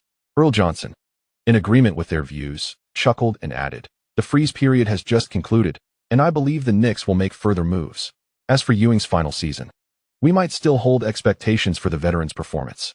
Kenny Smith, upon hearing this, inwardly scoffed at Lee's ruthlessness, noting that even the elder statesman of the Knicks had been cleared out.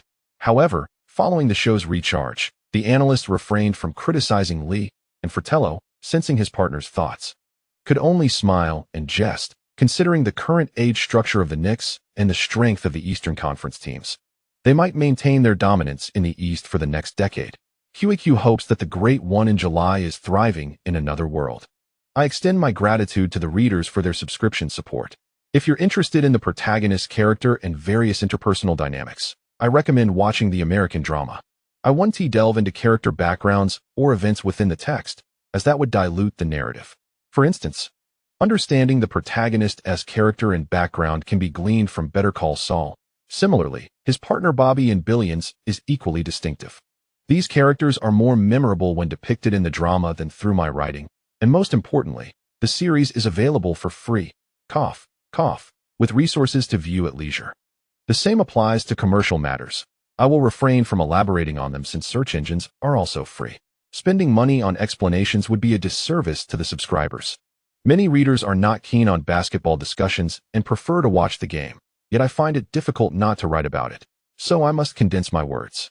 Otherwise, I could easily write tens of thousands of words on how Bobby assists the protagonist in amassing wealth, or on the evolution of trust between them. I could also pen thousands regarding the election and New York's network of connections. I genuinely do not wish to write about the impressive backgrounds of sponsors or their elevated statuses, nor the ostentatious displays that come with signing endorsements or making appearances. It's simply too trivial for my liking, and I apologize for any expenditure incurred. Just as I rarely delve into player introductions or black humor, this information is readily available through a simple search. Readers should invest in the story, even if it may seem rather mundane. This is my sincerity, after all. QEQ, there exists a plethora of topics beyond basketball to explore, yet most readers do not favor them. So I must keep it concise to maintain profitability. The chapter concludes here. Chapter 198, The Lonely Superstar, Daily Chapter, on August 15, 2000. A delightful occurrence transpired for Knicks fans. The Pacers disbanded. The Raptors signed Mark Jackson, and with Rik Smits announcing his retirement, the Pacers essentially bid farewell to championship aspirations.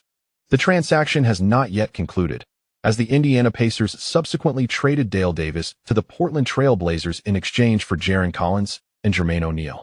This trade went largely unnoticed. Jermaine O'Neal, who averaged 39 points per game last season, is merely a foul magnet, while the veteran Jaren Collins is simply a filler. On the verge of departing from the NBA, neither player possesses immediate impact. Considering Reggie Miller's age of 35, the Pacers' decision to part with starting player Dale Davis likely signals a season devoted to nurturing rookie talent. With old rivals faltering, the New York media rejoiced. And as the freeze period concluded, it appears that only the Knicks have made substantial improvements. After a prolonged negotiation spanning half a month, the Knicks dispatched this year's draft choice, Quentin Richardson, acquired via the 2000 first-round pick from the Raptors, along with Chris Dudley, to obtain Luke Ridnour and a second-round pick in 2001 from the Suns.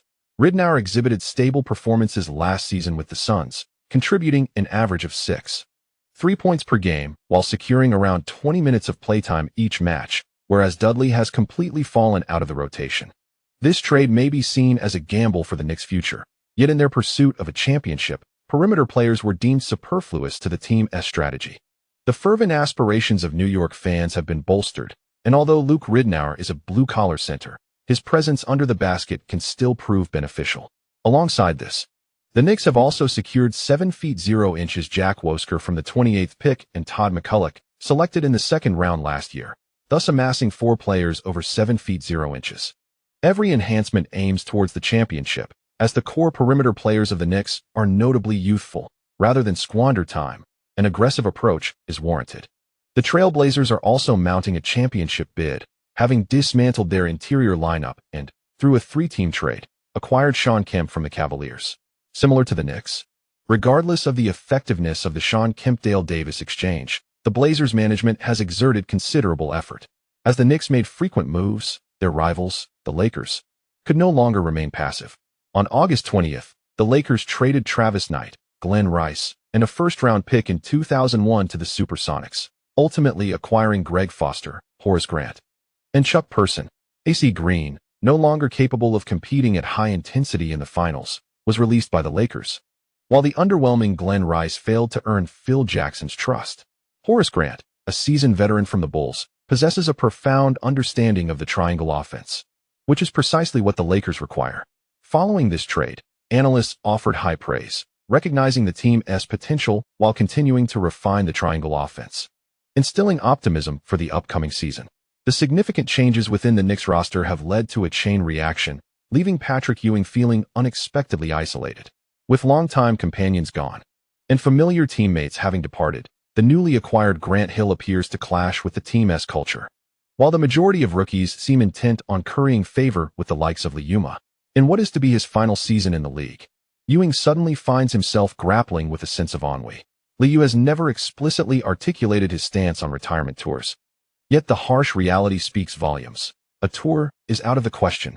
The team has shed its veteran players who once sought a leisurely existence, and the newcomers, even if not vying for a championship, must strive for their contracts. Everything has been meticulously planned. The new era of the Knicks designates the role of the defensive core for the Great Gorilla. Having clinched 3 consecutive championships, Liu has distanced himself from the players, as the absence of seasoned veterans has rendered pretense unnecessary. He has been preoccupied with sponsorship events, and for over 2 months, Ewing has received neither messages nor calls.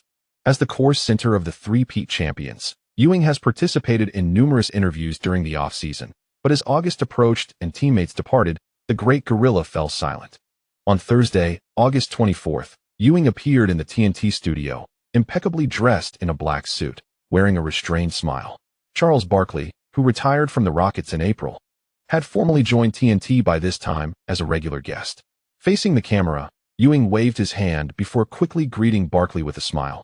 "Chuck, it's wonderful to see you chosen to leave basketball." Barkley, clad in a light gray suit and sitting beside Kenny Smith, responded immediately with a fist bump. "TNT offered me a lucrative contract. I must earn a living." The four shared a hearty laugh, and soon Ernie Johnson, seated to Ewing's right, playfully initiated a new topic. "Pat, we've noticed the Knicks have parted ways with several veteran players during the offseason. What are your thoughts on this?" Without hesitation, Ewing asserted his viewpoint. "Grant is indeed exceptional, but we retained competitiveness with our existing roster. Most importantly, there's no need for adjustment this new season. I respect General Manager Glenn Field's decisions. Winning 3 consecutive championships has certainly affected our motivation. However, as long as we make the playoffs, everyone will rally once more. Given the current situation, we need to readjust for the new season. I will wholeheartedly cooperate with the coaching staff, though our performance may fluctuate. The good news is, in the Eastern Conference, we face few adversaries. If we can find our rhythm, I believe the team can still reach the finals." Kenny Smith quickly caught on to the underlying issues and continued with a smile. "We all know the Knicks have a tough team culture. Do you think Grant will succeed in New York?" Ewing, upon hearing this question, diplomatically responded, "Grant is a good person. Everyone enjoys watching him play. The times have changed, but he will adapt to the Knicks. If winning a championship equates to success, I have faith that Grant will achieve that in the future. Noticing Ewing's emotional undertone, Ernie Johnson shifted the topic once more. Chuck, why didn't you choose to join the Knicks? You could have won a championship too. Upon hearing the question, Charles Barkley was immediately disheartened. For the past month, Kenny Smith in the studio had been incessantly discussing championships. Yes, Lee did indeed invite me. You know, we played golf together in Chicago at a charity event hosted by Mike. However, I declined the invitation at that time because I harbor no affection for the Knicks. Yes, you heard me correctly, I despise them. I also find the media environment in New York quite unappealing, hence my resolute refusal. Of course, I believe Lee was merely being courteous. It's evident he possesses a great deal of confidence in his abilities. Like in a game of blackjack, he outplayed all of us. At just 22, he is a true prodigy. Even if basketball were not his path, he would undoubtedly find success in any endeavor. The three onlookers began to praise him again, and Ewing nearly lost his composure, realizing he was in the presence of Lee. Ewing felt a sense of solitude. As no one was there to practice with Lee during the offseason, Allen Houston and Ray Allen had joined the national team training camp at the beginning of August, and most of the Knicks rookie players had already slipped into vacation mode. This year, the Knicks training camp would commence quite late, waiting until after the conclusion of the Sydney Olympics. Thus, by the end of August, the only company Lee had during his practice sessions were trainer Tim Grover and a few others. Lacking camaraderie, Lee had not made any true friends since entering the league. His early rise to fame, coupled with the difficulty most players had in finding common ground with him, left him with only a few teammates to connect with. The rest remained mere colleagues. After a simple recovery training session, on the 28th, Lee returned to Hartford, just in time for the first day of the fall semester at Connecticut Law School. On Friday, September 15th, Lee returned to Manhattan to prepare for the second wave of marketing efforts with sponsors, as the Saturday night event was fast approaching. Seizing the opportunity while fans had relaxed for half a month, he aimed to bombard them with advertisements once more, maintaining the excitement before the new season commenced. Tim Grover's training camp had gained significant notoriety, and the steep fees could not deter some players from their fervent desire to improve. The heated discussions surrounding the training camp had become a hot topic during the off-season. Despite its seemingly mystical nature, many remained steadfast believers in the theory. On Saturday morning, Lee arrived at the Tarrytown Training Center, only to find Rashard Lewis warming up, indicating that most of the rookies were still vacationing. Jeff Van Gundy and the coaching staff were absent, leaving only equipment manager Old Mike and the staff to clock in for work each day. With the Sydney Olympics underway, most sports media had redirected their focus to the national team. Tim Grover also noticed the somewhat vacant training facility, and upon seeing Lee dressed for practice, he couldn't resist a playful remark. It seems that most players have lost their desire for championships. Lee, do you still wish to continue winning? Of course. At the very least, I'm glad to see Rashard. That's a positive sign. He just signed a contract and really doesn't need to train this hard. This demonstrates his thirst for victory. As soon as Lee finished speaking, Lewis caught the ball, awkwardly scratched his head, and candidly admitted, well, actually, I'm more interested in securing a starting position. You know, Lee, playing alongside you would yield better stats for me. I hope to sign a more lucrative contract after 2 seasons.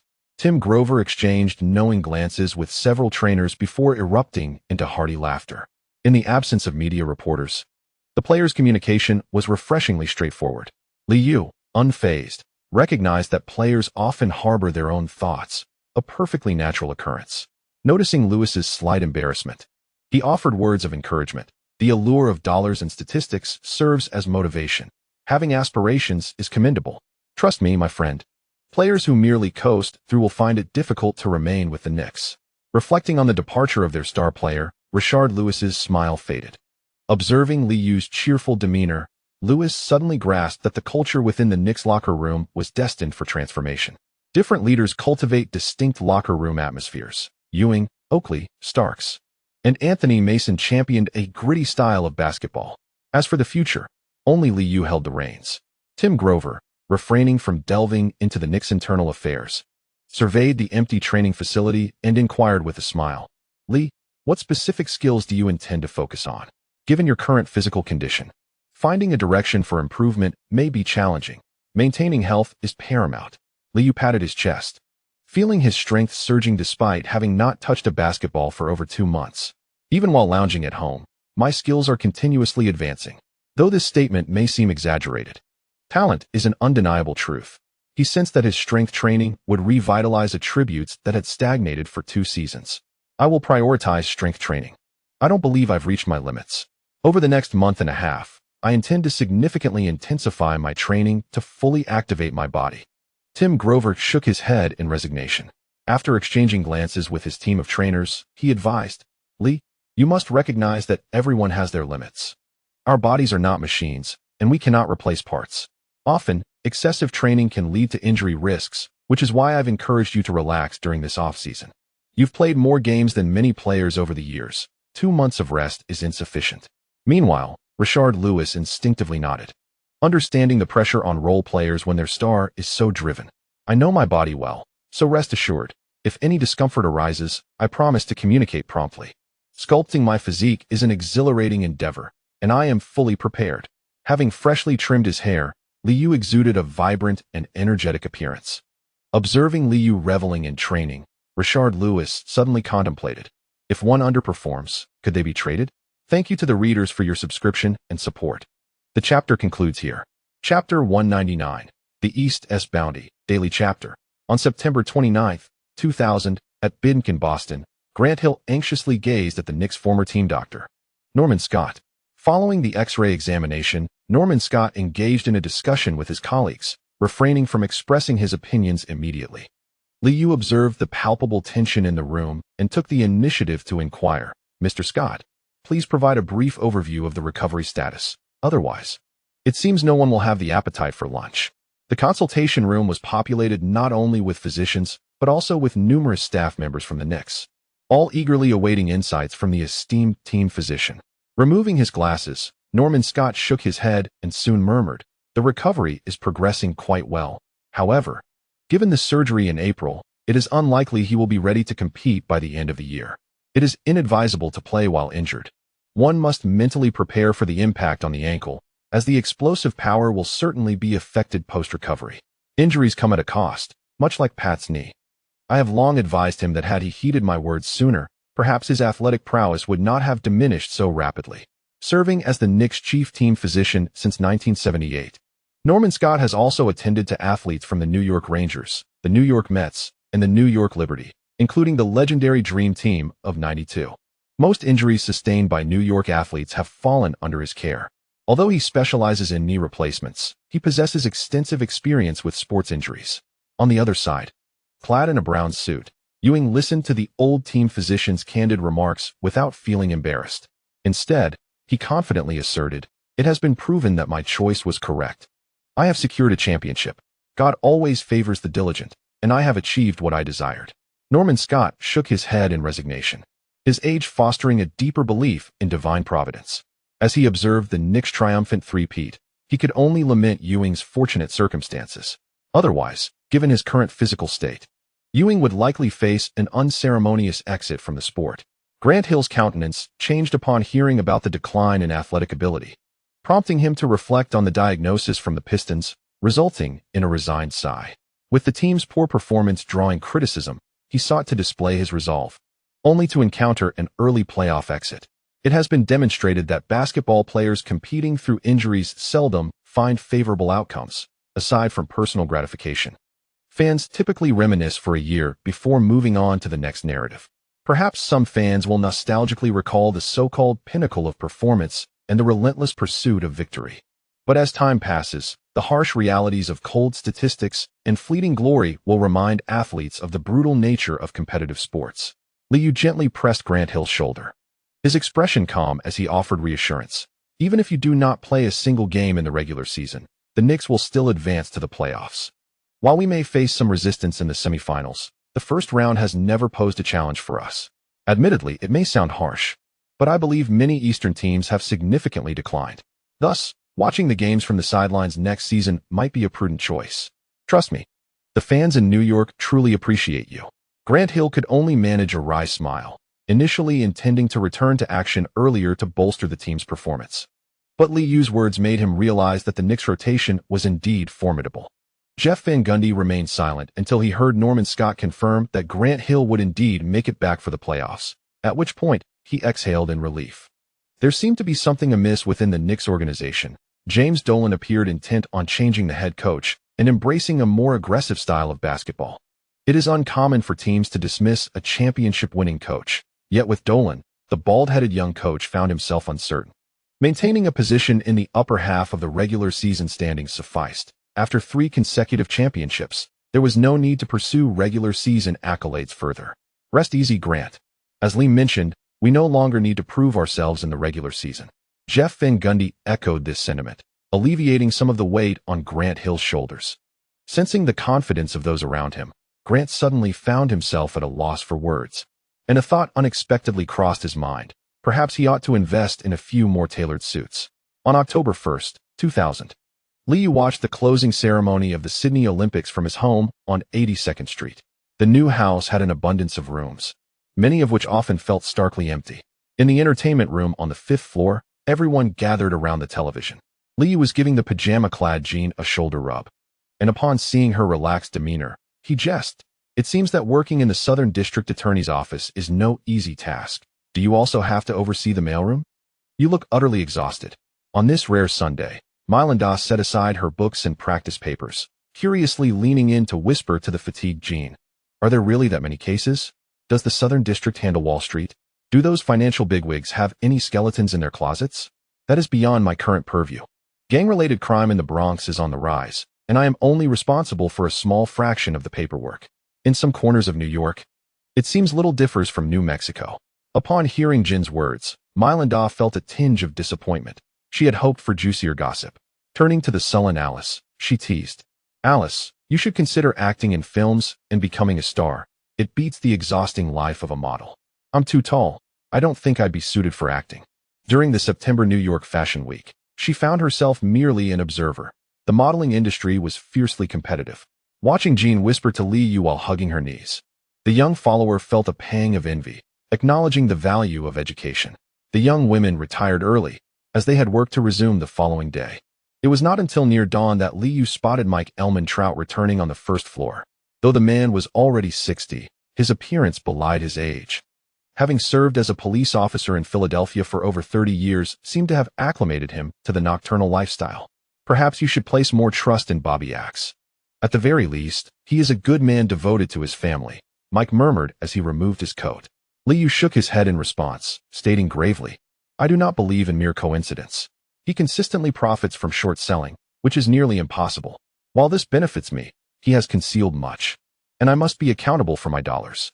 Observing Mike, who had fallen silent, Lee Yu smiled once more and softly remarked, if it were merely $3 million, I might not have paid much heed, but nearly $400 million can hardly be overlooked. As partners, exercising a measure of caution is never unwarranted. On October 9th, the training camp for the Knicks officially commenced at the Tarrytown Training Center. In contrast to other teams, the Knicks training camp began significantly later this year. Following Allen Houston's return to New York with a gold medal, the media buzzed with excitement over the Knicks' acquisition of yet another two-time champion. The pinnacle of the basketball events during the Sydney Olympics was undoubtedly Vince Carter's legendary dunk. However, for sports media, the group stage nearly spiraled into disaster, as criticisms of the Dream Team began surfacing in late September. Upon returning to New York, Allen Houston appeared somewhat fatigued, having played an excessive number of games in recent years with scant time for rest. The rookie players, upon arriving at the training center, engaged in soft laughter and whispers, while the newly joined Chauncey Billups seemed somewhat anxious, glancing around in search of someone to converse with. Had we lost? I genuinely suspect that the media would have torn us apart. Coach Tom was equally tense, as this seemed to be an unprecedented situation. After donning his training attire, Allen Houston shared his experiences from the previous match against Lithuania. Ewing, upon hearing him, merely scoffed. We indeed performed poorly. The Olympics are not particularly challenging. Back in the day, when Mike played all night, we barely took the game seriously, yet we still triumphed effortlessly. I maintain that the league has grown too soft. The referees have curtailed our performance, depriving young players of the pressure they need to thrive. Old-school stars often espouse such views. Allen Houston shrugged, choosing not to contest the increasingly stringent officiating and the severe prohibition of violence on the court. Lee, if you were to participate in the Olympics, you would effortlessly clinch the scoring title. Upon hearing Houston's words, Lee Yu, stretching his body, tilted his head, and responded with a smile. I have no interest in the Olympics. I have played enough games already. Ron Artest, not participating in the trio's conversation, was currently engaged in a friendly rivalry with Ben Wallace. Why should I be the one to carry the bags? We have new rookies joining the team this year. Having secured a championship in his rookie season back home, Artest had reveled in Miami during the offseason. Ben Wallace, without casting a glance at him, simply pointed to Artest's chest and quietly stated, every rookie must carry bags for 2 years, and you are no exception. Whether you can persuade other rookies to assist you with that is your responsibility. Rookies are meant to serve the team, and you are still very much a rookie. Feeling disgruntled, Artest soon exchanged friendly banter with Ben Wallace, a scene that had become all too familiar to the onlookers. Rashard Lewis and Cortez Thomas, not partaking in their exchange, greeted a few of the recent team additions. Relax a bit, Billups. The Knicks are entirely different from what you might envision. Thomas's consolation proved to be of little effect. After wandering through the league for several years, Billups remained sensitive, merely offering an awkward smile. Kukoc and Longley found themselves playing on the same team once more, both feeling a peculiar sense of nostalgia, should they manage to reach the finals again. The possibility of encountering old teammates loomed large. Harper seemed to be faring well with the Lakers. As Kukoc finished his thought, Longley inquired once more, are there any specific physical requirements for the team? Sensing that his old teammate was concerned about his weight, Kukoc lowered his voice, taking advantage of the sparse crowd to quietly quip, only a substantial weight can be of use. As you know, the team aims to continue its championship pursuit this season. Once the conversations had settled, Jeff Van Gundy summoned everyone to gather at center court, exuding confidence as he addressed the group. I wish to emphasize one thing. In basketball, the ultimate objective is the pursuit of victory. While many may feel satisfied with the prospect of a three-peat, I must remind everyone that aside from the absolute core players, no one else can guarantee a starting position. The Eastern Conference teams have made minimal moves during the offseason, presenting us with an opportunity. We must exert every effort to secure victory. Observing the bald-headed coach's impassioned speech, Liu felt quite content. Dismissing any concerns about the relationship between the coach and the team, clad in the Knicks training attire, Grant Hill listened to the motivational rhetoric with a serious demeanor. Itching to step onto the court, our opponents have not significantly bolstered their ranks. In fact, their strength has waned. The future belongs to the youth. And should one perform admirably, I would not hesitate to elevate them to a starting position. Jeff Van Gundy turned his gaze towards Lewis and continued his motivational discourse. Liu scanned the room again, noting Ewing's buoyant mood, suddenly recalling an important detail. Is the tour about to commence? Thanks to the support of our readers. Chapter 200. The tour begins with the preseason, daily chapter. In the 2000 to 2001 season, the salary cap reached $35.5 million, with the mid-level exception set at $25 million. After 2 consecutive years of sacrifices to retain Ben Wallace, Rashard Lewis, and Court Thomas, signing Longley meant the hard salary cap could no longer accommodate additional players. The Knicks' salary climbed to $71.23 million, and ahead of the preseason, alongside the Trail Blazers and the Heat, 3 teams had salaries exceeding $70 million, igniting fervent discussions among fans. Paul Allen appeared unconcerned about expenditures, as the Trail Blazers' salary soared to $87 million. With money to spare, each player commanded hefty contracts. Compared to the frugal Clippers, the Trail Blazers' total salary was nearly triple that of their rivals. Pat Riley worked tirelessly to appease the owner, following a significant roster overhaul. The salary exceeded $73 million. Financial clout indeed allows for boundless freedom, and money sometimes equates to power. Paul Allen's extravagant pursuit of championships stirs envy among many. The NBA has officially announced that the new luxury tax policy will be implemented for the 2002 to 2003 season. However, for major markets, the luxury tax is hardly a concern. As long as one can invest in securing a championship, the endeavor remains worthwhile. On October 10th, the Knicks will host the 76ers, and New York fans will finally witness the debut of the new acquisitions. At the Tarrytown Training Center, Jeff Van Gundy observed the practice with a furrowed brow. There was a reason why Billups was released by Coach Pitino of the Celtics. As a point guard, he struggled to adjust the pace of the game effectively.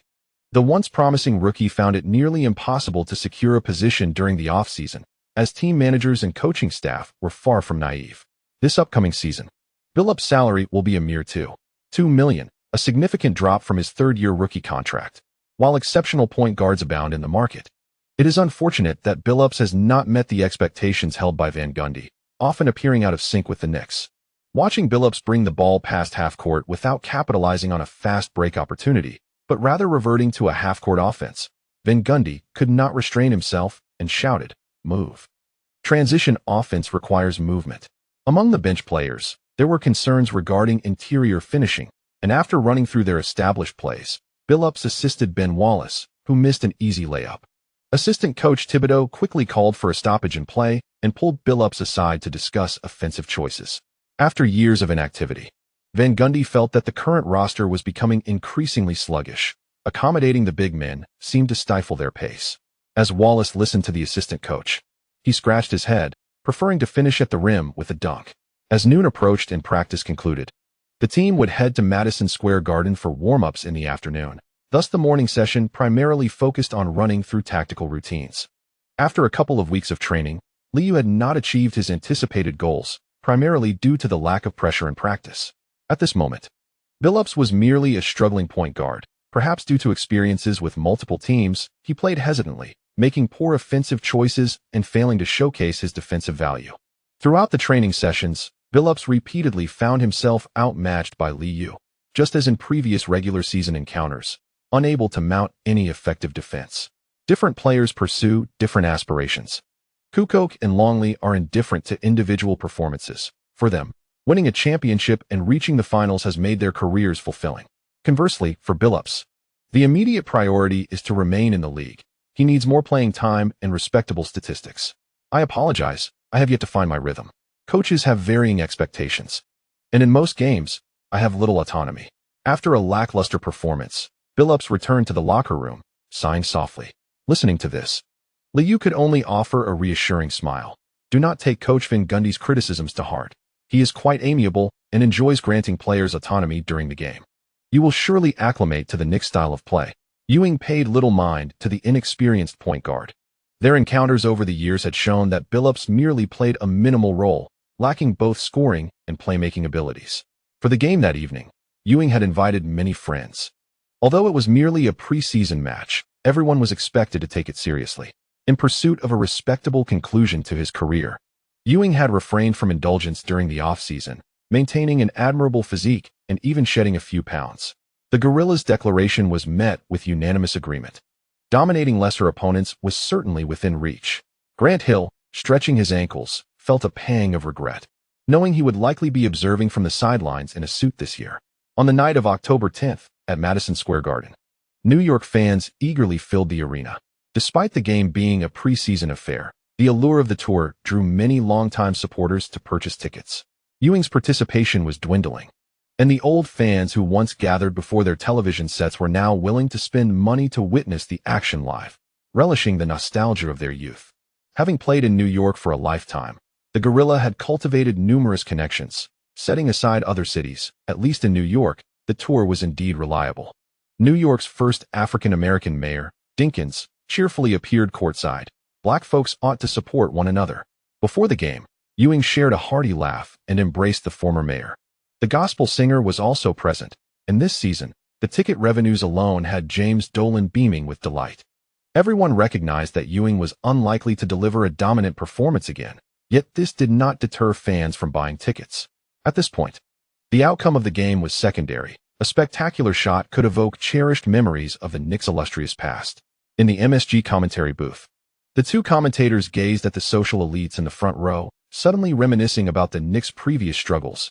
"It is truly unbelievable that we achieved a three-peat. I can scarcely contain my excitement at the prospect of witnessing the fifth championship banner rise above the arena. What a splendid event that would be."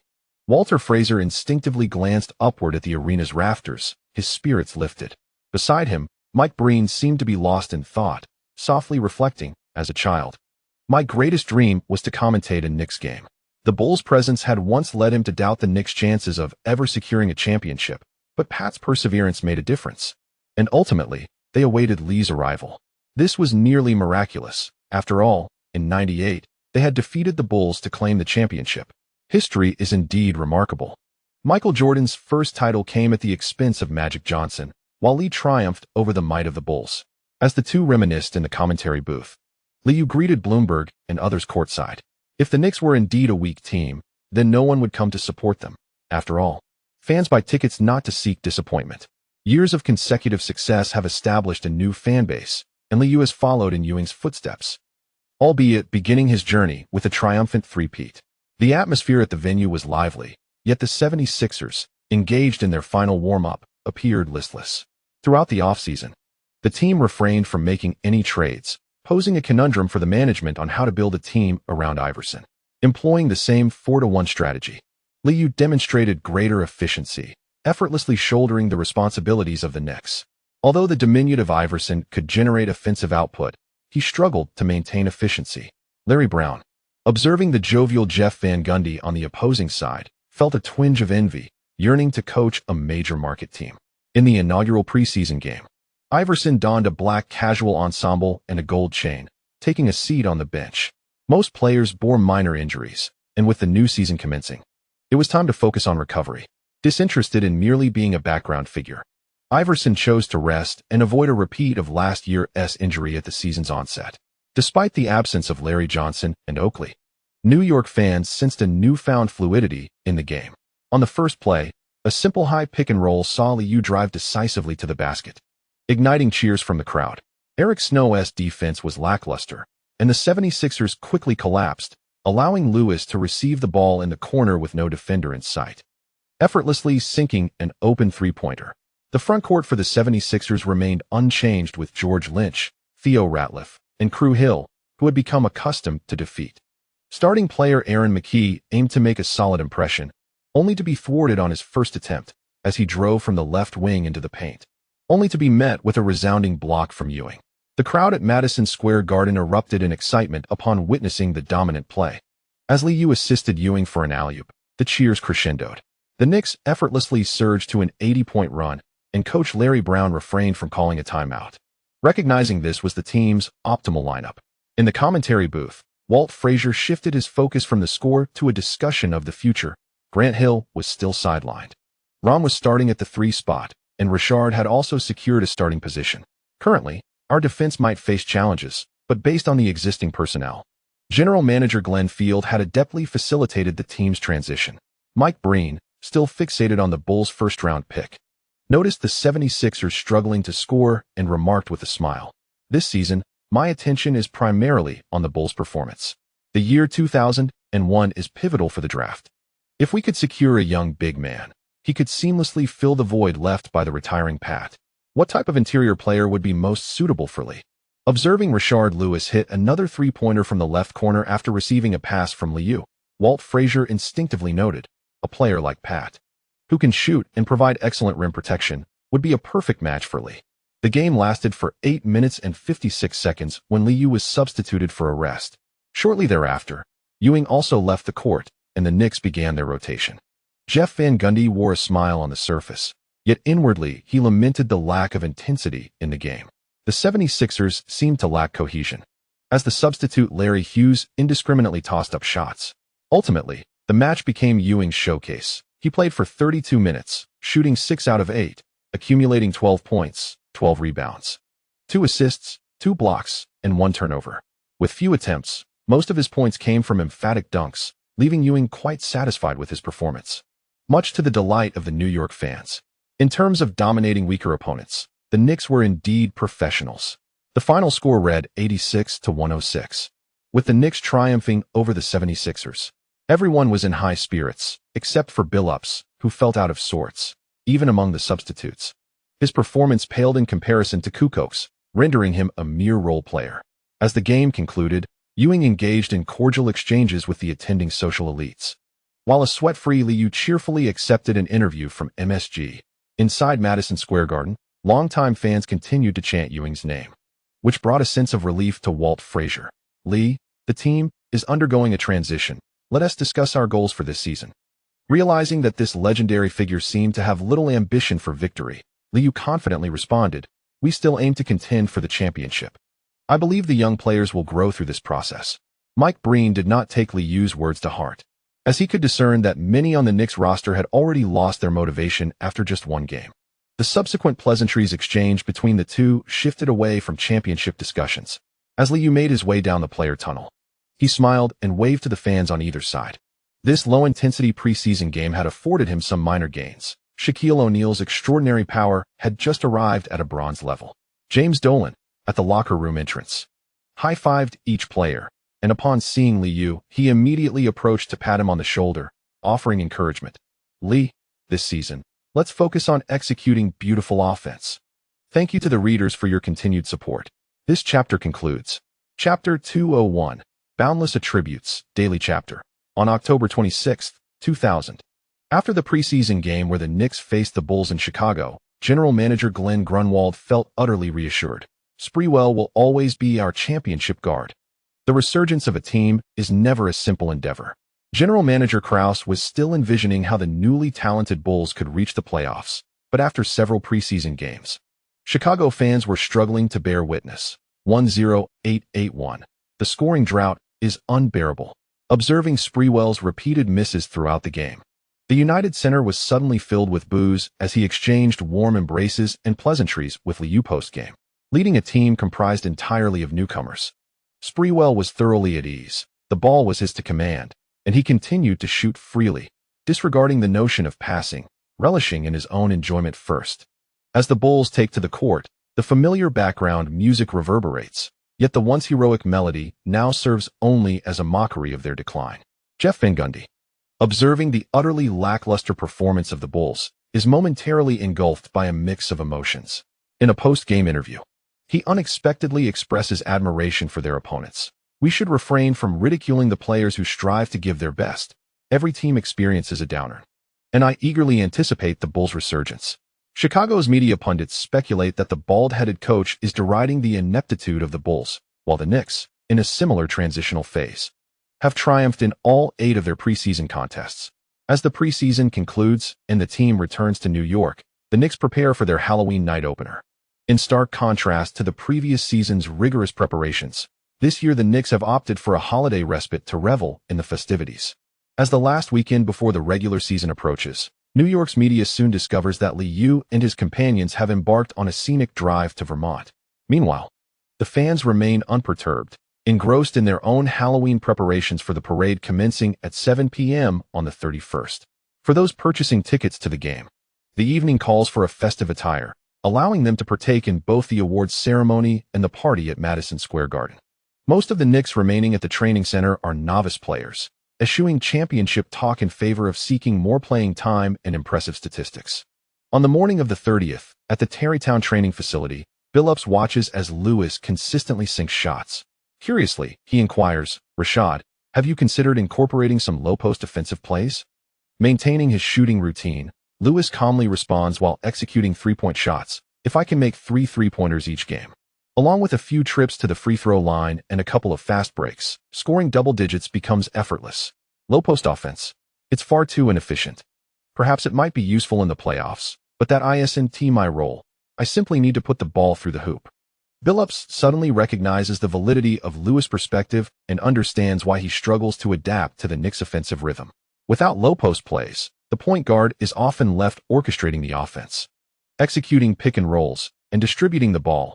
All offensive maneuvers hinge upon the guards, who, after passing, are relegated to mere facilitators. The pursuit of statistics is best achieved through rigorous training. A laid-back approach can still yield enjoyment in life. The Knicks average around 81 possessions per game, and players are acutely aware of their statistical contribution. Those who score are guaranteed a starting position, while those who falter find themselves on the bench, with no opportunity to curry favor with their leader or foster camaraderie.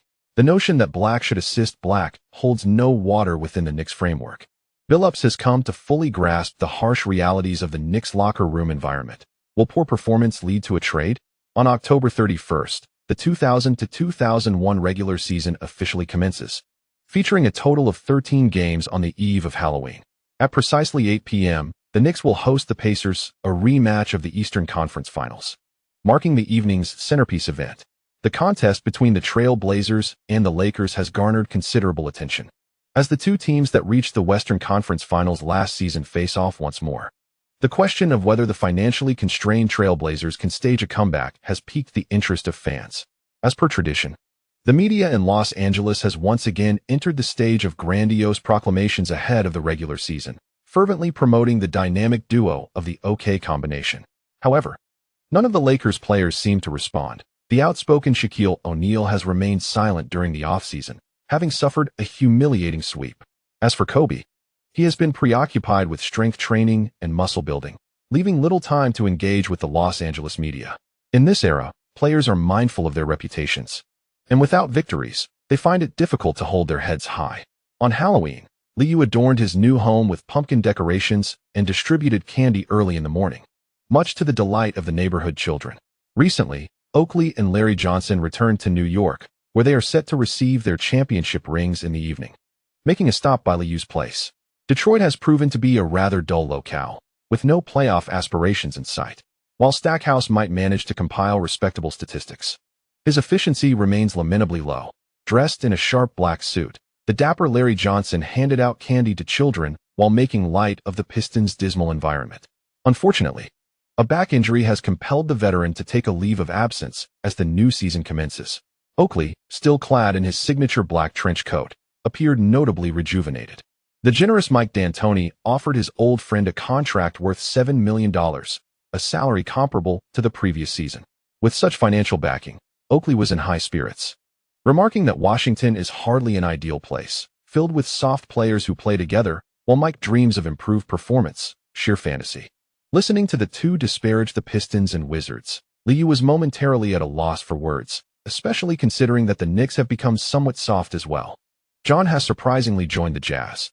Is he aiming to impart championship wisdom to Malone? Nevertheless, earning a good wage is commendable, as our salaries were once abysmally low. This season, Li's earnings are $10 million, a consequence of the oppressive labor agreement that undoubtedly burdens the players. Oakley shared his thoughts on the matter before returning to the topic of salary concerns. After handing a candy bag to a little one, Liu affectionately ruffled the child's hair, shrugging his shoulders in resignation regarding his own salary. To see an increase, the league would need to secure substantial broadcasting contracts. Otherwise, under the current salary cap, it would be challenging to witness salaries akin to Mike's. With a yearning to experience such a top-tier salary of $30 million a year, Liu noticed that more and more children flocked to his stash of candy, which seemed to be of superior quality. After a busy morning, the trio sat down for breakfast, and Larry Johnson suddenly shared his insights. "Lee, be mindful of your safety. Sometimes an abundance of children can become a burden, as child support can accumulate over time." Oakley and Liu erupted in laughter, for while they seldom divulged much about their personal lives, the New York media's gossip about Larry Johnson having at least 4 illegitimate children seemed credible. As they departed New York for Detroit, it was likely that Larry Johnson would once again don the role of a heartless scoundrel. On the afternoon of the 31st, New York media reported on a gathering of the Knicks, capturing a photograph of the illustrious quintet: Liu, Allen Houston, Larry Johnson, Charles Oakley, and Patrick Ewing, a true dynasty. In mid-October, MSG continued to promote the documentary The Last Dance. Interestingly, during the finals against the Lakers, every member of the Knicks articulated their defensive strategy against Shaquille O'Neal before the camera. "Let Shaq attack. No one can stop him from scoring, but victory belongs to us." This documentary refrained from mocking the Lakers, faithfully documenting O'Neal's dominance in the paint. Most fans who viewed it shared a sentiment: O'Neal's teammates were lackluster. The footage did not convey the impact of physicality on shooting, merely showcasing the Lakers' outside shooters clanking shots off the rim. Most fans failed to notice the overall inefficiency of perimeter players across the league, with Liu being a notable exception. Unbeknownst to them, both fans and media had simultaneously elevated the standards for outside shooters. Superstars must join the 180 Club. At precisely 7 p.m. that evening, Liu appeared at Madison Square Garden, donning a Green Arrow costume. Facing the camera, he solemnly proclaimed, "You have failed this city." The New York media erupted in laughter. Though many journalists took his words too literally, poor performance by players could lead to dire consequences. David Stern, present at Madison Square Garden, relished the vibrant atmosphere. With Halloween, Ewing's tour, and the championship ceremony converging, the evening's game transformed into a festive celebration. As Ewing warmed up, he continued to embrace old friends who had come to watch the game. In the front row that night sat Jennifer Connelly. The New York media was well aware that the Hollywood star sought to find a father figure for her children. As was his custom, Liu greeted his superficial acquaintances in the front row with warm embraces. A candid shot captured the relaxed and jovial Connolly. It was no surprise that the following day, Liu would find himself reluctantly stepping into the role of a father. Isaiah Thomas officially became the head coach of the Pacers this season, and before the game, Liu did not forget to acknowledge the esteemed veteran. I believe the Pacers will surely rise again this season. The influence of an outstanding coach on a team is immense. Clad in a sleek black suit, Isaiah Thomas heard these words and gave Liu an encouraging pat on the back, smiling as he jested, "Oh, you seem to have become even stronger, Lee. Truth be told, I would love to coach a superstar like you. You know, rookie coaches need assistance." Though Liu had no desire to play under this legendary figure, he managed a polite smile. Yet, Thomas's intuition was correct. After 2 seasons of dormancy, Liu's attributes had indeed surged. Speed, 92, defensive agility, 93, athleticism, 93, layup, 94, dunk, 90, ball handling speed, 91, drawing fouls, 92, breakthrough, 92, offensive rebound, 59, defensive rebound, 70, rebounding, 65, close range shooting, 97, open mid-range, 93, open three-point shot, 95, strength, 79, jumping ability, 86, defensive IQ, 90, acceleration ability, 90. Grant Hill's talent has yet to be fully realized, and some attributes are bound to improve. Reflecting on his untapped potential, Liu returned to the locker room with an incessant smile, embracing everyone he encountered. After the visiting players took the court, Reggie Miller wore a grim expression, deeply dissatisfied with the current roster. Partnering with him in the backcourt was the diminutive Travis Best, while the starting frontcourt comprised Austin Croshier, Sam Perkins, and Jermaine O'Neal. Reggie Miller was not deceiving himself. This lineup would struggle to clinch a playoff spot. In the Eastern Conference, it was well known that smaller guards faced a high likelihood of being outmatched by Liu. As the arena dimmed, the spotlight illuminated the Knicks players beneath the hoop, prompting a silent sigh from Reggie Miller on the sidelines. In the center of the court lay a collection of gleaming championship rings, a testament to their 3 consecutive titles, for which the Knicks had invested considerable effort. The grand screen above began showcasing the design of the rings, inciting an even louder cheer. 3 small trophies coalesced into a grand trophy, with the orange letters spelling Knicks adorning the front. One side bore the playoff record of 151 and Liu's name, while the other boldly displayed World Champion, 2003 PAT. Compared to the previous 2 rings, the 3 small trophies on the front and the prominent 3 PAT on the side were particularly striking, a symbol also found on the championship ring of the 1993 Bulls, making it one of only 2 in the league. The cheers were unceasing, and David Stern's face lit up with a smile. After expressing gratitude, he poignantly remarked, "I am delighted to witness the birth of a dynasty team. In the Knicks, I still see a fervent desire for the championship." James Dolan, unfazed by the president's words, maintained a smile throughout, clapping enthusiastically. When it came time to present the rings, he personally called out the players' names without the need for a DJ. As Larry Johnson, Oakley, and Chris Childs showcased their rings, the cheers from the New York fans grew even louder. Upon announcing Liu's name, James Dolan joyfully embraced him after the presentation, exclaiming, "In the new season, we will continue our pursuit of the championship, and the team will craft a championship roster for Lee. We can execute beautiful offense while also demonstrating tight defense. This is Knicks basketball. We will deliver the most spectacular basketball games for New York fans." The curly-haired owner painted a vibrant picture for the New York fans, and his promises of victory were particularly compelling, igniting excitement even among the onlookers. Standing at the center of the court, when Liu finally took the microphone, the arena erupted once more with the resounding chant, "MVP, MVP, MVP." Unlike the verbose motivational speeches of the curly-haired boss, Liu merely waved to the fans in attendance, then, with a beaming smile, proclaimed, "Gentlemen, let us continue to achieve resounding victories. Gratitude is owed to the readers for their subscription support." Chapter Conclusion. Chapter 202. The Magic Ball Lee Daily Chapter. On the eve of Halloween, October 31st, 2000, the flamboyant fans of New York once again experienced the Knicks' prowess in dominating their opponents.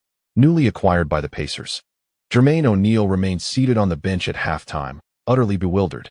After accumulating 4 fouls in just 11 minutes of play, he seemed lost throughout the match. resorting to little more than complaints. Following the conclusion of the first quarter at 14:30, Madison Square Garden erupted into a frenzy. With a score of 41-58 at halftime, the fans began to hum and dance along with the music. In the MSG commentary booth, Walt Frazier jest about Pacers head coach Isaiah Thomas, saying, "I would love to see the replay." The smile on Coach Thomas's face vanished completely after the first quarter. It appears that becoming an exceptional coach is a challenge even for top-tier players, and Coach Thomas has not defied this trend. Experiencing a crushing defeat in his first game at the helm, Mike Breen felt a tinge of sympathy for the seasoned player. The Pacers, laden with both veterans and rookies, require at least 2 more years to fully realize their potential. Despite the significant halftime deficit, I believe the Pacers will regain their competitive spirit after the break. Observing their old rivals struggle, the two commentators shared a light-hearted discussion, inadvertently mocking their opponents. Although the outcome of the game seemed predetermined, Isaiah Thomas was determined not to allow such a humiliating loss in his coaching debut. As the second half commenced, standing on the sidelines, Isaiah Thomas fixed his gaze and loudly instructed the diminutive Best to step up and guard. "Let's go Knicks." The crowd's cheers resonated, yet Best still caught the coach's call. As Liu received the inbounds pass, Best rushed to defend him, but to no avail. His excessive gestures led to a quick foul call by the referee. Undeterred by the officiating, Isaiah Thomas continued to direct Best to maintain his defensive stance. Allen Houston prepared to execute an out-of-bounds play, and Liu sensed that the smaller player was now shadowing him, indicating Ewing's positioning at the top of the key. Swiftly passing the ball to the formidable Ewing, Allen Houston sauntered to the left wing. With Ewing receiving the ball at the top of the arc, Liu first feigned to the left before accelerating, executing a lateral move to the right as Ewing seamlessly completed a handoff pass. Approaching the right wing, Liu did not halt his momentum. Facing the re-engaging defense of Best, he clutched the ball in his right hand, burst forward, and, securing half a body advantage, drove straight to the basket. At this moment, Jermaine O'Neal found himself bewildered. The pick-and-roll position was excessively high, and his teammate had lost their assignment. Ewing descended swiftly. In that fleeting moment of hesitation, Liu had already breached the defense, advancing towards the paint. The veteran Sam Perkins, stationed near the right baseline, was unable to provide timely assistance. Suddenly, as Liu moved forward, he seized an opportunity, establishing contact with his defender. With a swift motion, he leaped off his right foot, using his right hand to cradle the ball, effortlessly lifting it into the basket. Wow! At the instant the ball swished through the net, Jermaine O'Neal, who had just retreated to the paint, was momentarily stunned by the resounding cheers that echoed in his ears. Realizing a misjudgment in his defensive positioning, he instinctively glanced at the head coach, only to feel the piercing gaze of disapproval. The Knicks' strategy was straightforward. They spread the floor, with Artest and Lewis firmly positioned at the corners. Ewing advanced, and Allen Houston awaited the ball on the wing. Whenever a gap appeared in the Pacers' defense, everyone was poised to capitalize. Reggie Miller, witnessing the unfolding situation, took immediate action on the offensive end, signaling to his teammates to set screens and swiftly darting from right to left across the baseline. He received the ball in the left block and responded with a jump shot. Jermaine O'Neal's screen was executed impeccably, prompting Reggie Miller to clap and encourage his younger counterpart. Gaining a semblance of confidence, O'Neal noticed Ewing stationed beyond the three-point line and shifted to the arc's apex, instinctively moving to confront Liu, who was maneuvering the ball with his left hand. As Liu merely lifted his gaze towards the hoop, feigning a shot with his right hand, O'Neal, caught in a moment of indecision, instinctively stepped forward. At the three-point line, Liu, in motion, subtly raised his head to gauge the basket, pretending to gather the ball. Seizing upon his opponent's momentary lapse, he suddenly lowered his center of gravity, leaning in to engage his defender before driving past them. Attempting to impede his progress, O'Neal, mindful of his foul count, retracted his hand and desperately slid back to the right. Yet, within mere seconds, he realized that Liu's strides were expansive enough to completely elude his defense. The spectators, witnessing Liu's audacious drive past the sliding Jermaine O'Neal, gasped instinctively. What appeared to be a precarious maneuver was executed with remarkable composure. Upon entering the paint, Liu secured the ball. Just before O'Neal could leap to contest, he deftly grasped the ball with his right hand and executed a scoop shot. The physical contest proved ineffectual, and O'Neal hesitated to make a move. Instinctively following Liu's ascent, ultimately left to watch the ball ricochet off the backboard and into the hoop, with the center scoring amidst the opposition's defense. The crowd erupted once more. In the commentary booth, Mike Breen could only exclaim in admiration. Lee's timing on that drive was impeccable. Jermaine O'Neal, burdened with 4 fouls, is unable to make any substantial defensive gestures. Walt Frazier, observing the escalating exchanges between the teams, added with a smile, "The rhythm of his drive is exquisite. It's challenging for opponents to anticipate when he will secure the ball." After several seasons of refinement, Lee's style has become increasingly streamlined and efficient.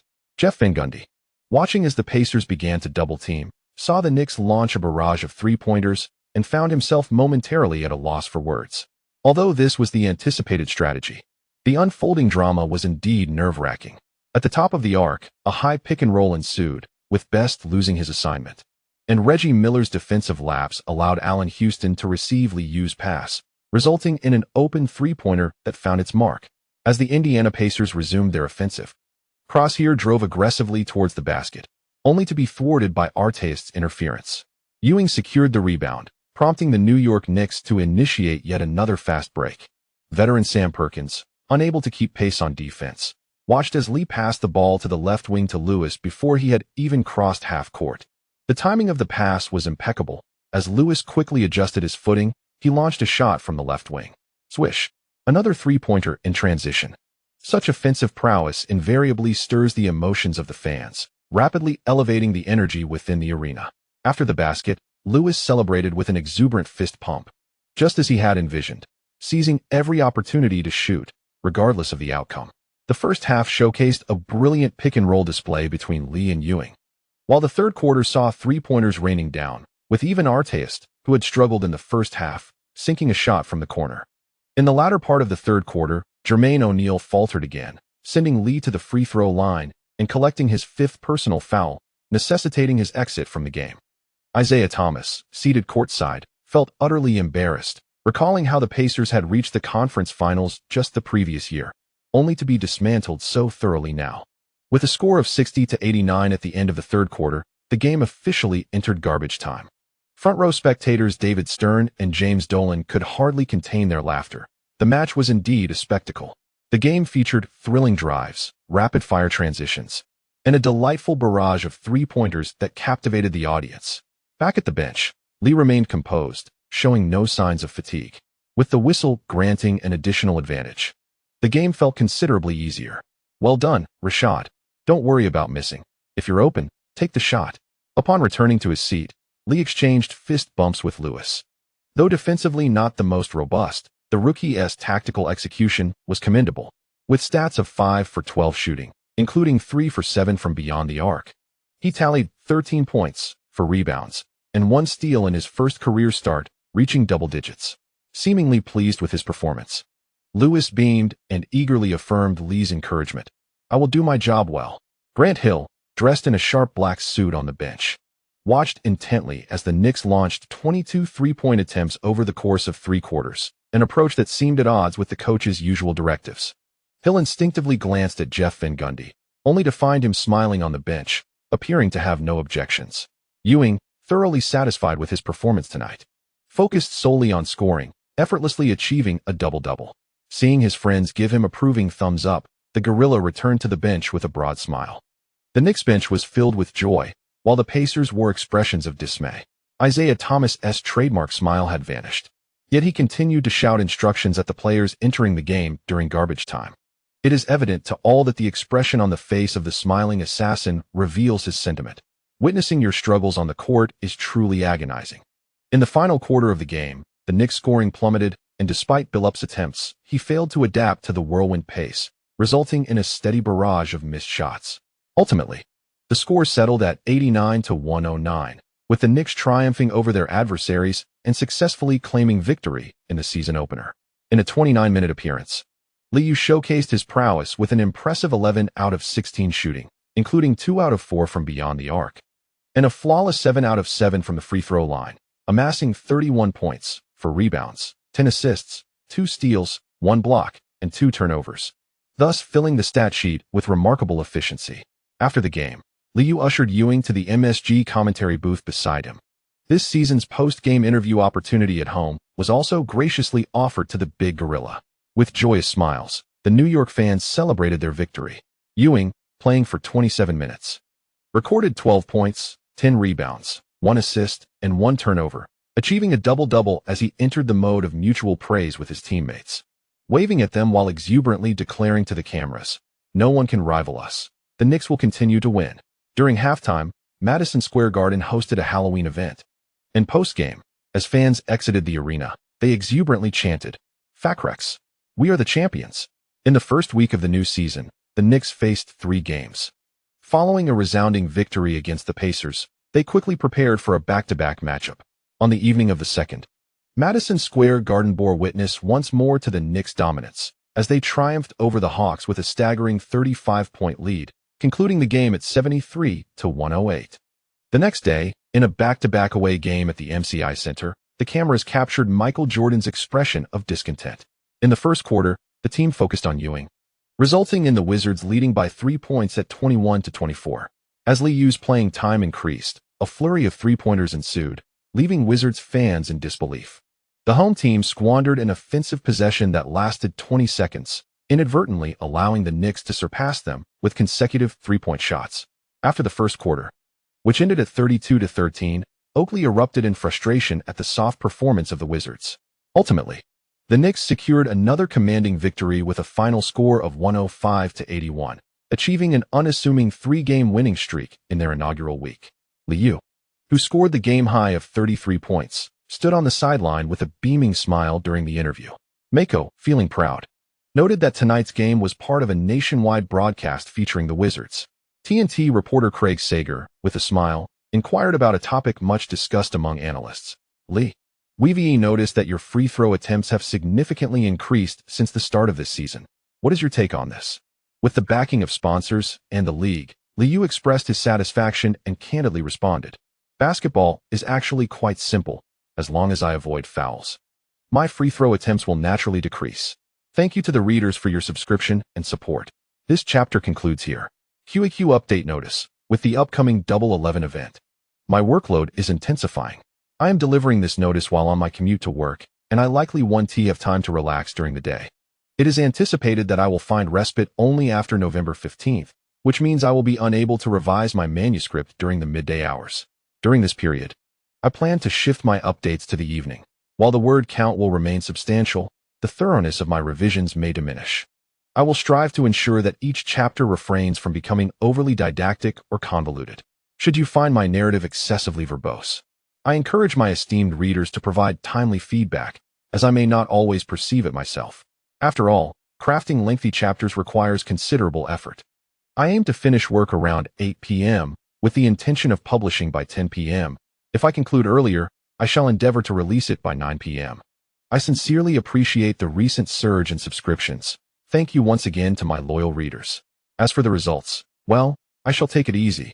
Chapter 203, Let Him Suck. On November 5, 2000, the NBA announced its first Player of the Week for the new season. Karl Malone and John Stockton of the Jazz received the honors. Whenever the notion arises that veteran players can no longer compete, these two invariably rise to the occasion. Over 3 games, the 37-year-old Malone averaged 31, 7 points and 9.3 rebounds, while the 38-year-old Stockton averaged 15, 3 points and 12.3 assists. Besides their impeccable record of 3 wins and 0 losses, the significance of their accolade lies in their victory over the Lakers. In this titanic clash, the Jazz triumphed once more, while the Lakers struggled to find their rhythm, with their role players underperforming, leading to a justifiable defeat. Nevertheless, the Los Angeles media always manages to unearth a new narrative, with the team's newcomer Isaiah Rider seemingly in fine form, recently becoming a model of reformation. Liu was astonished by these reports from the Los Angeles media. Has joining the Lakers truly transformed him into a gem? Rider's reputation for tardiness and conflicts with team staff and fans is notorious. While this behavior is a common trait among many NBA players, Rider's particularly egregious actions have even exasperated his teammates. After a season with the Hawks, Mutombo had voiced similar grievances about such conduct. Liu, as an informed observer, found it hard to believe in Rider's redemption. After all, a leopard does not change its spots. On November 7th, as the Knicks flew to Milwaukee, the players, like the general populace, ceased to focus on the game and instead gathered around the television in their hotel, eagerly awaiting the election results. The live broadcast continued uninterrupted throughout the day as both sides vied for votes, captivating the entire nation far more than any sporting event could. When the media began reporting that the Democratic Party had secured votes in Florida, some within the Knicks celebrated, only for the narrative to shift dramatically within 2 hours. As news outlets began to retract their statements, revealing discrepancies in the voting results, the counts remained in a deadlock. Liu found the unfolding drama nearly laughable. As the news anchor on screen wore an expression of bewilderment, this was truly an unprecedented experience. As the clock struck 11 p.m. without any resolution in sight, Liu rose, preparing to retire for the night, while the onlookers remained glued to the television. Allen Houston, noticing Liu stifling a yawn, could not help but quietly inquire, "Lee, aren't you interested in the election results?" Liu, without turning, waved his hand dismissively and replied with a relaxed tone, "I am far more concerned with the Nasdaq index. Remember to rest early. We have 2 back-to-back games this week." The Knicks players eagerly gathered before their television screens, waiting until past 1 a.m. for the latest news to unfold, a reversal in the vote count, with the Democratic Party emerging victorious. Interestingly, the losing side, after extending their congratulations, retracted their well wishes during a speech at a rally. By the following morning, after the first round of recounting by both parties, the margin was a mere 300 votes. Witnessing history, the spectators observed a fierce battle between Florida's executive and judicial powers. One side demanded a manual recount, while the other insisted on completing the tally within 2 days. Regardless of the outcome, this exchange heightened the suspense, and anticipation for the final verdict grew as the litigation commenced. Meanwhile, the Bucks likely stayed up late, engrossed in the unfolding drama, as their performance that evening was lackluster. Ray Allen struggled, almost skewing his own team's basket. The Knicks triumphed effortlessly, defeating their opponents 1-0-6-8-3 and securing their 4th consecutive victory. At this juncture, sports media shifted their focus away from the game's results, briefly reporting before returning their attention to the electoral conflict. Upon arriving back in New York, the Knicks faced a back-to-back match, suffering their first defeat of the season, 99-90, at home against the Cavaliers. This loss finally directed analysts' attention to the Knicks, with the New York Post commenting that Chauncey Billups was a misguided acquisition. Billups appeared to regress to his rookie season with the Celtics, floundering against the fast-paced play and struggling with his three-point shooting. In a stagnant offensive setup, the bench lacked a reliable finisher. Kukoc was unpredictable, and Ben Wallace's finishing was rather rough, leaving only Kittle's mid-range shots as a dependable option. Although Langley was a suitable fit, his slow movement hindered defensive efforts, often leaving him out of sync with the pace of the game. Jeff Van Gundy, in a post-game interview, was naturally questioned about Billups' lackluster performances. The balding coach offered little elaboration, merely stating that the regular season had only just begun and that Chauncey needed time to acclimate to the team. As the electoral results became mired in litigation, fans shifted their focus back to the game. With only 97 seconds remaining, the Celtics still had a chance to tie the score. Coach Pitino sat before his players, scribbling on the tactical board while vocally instructing, "Antoine, you take the ball. Be aware of their defense. If you face a double team, immediately pass it back to Chris. Exercise patience, seek out open opportunities, and do not rush the shot. We have ample time to score." Paul Pierce, seated on the bench, remained silent, frustrated by the coach's lack of trust in the final play as the Knicks turned the game around in the fourth quarter. Nevertheless, Antoine Walker performed commendably, and under the circumstances, the team had to comply with the strategy. Despite trailing, the match was thrilling, delighting the fans, who found it far more engaging than the preceding 2 seasons of lackluster performances. The players from both teams have returned to the court, and the exuberant Celtics fans continue to cheer loudly. Wow. At this moment, the Celtics are going all in, substituting their center Vitaly Potapenko for backup guard Chris Kaelden. Alongside Randy Brown, Bryant Stiff, Paul Pierce, and Antoine Walker, they lack height and do not require screens. The Knicks, without a doubt, recognize that their opponents are intent on launching three-point shots, while Ben Wallace remains on the court, contributing to a smaller lineup.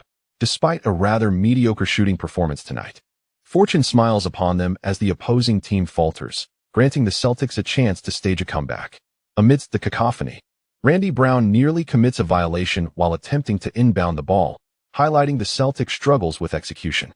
The screen at the free throw line fails to free Antoine Walker from Lewis's grasp, resulting in a failed catch, and ultimately, the ball is tossed to Paul Pierce at the far end. The strategy is poorly executed, yet the fans remain undeterred as the Celtics adapt, rapidly creating space for an offensive play, leaving the left wing open for Paul Pierce. At this juncture, Artest has already accrued 5 fouls and hesitates to reach out against the swaying Pierce, who has also been favored by the referees tonight. Both players lower their centers, with Pierce holding the ball in his right hand, exhibiting little movement as the clock ticks away. This patient standoff provokes the increasingly restless Artest to make the first move. With only 21 seconds remaining in the game, Artest instinctively steps forward to apply pressure, while Pierce swiftly gathers the ball, nearly evading the defense, and launches a contested three-point jump shot. The arena falls into a hushed silence as the basketball swishes through the net, and the crowd erupts, hands raised in jubilation. God! Paul Pierce has hit the crucial three-pointer. We still have a chance. An astonishing shot, a moment where the divine seems to favor them. Celtics home commentator Mike Gorman rises in excitement, while his partner, Celtics legend Tom Heinsohn, exclaims fervently, "This is the Celtics we've been waiting for. We have a chance to defeat the reigning champions." The referees are at the scorer's table reviewing the play, contemplating whether to reset the clock, while Liu remains composed, merely patting a frustrated Artest on the back. After embracing his teammates in celebration, Paul Pierce shouts, "This is my house." He hops and skips in front of Liu, deliberately raising his voice, reveling in his triumph, his gestures reminiscent of a future meme. Liu notices the referees signaling that only 0.6 seconds remain and smiles at Paul Pierce, saying, "Right corner, tonight the divine favors me. I don't want overtime." Following this proclamation, Liu theatrically points skyward with one hand and strides towards the bench in front of the Celtics players. Antoine Walker and Paul Pierce, taken aback by his words, return to the bench, where Pierce eagerly volunteers, "I'll guard Lee, darn it. We've got overtime in the bag." Coach Pitino nodded in agreement, then proceeded to set up the final defensive strategy. As both teams returned to the court, the roar of the crowd grew increasingly fervent. Pierce noticed Liu positioned near the right sideline, deliberately turning his back to the basket while holding on to Liu. The referee blew the whistle repeatedly as a warning, prompting Pierce to release his grip. He intended to exchange a few more taunts, but the referee's whistle signaled for a baseline play to commence. Positioned near the left sideline, Billups prepared to inbound the ball. With just 0.6 seconds remaining, there was only one opportunity. Fans in the front row shouted in unison, attempting to create distractions in support of their team's defense. Pierce once more wrapped his arms around Liu, and faced with such tenacious defense, Liu made a deft maneuver, sliding to the left, as Billups executed the pre-planned tactic and flung the ball to the right corner. Liu discreetly pushed off before sprinting back. Suddenly accelerating, Pierce lost half a step and leaped early for the block. At the right corner, as Liu caught the ball, he made no pause. While his body drifted right, he effortlessly launched the ball high into the air. It soared over Pierce's fingertips, tracing a magnificent arc through the air. The moment Liu released the shot, a hum filled the arena, and perhaps due to the perfection of the basketball's trajectory, a profound silence enveloped the crowd. As Paul Pierce landed, he lost his balance and fell directly in front of Liu, and before he could rise, he was met with the screams of the fans in the front row. "Oh!" exclaimed commentator Mike Gorman, instinctively rising to his feet, his voice filled with fervor. "Lee! My God! How did he do that? Incredible!" On the Knicks bench, Liu remained composed, merely tapping his right hand against his left wrist and raising an eyebrow at Pierce, who lay on the court. Antoine Walker, taken aback, stared blankly at Liu's display, echoing the sentiment of the bench's atmosphere, and muttered reflexively, "Does God really love him?" Lying on the floor, Pierce momentarily forgot to get up, his mouth agape as he watched the Knicks swarm around Liu, celebrating wildly. The referee had no choice but to return to the scorer's table, reviewing the play to confirm whether Liu's shot was taken in time. After a 2-minute wait, the referee finally signaled that the basket counted, and the game was officially over. With Liu's miraculous three-pointer in the final moments, the Knicks avoided a 2-game losing streak, securing a score of 98-95. Coach Pitino could only shake his head in resignation. Despite the favorable circumstances, they still faced defeat, and if losses continued, his position would be in jeopardy. At the post-game press conference, Pierce wore a grim expression, clearly dejected. Soon, a reporter inquired about what Liu had said in the final moments. Pierce, without embellishment, responded honestly, "This was a duel of men. Lee told me he would make the shot from the right corner, and I accepted the challenge. But tonight, God was on his side. I can feel the gap between us narrowing. The Knicks have lost their dominance. And this year the Celtics have a chance to claim the championship." Liu's remarkable three-point shots have captivated ESPN's SportsCenter, causing many fans to momentarily forget about the voting and instead chant, "Champions for the Knicks." Over the course of 41 minutes, he achieved 25 points from 14 attempts, with 5 out of 9 from beyond the arc and 8 out of 9 from the free throw line, culminating in a staggering 41 points, 5 rebounds, 10 assists, 3 steals, and 3 turnovers. While fans were dazzled by these splendid statistics, analysts recognize that Billups still struggles to adapt to the team. The Knicks have found themselves in fiercely contested matches against weaker teams, a rarity in recent seasons. Saturday, the 11th, coincided with a TNT program that not only revisited Liu's thrilling game winner, but also delved into a thorough analysis of the match. Charles Barkley, having rapidly acclimated to the show, bluntly pointed out the Knicks' shortcomings. They consistently allow Ewing to initiate plays in the first quarter, while the bench player, Ben Wallace, has shown no improvement in finishing around the basket this season. The Knicks lack a dominant big man, although they possess the strongest backcourt in the league. Basketball is a team sport. In the studio, Barkley, reclining on the couch, implied that the interior game was inadequate. At this point, Kenny Smith interjected with praise for the veteran, suggesting that the issue did not lie with Ewing, whose playing time rarely exceeds 30 minutes except at home. The lack of early dominance stems from a slow start, with their fixed opening strategy relying on catch-and-shoot plays from Allen Houston and Lewis. If those shots fail, they become vulnerable to counterattacks, leading the Knicks into protracted battles whenever their start is unfavorable. Perhaps Lee should consider controlling the pace, allowing the team to slow down rather than hastening their tempo, as they currently do. The two quickly launched into a new round of debate, until Earl Johnson felt compelled to intervene. "I must remind you both that the Knicks currently hold the best record in the league. Tonight, they face the Hornets, and I doubt the opposition will pose significant challenges." From a results-oriented perspective, opting for an offensive strategy has proven correct. Given the current roster, it is challenging for the Knicks to replicate their previous dominance in the low post. Conversely, Lee has magnified their advantages, leading to numerous decisive victories through increased possessions. Kenny Smith shrugged, left speechless by the team's success, and could only lament. The entire team revolves around Lee. This is the rhythm he thrives in. Even when Grant Hill returns from injury, I doubt there will be significant changes. Charles Barkley, upon hearing this, chuckled and then remarked earnestly, "Kenny, that is the privilege of a superstar. He has 3 finals MVPs. Should we expect Lee to adapt to others? What is the purpose of our pursuit of honor through hard work?" With his usage rate climbing even higher, Lee held the ball with confidence. Even amid poor shooting or underwhelming performances from teammates, he excelled remarkably. Professional analysts undoubtedly discerned that the entire team was catering to Lee, a style of play that, while effective, invites controversy. On the defensive end, as the majority of teams' point guards are merely passive participants, Liu essentially coasts through the game. The energy conserved is channeled into the offensive side, where numerous screens and drives lead to impressive assist numbers for him. On the evening of the 11th, the Hornets faced off against the Knicks in an away game. The team has entered a rebuilding phase, and rookie Baron Davis has firmly secured a starting position this season. Liu, having watched the game on television, decided to contribute defensively in response to public scrutiny. From the outset, Baron Davis appeared bewildered, as Liu relentlessly pressured him, resulting in Davis failing to find a shooting opportunity throughout the first quarter under intense physical confrontation. By the end of the first quarter, with a score of 17-31, the New York fans were ecstatic, reveling in a comfortable game that they enjoyed watching unfold. Back on the bench, Davis remained in a state of confusion, thinking, "I haven't offended anyone."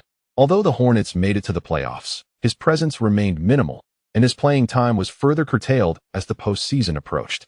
The game quickly lost any suspense, but fortunately for Davis, he encountered Billups in the second quarter, allowing him to regain some semblance of dignity. However, as the third quarter commenced with Liu once again leading the defense, the Hornets struggled to score, and after a dismal 7-28 performance in that quarter, Davis' composure shattered. Ultimately, The Knicks triumphed with a score of 74-108, overwhelming their opponents with explosive three-point shooting.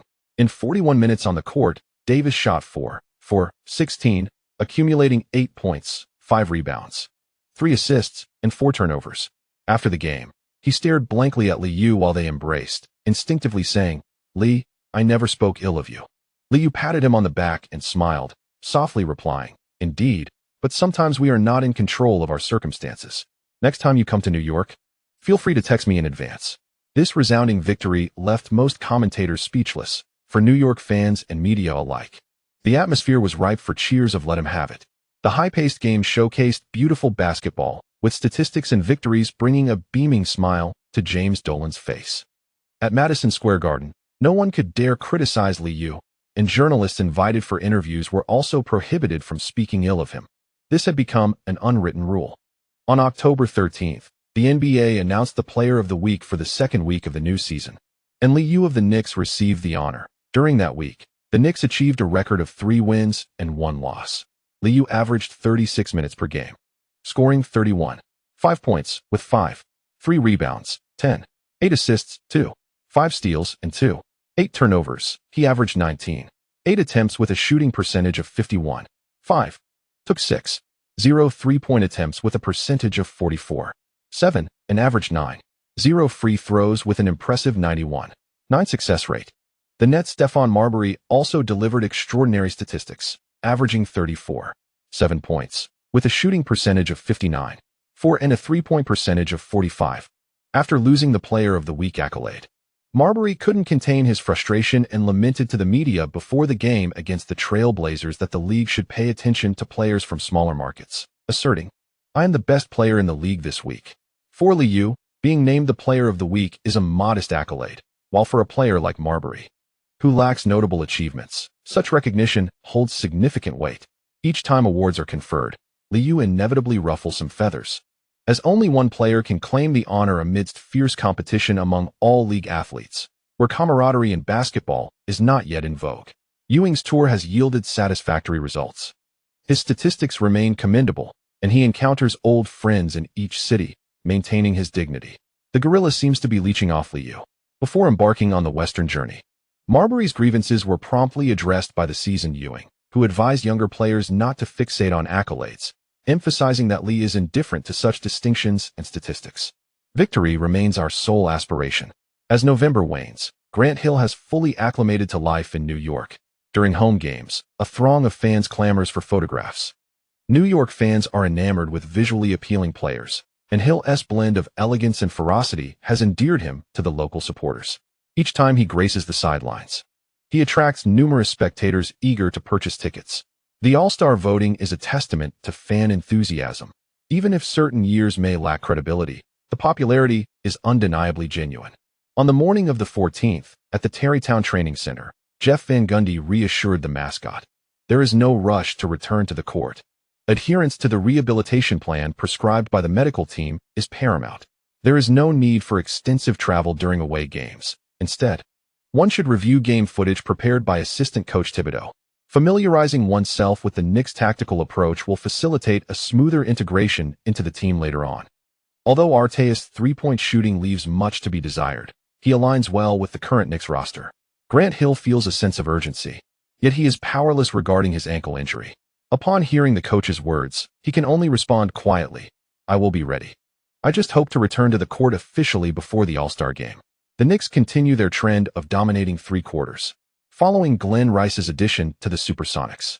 The team's performance has declined rather than improved, and with this loss, the Supersonics record stands at 2 wins and 7 losses.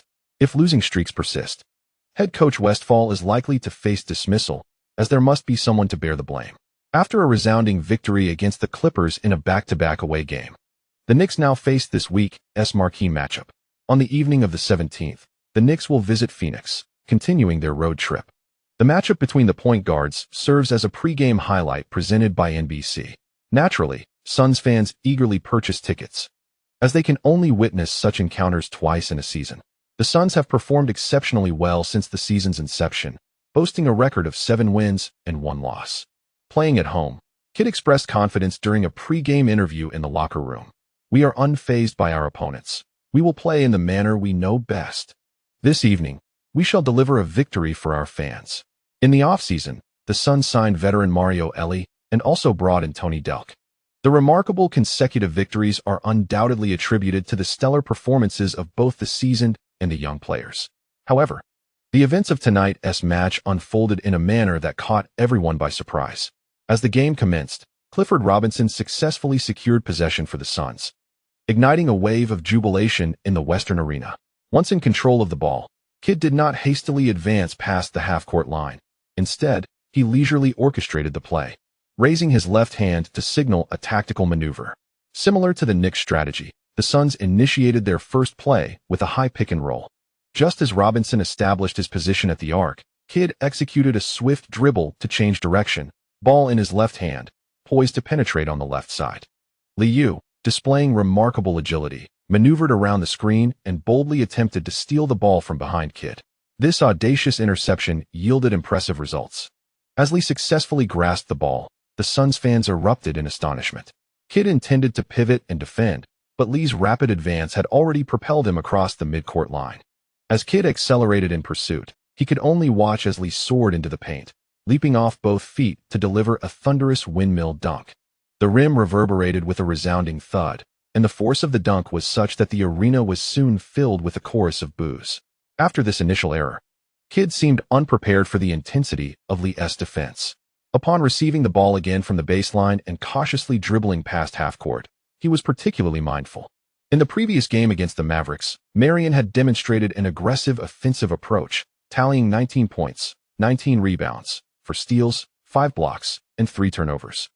As he swiftly darted along the baseline from left to right, Marion positioned himself in the right block, where he received a pass from Kidd.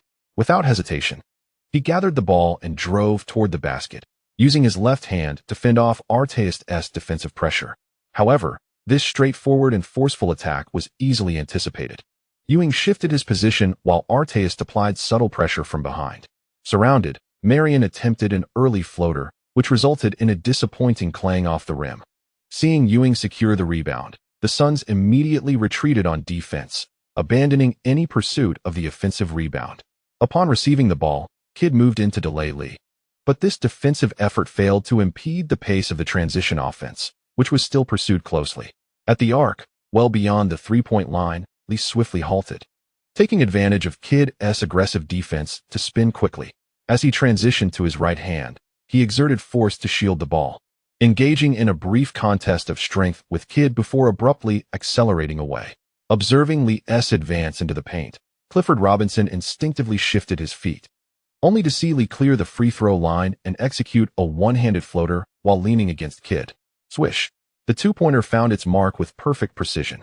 Amidst the booming discontent from the crowd, Bob Costas from the NBC commentary booth exuberantly praised Lee anticipated the movements of the opposing big man perfectly, showcasing an exquisite offensive rhythm. Meanwhile, Doug Collins noted Kidd's hastening tempo and instinctively cautioned, running with the Knicks is not the optimal offensive choice. As the words fell, with a half-transition offense, Kidd relentlessly pursued the ball, forcing his way past the half-court line while contending with Liu's defense. He attempted a powerful layup in the paint, but the ball ricocheted off the rim due to interference. Reacting swiftly, Liu leaped again to snatch the rebound, and, seizing the opportunity, charged forward with the ball. Ewing, who had just returned to defense, halted in his tracks, watching as Liu crossed the midcourt line before launching a powerful pass to the right wing, where Allen Houston awaited. Houston, receiving the ball, faced veteran Mario Elie trailing behind him, yet he showed no hesitation. After a slight adjustment, he elevated and released the shot. Swish! The three-pointer found nothing but net. On the sidelines, Coach Skiles wore a grim expression.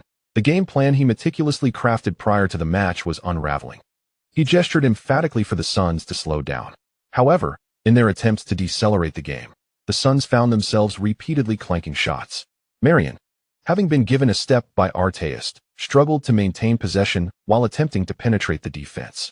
With 7 minutes and 30 seconds left in the first quarter, thanks to Mario Elie's free throws, the Suns finally scored. Yet their slow-paced offense did little to close the gap.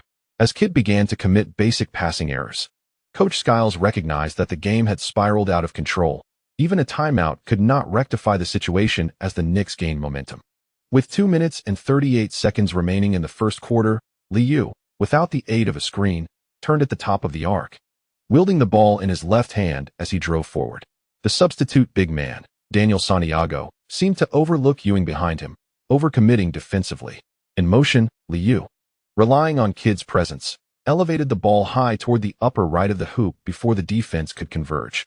Uncontested, Ewing leaped effortlessly to retrieve the ball, powerfully dunking it with both hands. Boom. The crowd at the Western Arena fell silent, the Suns fans seemingly in disbelief at the substantial deficit after merely 1 quarter. Ewing, exhilarated by his dunk, pumped his fist in triumph, savoring the moment, though feeling fatigue set in as he gasped for breath on his retreat back to defense. As Kidd, following a screen, attempted another lob that resulted in yet another turnover, commentator Doug Collins lamented, whenever Lee decides to defend.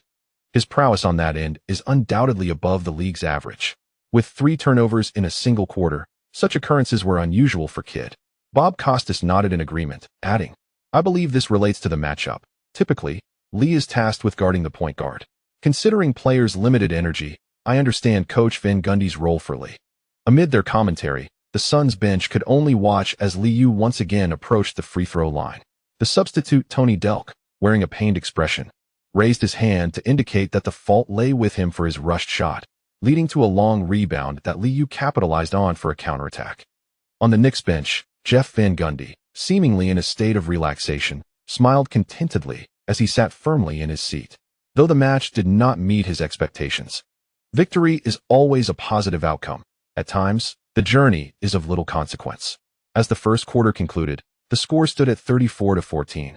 Marking the abrupt end of what was anticipated to be a riveting duel between the point guards.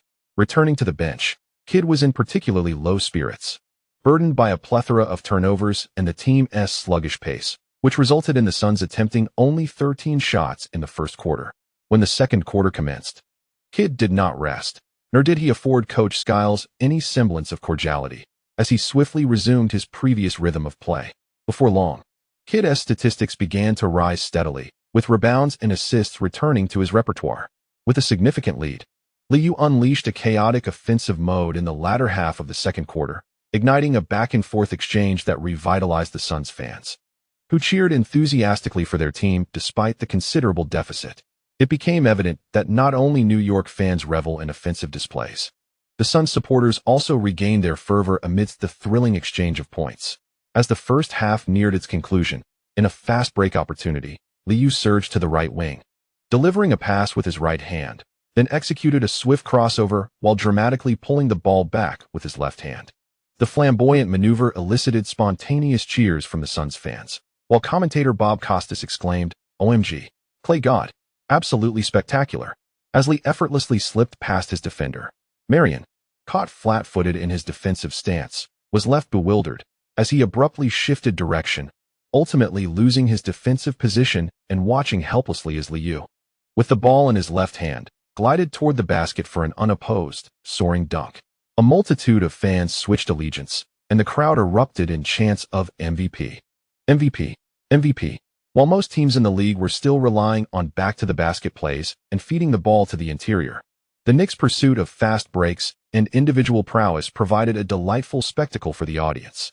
Even as Liu retreated on defense, Marion remained rooted, seemingly unable to comprehend how Lee executed such a complex yet effective move. Want to learn? Join my training camp, and I will teach you these moves without reservation. With a substantial lead, Liu began to jest as he retreated to the midcourt, but Marion took him seriously, even inquiring earnestly, "Bro, how much is the tuition? I love that move you just pulled off." As Kidd, with a grim expression, called out for his teammates to position themselves. Their light-hearted exchange was abruptly interrupted by yet another turnover as he attempted a pick and roll, resulting in the ball sailing out of bounds. On the Knicks bench, Kurt Thomas chuckled to himself while clutching the ball. The Suns concluded their final offensive possession with a turnover, and as Liu's long-range three-pointer ricocheted off the rim, a gasp resonated throughout the arena. The score stood at 60-34 as the half concluded, rendering the contest devoid of suspense.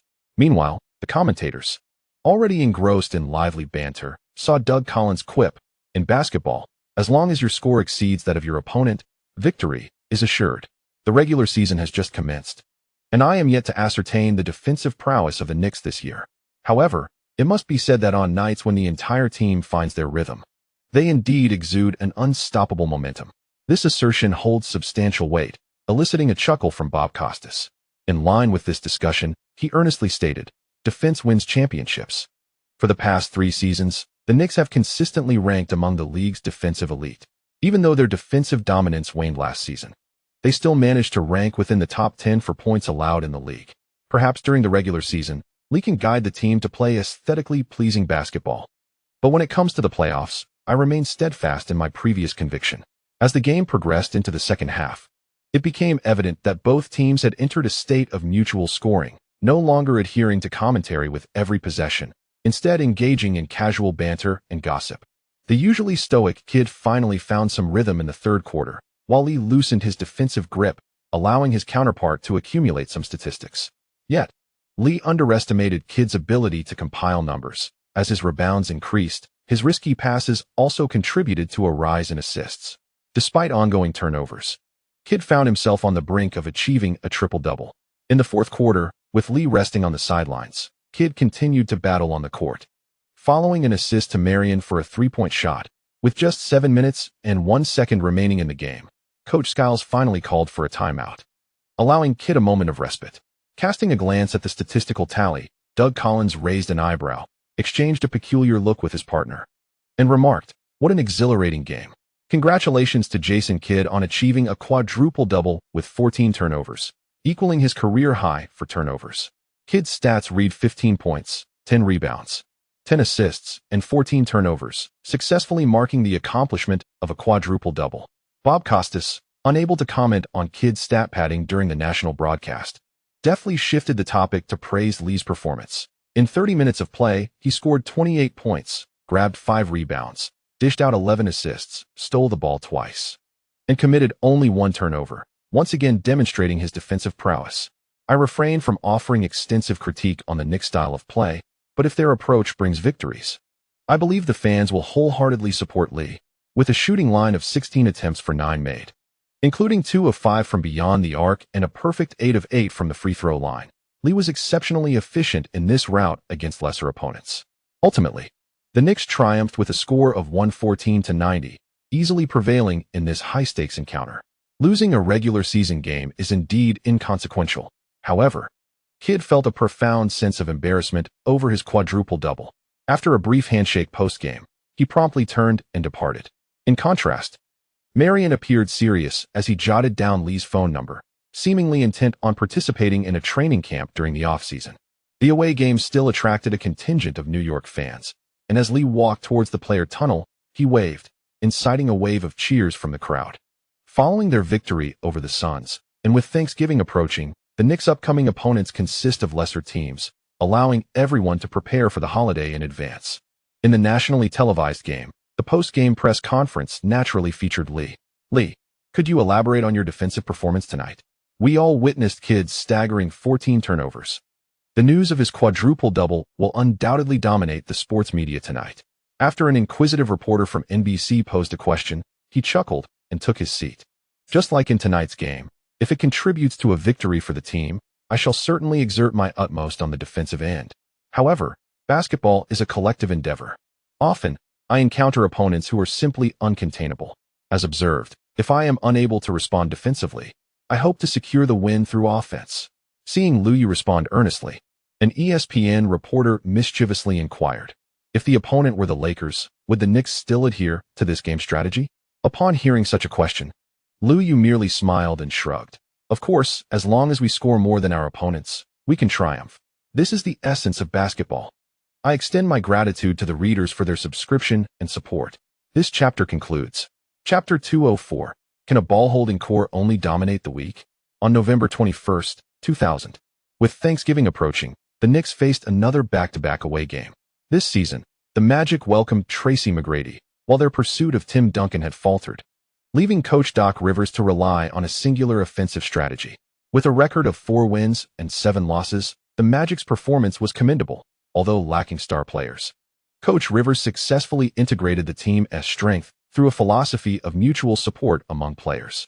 As the game commenced, the Knicks struggled with missed shots, compounded by a slow pace in the first quarter, where Ewing had to showcase his skills.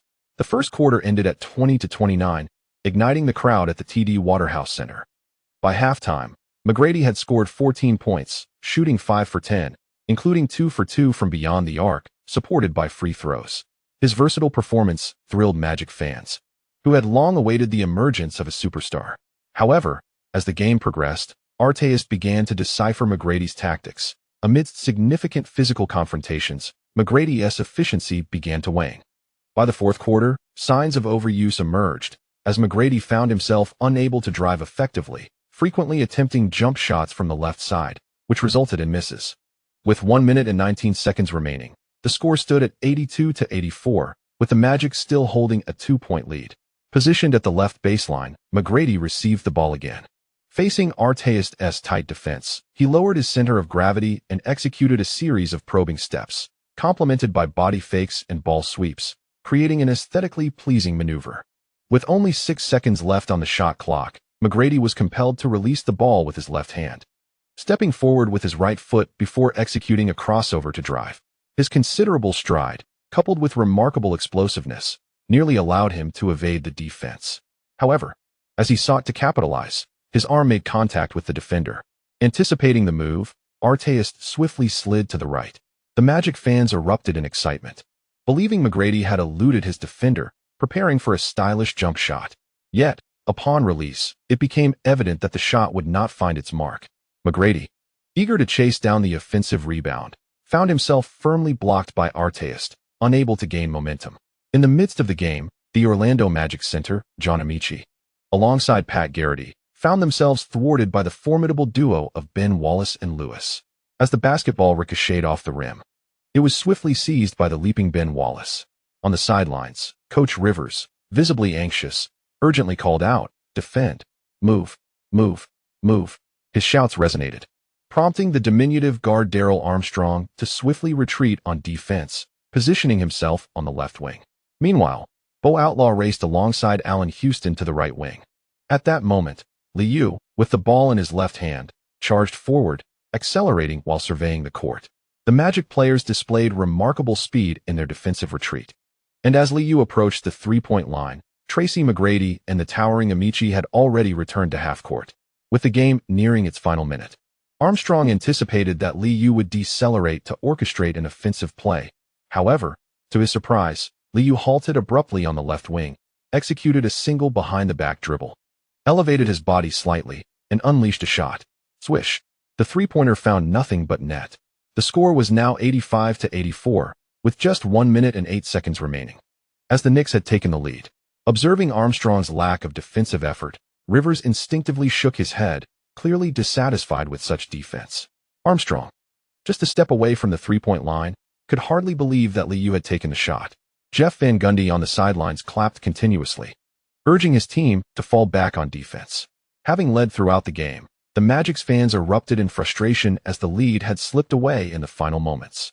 With the primary scorer stifled, Armstrong, upon crossing half-court, immediately called for Amaechi to set a high screen, advancing left with the ball. Wallace adeptly delayed his approach, and as the two collided, Armstrong stumbled slightly, while Amaechi's premature roll allowed Liu to close in effortlessly. Seizing the moment, he poked the ball away from behind. Suddenly losing control of the basketball, Armstrong instinctively cried out, "Ah!" The referee offered no response, and Wallace bent down to secure possession before swiftly launching the ball. The basketball sailed across midcourt, and a quickened Liu effortlessly scooped it up. In a fast-break situation of 1 against none, Liu leaped within the paint, gripping the ball in his right hand, and executed a thunderous, axe-like dunk. The score surged to 87-84, with just 55 seconds left in the game. As the Knicks extended their lead, Rivers, exasperated, widened his eyes, struck the tactical board with his fist, and immediately called for a timeout. Liu, having completed the dunk, celebrated with his teammates, as this thrilling comeback was becoming a routine occurrence. The atmosphere within the TD Waterhouse Center turned hostile, with the crowd's discontent growing as the lead shifted from 2 points to a 3-point deficit. On the bench, Coach Rivers recognized the urgent need for points. After devising a play for McGrady to receive the ball, he offered words of encouragement, clapping his hands and passionately exhorting his players. Let's go. The fans of the Magic team at the venue had yet to rally behind the DJ's cheers when Boatwright executed a throw-in.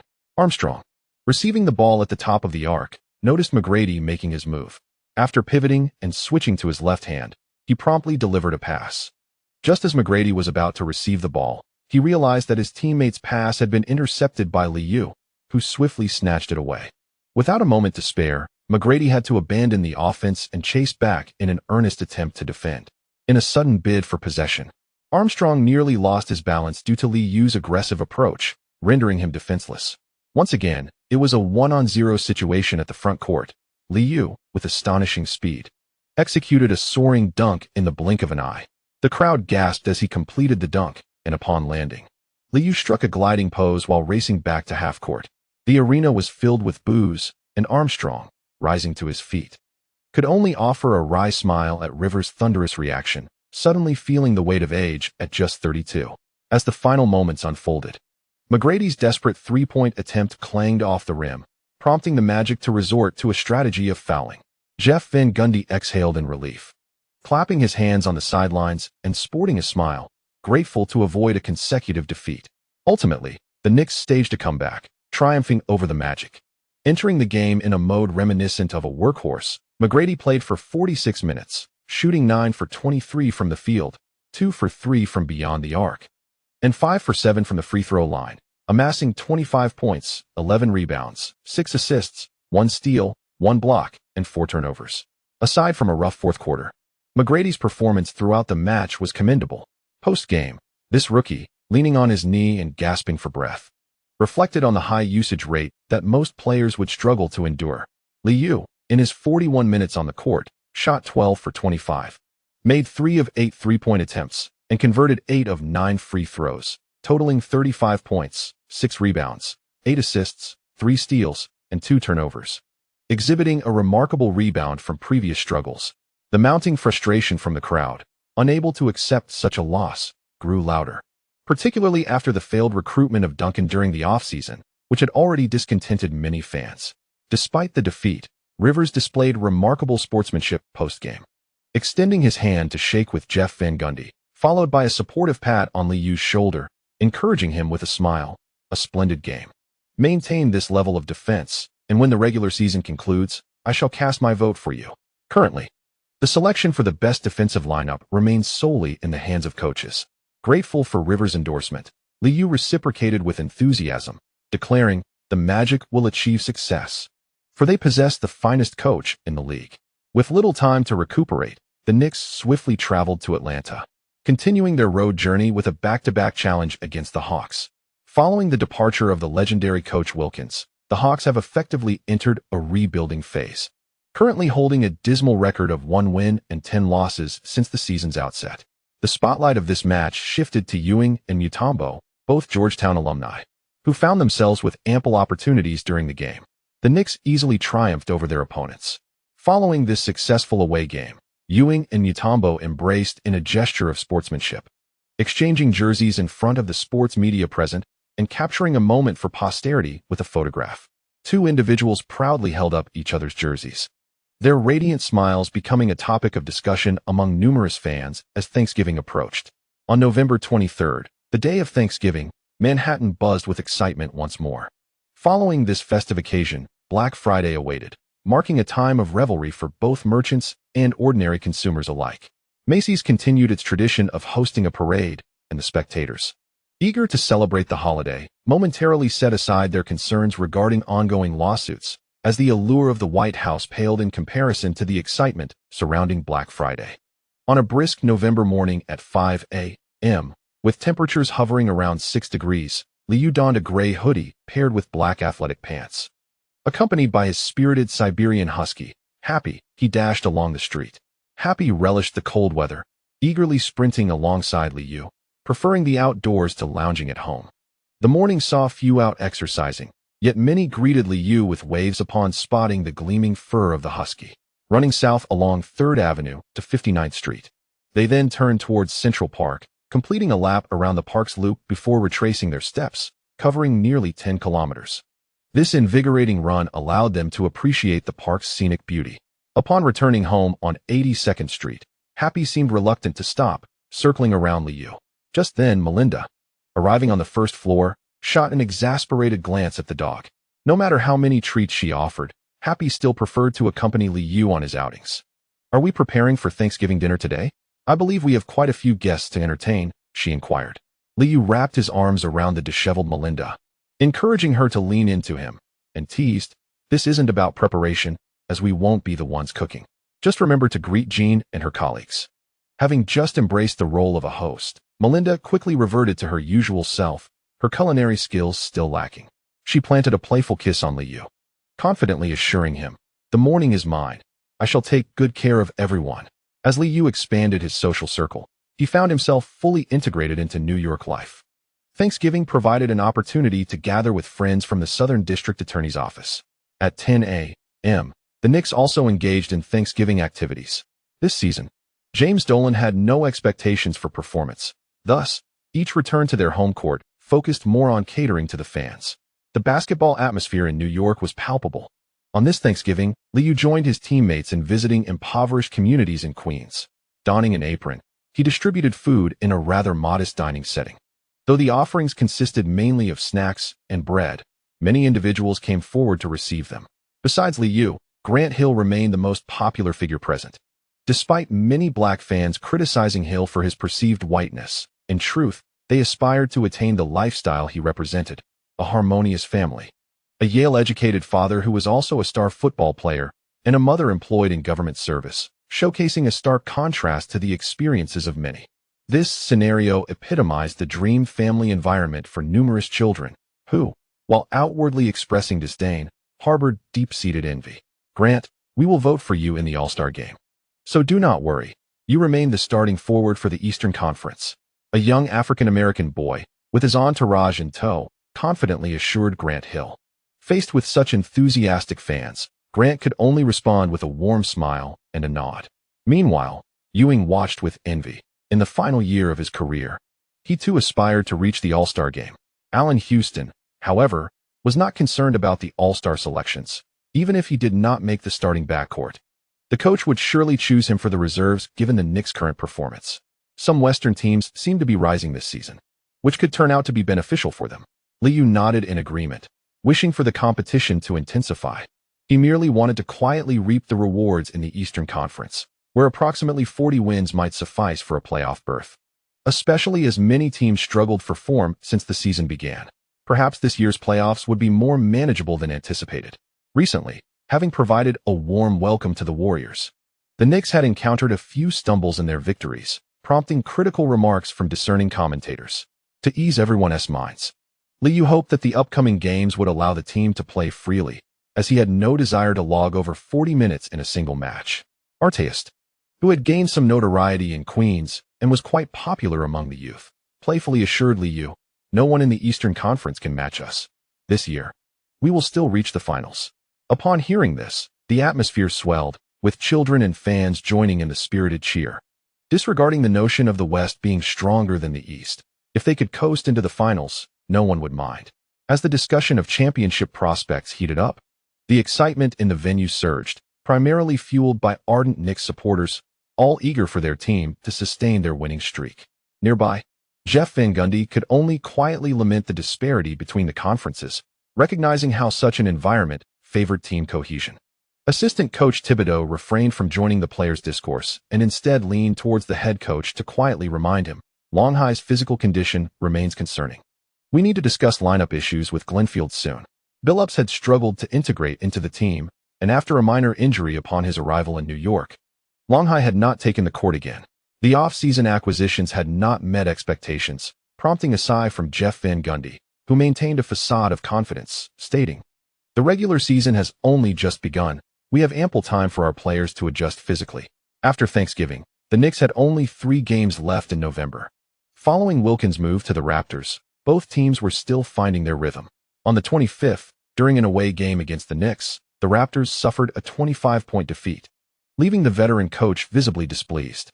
Having transformed into a team reliant on jump shots and three-pointers, the Knicks could score 110 points one night and struggle to muster 85 the next. Vince Carter found himself bewildered as the second quarter saw the offense falter, finishing that period at 16-32, effectively sealing the game's fate. At the post-game press conference, Vince Carter refrained from making excuses, instead lauding the Knicks' tactical approach. Winning the game is paramount. Tonight, I simply wish to commend our opponents. They delivered a truly commanding performance. Lee has illuminated a path for us, and I shall continue honing my three-point shooting. The players are astute. Lee's style is not unprecedented. In the past, everyone emulated Michael Jordan, but now some have begun to mimic Lee. On the 27th, following a resounding 38-point victory over the Grizzlies at home, the New York media became utterly exuberant. We possess the strongest offense in the league. No one can rival the Knicks. In the final home game of November, Ewing continued his tour, but on that evening, the shooting touch eluded everyone, and they were overwhelmed by the Heat's counterattacks. Lee's streak of consecutive three-point successes was halted at 67 games.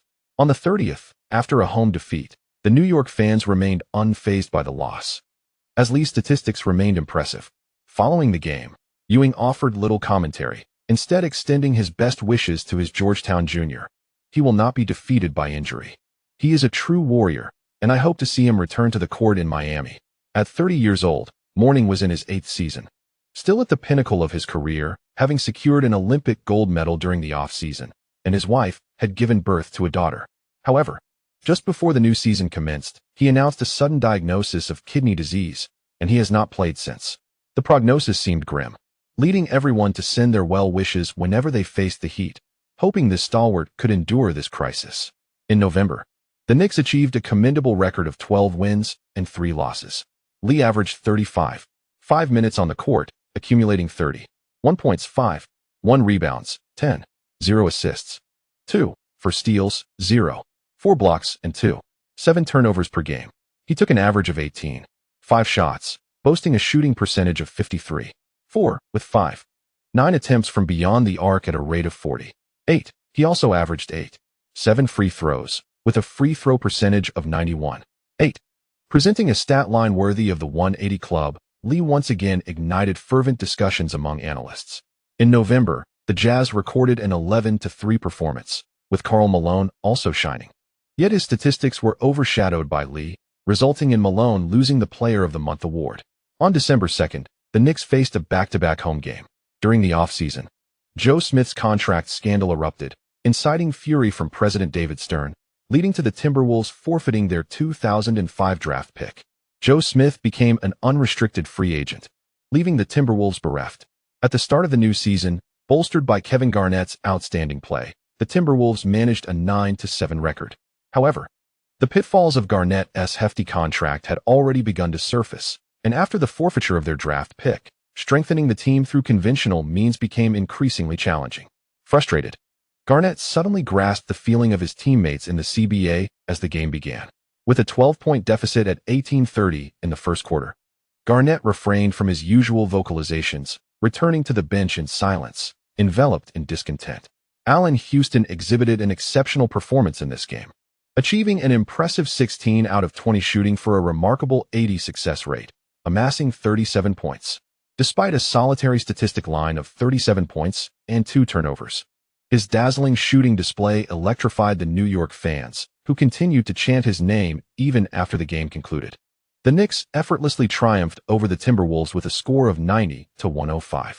Coach Jeff Van Gundy expressed satisfaction with Chauncey Billups' performance over the last 2 games, proactively increasing Billups' playing time as the team embarked on their Western road trip. On December 9th, following a defeat to the Nuggets, the Knicks encountered their 3rd consecutive loss of the season. Defeats against the Mavericks and Spurs had already stirred excitement among analysts, but after the loss to the Nuggets, they could no longer contain their reactions and launched into fervent discussions. On the morning of the 10th, during a TNT broadcast, 3 commentators engaged in a heated debate regarding the Knicks situation. The outspoken Charles Barkley did not hold back, directly attributing blame. Since Lee joined the Knicks, this is the first time they have faced a 3-game losing streak. He must alter his playing style, relinquish some ball control, and involve his teammates more in the offense, distributing the ball to the low post to enhance the engagement of the big men. Kenny Smith, initially wearing a smile, instinctively retorted, distributing the ball to the low post? No disrespect to the players, but I am curious as to which of the Knicks' big men can efficiently handle the ball in the low post. Upon hearing this query, Barkley opened his mouth, momentarily at a loss for words. Ben Wallace, Rashard Lewis, Kurt Thomas, Tony Kukoc. These names flitted through his mind, and after an awkward chuckle, he continued to shift the blame. Lee could initiate some low-post offense himself to create opportunities for his teammates. Kenny Smith shook his head, and the producer quickly displayed statistics revealing Lee's true shooting percentage. Since November, Lee's true shooting percentage had soared to an astonishing 67.1, a figure that is quite remarkable. Given his ability to execute more efficient offense from beyond the arc, why engage in a battle in the low post? Lee is distinctly different from traditional point guards. His pick-and-roll threat is considerable, and he demonstrates exceptional proficiency in exploiting mismatches. If Patrick Ewing were 10 years younger, the Knicks would face no such dilemmas. He could still create open shot opportunities for his teammates, and Lee could engage in more off-ball actions to finish plays. Yet, on certain nights, shooters simply cannot find their rhythm. The Knicks now require the development of a more stable scoring approach. Coach Van Gundy must devise reasonable tactics for role players, allowing them to score efficiently. Despite suffering 3 consecutive defeats, the Knicks remain at the top of the Eastern Conference. Earl Johnson expressed some exasperation and promptly shared his perspective. Defense wins championships. Coach Van Gundy truly needs to integrate the team, considering the presence of rookie players. We should afford the Knicks more time. An increasing number of teams are beginning to emphasize defense. In this week's match, the Lakers and the Warriors engaged in a thrilling contest, ultimately resulting in a victory for the Warriors after an overtime. Kobe Bryant shot 18 of 35, amassing 51 points, while Shaquille O'Neal scored 25 points on 11 of 18 shooting. Despite their impressive efficiency, they allowed Anton Jamison of the opposing team to score an astonishing 51 points on 21 of 29 shooting. The Lakers and the Knicks now share identical records, both having lost 6 games since the season began. Not long ago, there was a sense of schadenfreude as it was joked that the Knicks would lose to the Warriors, only for that jest to backfire spectacularly. The Spurs have also caught up, now with 6 losses to their name. Injuries have not diminished Tim Duncan's prowess, and Coach Popovich continues to employ his formidable strategies this season. Regardless of external critiques regarding the Knicks players' performances, Liu understands that everyone has exerted their utmost effort. Among the starting lineup, both Lewis and Artest cannot guarantee high efficiency in every game. Ewing, despite his best efforts in one quarter, has moments of lethargy, and Billups still struggles to adapt to the fast-paced style of play. In front of the television, the voices of the 3 players resonate continuously. Back at their Manhattan home, Liu reclines on the 5th-floor sofa, attentively listening to a comedic performance. On the other side of the sofa, Scarlett hugs her knees, occasionally striking her younger brother in frustration, who has remained silent. Hunter grimaces from the playful hits, eventually unable to contain his complaints. I told you this movie would flop. The script is dreadfully dull, just featuring beautiful actresses to attract audiences. Scarlett, dressed in a fitted black sweater, now resembling a young woman, stands and playfully punches her brother again. The animated film Pigsy is a comedy set to release at the end of November, but its box office is underwhelming. There are too many beautiful girls in America. While Eva Mendes is attractive, she is hardly breathtaking.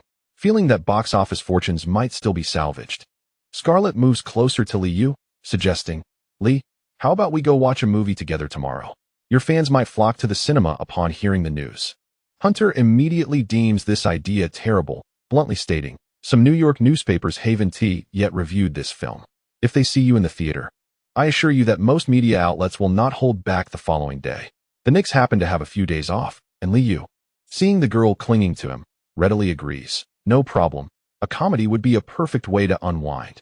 On the evening of the 11th, New York media spotted Scarlett, dressed in a khaki coat, pulling along Liu, who was clad in a black trench coat, as they arrived at the cinema. Just as Hunter anticipated, the following day, several New York publications began to critique a tedious comedy.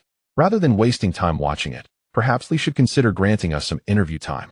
Before Christmas, the Knicks have 6 more games to play, and Jeff Van Gundy feels reassured that 5 of those will be against the Eastern Conference's weaker teams. Following the resounding victory over the Raptors, on the evening of the 15th, Starks made his return to Madison Square Garden. The New York fans present erupted into applause for the veteran, while the arena's large screen showcased a dazzling highlight reel of Starks' illustrious tenure in New York. Naturally, Starks, now in the twilight of his career, was deeply moved by such a scene, his eyes glistening with emotion as he waved to the fans. The impact of being a champion has allowed New York fans to finally let go of their grievances regarding Starks' past performance in the finals. The previous jeers, slanders, and criticisms have transformed into respect, exemplifying the profound influence of a championship. In this game, the veteran Malone exhibited exceptional form, dismantling the Knicks' interior defense with a combination of scoring and free throws, overwhelming the rookies with ease. The score reached 98-92, marking yet another loss for the Knicks. While Liu remained unscathed, post-game, the fans seemed unfazed by the defeat, witnessing with smiles as Starks and Ewing exchanged jerseys, the two embracing warmly in front of the cameras. While commentators continued to critique the Knicks, Liu swiftly led the team to a remarkable 3-game winning streak, triumphing over the Bucks, Hawks, and Celtics with convincing margins of 15 points in each match. In light of this, most sports media were left speechless. Despite the Knicks' loss, they still held the top spot in the Eastern Conference. The 76ers currently boast an impressive record of 18 wins and 7 losses, firmly occupying the second position in the East, just behind the Knicks. Due to Rik Smits' injury, Iverson returned to the point guard position, teaming up with Aaron McKie in the backcourt. As Christmas approached, and with a home game scheduled, the First Union Center was already filled to capacity well before 7 p.m. With less than half an hour until tip-off, the NBC commentary team engaged in discussions regarding Liu's playing style. Bob Costas chuckled as he recalled Iverson's words during a previous interview. "I don't care how others evaluate me. I am solely dedicated to winning." Iverson has proven true to his word, and as the team leader, the second place standing in the East should surely please Philadelphia fans. Much like Liu's contributions, although not universally acknowledged, his teammates have reached new career-high efficiency levels, and similarly, Iverson has elevated the performance of those around him. Doug Collins expressed a differing viewpoint on the recently discussed topics, solemnly commenting, "Much like the Kings-Princeton offense, the Knicks currently lack a core offensive presence in the paint. The closer one gets to the basket, the higher the shooting percentage, yet other players are not performing adequately in this regard, relying too heavily on jump shots. I believe the players give their all every night, but this is a matter of team-building philosophy. Despite high scoring, the Kings share the ball more effectively, whereas the Knicks are predominantly reliant on Liu's playmaking. This approach, centered around a singular core, may pose significant challenges during the playoffs." The two commentators continued their discussion until the jump ball, at which point their focus shifted back to the game. The two teams are seasoned adversaries, and from the outset, neither holds back. After Ewing secures possession, he swiftly crosses half court and positions himself beyond the three-point line. Liu, with the ball in his left hand, approaches the defender, Iverson, while feigning acceleration before executing a rapid behind-the-back dribble. In an instant, as he transitions the ball to his right hand, he explosively pivots, his shoulders swaying back, and lowers his center of gravity for a quick turn, accelerating with the ball in hand.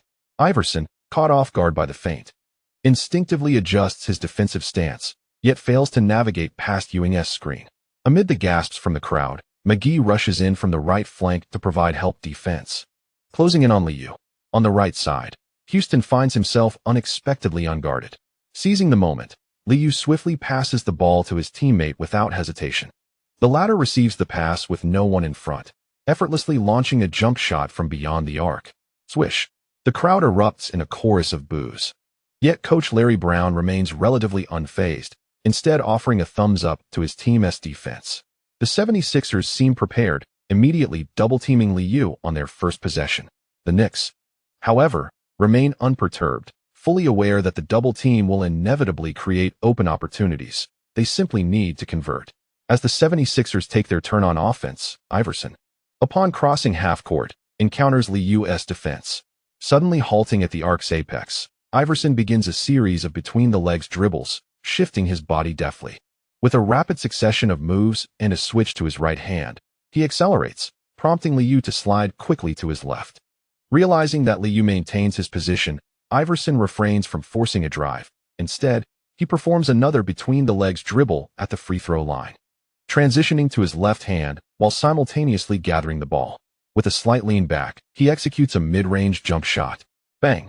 Although he creates space for the shot, Liu's defense disrupts it, causing the ball to clang off the rim.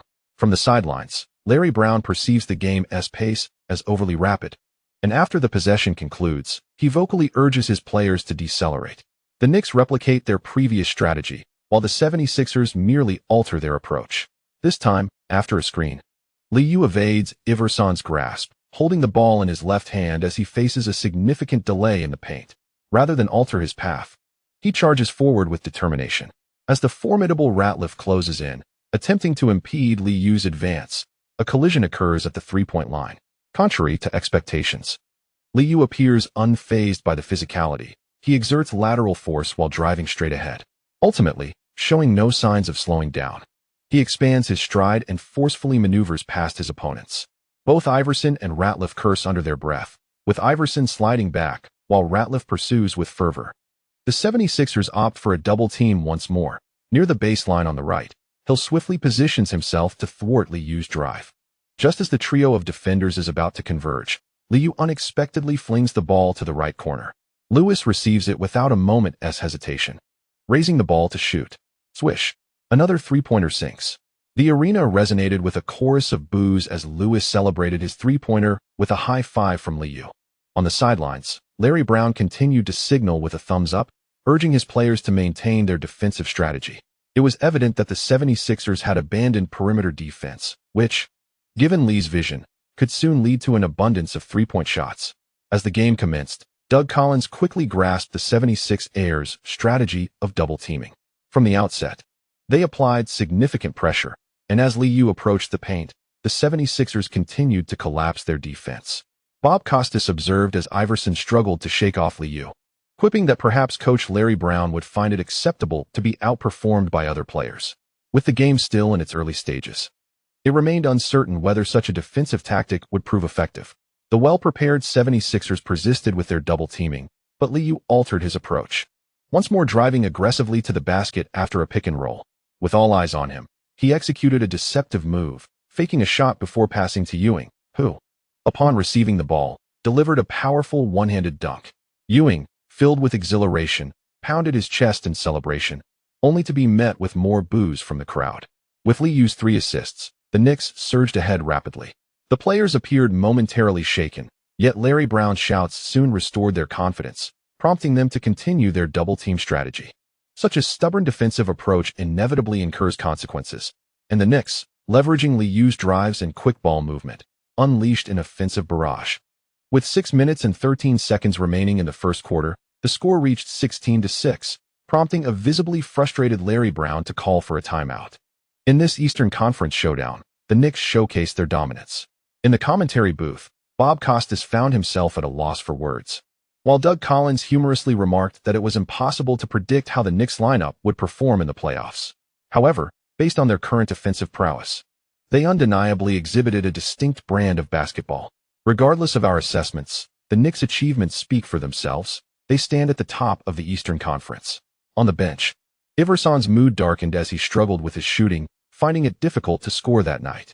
Jeff Van Gundy had anticipated adjustments from the opposing team, but after the timeout, he realized the 76ers' defensive strategy remained unchanged, continuing to swarm Liu. Time and again, through pick-and-rolls, Liu tore through the opponent's defense, delivering the ball accurately to his teammates on the perimeter.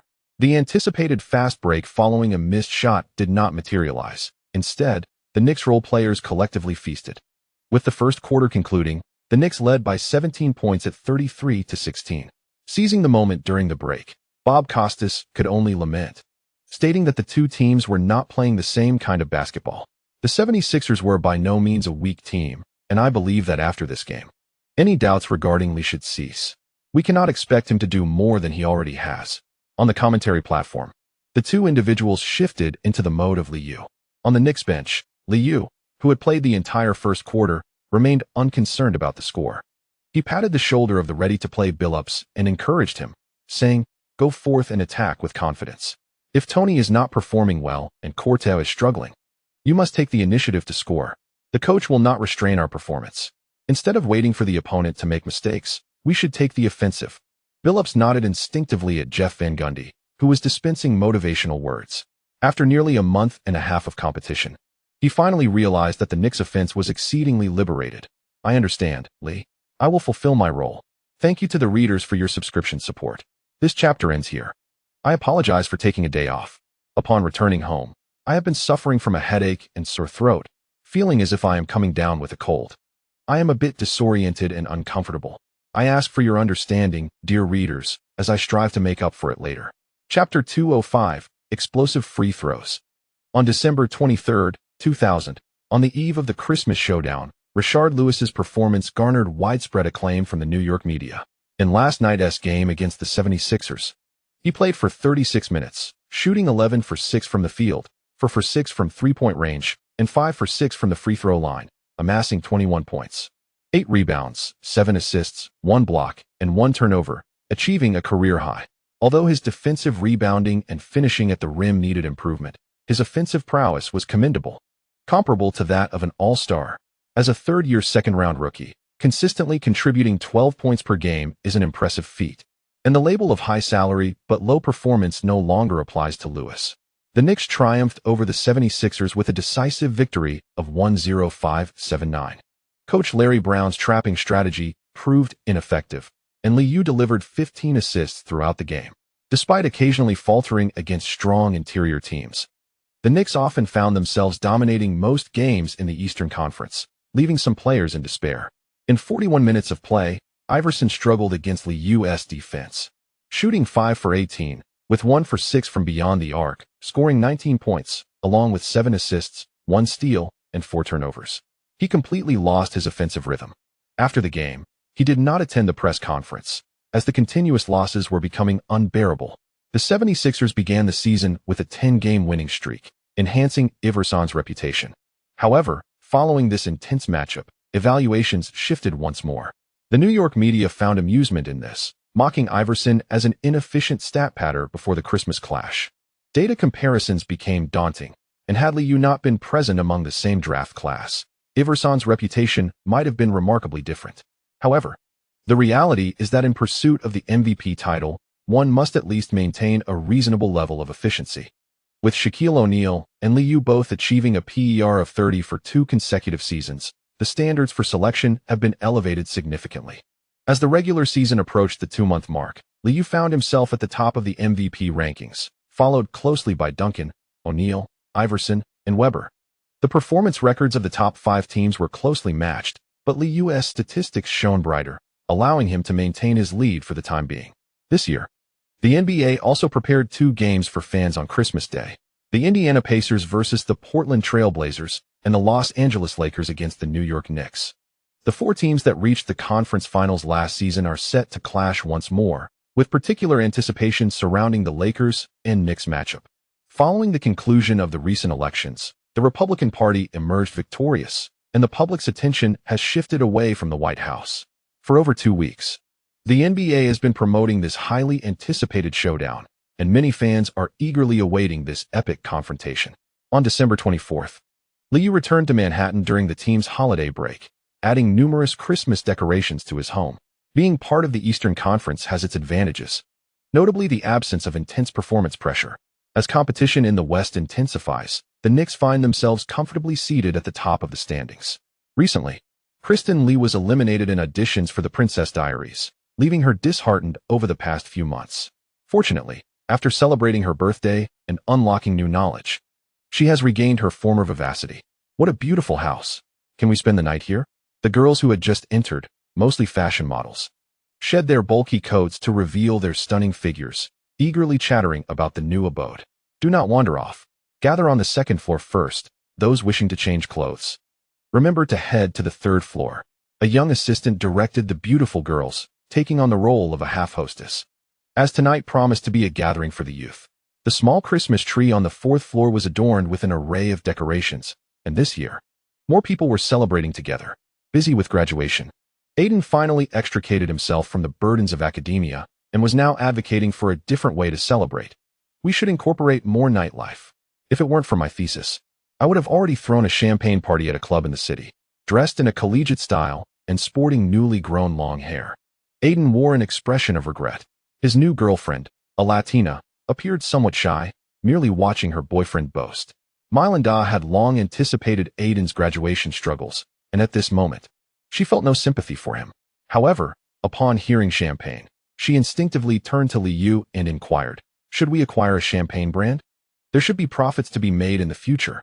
Almost forgetting about the matter, Liu tapped his forehead and confidently responded, "Indeed.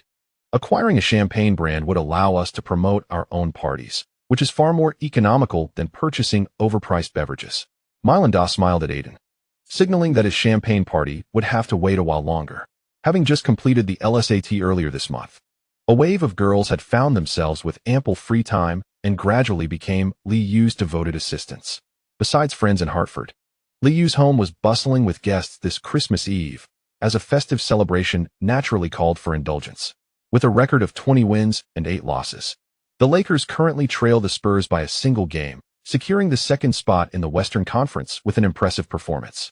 Phil Jackson's visits to New York over the past few years have been mixed, having played here and possessing dear friends in the city. He has found himself increasingly unwelcome as the Bulls frequently eliminated the Knicks. Coupled with Mike's long-standing disdain for Jeff Van Gundy, Phil Jackson had not missed an opportunity to mock him in the past. In the end, Van Gundy made a remarkable comeback, while Phil Jackson faced a series of championship losses. Each time I witnessed the New York media extolling the virtues of the bald-headed young coach, a sense of unease would wash over me. Upon arriving in New York in the morning, the Lakers coaching staff conducted a brief video session at the hotel, where they reiterated their tactical arrangements. During lunchtime, trainer Gary Vitti observed Kobe and Shaquille leaving and could not resist inquiring with Phil Jackson. Many teams are already limiting Shaq's ability to receive the ball. Why not allow Kobe to shoulder more offensive responsibilities? His performance this season has been exceptional. Phil Jackson merely glanced at him before calmly responding, "Harper finds it challenging to defend Lee. I hope Fox can capitalize on open shots offensively, as only Kobe is suited to guard the core perimeter players. The player's energy is finite. We will attempt to double team, but Kobe needs to consistently chase down his assignments to minimize Shaq's defensive exertion. This is not prejudice, but rather a necessity for victory. Someone must make sacrifices." During the off-season, Shaquille also diligently practiced, displaying an admirable attitude. Phil Jackson noted this, and as the superstar asserted his position, Jackson felt compelled to confirm his status within the team. While Kobe worked hard as well, it was Shaquille who remained the true heart of the team. Thus, as in the previous season, the formidable dialogue continued, with all members serving the big shark. Gary Vitti held great admiration for Kobe. However, after hearing this, he found himself at a loss for words. As the championship coach articulated, there can only be one core in the team. Kobe was well aware of his standing within the team.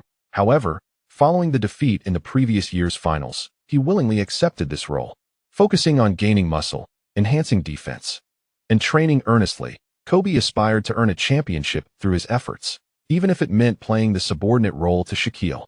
The Christmas showdown officially commenced at 5:30 p.m., after which they could return home to continue celebrating Christmas night. Madison Square Garden was already filled to capacity more than half an hour before the game. Many fans entered early, eager to witness Lee's warm-up and seize the opportunity for a photograph with Grant Hill. For safety's sake, the Knicks medical team had still not cleared Grant Hill to return to the court, and despite not having played a single game in the new season, he led the Eastern Conference frontcourt in All-Star voting. Fans felt no embarrassment, as they simply wished to see their favorite stars in the All-Star game. Yet Grant Hill found himself struggling. Being a mascot was not his ambition. During warm-ups, Lee effortlessly sunk shots into the basket, while Grant Hill engaged in shooting practice nearby. Hearing the crowd's cheers swell, he could not help but mutter, "I believe my ankle is fine now. I should be able to return to the court before the All-Star game." Lee, noticing Hill in his training attire, smiled and offered simple reassurance. "Do not worry about the team's record. During the regular season, most of our opponents are from the Eastern Conference, so the pressure on our record will not be too great, as long as we can secure a position in the upper half of the standings to gain home court advantage. We will achieve our intended goals." The decision to return post-All-Star game is indeed a commendable choice, even in the event of a loss. It would not significantly tarnish the team's record. Grant Hill could only nod in agreement, as he too had not anticipated the Knicks' continued dominance in the Eastern Conference. Currently, the key to his desire to play lies in the approval of the medical team. In what would be his last Christmas showdown, Ewing became the focal point for media reporters. With a remarkable record of 21 wins and 7 losses, the Knicks' outstanding performance filled the locker room with praise. Seated in his spot, dressed in training gear, Ewing was buoyed by the accolades. When questioned about the outcome of the evening's match, the now boisterous gorilla grinned widely and confidently declared, "We are the top of the league. No one can rival us." From the NBC commentary booth, the duo discussed Ewing's final Christmas battle of his career. Although his playing time this season had not diminished, his role within the team had transformed entirely. With increased involvement in pick and rolls and a rise in mid-range jump shots, Coach Van Gundy remained heavily reliant on this veteran player, as Ewing could provide more offensive support compared to other interior players. Doug Collins noted the Knicks had not altered their starting lineup and promptly commented on the Gorillas' performance since the game commenced. Bob Costas nodded, acknowledging the Knicks' supremacy in the East. However, he favored the Lakers for this match. Following Fisher's injury, the Lakers' point guard rotation faced challenges. Isaiah Ryder and Brian Shaw exhibited fluctuating form, presenting a trial for the coaching staff. The starting backcourt remained Ron Harper and Kobe Bryant, with the frontcourt comprising Rick Fox, Horace Grant, and Shaquille O'Neal. The Knicks would struggle to contain their opponent's interior offense, leaving us to ponder whether Coach Van Gundy would implement any adjustments. As the arena's DJ enthusiastically introduced the home team players, the atmosphere grew increasingly electric. On the Lakers bench, the players displayed stoic expressions. The bearded O'Neal wore a frown, unwilling to accept another defeat. Meanwhile, Kobe engaged in fist bumps and embraces with his teammates, bouncing in place to elevate his excitement for this long-awaited game. Fueled by the core players' energy, the Lakers' morale remained high, while some might slack off during regular season games in the West. The coaching staff had been preparing for this match a week in advance. Following the final warm-up, Phil Jackson gathered everyone close, earnestly admonishing, "The double-teaming must be swift. Everyone must respond to each other. Defense is not a solo endeavor. We must trust one another." Observing the coach's serious demeanor, all nodded in agreement. As the first quarter commenced, the Lakers made the sluggish Knicks pay dearly. O'Neal relentlessly attacked the low post on the right side, consistently scoring. In response to Artest's collapsing defense, O'Neal assisted Rick Fox, who was left unguarded on the right wing, leading to a successful three-point shot. On the sidelines, Jeff Van Gundy crossed his arms, signaling the players to maintain their defensive strategy. In the first quarter, De'Aaron Fox showcased his prowess, hitting 4 out of 7 shots, including 3 of 5 from beyond the arc, amassing a team high of 13 points for the Lakers. Ewing, burdened by 2 fouls, returned to the bench in frustration, while Shaquille O'Neal converted 3 of 4 free throws, his fouls proving to be of little consequence. Both teams adhered to their pregame strategies. As the second quarter commenced, the Lakers continued to double-team Liu, while the Knicks maintained a compact defensive stance from their perimeter players. With 3 minutes and 40 seconds left in the half, O'Neal missed his second free throw, muttering under his breath as he watched Ben Wallace secure the rebound, hastily retreating to defend. Kobe was the quickest to fall back, calling upon rookie Mike Penberthy to match up against Allen Houston. "Let us go Knicks." The increasing deficit incited louder cheers from the New York fans. Opting not to play off Liu, Kobe immediately passed the ball to Allen Houston near the arc as soon as Liu crossed half-court, quickly moving to obscure his intentions. After the pass, Liu feinted left before accelerating sharply, utilizing Ben Wallace's off-ball screen at the right elbow to execute a UCLA cut. Kobe maneuvered past the screen, relentlessly pursuing him from behind. Noticing a lack of opportunity, Allen Houston quickly signaled for Ben Wallace to come to the left elbow for the catch. After cutting towards the basket, Liu sprinted to the left corner, with Lewis promptly setting a down screen, while Horace Grant retreated to the left baseline, allowing Kobe some space to chase. The successive screens proved effective. As Liu approached the left wing, he received a handoff pass from a moving Ben Wallace.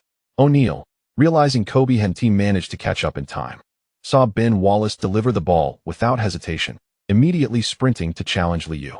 Upon receiving the ball in his right hand, Liu faced the switching O'Neal, momentarily pausing as he raised his left hand, then swiftly pivoted, accelerating past him, instinctively sliding to the left. O'Neal attempted to use his strength to slow Liu down while shifting his weight sideways.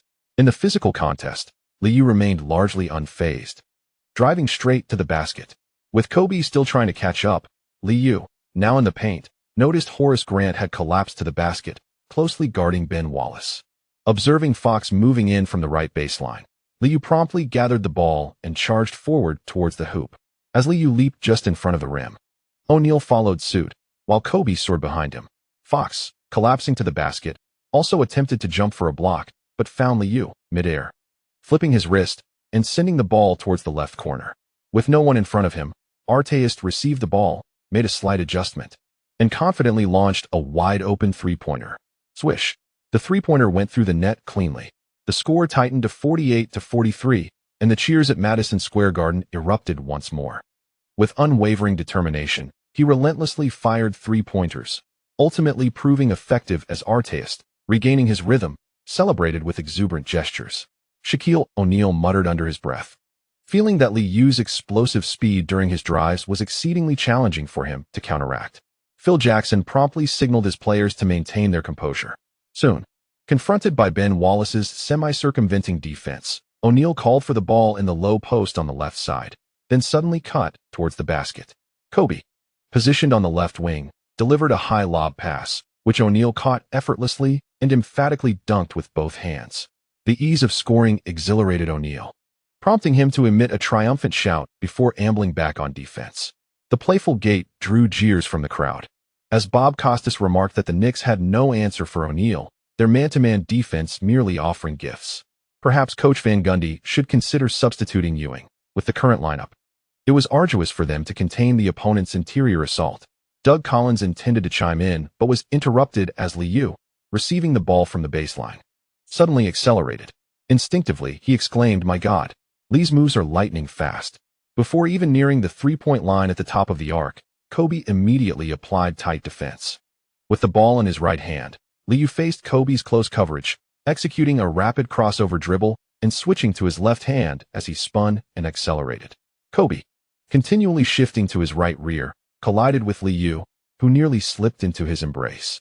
Just beyond the three-point line, Liu, holding the ball in his left hand, explosively launched a powerful shot, utilizing the rebound's force to execute a sudden step back. Returning to the three-point line, he launched a quick jump shot over Kobe's outstretched hand. Swish.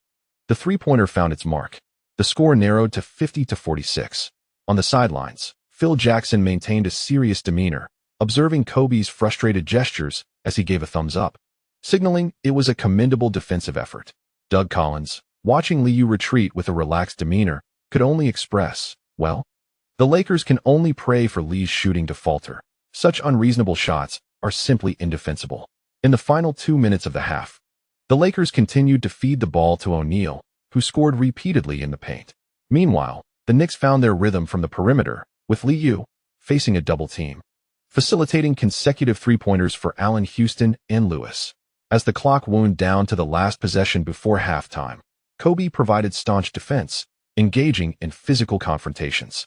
Liu, undeterred, accelerated in a straight line with the ball in his right hand, powering past half court, then abruptly halted to execute a behind-the-back dribble. As he switched to his left hand, he created a slight distance, while Ben Wallace and Lewis simultaneously set high screens.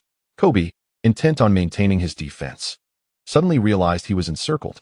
In a moment of hesitation, Liu, with the ball in his left hand, surged forward, squeezing past Wallace. O'Neal remained inside the three-point line, unable to react in time. Adjusting his footing, Liu suddenly halted, just half a meter from the three-point line, and swiftly launched a jump shot from the top of the arc.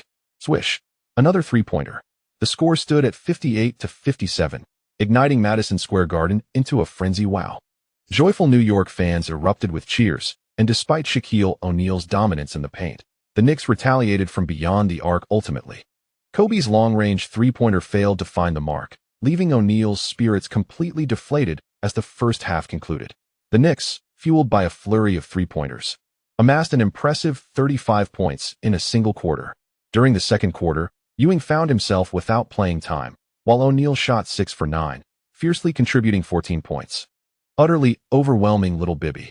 Jeff Van Gundy's smile stood in stark contrast to the serious demeanor of Phil Jackson. The balding young coach had seemingly abandoned the notion of defending the Shark, realizing that with their current defensive resources, it was more prudent to adopt an offensive strategy rather than rely on defense. By halftime, Lee had logged 22 points, 3 rebounds, 6 assists, 1 steal, and 1 turnover. Shooting 7 for 13 from the field, 4 for 6 from three-point range, and 4 for 5 from the free throw line.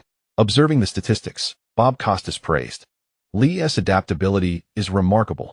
In the second quarter, he increased his off-ball movement, yielding impressive results.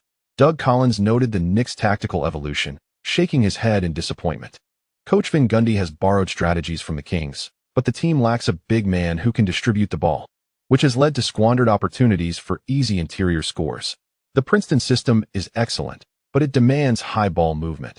The Knicks still need to refine their tactics.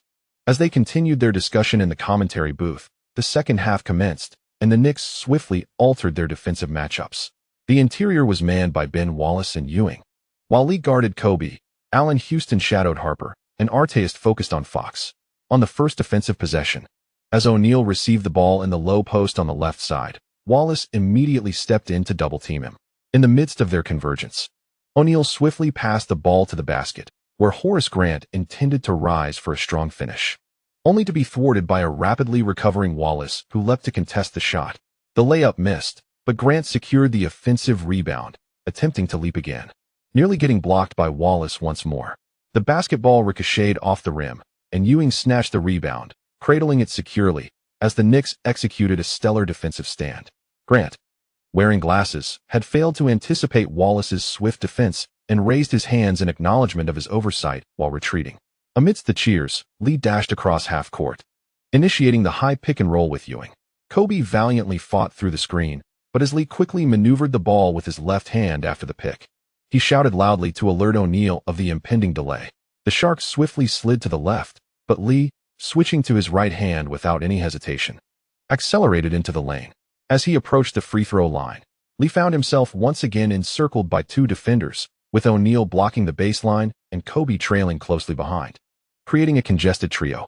With the ball in his right hand, Lee suddenly executed a rapid behind-the-back dribble, shifting his body to the right to create space, causing O'Neal to instinctively follow his movement, only to realize that the basketball in Lee's right hand had vanished. The air was filled with the astonished gasps of the spectators, followed by a sudden chill at his waist. Shaquille O'Neal instinctively turned his head, only to witness the basketball glide through his legs. The unguarded Patrick Ewing seized the opportunity, catching the ball and executing a one-handed slam dunk with authority. The crowd erupted. What a splendid pass. Lee always has an uncanny ability to seize those fleeting moments. Bob Costas marveled, while Doug Collins, witnessing the Knicks reclaim the lead, chuckled. Clearly, Coach Gundy aims to intensify their efforts in the third quarter. Ewing should still have the stamina to uphold 2 quarters of high-intensity defense. O'Neal, his face darkened with frustration, cursed softly as he sought to regain his footing in the low post, but found it challenging to receive the ball. Ewing circled around, and Ben Wallace was poised to obstruct the baseline. Kobe's pass, under Liu's defense, lacked precision, leading O'Neal to instinctively adjust his position on the left wing, only to be met with a double team. Rather than forcing a shot, the Lakers began to swiftly circulate the ball, leveraging O'Neal's presence. With only 8 seconds left on the shot clock, Kobe received the ball at the arc, opting not to pass. Faced with Liu's defense, he held the ball in his left hand, swaying his body to the left before executing a rapid change of direction. Kobe's feints were dramatic, yet Liu successfully anticipated his move, sliding to block Kobe's driving lane. At the moment, he switched to his dominant side. Unable to establish position amidst the physical contest, Kobe found himself forced to break through towards the right elbow of the free throw line, ultimately delivering a beautifully executed drifting jump shot. The ball, disrupted by Liu's block, ricocheted off the backboard and was skillfully secured by Ben Wallace. Still brooding over that last possession, Liu advanced past half court and swiftly passed the ball to Allen Houston, who received it on the right wing. Immediately, he transitioned towards the top of the arc, holding the ball in his left hand. Ewing set a screen, but Harper couldn't navigate around it in time, allowing Houston to pull up sharply beyond the arc for a jump shot. Swish. The three-pointer found its mark, and the Knicks had successfully regained the lead at 58-62.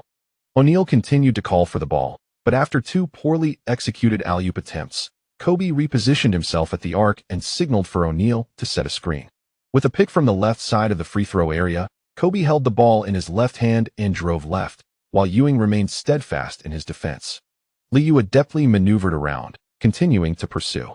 O'Neal's path to the basket was obstructed, prompting Kobe to halt abruptly on the left side of the key, faking a pass. Kobe anticipated that Liu would leap to contest, only to find himself forced to stop.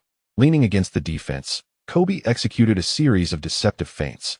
As the shot clock dwindled, he pivoted for a contested shot, but Liu reacted swiftly, leaping to block. The ball ricocheted off the front rim, and the long rebound fortuitously landed in Liu's arms. With Kobe still recovering from the play, Liu seized the moment and bolted down the court. Harper, retreating, rushed to interfere but was swiftly evaded by Liu's deft behind-the-back dribble, allowing him to accelerate again in a straight line after switching to his left hand. Reassessing the defensive focus, Harper pursued relentlessly into the paint, once again attempting to thwart the offensive play. As Liu received the ball, he deftly maneuvered behind it, successfully evading his defender. Transitioning to his right hand, he approached the basket from the lower right side, effortlessly executing a layup. With this, the Knicks extended their lead. In the background, Kobe, who was trailing, observed Liu with a wry smile as the cheers of the crowd echoed in his ears, igniting a fierce determination within him. Upon receiving the ball, he forcefully slammed it down. With intense focus, Kobe demanded the ball even before crossing half court. O'Neal, facing difficulties in receiving passes, adjusted his screen position on the left wing. This time, Liu was unable to maneuver past the screen swiftly, allowing Ewing to maintain his position. With the ball in his left hand, Kobe eluded his defender. Seizing the opportunity, he quickly adjusted his stance and, without hesitation, took a jump shot from beyond the three-point line. The basketball ricocheted off the front of the rim, leading to a long rebound that was fortuitously collected by Arteist, who was ready to retreat to the paint. Upon regaining possession, Arteist swiftly pivoted and launched the ball. By then, Liu had already crossed half court, smoothly gathering the ball with his left hand and charging towards the basket. Kobe, fervently pursuing from behind, was no match for Liu's speed. Without pausing, Liu executed a one-handed dunk in a fast break situation. In the blink of an eye, the lead had ballooned to 8 points, prompting Doug Collins to comment helplessly, "This is not an optimal offensive choice. Kobe should have completed the play closer to the basket." Phil Jackson immediately called for a timeout, as the offensive space was insufficient, signaling Horry to prepare to enter the game. The cheers were unrelenting, as Liu joyfully celebrated with Arteist, who had assisted him. On the bench, Grant Hill joined in the festive atmosphere, clapping enthusiastically. Bob Costas noted the striking resemblance to the first quarter, when the Knicks struggled to find their rhythm while the Lakers capitalized on fast breaks. Traditionally, Kobe would take over the ball in the third quarter. Yet with his current shooting struggles, perhaps coach Phil Jackson should consider continuing to feed O'Neal the ball. Both players anticipated an improvement in the Lakers' offense following the timeout. Yet most possessions still culminated in Kobe's attempts. After a pick and roll, his mid-range shot clanged off the rim, leading to a foul shot for Liu. In the right block, Kobe delivered a high-quality pass, resulting in a successful dunk by O'Neal. Turning back, Liu attacked the basket fiercely, drawing a double team before assisting Ben Wallace for an easy layup from the lower right side of the basket. On the right wing, Kobe, with the ball in his right hand, advanced aggressively, only to be forced to decelerate due to physical contact in the paint, subsequently encountering help defense from Allen Houston. Harper, left unguarded in the right corner, received a pass from Kobe, yet missed another three-point attempt. Observing the Knicks launching a counterattack, Phil Jackson could no longer contain himself, continuously signaling for the pace of the game to slow down. In a fast break, Liu executed a ground pass that seamlessly found a speeding Arteist, who completed a powerful two-handed dunk. As long as the ball reached the paint, O'Neal was capable of executing a dunk, while the unguarded Horry, after a series of missed three-point attempts, refrained from shooting again. Kobe repeatedly engaged in high pick and rolls, which proved to be quite effective. O'Neal's imposing frame made it challenging for Liu to navigate the screens promptly. However, the defensive pressure on Kobe's weaker side hand resulted in consecutive misses from beyond the arc. What seemed like advantageous open shots failed to translate into points, reminiscent of the first quarter, as the Knicks surged ahead, utilizing fast breaks off their defense to widen the gap. At the end of the third quarter, the score stood at 78-87, with the Knicks leading by 9 points. Kobe, with a lackluster performance of 2 for 8 shooting and 3 for 3 from the free throw line, accumulating only 7 points and 2 assists, returned to the bench in frustrated silence. Aside from a fast break layup and a forceful shot in the paint, the rest of his attempts were futile, prompting him to instinctively glance at the head coach, sensing his own shortcomings. The raucous atmosphere compelled Phil Jackson to raise his voice. Patience. We have ample time to turn this game around. Slow down, step up to the free throw line, and execute your offense close to the basket. O'Neal, preparing for a break. Observed the coach sketching strategies on the board without uttering a word. He had only attempted 4 shots in the third quarter, leaving him somewhat dissatisfied. Let's go Knicks. In the fourth quarter, the Knicks initiated the offense, with the substitute big man Greg Foster defending the high pick and roll at the arc confronted by Lou's swift left-handed dribble. He instinctively reached out to tug at him.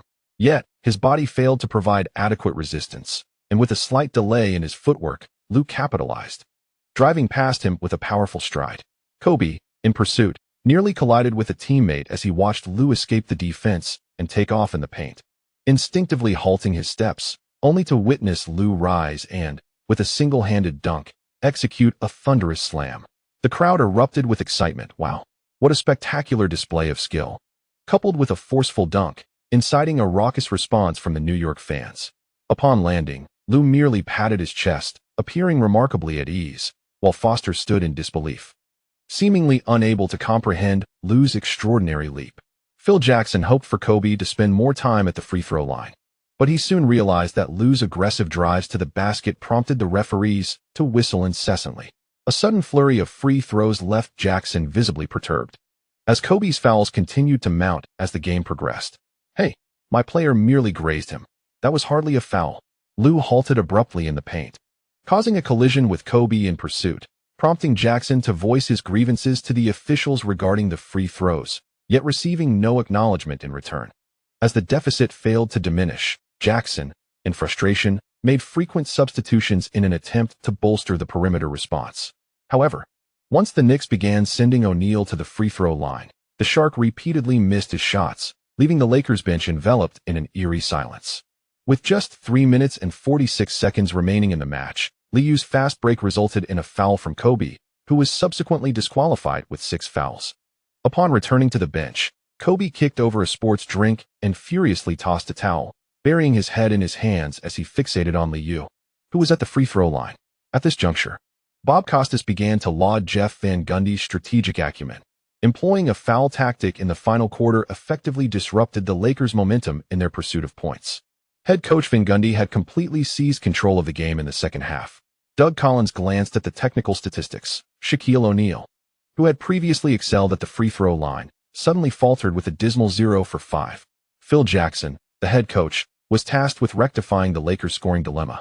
As facilitating comfortable catches for his interior players proved to be no simple feat perhaps, they should delegate a greater share of the offensive responsibilities to the perimeter players. With just 2 minutes and 1 second left, Phil Jackson decisively called a timeout, effectively signaling his dissatisfaction. Unfazed by the Lakers' discontent, Liu returned to the bench, grinning and exchanging fist bumps with his teammates, celebrating their impending victory. As the opposing team introduced their cheer squad, Madison Square Garden erupted in jubilant applause. The Knicks had triumphed once again in the Christmas showdown. As the clock ran out, the score stood at 102 to 111, marking the Knicks' 5th consecutive victory. Liu played for 42 minutes, achieving 24 points on 12 of 24 shooting, including 5 of 10 from beyond the arc and 12 of 14 at the free throw line. Alongside 41 points, 6 rebounds, 10 assists, 2 steals, and 3 turnovers. His remarkable performance in the fourth quarter, where he shot 9 free throws, left the Lakers visibly disgruntled. Following the match, the teams exchanged brief handshakes before the opponents turned away. Ewing, in a post-game interview, expressed his delight, although he played only 2 quarters. Securing a victory in what was his final Christmas game was more than sufficient. As I said, the Knicks will continue to dominate the league. No one can rival us. With a shooting record of 20 for 9 and 8 for 11 at the free throw line, he scored 26 points, along with 2 rebounds, 5 assists, 1 steal, and 2 turnovers. Kobe, present at the press conference, remained silent. Phil Jackson, unabashed, after responding to a few questions, launched into a complaint. Lee shot far too many free throws in the final quarter, making it exceedingly difficult for us to mount an effective defense. The officiating standards were not aligned, which does not reflect the true capabilities of the Lakers. The media present relished the spectacle, taking pleasure in Jackson's ire. When Liu and Jeff Van Gundy attended the press conference, the bald-headed coach did not hold back. the Lakers should refrain from grumbling about officiating. The referees made the correct calls. Perhaps they ought to practice their free throws more.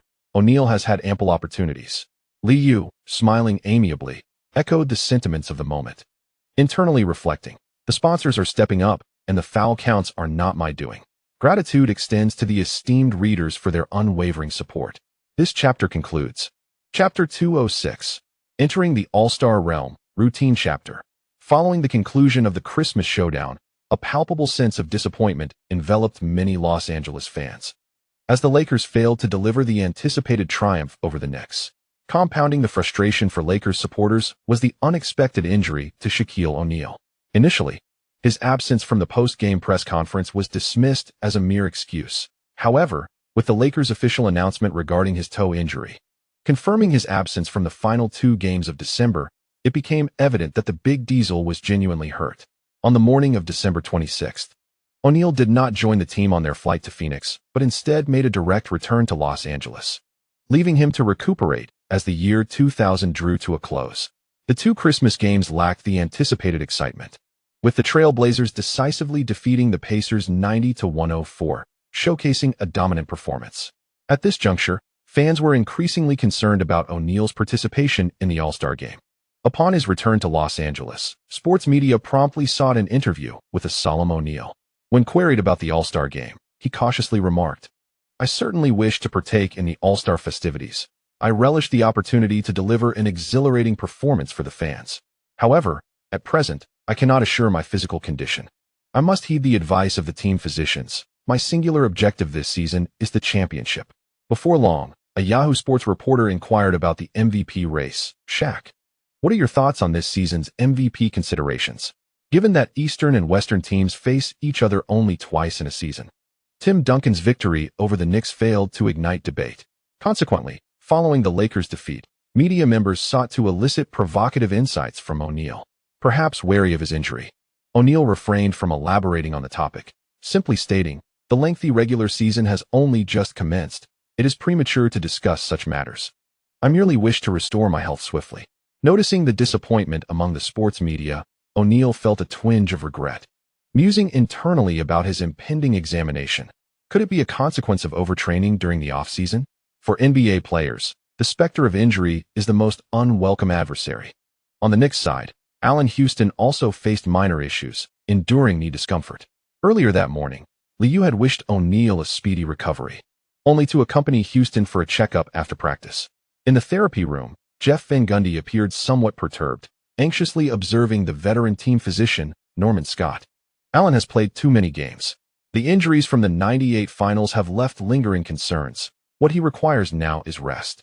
I have long advised against participating in the Olympics. The body has its limits.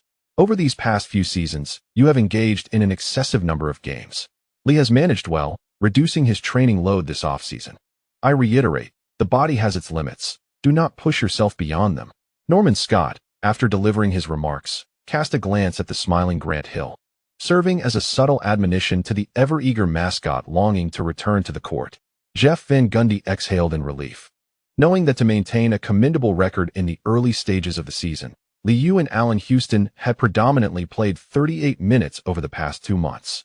Reflecting on the schedule leading up to the All-Star game, the bald-headed coach made a promise. "For the forthcoming month, we could afford to relax. Especially with the All-Star break on the horizon, I shall expand the rotation." His words brought visible joy to the bench, as Langley had been sidelined for a month and a half, having only represented the Knicks in 3 games. With aspirations of remaining in the NBA, data was paramount.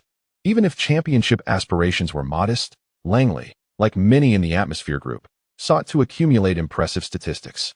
The group engaged in hushed discussions, while Liu patted Allen Houston on the shoulder, offering simple reassurance. With only 2 games remaining in the year 2000 and a mere 11 games in January, this was the easiest stretch of the season, devoid of concerns about our record. Allen Houston, in a contract year, smiled yet felt the weight of pressure. To secure a lucrative deal, statistics were essential. Business was business. His agent had long informed him of the importance of numbers. "Grant me a week, and I shall swiftly regain my health." The Knicks triumphed over their opponents by 24 points, bringing the Wizards' record to a dismal 5 wins and 24 losses. Maceo was no longer present at the games, and Oakley followed suit, lying low as consecutive losses plagued the team, adversely affecting home attendance. No one revels in defeat. And Wizards fans certainly did not relish purchasing tickets only to endure frustration. Many ticket buyers were primarily there to see Liu, much like the increasing number of Chinese fans at Knicks home games. In Washington, the sounds of Ania Hasai Yo and playful jests echoed as well. Richard McWilliams, CEO of Upper Deck, frequently visited New York, and Liu knew his trading cards had undoubtedly garnered significant attention in Japan and South Korea. In the final game of 2000, the Knicks achieved a resounding victory over the Bulls. With this loss, the Bulls' record plummeted to 4 wins and 25 losses, trailing the Wizards by half a position. Sprewell posted commendable stats: 28 points, 6 rebounds, 6 assists, 1 steal, and 3 turnovers. Although they faced defeat, the championship guard beamed with joy post-game, embracing his former teammates. General manager Glenn Grunfeld was also seen in the front row, smiling brightly and even beginning to anticipate the draft lottery in May. On December 31st, as has become tradition, Times Square began to fill with performers starting from 6 p.m. Young people gathered, undeterred by the frigid weather, eagerly awaiting the final countdown. Liu's birthday party extended late into the night. The numerous festivities over the past 2 months had left him somewhat fatigued. On the morning of January 1st, 2001, at his home on 82nd Street in Manhattan, Liu, clad only from the waist up, added logs to the fireplace. In the solitude of the living room, the advantages of a spacious house became evident. No matter how late the revelry continued, the guests would not disturb one another. Wrapped in her nightgown, Melinda, still in a daze, caught sight of Liu and immediately nestled against him on the sofa. Seemingly still intoxicated, the blushing young woman clung to Liu and playfully exclaimed, "You little rascal. Don't think you can escape." Liu gazed at the curvaceous beauty embracing him, gently unfastening the adornments around her neck. Having explored new positions the previous night, his waist ached, and he could only whisper, "Let us not make a fuss. Be a good girl and sleep." He carried her into the bedroom, and upon seeing Melinda peacefully slumbering, he quietly stepped into another room. In that space, he removed the jewelry from Kristenliet's neck. Noticing Liu, her loyal companion smiled dreamily and murmured, "Let us have a baby. I adore children." On the first day of the new year, the NBA announced the Player of the Month for December, with Liu of the Knicks receiving the accolade. The Knicks achieved an impressive record of 11 wins and 4 losses in December.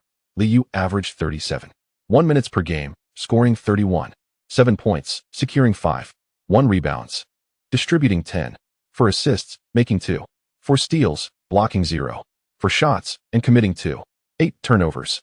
He attempted an average of 21.4 shots per game, boasting a shooting percentage of 48.5. From beyond the arc, he averaged 6.9 attempts with a commendable 43.2 success rate. At the free throw line, he averaged 9.1 attempts with an 88.4 conversion rate. Despite facing increased defensive pressure due to his high usage rate, Liu's efficiency saw a slight dip compared to November. Yet his impressive double-double statistics sparked fervent discussions among analysts. On the first day of the new year, TNT's program, reminiscent of ESPN's, commented on Liu's defensive prowess. Fully immersed in the media spotlight, Charles Barkley passionately declared, "If I were the head coach, I would definitely cast my vote for Li." In his 5th year, he has transformed into an exceptional defender. Jason Kidd, Allen Iverson, and Kobe Bryant all struggled against Li's defense. Although Kobe Bryant was selected for the all-defensive team, it should not be forgotten that during last year's finals, Li held him to a historically low efficiency. "I believe Kobe is overrated. His defensive enthusiasm has waned this year. If I were to make selections, I would endorse Li and Kidd for the all-defensive first team this season." Kenny Smith, observing his partner's newfound verbosity, could only chuckle and quietly remind him, "Chuck, the regular season has only been underway for 2 months. We cannot predict the future." Li has performed admirably, but many of the young talents are also excelling. The 76ers continued to win, showcasing a remarkable performance this season. Earl Johnson chimed in with a smile. In the latest MVP candidate rankings, due to the Spurs' consecutive losses, Iverson has climbed to 3rd position, with a record of 21 wins and 8 losses. The 76ers remained firmly in 2nd place in the Eastern Conference, having successfully integrated their core players. Despite the reminders from his companions, Charles Barkley remained steadfast in his opinion. MVP selection? Then, Would he continue to be eliminated in the playoffs? I can empathize with Shaquille O'Neal's feelings after losing in the finals, but Allen Iverson has yet to reach the conference finals, and against Lee, he has not secured a single victory. In such circumstances, nobody would cast their vote for him, as he is not the finest player in the Eastern Conference, let alone an MVP. Just as Kobe Bryant's defensive prowess has been overrated, Iverson too is currently overvalued. His excessive shot attempts merely translate to statistics, while Lee demonstrates greater efficiency, which is precisely why I would refrain from voting for him. This season, TNT's viewership has seen a slight increase, largely due to Charles Barkley's outspoken nature capturing more attention. Kobe, watching Barkley's incessant commentary on his television in Los Angeles, found himself infuriated and promptly grabbed his phone to send a message. Within 2 hours after the program concluded, Barkley felt unsatisfied and checked his phone. Discovering a message, "I used to respect you, but please refrain from discussing my performance. You are acting like a clown." Upon realizing the message was from Kobe, Barkley nearly burst out laughing. He relished such sensitive players and even contemplated inviting Kobe for a live debate. Just as he was about to engage with his co-host, another text appeared on his phone. "Philadelphia does not welcome you. Shut your foul mouth." This message, evidently from Allen Iverson, indicated that the episode had struck a nerve, leaving Iverson devoid of even the slightest respect. Kenny Smith, witnessing his partner's amusement, remarked helplessly, "What's going on, Chuck? Next time we record, perhaps be mindful of your words. We've received warnings from several agents." Earl Johnson also wished to comment on the matter, but Barkley chuckled heartily and replied with a light-hearted tone, "No, guys, we must continue critiquing them. I swear the audience loves this show. This is our job. If players perform well, I shall certainly speak highly of them. And besides, I don't care about what agents think. They don't pay my salary." On the morning of January 2nd, when Liu arrived at the Tarrytown Training Center, the Knicks were joyfully gossiping about the TNT program. With Barkley's addition, the show had become far more entertaining than before, lacking the tactical analysis of professional coaches and instead featuring subjective commentary from the hosts. Ewing was not fond of this program at all. Barkley had repeatedly ridiculed, "Without Patrick Ewing, perhaps the Knicks would have a better record." The Gorillas tour has been relatively successful. He typically exerts himself only in the first quarter, then coasts through the rest of the game, accumulating double-digit statistics. Ewing has devised an efficient method for capitalizing on Liu. With limited data available, if Ewing absorbs too much, it adversely affects Ben Wallace. Similarly, as Liu's playing time increases, Chauncey Billups' minutes are compressed. With only 11 games in January, the lighter schedule has allowed Jeff Van Gundy to breathe a sigh of relief, as the Knicks hold a significant advantage against Eastern Conference teams. During practice, Grant Hill appeared somewhat awkward, given the current trend. He is likely to be selected for the All-Star starting lineup. Liu received a perplexing message of gratitude from Charles Barkley that morning.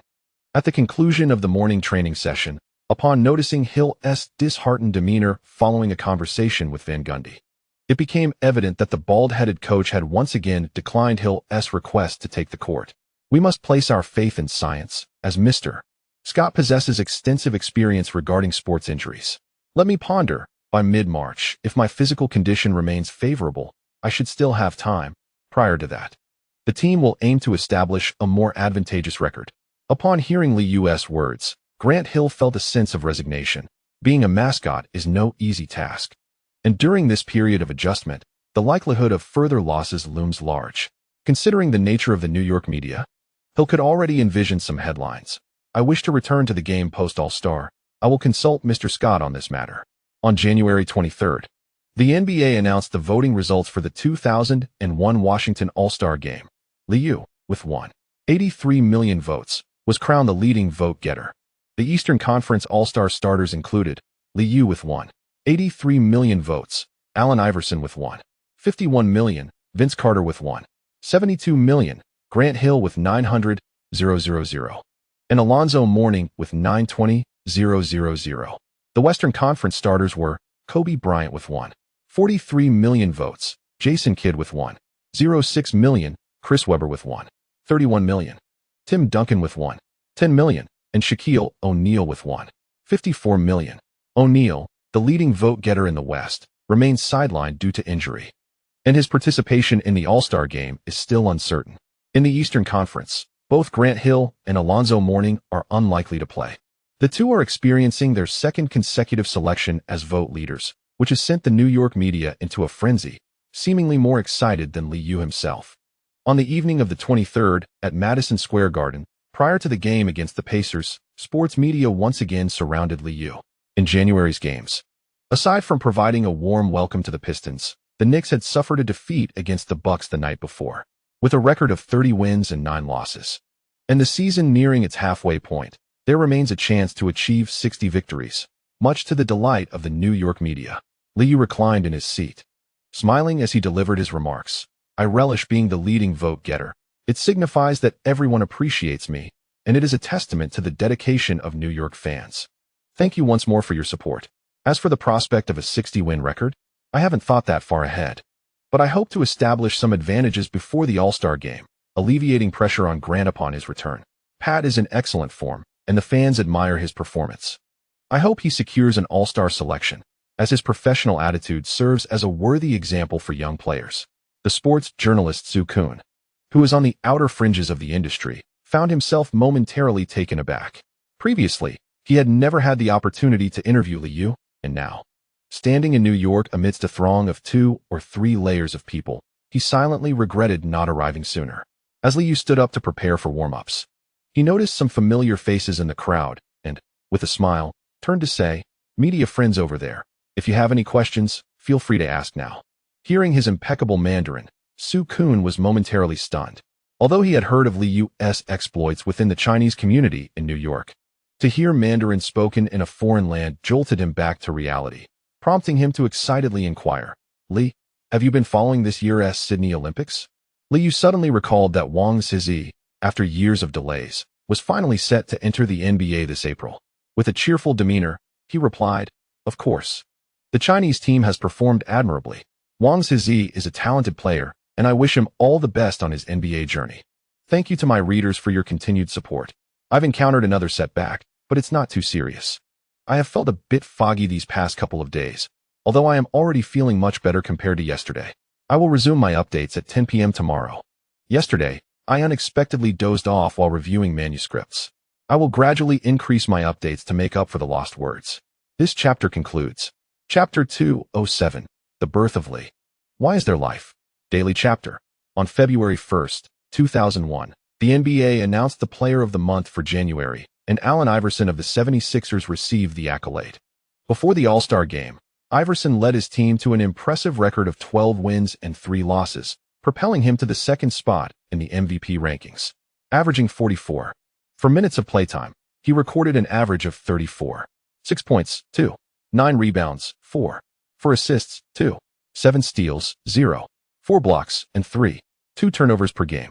He attempted 262 shots, achieving a shooting percentage of 45.5, and from beyond the arc, he averaged 3 attempts with a 3-point shooting percentage of 34.4, with an average of 11.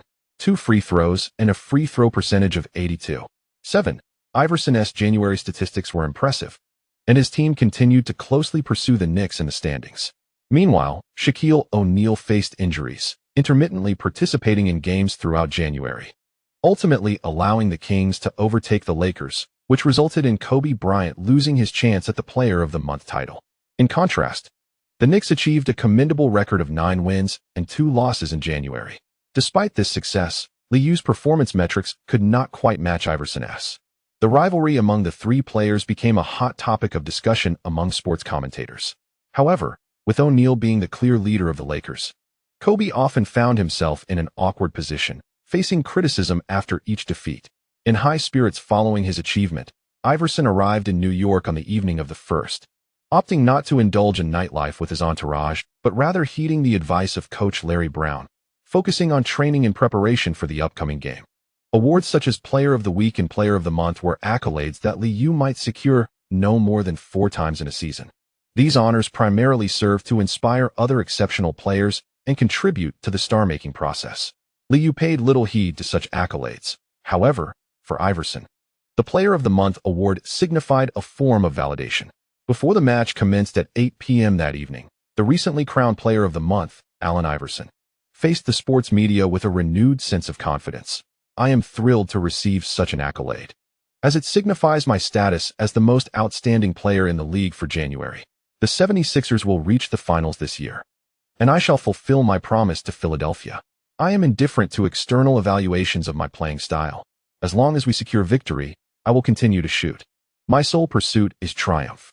Observing Iverson's unwavering self-assurance, the Philadelphia sports media felt a profound sense of reassurance, recognizing the words of a true leader. Conversely, the New York media perceived this pursuit of victory as merely a quest for statistics. With high hopes, Iverson believed that the 76ers could contend with the Knicks. But as the game unfolded, familiar scenarios reemerged.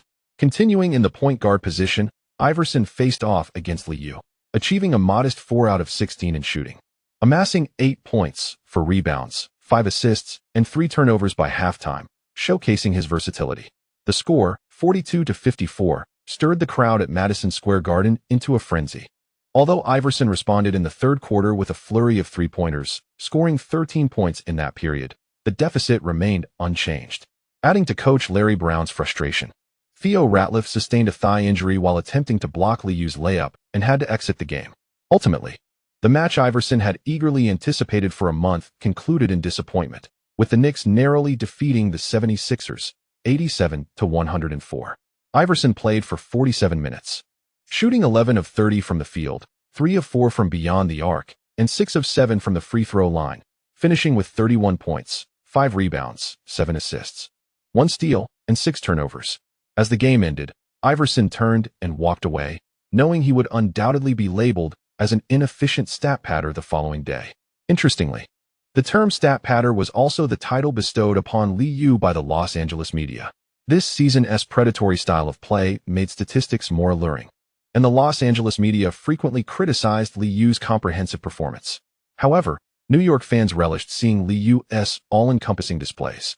After the game, he recorded 39 minutes on the court, shooting 11 of 23, 3 of 7 from three-point range, and 8 of 10 from the free throw line, totaling 33 points, 5 rebounds, 10 assists, 2 steals, 1 block, and 3 turnovers. Liu's performance was unremarkable and even somewhat inefficient, yet in contrast to Iverson, this nationally televised game once again highlighted the essence of an MVP. Post-game, NBC reporter Jim Gray refrained from adding insult to injury, choosing instead to jovially discuss the upcoming All-Star weekend. "Lee, why did you decline the invitation to the three-point contest this year? I'm sure fans may not appreciate this news." Hearing the exaggerated statement, Liu, already dressed in his training attire, chuckled and playfully remarked, "If I win another championship, the fans might tire of my performances. Most importantly, I want to give my teammates a chance. 3 trophies are already quite commendable, and this year, I will cheer for my teammates." Upon hearing of Liu's championship loan, Jim Gray felt no sense of dissonance. Rather, he continued to lavish praise upon him. The two stood at the sidelines, engaged in mutual flattery. After the game, Allen Iverson attended the press conference with a noticeably low mood. The joy of being named Player of the Month had completely dissipated. Regardless of his own performance or the 76ers' commendable record, Iverson felt overshadowed by Liu. A reporter from the New York Post, known for their lack of decorum, suddenly rose to ask, "Allen, why did you shoot 30 times? Have you considered sharing the ball more with your teammates?" Dressed in oversized black casual attire and adorned with a gold chain, Iverson had long since grown impatient. Upon hearing the question, he reiterated, "I don't care about the statistics. I play for victory. Think what you will, my teammates trust me, and I will keep shooting." The Philadelphia media applauded him, satisfied with the current achievements. However, the hushed whispers from the New York media soon darkened Iverson's expression. "Has he ever beaten Lee? I have no recollection." Liu had a poor relationship with his fellow rookies, which the New York media certainly exacerbated. By the end of January, the NBA announced the reserves for the 2001 Washington All-Star Weekend. The Eastern Conference reserves included Allen Houston, Ray Allen, Glenn Robinson, Jerry Stackhouse, Tracy McGrady, and Antonio McDyess. The Western Conference reserves featured Gary Payton, Michael Finley, Kevin Garnett, Antonio McDyess, Rasheed Wallace, David Robinson, and Karl Malone. As February's games progressed, injuries among players led to changes in the All-Star lineup. Stephon Marbury of the Nets, Dikembe Mutombo of the Hawks, and Antonio Davis of the Raptors replaced the injured Grant Hill, Alonzo Mourning, and Theo Ratliff. Shaquille O'Neal officially confirmed his absence from the All-Star game. while the Kings vs Divac also received a call-up. In the Eastern Conference All-Star starting lineup, Antonio McDyess and Antonio Davis were included, while Kevin Garnett joined the starting lineup for the Western Conference. After securing an All-Star position, Mutombo publicly declared, "I am willing to relinquish my All-Star spot to Ewing. He deserves to be selected." This year, the Big Gorilla garnered 600,000 votes, placing him fourth among Eastern Conference centers. Both Eastern All-Star head coach Jeff Van Gundy and Western All-Star head coach Rick Adelman supported this idea, awaiting the league's approval. In the final year of his career, Ewing naturally wished to make an All-Star appearance, but unfortunately, during a matchup with Olajuwon, he exerted himself too vigorously and suffered a strain. On the evening of February 5th, the Knicks faced the Rockets in a back-to-back away game. This match essentially turned into a personal showcase for Ewing and Olajuwon, with fans cheering for the once great quartet of centers. Lewis and Artest showed no regard for the esteemed big brother, as throughout the match, the team struggled with missed shots. Ultimately, the Knicks faced their first defeat of February with a score of 90-102. Ewing recorded 14 points, 11 rebounds, 2 assists, 1 block, and 3 turnovers from 6 of 12 shooting. Olajuwon excelled with 18 points, 9 rebounds, 2 assists, 2 steals, 1 block, and 2 turnovers from 7 of 9 shooting. After the game, Ewing and Olajuwon embraced, exchanging jerseys, their faces adorned with smiles in front of the attending sports media. However, once back in the locker room, Ewing revealed a pained expression, startling Jeff Van Gundy. Following an examination by the medical team, Ewing could only sigh in disappointment, lamenting, "It seems I won't have the opportunity to participate in the All-Star game." The coaching staff exchanged glances upon hearing the medical team's confirmation that he would need to rest for at least 2 weeks. Van Gundy, pondering the upcoming schedule, furrowed his brow slightly but offered words of encouragement. "Pat, don't worry about the team. Focus on your recovery." Recently returned from injury, Langdon remained somewhat inconspicuous in the lineup, his lateral movement too slow for Van Gundy's liking. Lee consoled the distressed giant while silently calculating the remaining schedule for February. Although there were no back-to-back games, the team still faced a journey westward at the month's end. Lewis partnered with Ben Wallace, yielding mediocre results as most teams had thoroughly deciphered Wallace's playing style. Artest, however, remained unconcerned, engaging with the entertainment crew about the possibility of meeting his idol, Michael.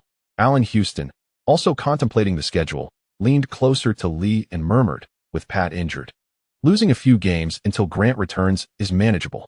We still have a chance to achieve 60 wins, and perhaps even claim the best record in the league." Leading into the All-Star game, the Knicks maintained a strong record, preparing for potential losses ahead, especially considering most opponents were from the Eastern Conference. This thought brought a smile to Lee's face as he jested, "Perhaps this is the advantage of playing in the Eastern Conference." On February 7th, the Knicks returned to their home court to triumph over the Mavericks with a score of 80-103.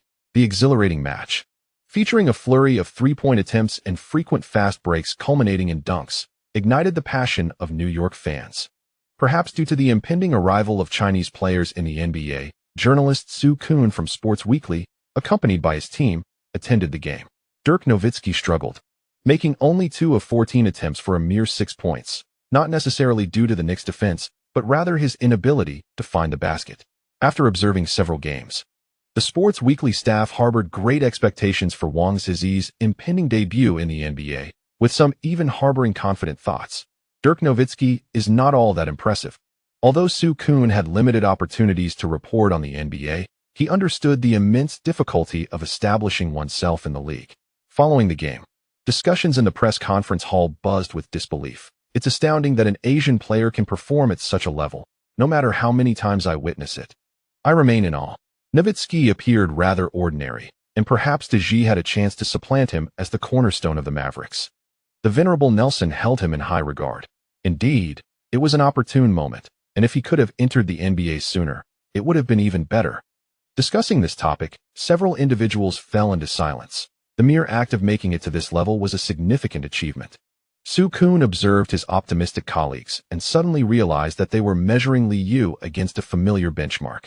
The similarity in skin tone seemed to imbue everyone with boundless confidence.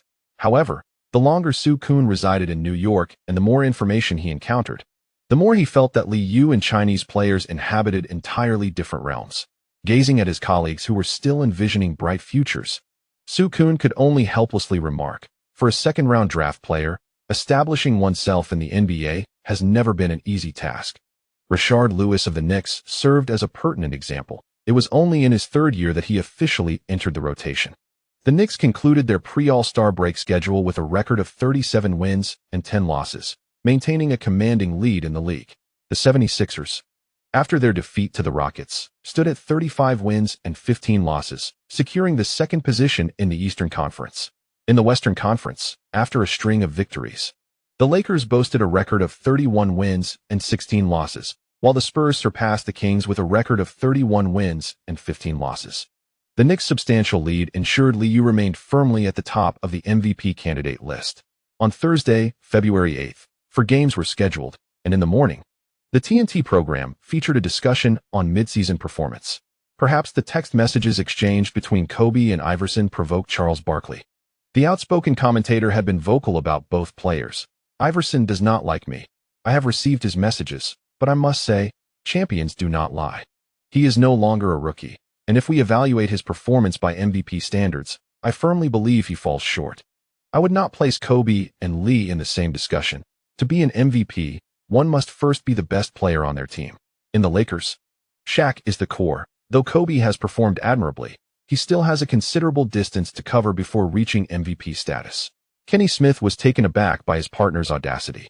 Previous programs had not unfolded in this manner, yet for the sake of ratings, he felt compelled to contribute. Lee's performance is indeed astonishing. Without Grant Hill, the second-year artist, and the third-year Lewis, they are all exceptional players. However, ultimately, it is Lee who has invigorated his teammates. Perhaps we should reevaluate his tactical approach. The Knicks rarely engage in low-post offense, and coach Van Gundy seems to have unearthed a new tactical system. Earl Johnson, lacking in audacity himself, echoed his colleagues, stating, "The period following the All-Star game will truly test them. This season, the young men have excelled remarkably, and in my view, they are all MVPs." Meanwhile, Kobe, having flown to Washington, watched the program in his hotel with a dark expression, unable to even secure a spot within the top 5 on the MVP leaderboard. It is not due to data, but rather because he is not the leader of the Lakers, having played alongside Shaquille O'Neal. Vanessa, observing the sulking Kobe, paid him little mind and cheerfully remarked while adjusting her dress, "Forget those tedious television shows. How do you like this elegant black gown for tonight?"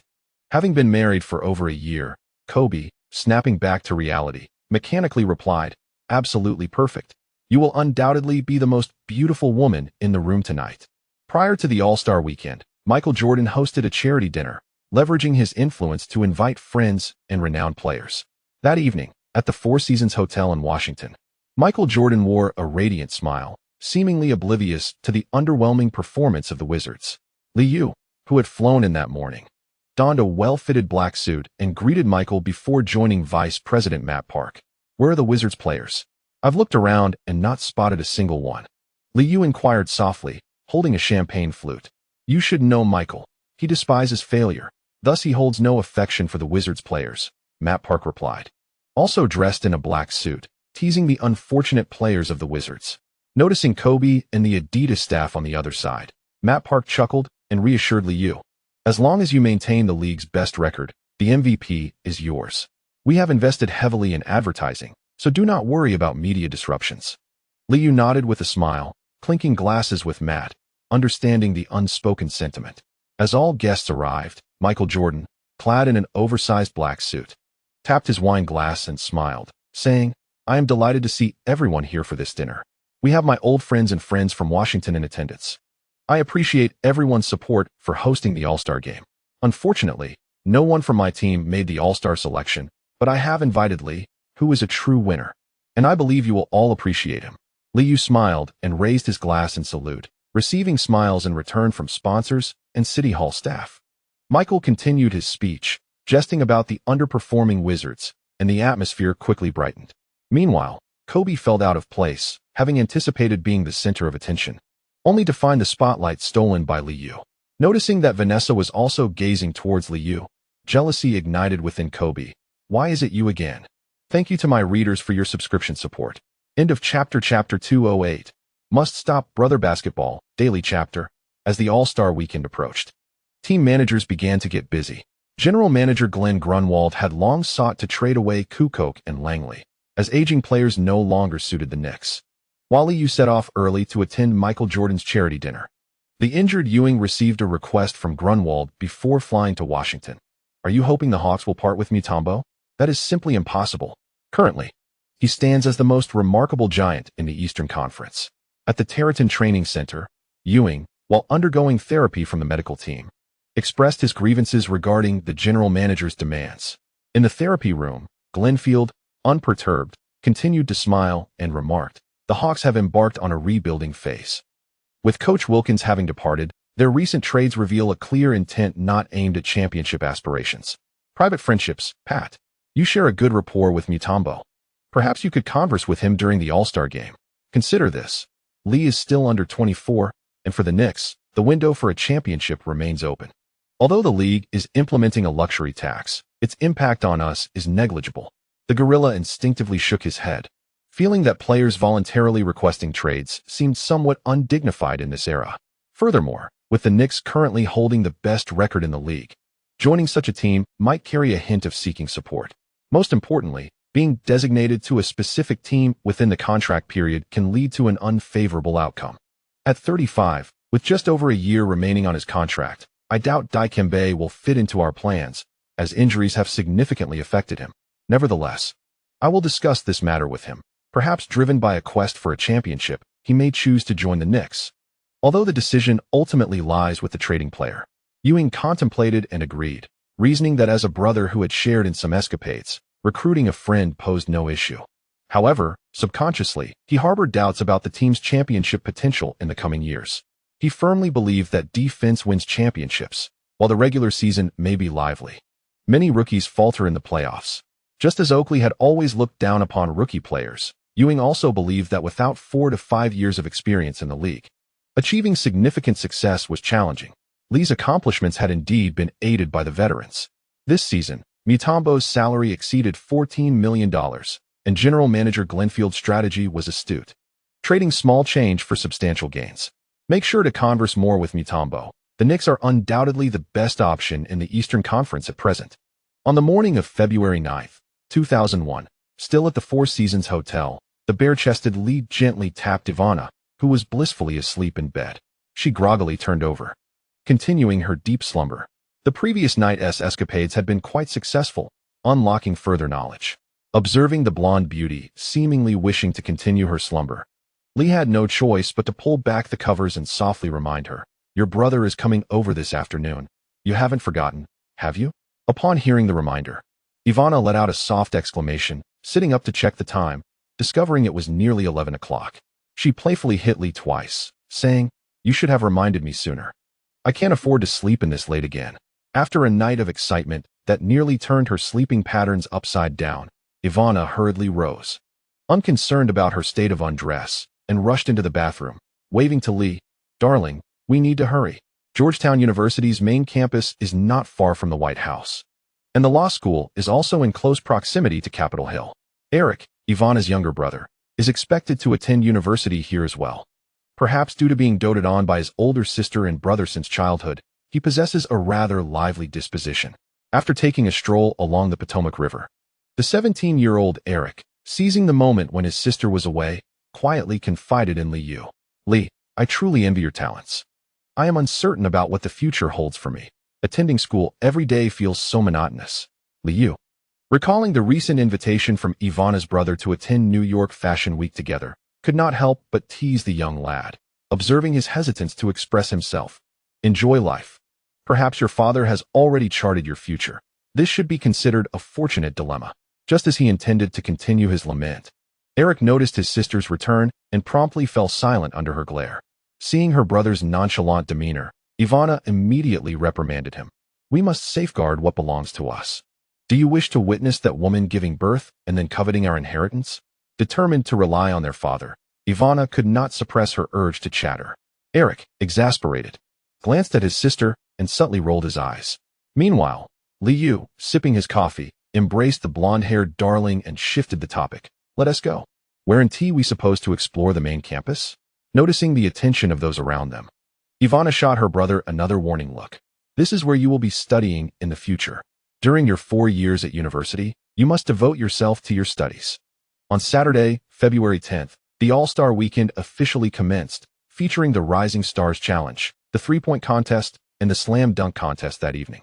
As the NBA celebrated the 50th anniversary of the All-Star Game, the league aimed to make this event particularly grand. Having opted out of the individual challenges, Liu appeared in the front row of the audience after completing his promotional photos with league staff that afternoon. This year, Knicks players Allen Houston and Lewis were both set to participate in the three-point contest, and with Ray Allen also present, Liu arrived to contribute to the festive atmosphere. Perhaps the absence of a second consecutive championship weighed heavily on Mike, who maintained a keen interest in the team, making sure to be in the spotlight throughout the All-Star festivities. Liu observed Mike engaging jovially with the seasoned veterans, but felt a certain skepticism. While Mike was undeniably skilled on the court, his memory served as a reminder that he was ill-suited for the role of basketball operations director. The Rising Stars Challenge proved rather lackluster. Although Hamilton, as a local player, contributed, it was the Timberwolves' Aback who consistently racked up points for the sophomore team. This scenario made it difficult to ignite the crowd's enthusiasm, leading the director to frequently shift the camera's focus toward Liu. In good spirits, Ray Allen shared amusing anecdotes about the Bucks, eliciting quiet laughter from the novice Lewis. Upon hearing about the Bucks' training situation, Lewis instinctively compared it to his own team. You mean to say that someone was late for practice? In the Knicks? Anyone daring enough to do that would likely find themselves sidelined for the next month. At that moment, Allen Houston offered a brief reminder to Lewis. That has only been the case since this season. Let us not forget that in the previous 2 years, there were those in the Knicks who could skip training. The privileges enjoyed by seasoned veterans and star players stirred a sense of envy within Lewis. Since entering the league, he had been focused solely on honing his skills and securing playing time, yet the thought of such treatment elicited a momentary expression of longing. Meanwhile, Iverson, accompanied by his girlfriend Tawana, captured considerable attention. In stark contrast to the formally attired Liu, the couple presented a more fashionable appearance. While Iverson flashed a smile for the cameras, he secretly cursed the seating arrangement for the afternoon's promotional shoot, growing increasingly weary of playing a supporting role. Kobe and Vanessa occupied seats in the front row, feeling somewhat out of place after last night's charity gala. However, returning to the court, they finally rediscovered a familiar sense of belonging. Was that Jessica Simpson beside Lee? She was set to perform the opening song tomorrow night. Vanessa, glancing around, noticed the pop singer who had recently risen to fame as Britney's rival. She intended to engage in further gossip, but Kobe's mood had soured. Dressed in a brown suit, Ewing paid little attention to the game, engrossed in light banter with Mutombo. Their discussion, however, drifted away from basketball. Pat, it seems Kaplan has been under scrutiny lately. Do keep an eye on the newspapers. Ewing remained unfazed by the impending troubles facing the Golden Club. With so many celebrities involved, his absence would hardly be missed. Atlanta is simply not as intriguing as New York. You should consider playing here someday, he added. Mutombo, nearing the twilight of his career, shrugged off the comment. In a rather lackluster game, the sophomore team triumphed over the freshmen with a score of 108-113. Hamilton's mediocre performance did not earn him the MVP title for the Rising Stars Challenge, which ultimately went to the Timberwolves' Aback. The subsequent three-point contest saw Liu enthusiastically cheering for his teammates, yet Allen Houston managed only 11 points, while Lewis scored a mere 12, resulting in their swift elimination. The finalists comprised Ray Allen, Peja, and Nowitzki. Perhaps due to nerves, Nowitzki, the first to perform, scored only 10 points. Peja followed with a modest 17 points, both underwhelming compared to the preliminary round. Finally, Ray Allen, under pressure, delivered a commendable 19 points, securing the three-point contest championship. Although the journey lacked excitement, the audience applauded Allen as he lifted the golden trophy. In the preliminaries, Jazz player Brian Russell's score of 10 points relieved Allen Houston, a favorite for the championship. Finishing at the bottom would have been quite embarrassing. Before the dunk contest commenced, Ewing waved to Liu and the others, gathering them in the front row. The sports media quickly took notice of Mutombo's presence. Their interest peaked. Compared to the 2000 dunk contest, this year's event felt rather lackluster. Ultimately, Desmond Mason of the Seattle Supersonics clinched victory with a spectacular flying dunk. The atmosphere in the arena was somewhat subdued, evidently falling short of the fans' expectations. The sports journalists scarcely paid attention to the dunking king. After the conclusion of the individual competitions, it quickly came to light that several members of the Knicks, alongside Dikembe Mutombo, were reveling in a nightclub. On Sunday, February 10th, numerous sports outlets reported that Mutombo was poised to join the Knicks. The Washington Post followed suit with the gossip, promptly diverting attention from the All-Star game itself. Photographs of Ewing and Allen Houston enjoying drinks with Mutombo at the nightclub appeared particularly compelling. Some players participating in the All-Star game took note of this news, with those from the Western Conference remaining indifferent, as they understood that to reach the finals, one must first overcome the Lakers. However, Eastern Conference players were nearly apoplectic upon hearing the news. The top-ranked team in the league still sought reinforcement, leaving little hope for the rest. During the TNT broadcast, the All-Star game took a back seat as Charles Barkley reacted to the news, stating, "This is exceedingly unfair to the other teams in the East. The Knicks are at the top of the league, and adding another All-Star center will make the playoffs a foregone conclusion. This is a shortcut that the league ought to prohibit." Kenny Smith, observing Barkley's impassioned stance, chuckled and quipped, "The league didn't stop you from joining the Rockets. So why should it prevent Mutombo from joining the Knicks? As long as it's not against the rules, it's permissible." Earl Johnson shook his head, noting that from a salary cap perspective, the Knicks had little maneuverability left. "We must focus on the All-Star game. Merely accumulating stars doesn't guarantee success." As the evening of the All-Star game approached, the atmosphere in the Eastern locker room grew somewhat peculiar, as it was evident everyone had seen the morning's news. Allen Iverson, clearly skeptical of the commentators' chatter, wore a long face during the afternoon's activities. Upon entering the locker room after his interview, Liu noticed the silence and immediately broke it with a jest. "Gentlemen, a math problem. There's no space left to sign Dikembe. So let us not dwell on those tedious reports." Mutombo shrugged, feigning regret. "We're just players. There's no need to concern ourselves with the general manager's duties. Enjoying the game is what truly matters." Ray Allen, disliking the somber mood, quickly interjected, "Once again, we boast the strongest frontcourt in history. Honestly, I don't want to lose again. We need to step up and reclaim last year's victory." Vince Carter and Tracy McGrady, upon hearing this, responded with laughter. "We can increase our three-point shooting. I can guard Kobe. Our perimeter defense will be stronger." The lesser-known Stephon Marbury, seeing the conversation lively, chimed in, "As long as I get to play, I promise to give it my all. This is my first All-Star game, and I refuse to lose." When Jeff Van Gundy returned to the locker room, he was greeted by the sight of Liu and the others animatedly discussing the game. The bald-headed young commander was quite pleased with the situation. The All-Star game could continue in a relaxed manner. "Do not be concerned about the towering adversaries. We can dismantle them with our offense and showcase our talents on the court." Liu and Allen Houston led the charge, swiftly igniting a chorus of cheers, while Iverson remained somber. As the others exited the locker room to prepare for warm-ups, Iverson could no longer contain his frustration. Players should indeed refrain from meddling in trades. After ousting Stackhouse during his rookie season, Iverson, in pursuit of success, also sought to eliminate the slacking Larry Hughes. Reflecting on Mutombo's close ties with Ewing, he disregarded salary cap concerns and promptly texted Larry Brown, "We must thwart the opposition. The 76ers must enact change." Thanks to the supportive readers for their subscriptions. Chapter completed. Chapter 209. I should be there. On February 10th, 2001, during the halftime show of the All-Star Game, the multifaceted Harry Connick Jr. paid tribute to the 50th anniversary of the event. At the MCI Center, over 20,000 spectators, having returned from the first half, eagerly resumed their enjoyment of the performance. The score at halftime showed the Western All-Stars leading by 3 points. This year's exhibition was markedly different. Most players were earnestly competing, maintaining a pace akin to that of regular season games, with perhaps a few more dunks. As the halftime show neared its conclusion, NBC commentator Marv Albert breezily discussed the first half.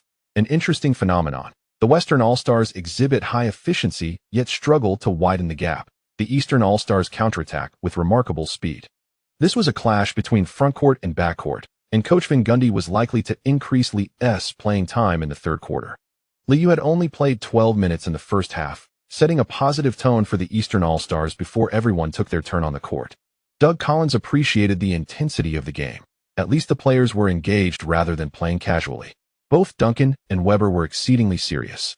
and defending against the onslaught of smaller players in the second half remained a significant challenge.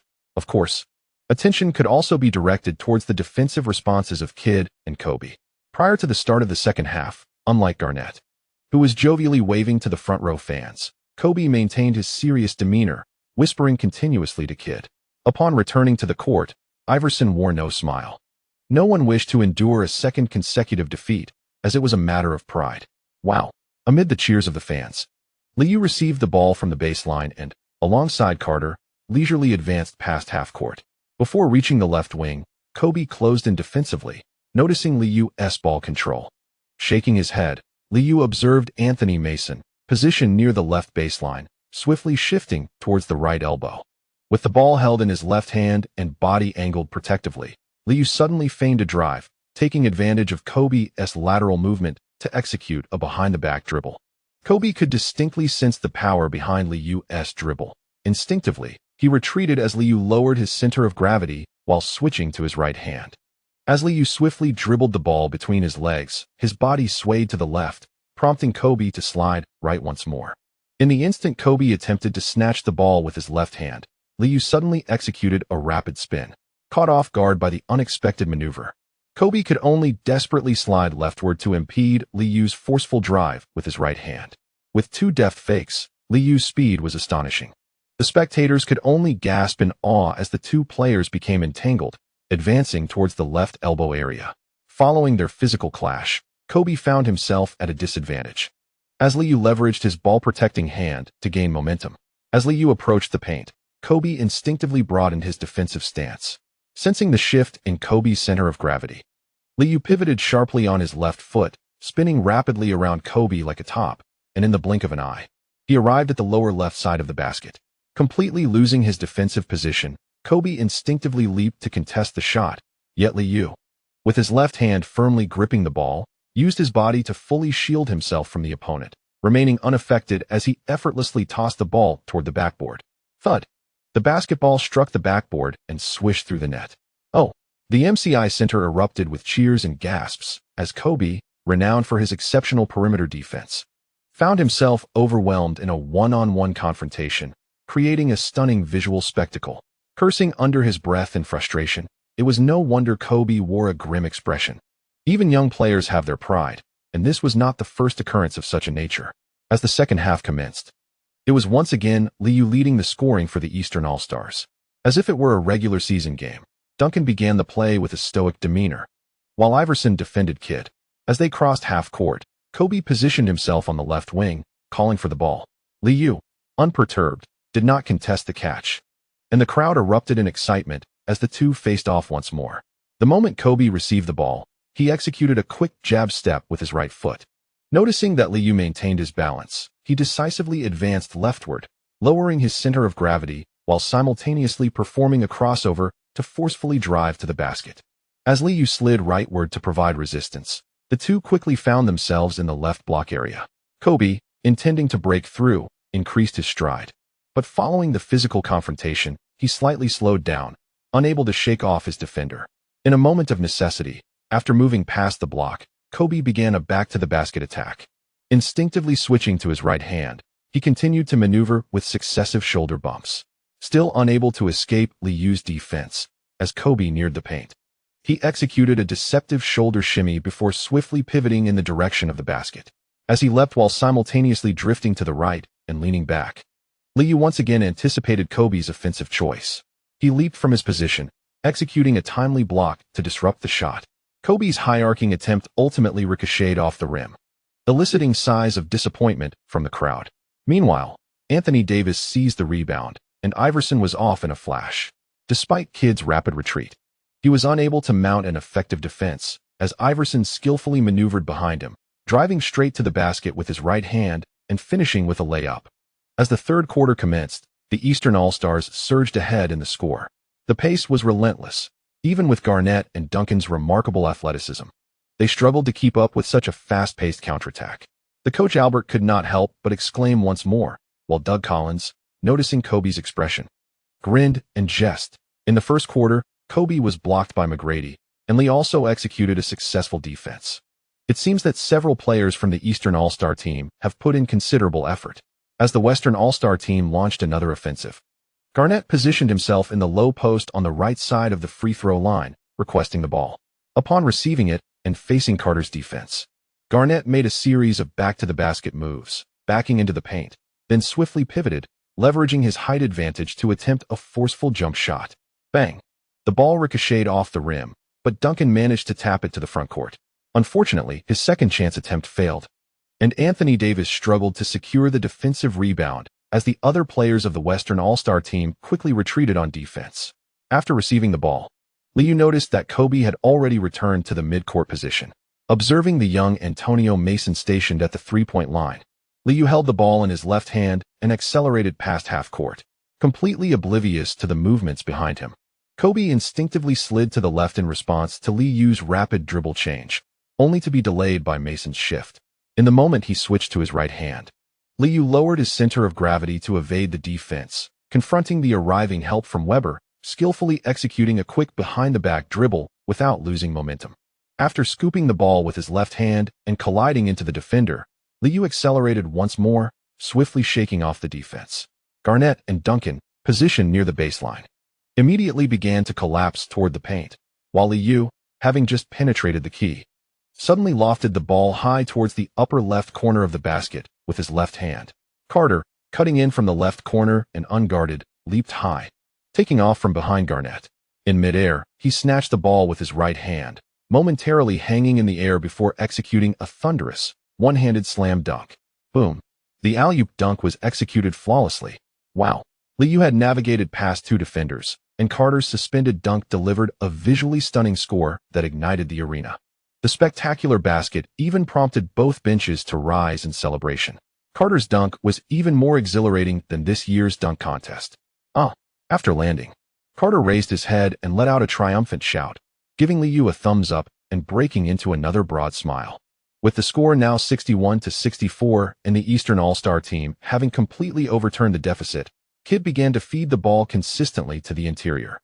Both sides commenced a scoring spree, and halfway through the period, the Eastern All-Star team had brought in Ray Allen, McGrady, and Mutombo. With Iverson and the two interior players off the court, the Eastern All-Star team transformed into a small ball lineup. The Western All-Stars, featuring Gary Payton, Michael Finley, David Robinson, and Divac, retained Kobe while maintaining their height advantage.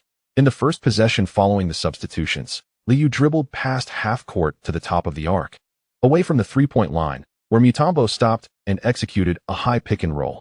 Kobe was unable to navigate the screen in time, and with the ball in his left hand, Liu performed a simple in-and-out dribble, faking right and driving left, then suddenly came to a halt just beyond the three-point line. Divac, still unconcerned, remained within the three-point arc, leaving Liu unguarded. Seizing the opportunity, Liu gathered the ball and swiftly released a jump shot. Swish! The three-pointer found nothing but net. Subsequently, David Robinson's mid-range jump shot from the free throw line missed, allowing Tracy McGrady to secure the rebound. He seized the ball and charged forward, reaching the left wing. Without waiting for the opposing defense to set, he abruptly halted and swiftly converted a three-pointer. Amidst the roaring cheers of the fans, Gary Payton executed a breakthrough pass to Vlade Divac, who, positioned at the lower right of the basket, attempted a forceful layup only to be thwarted by Dikembe Mutombo's emphatic block. Carter promptly collected the rebound and distributed the ball to the center, where Liu awaited. Noticing Ray Allen had sprinted to the right wing, Liu immediately launched the ball before crossing midcourt. Allen, receiving the pass, made no adjustments and let fly a shot. Swish! The three-pointer found its mark. The score stood at 75-87. In under 2 minutes, the Eastern All-Stars had scored 9 consecutive points, swiftly widening the gap to double digits. The jubilant Allen pumped his fist, bouncing in celebration while colliding chests with Liu. Wow! The arena erupted in applause, and Coach Adelman, shaking his head with a smile, had no choice but to call a timeout. Liu, having been substituted, returned to the bench, exchanging fist bumps with the ready-to-enter Allen Houston. Observing Allen Iverson's continued lack of a smile, Liu, taking a seat, jested softly. In our pursuit of victory, we must also learn to enjoy the game. The annual All-Star event should be a time for liberation. There's no need to dwell on other matters. Iverson, evidently unable to empathize with Liu Yu, who held 3 championships, remained focused, declaring, "I have no interest in enjoying the game. I only wish to win. This year, I will not accept defeat again." With a sullen demeanor, Iverson, feeling discontented by the absence of text replies, began to question the team's acquisitions. In stark contrast to the light-hearted Liu Yu, Kobe, having been substituted, appeared somewhat disgruntled. Upon returning to his seat, he vocally encouraged his teammates. However, as he witnessed Rasheed Wallace, who had just entered the game, struggling with consecutive missed shots, Kobe's expression darkened further. With Ray Allen sinking a three-pointer, the cheers at MCI Center grew louder. When Michael Finley joined the fray with his own missed attempts, Stephon Marbury took no offense, promptly hitting a three-pointer in transition. After a third-quarter score of 22-39, the tally stood at 83-97, with the Eastern All-Stars decisively extending their lead. As the final quarter commenced, both teams remained relentless. Kobe, upon entering, immediately demanded the ball and responded with a mid-range shot. Just as the deficit narrowed to 10 points, Liu Yu, facing Kobe's defense on the right wing, dribbled under his legs before executing a sudden lateral step and launching another three-pointer, successfully. The gap widened once more, prompting commentator Albert to muse. The limitations of relying solely on big men are becoming apparent. To close the gap, exceptional defensive performance is now essential. Doug Collins observed Liu Yu's increasing three-point attempts in the second half and, glancing at the statistics with a smile, suggested, "Currently, the best three-point shooter for the Western All-Stars is Kidd, with 2 successful shots out of 4 attempts. Liu is quickly catching up in terms of attempts. Perhaps a double team could be a viable strategy." Meanwhile, the previously efficient Tim Duncan and Kevin Garnett began to struggle, as Mutombo's defense proved pivotal, securing crucial defensive rebounds. Jeff Van Gundy pretended to shout from the sidelines, and as the game progressed with a half remaining, the balding young coach realized that the outcome was already predetermined. With just 2 minutes and 12 seconds left on the clock, Carter, positioned on the left wing, faced Kobe's defense. He executed a crossover step to penetrate towards the basket. Approaching the paint, he leapt off both feet, encountering the help defense of Duncan. In midair, he spun to evade the block, and with a powerful two-handed dunk, he scored. The audacious slam elicited thunderous cheers from the audience, making up for the lack of excitement in the dunk contest. When Kidd's transition three-point attempt clanged off the rim, Liu seized the long rebound and initiated a fast break. Kidd, sprinting back on defense, tried to disrupt him, but Liu, holding the ball in his left hand, slowed slightly at the left wing. Without bypassing his defender, he abruptly flung the ball toward the backboard. Garnett, retreating to the basket, was momentarily stunned. Upon regaining his senses, he saw Liu charging toward the hoop. After the basketball ricocheted off the backboard, Liu soared high in the paint, grasped the ball with both hands, completely evading Garnett's defense. He glided briefly before delivering a thunderous dunk. The crowd erupted in excitement, many spectators rising to their feet, joining in the jubilation. On both benches, the substitutes cheered and shouted as they witnessed Liu pound his chest upon landing. With the outcome sealed, Garnett exchanged a playful fist bump with Liu, provoking Kobe, who had just returned on defense, to feel a surge of frustration. Ignoring the Western All-Stars, Kobe inbound the ball, crossed half-court, and launched a desperate three-pointer that missed. Iverson grabbed the rebound and initiated a swift 3-on-1 fast break, tossing the ball toward the upper right of the basket. McGrady, sprinting in, caught the ball midair and followed with his own powerful two-handed dunk. The sequence of dunks sent the MCI Center into a frenzy, as the audience clearly relished the thrilling displays of athleticism in the closing moments. As the final seconds ticked away, the score settled at 110-123, with the Eastern All-Stars claiming a victory. After the match, Liu, donned in a Knicks jersey, first exchanged brief embraces with the Western All-Stars, then turned to the fans, waving in gratitude.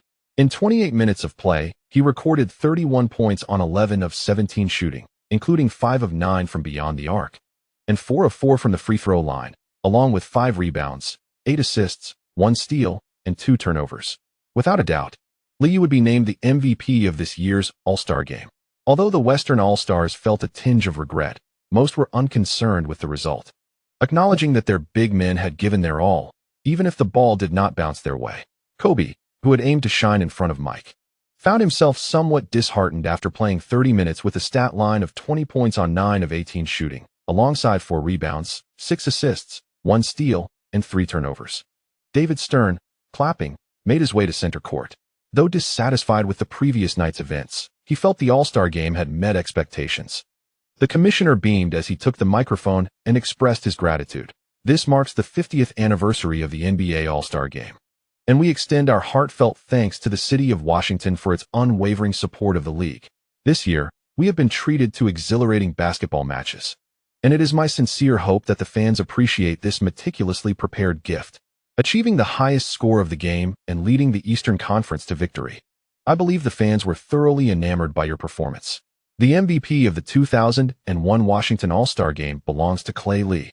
This marks the second occasion in his career to attain such a prestigious honor, and I look forward to continuing to witness his artistry on the court. David Stern smiled as he accepted the trophy and then directly handed it to Liu, with many players behind him clapping in appreciation. Watching Liu raise the trophy, Jeff Van Gundy beamed with joy. Their collaboration in reaping accolades appeared effortless. Embracing the trophy, Liu took the microphone, his expression radiant. As he expressed heartfelt gratitude, "This victory belongs to all of us. I thank my teammates, as well as Coach Van Gundy and the fans of Washington." Meanwhile, in the back, Iverson listened to Liu's speech with a tinge of annoyance. With 9 out of 20 shots made, he too garnered 22 points that night. Yet he felt overshadowed. Kobe also noticed Iverson's discontent. Their eyes met in silence, influenced by the media's fabricated atmosphere, leaving little room for camaraderie. Observing Liu engaged in light-hearted conversation with the president, Kobe finally understood why Shaquille chose to forego attending the games. "I should be there." As the All-Star main event concluded, media reporters expressed more interest in Mutombo's future. Despite Duncan ranking 3rd in the MVP standings, the buzz surrounding him was rather lackluster, as most fans preferred to discuss more aesthetically pleasing plays. Returning to the locker room, Mutombo experienced what it felt like to be in the spotlight. However, as an old-school player, he simply smiled during interviews, stating, "I am very happy with the Hawks, and I love the city of Atlanta. As long as the team needs me, I will continue to serve here." Jeff Van Gundy, who usually shuns interviews, found himself cornered. The bald-headed coach expressed some satisfaction with the current roster, thus resorting to diplomatic remarks. With the All-Star weekend concluded, "My focus is solely on the second half of the season. Currently, we are first in the league, and Grant will soon return from injury. I will not entertain any other matters." In the locker room, Iverson couldn't shake the feeling that Mutombo was yearning for a move to New York. Noticing the absence of messages on his phone, his expression darkened further. If they were to lose again in this year's playoffs, Iverson could already envision how the impatient Philadelphia media would critique him. On February 12th, the final day of All-Star Weekend, fans continued to discuss the spectacular highlights of the All-Star Game, with Liu's self-alley being replayed incessantly. Capitalizing on this momentum, Liu flew back to New York to participate in his trading card signing event. Following an exclusive contract with Upper Deck, Liu could no longer sign autographs for fans at will. He was also required to engage in promotional activities. Meanwhile, Ewing remained in Washington to continue participating in a golf event, while Grant Hill, having received the medical team's approval, was finally set to make his debut with the Knicks after a long half-season. In the training center at Tarrytown, a New York journalist swiftly secured an interview with Grant Hill. "I am ready. To be honest, I can hardly wait to return to the court," he declared. His ankle is recovering remarkably well, but he needs to further discuss his playing time with the coaching staff. Grant Hill exuded confidence during the interview, a demeanor that sent the New York media into a frenzy. However, in the subsequent 6 games, the Knicks suffered a back-to-back defeat to the Nuggets on Valentine's Day, followed by another loss to his former team, the Pistons. With a record of 4 wins and 2 losses, the opponents they triumphed over were largely mediocre, and Grant Hill, averaging only 20 minutes of playtime, failed to shine. Notably, in the match against his former team, he struggled, shooting 6 for 18 and finishing with just 17 points, alongside 4 turnovers. On February 22nd, the Knicks returned to New York and were soon met with groundbreaking news. The 76ers had traded Larry Hughes, Theo Ratliff, Nazem Muhammad, and Pepe Sanchez for Dikembe Mutombo and Rod Shaw McLeod from the Hawks. With Larry Hughes, already rumored to be on the trading block last year, and Theo Ratliff, who had just been selected as an All-Star, being swapped, It was clear the 76ers had lost faith in their current trajectory. After the morning practice, Liu found himself surrounded by numerous media representatives, eager to glean the latest information. A reporter from the New York Times, sensing the tension, quickly posed the pressing question, "Lee, what are your thoughts on the trade that occurred this morning? Will the 76ers become our biggest rivals in the East?" Noticing that Grant Hill had not been mentioned, Liu appeared relaxed and quipped, "Biggest rivals? No, in the Eastern Conference, we still have no rivals. Compared to other teams, we possess greater playoff experience. If our goal is the championship, I do not believe they will pose a challenge." The journalist from the New York Post appreciated this answer, nodding in agreement before shifting the topic. "It seems Grant has yet to fully acclimate to the team. Will this affect our regular season record?" Liu shook his head again, addressing the crowd earnestly. "Our focus in the regular season is to secure home court advantage. That is our sole aim. Therefore, Grant will not affect the team. Let's give him some time. Let us not forget he has just recovered from injury." Patiently addressing the inquiries of the media, Liu spoke candidly. As the season approached its midpoint and his usage rate increased, he began to reap the rewards. Michael Jordan's extraordinary coordination had transformed into purple. And after a few dormant seasons, this talent finally began to manifest change. In the Western Conference, no significant trades materialized, and Shaquille O'Neal made a low-key return from injury. A string of victories post-All-Star game propelled Allen Iverson to the top of the MVP candidate list, stirring excitement within the Philadelphia media and beyond. On the 23rd, the Philadelphia 76ers faced off against the Charlotte Hornets in an away game. Prior to the commencement of the match, Allen Iverson, having achieved his aspirations, was in exceptionally high spirits. Particularly after ascending to the top of the MVP candidate list, he felt a profound sense of belonging in that esteemed position. The abundant praise from the media had somewhat inflated Iverson's confidence, and during an interview in the visiting locker room, he reiterated his assertion, "This season, I am the finest player in the league, and the 76ers will reach the finals. You may continue to compare me to Kobe. I am indifferent to your evaluations. My singular focus is on pursuing the championship." Thank you to the readers for your subscription support. Chapter 210. MVP requires a boost on February 25, 2001. The Sacramento Kings faced the New York Knicks in an away game. This was the first encounter of the season between the two teams. And with Chris Webber also vying for the MVP title, the match was highly anticipated for national broadcast. However, fans were disappointed to learn that Webber would not play due to injury, leading many New York supporters to loudly taunt the injured player on the bench, calling him wuss. Just days earlier, Iverson had boasted and subsequently suffered a last-second defeat to the Hornets. Learning from this experience, Webber chose not to discuss the MVP race, aware that his victories against the Knicks during his tenure in the Eastern Conference were few. As the third quarter concluded, the score was locked at 77-80, with the Knicks leading by a mere 3 points. Jason Williams, who had played through the entire third quarter, sat despondently on the bench, having only managed to score 2 points thus far. Head coach Rick Adelman did not foresee such a lackluster performance from his starting point guard and opted to substitute in Bobby Jackson to provide temporary relief. Jackson teamed up with Doug Christie in the backcourt, while Hedo Turkoglu, Lawrence Funderburk, and Vile Divac took their places in the frontcourt. In the early stages of the fourth quarter, the Knicks began to rotate their lineup, introducing Chauncey Billups, Ron Artest, Tony Kukoc, Kurt Thomas, and Ben Wallace onto the court. In contrast to their opponents, Jeff Van Gundy's rotations were more audacious, fielding 5 substitutes at once.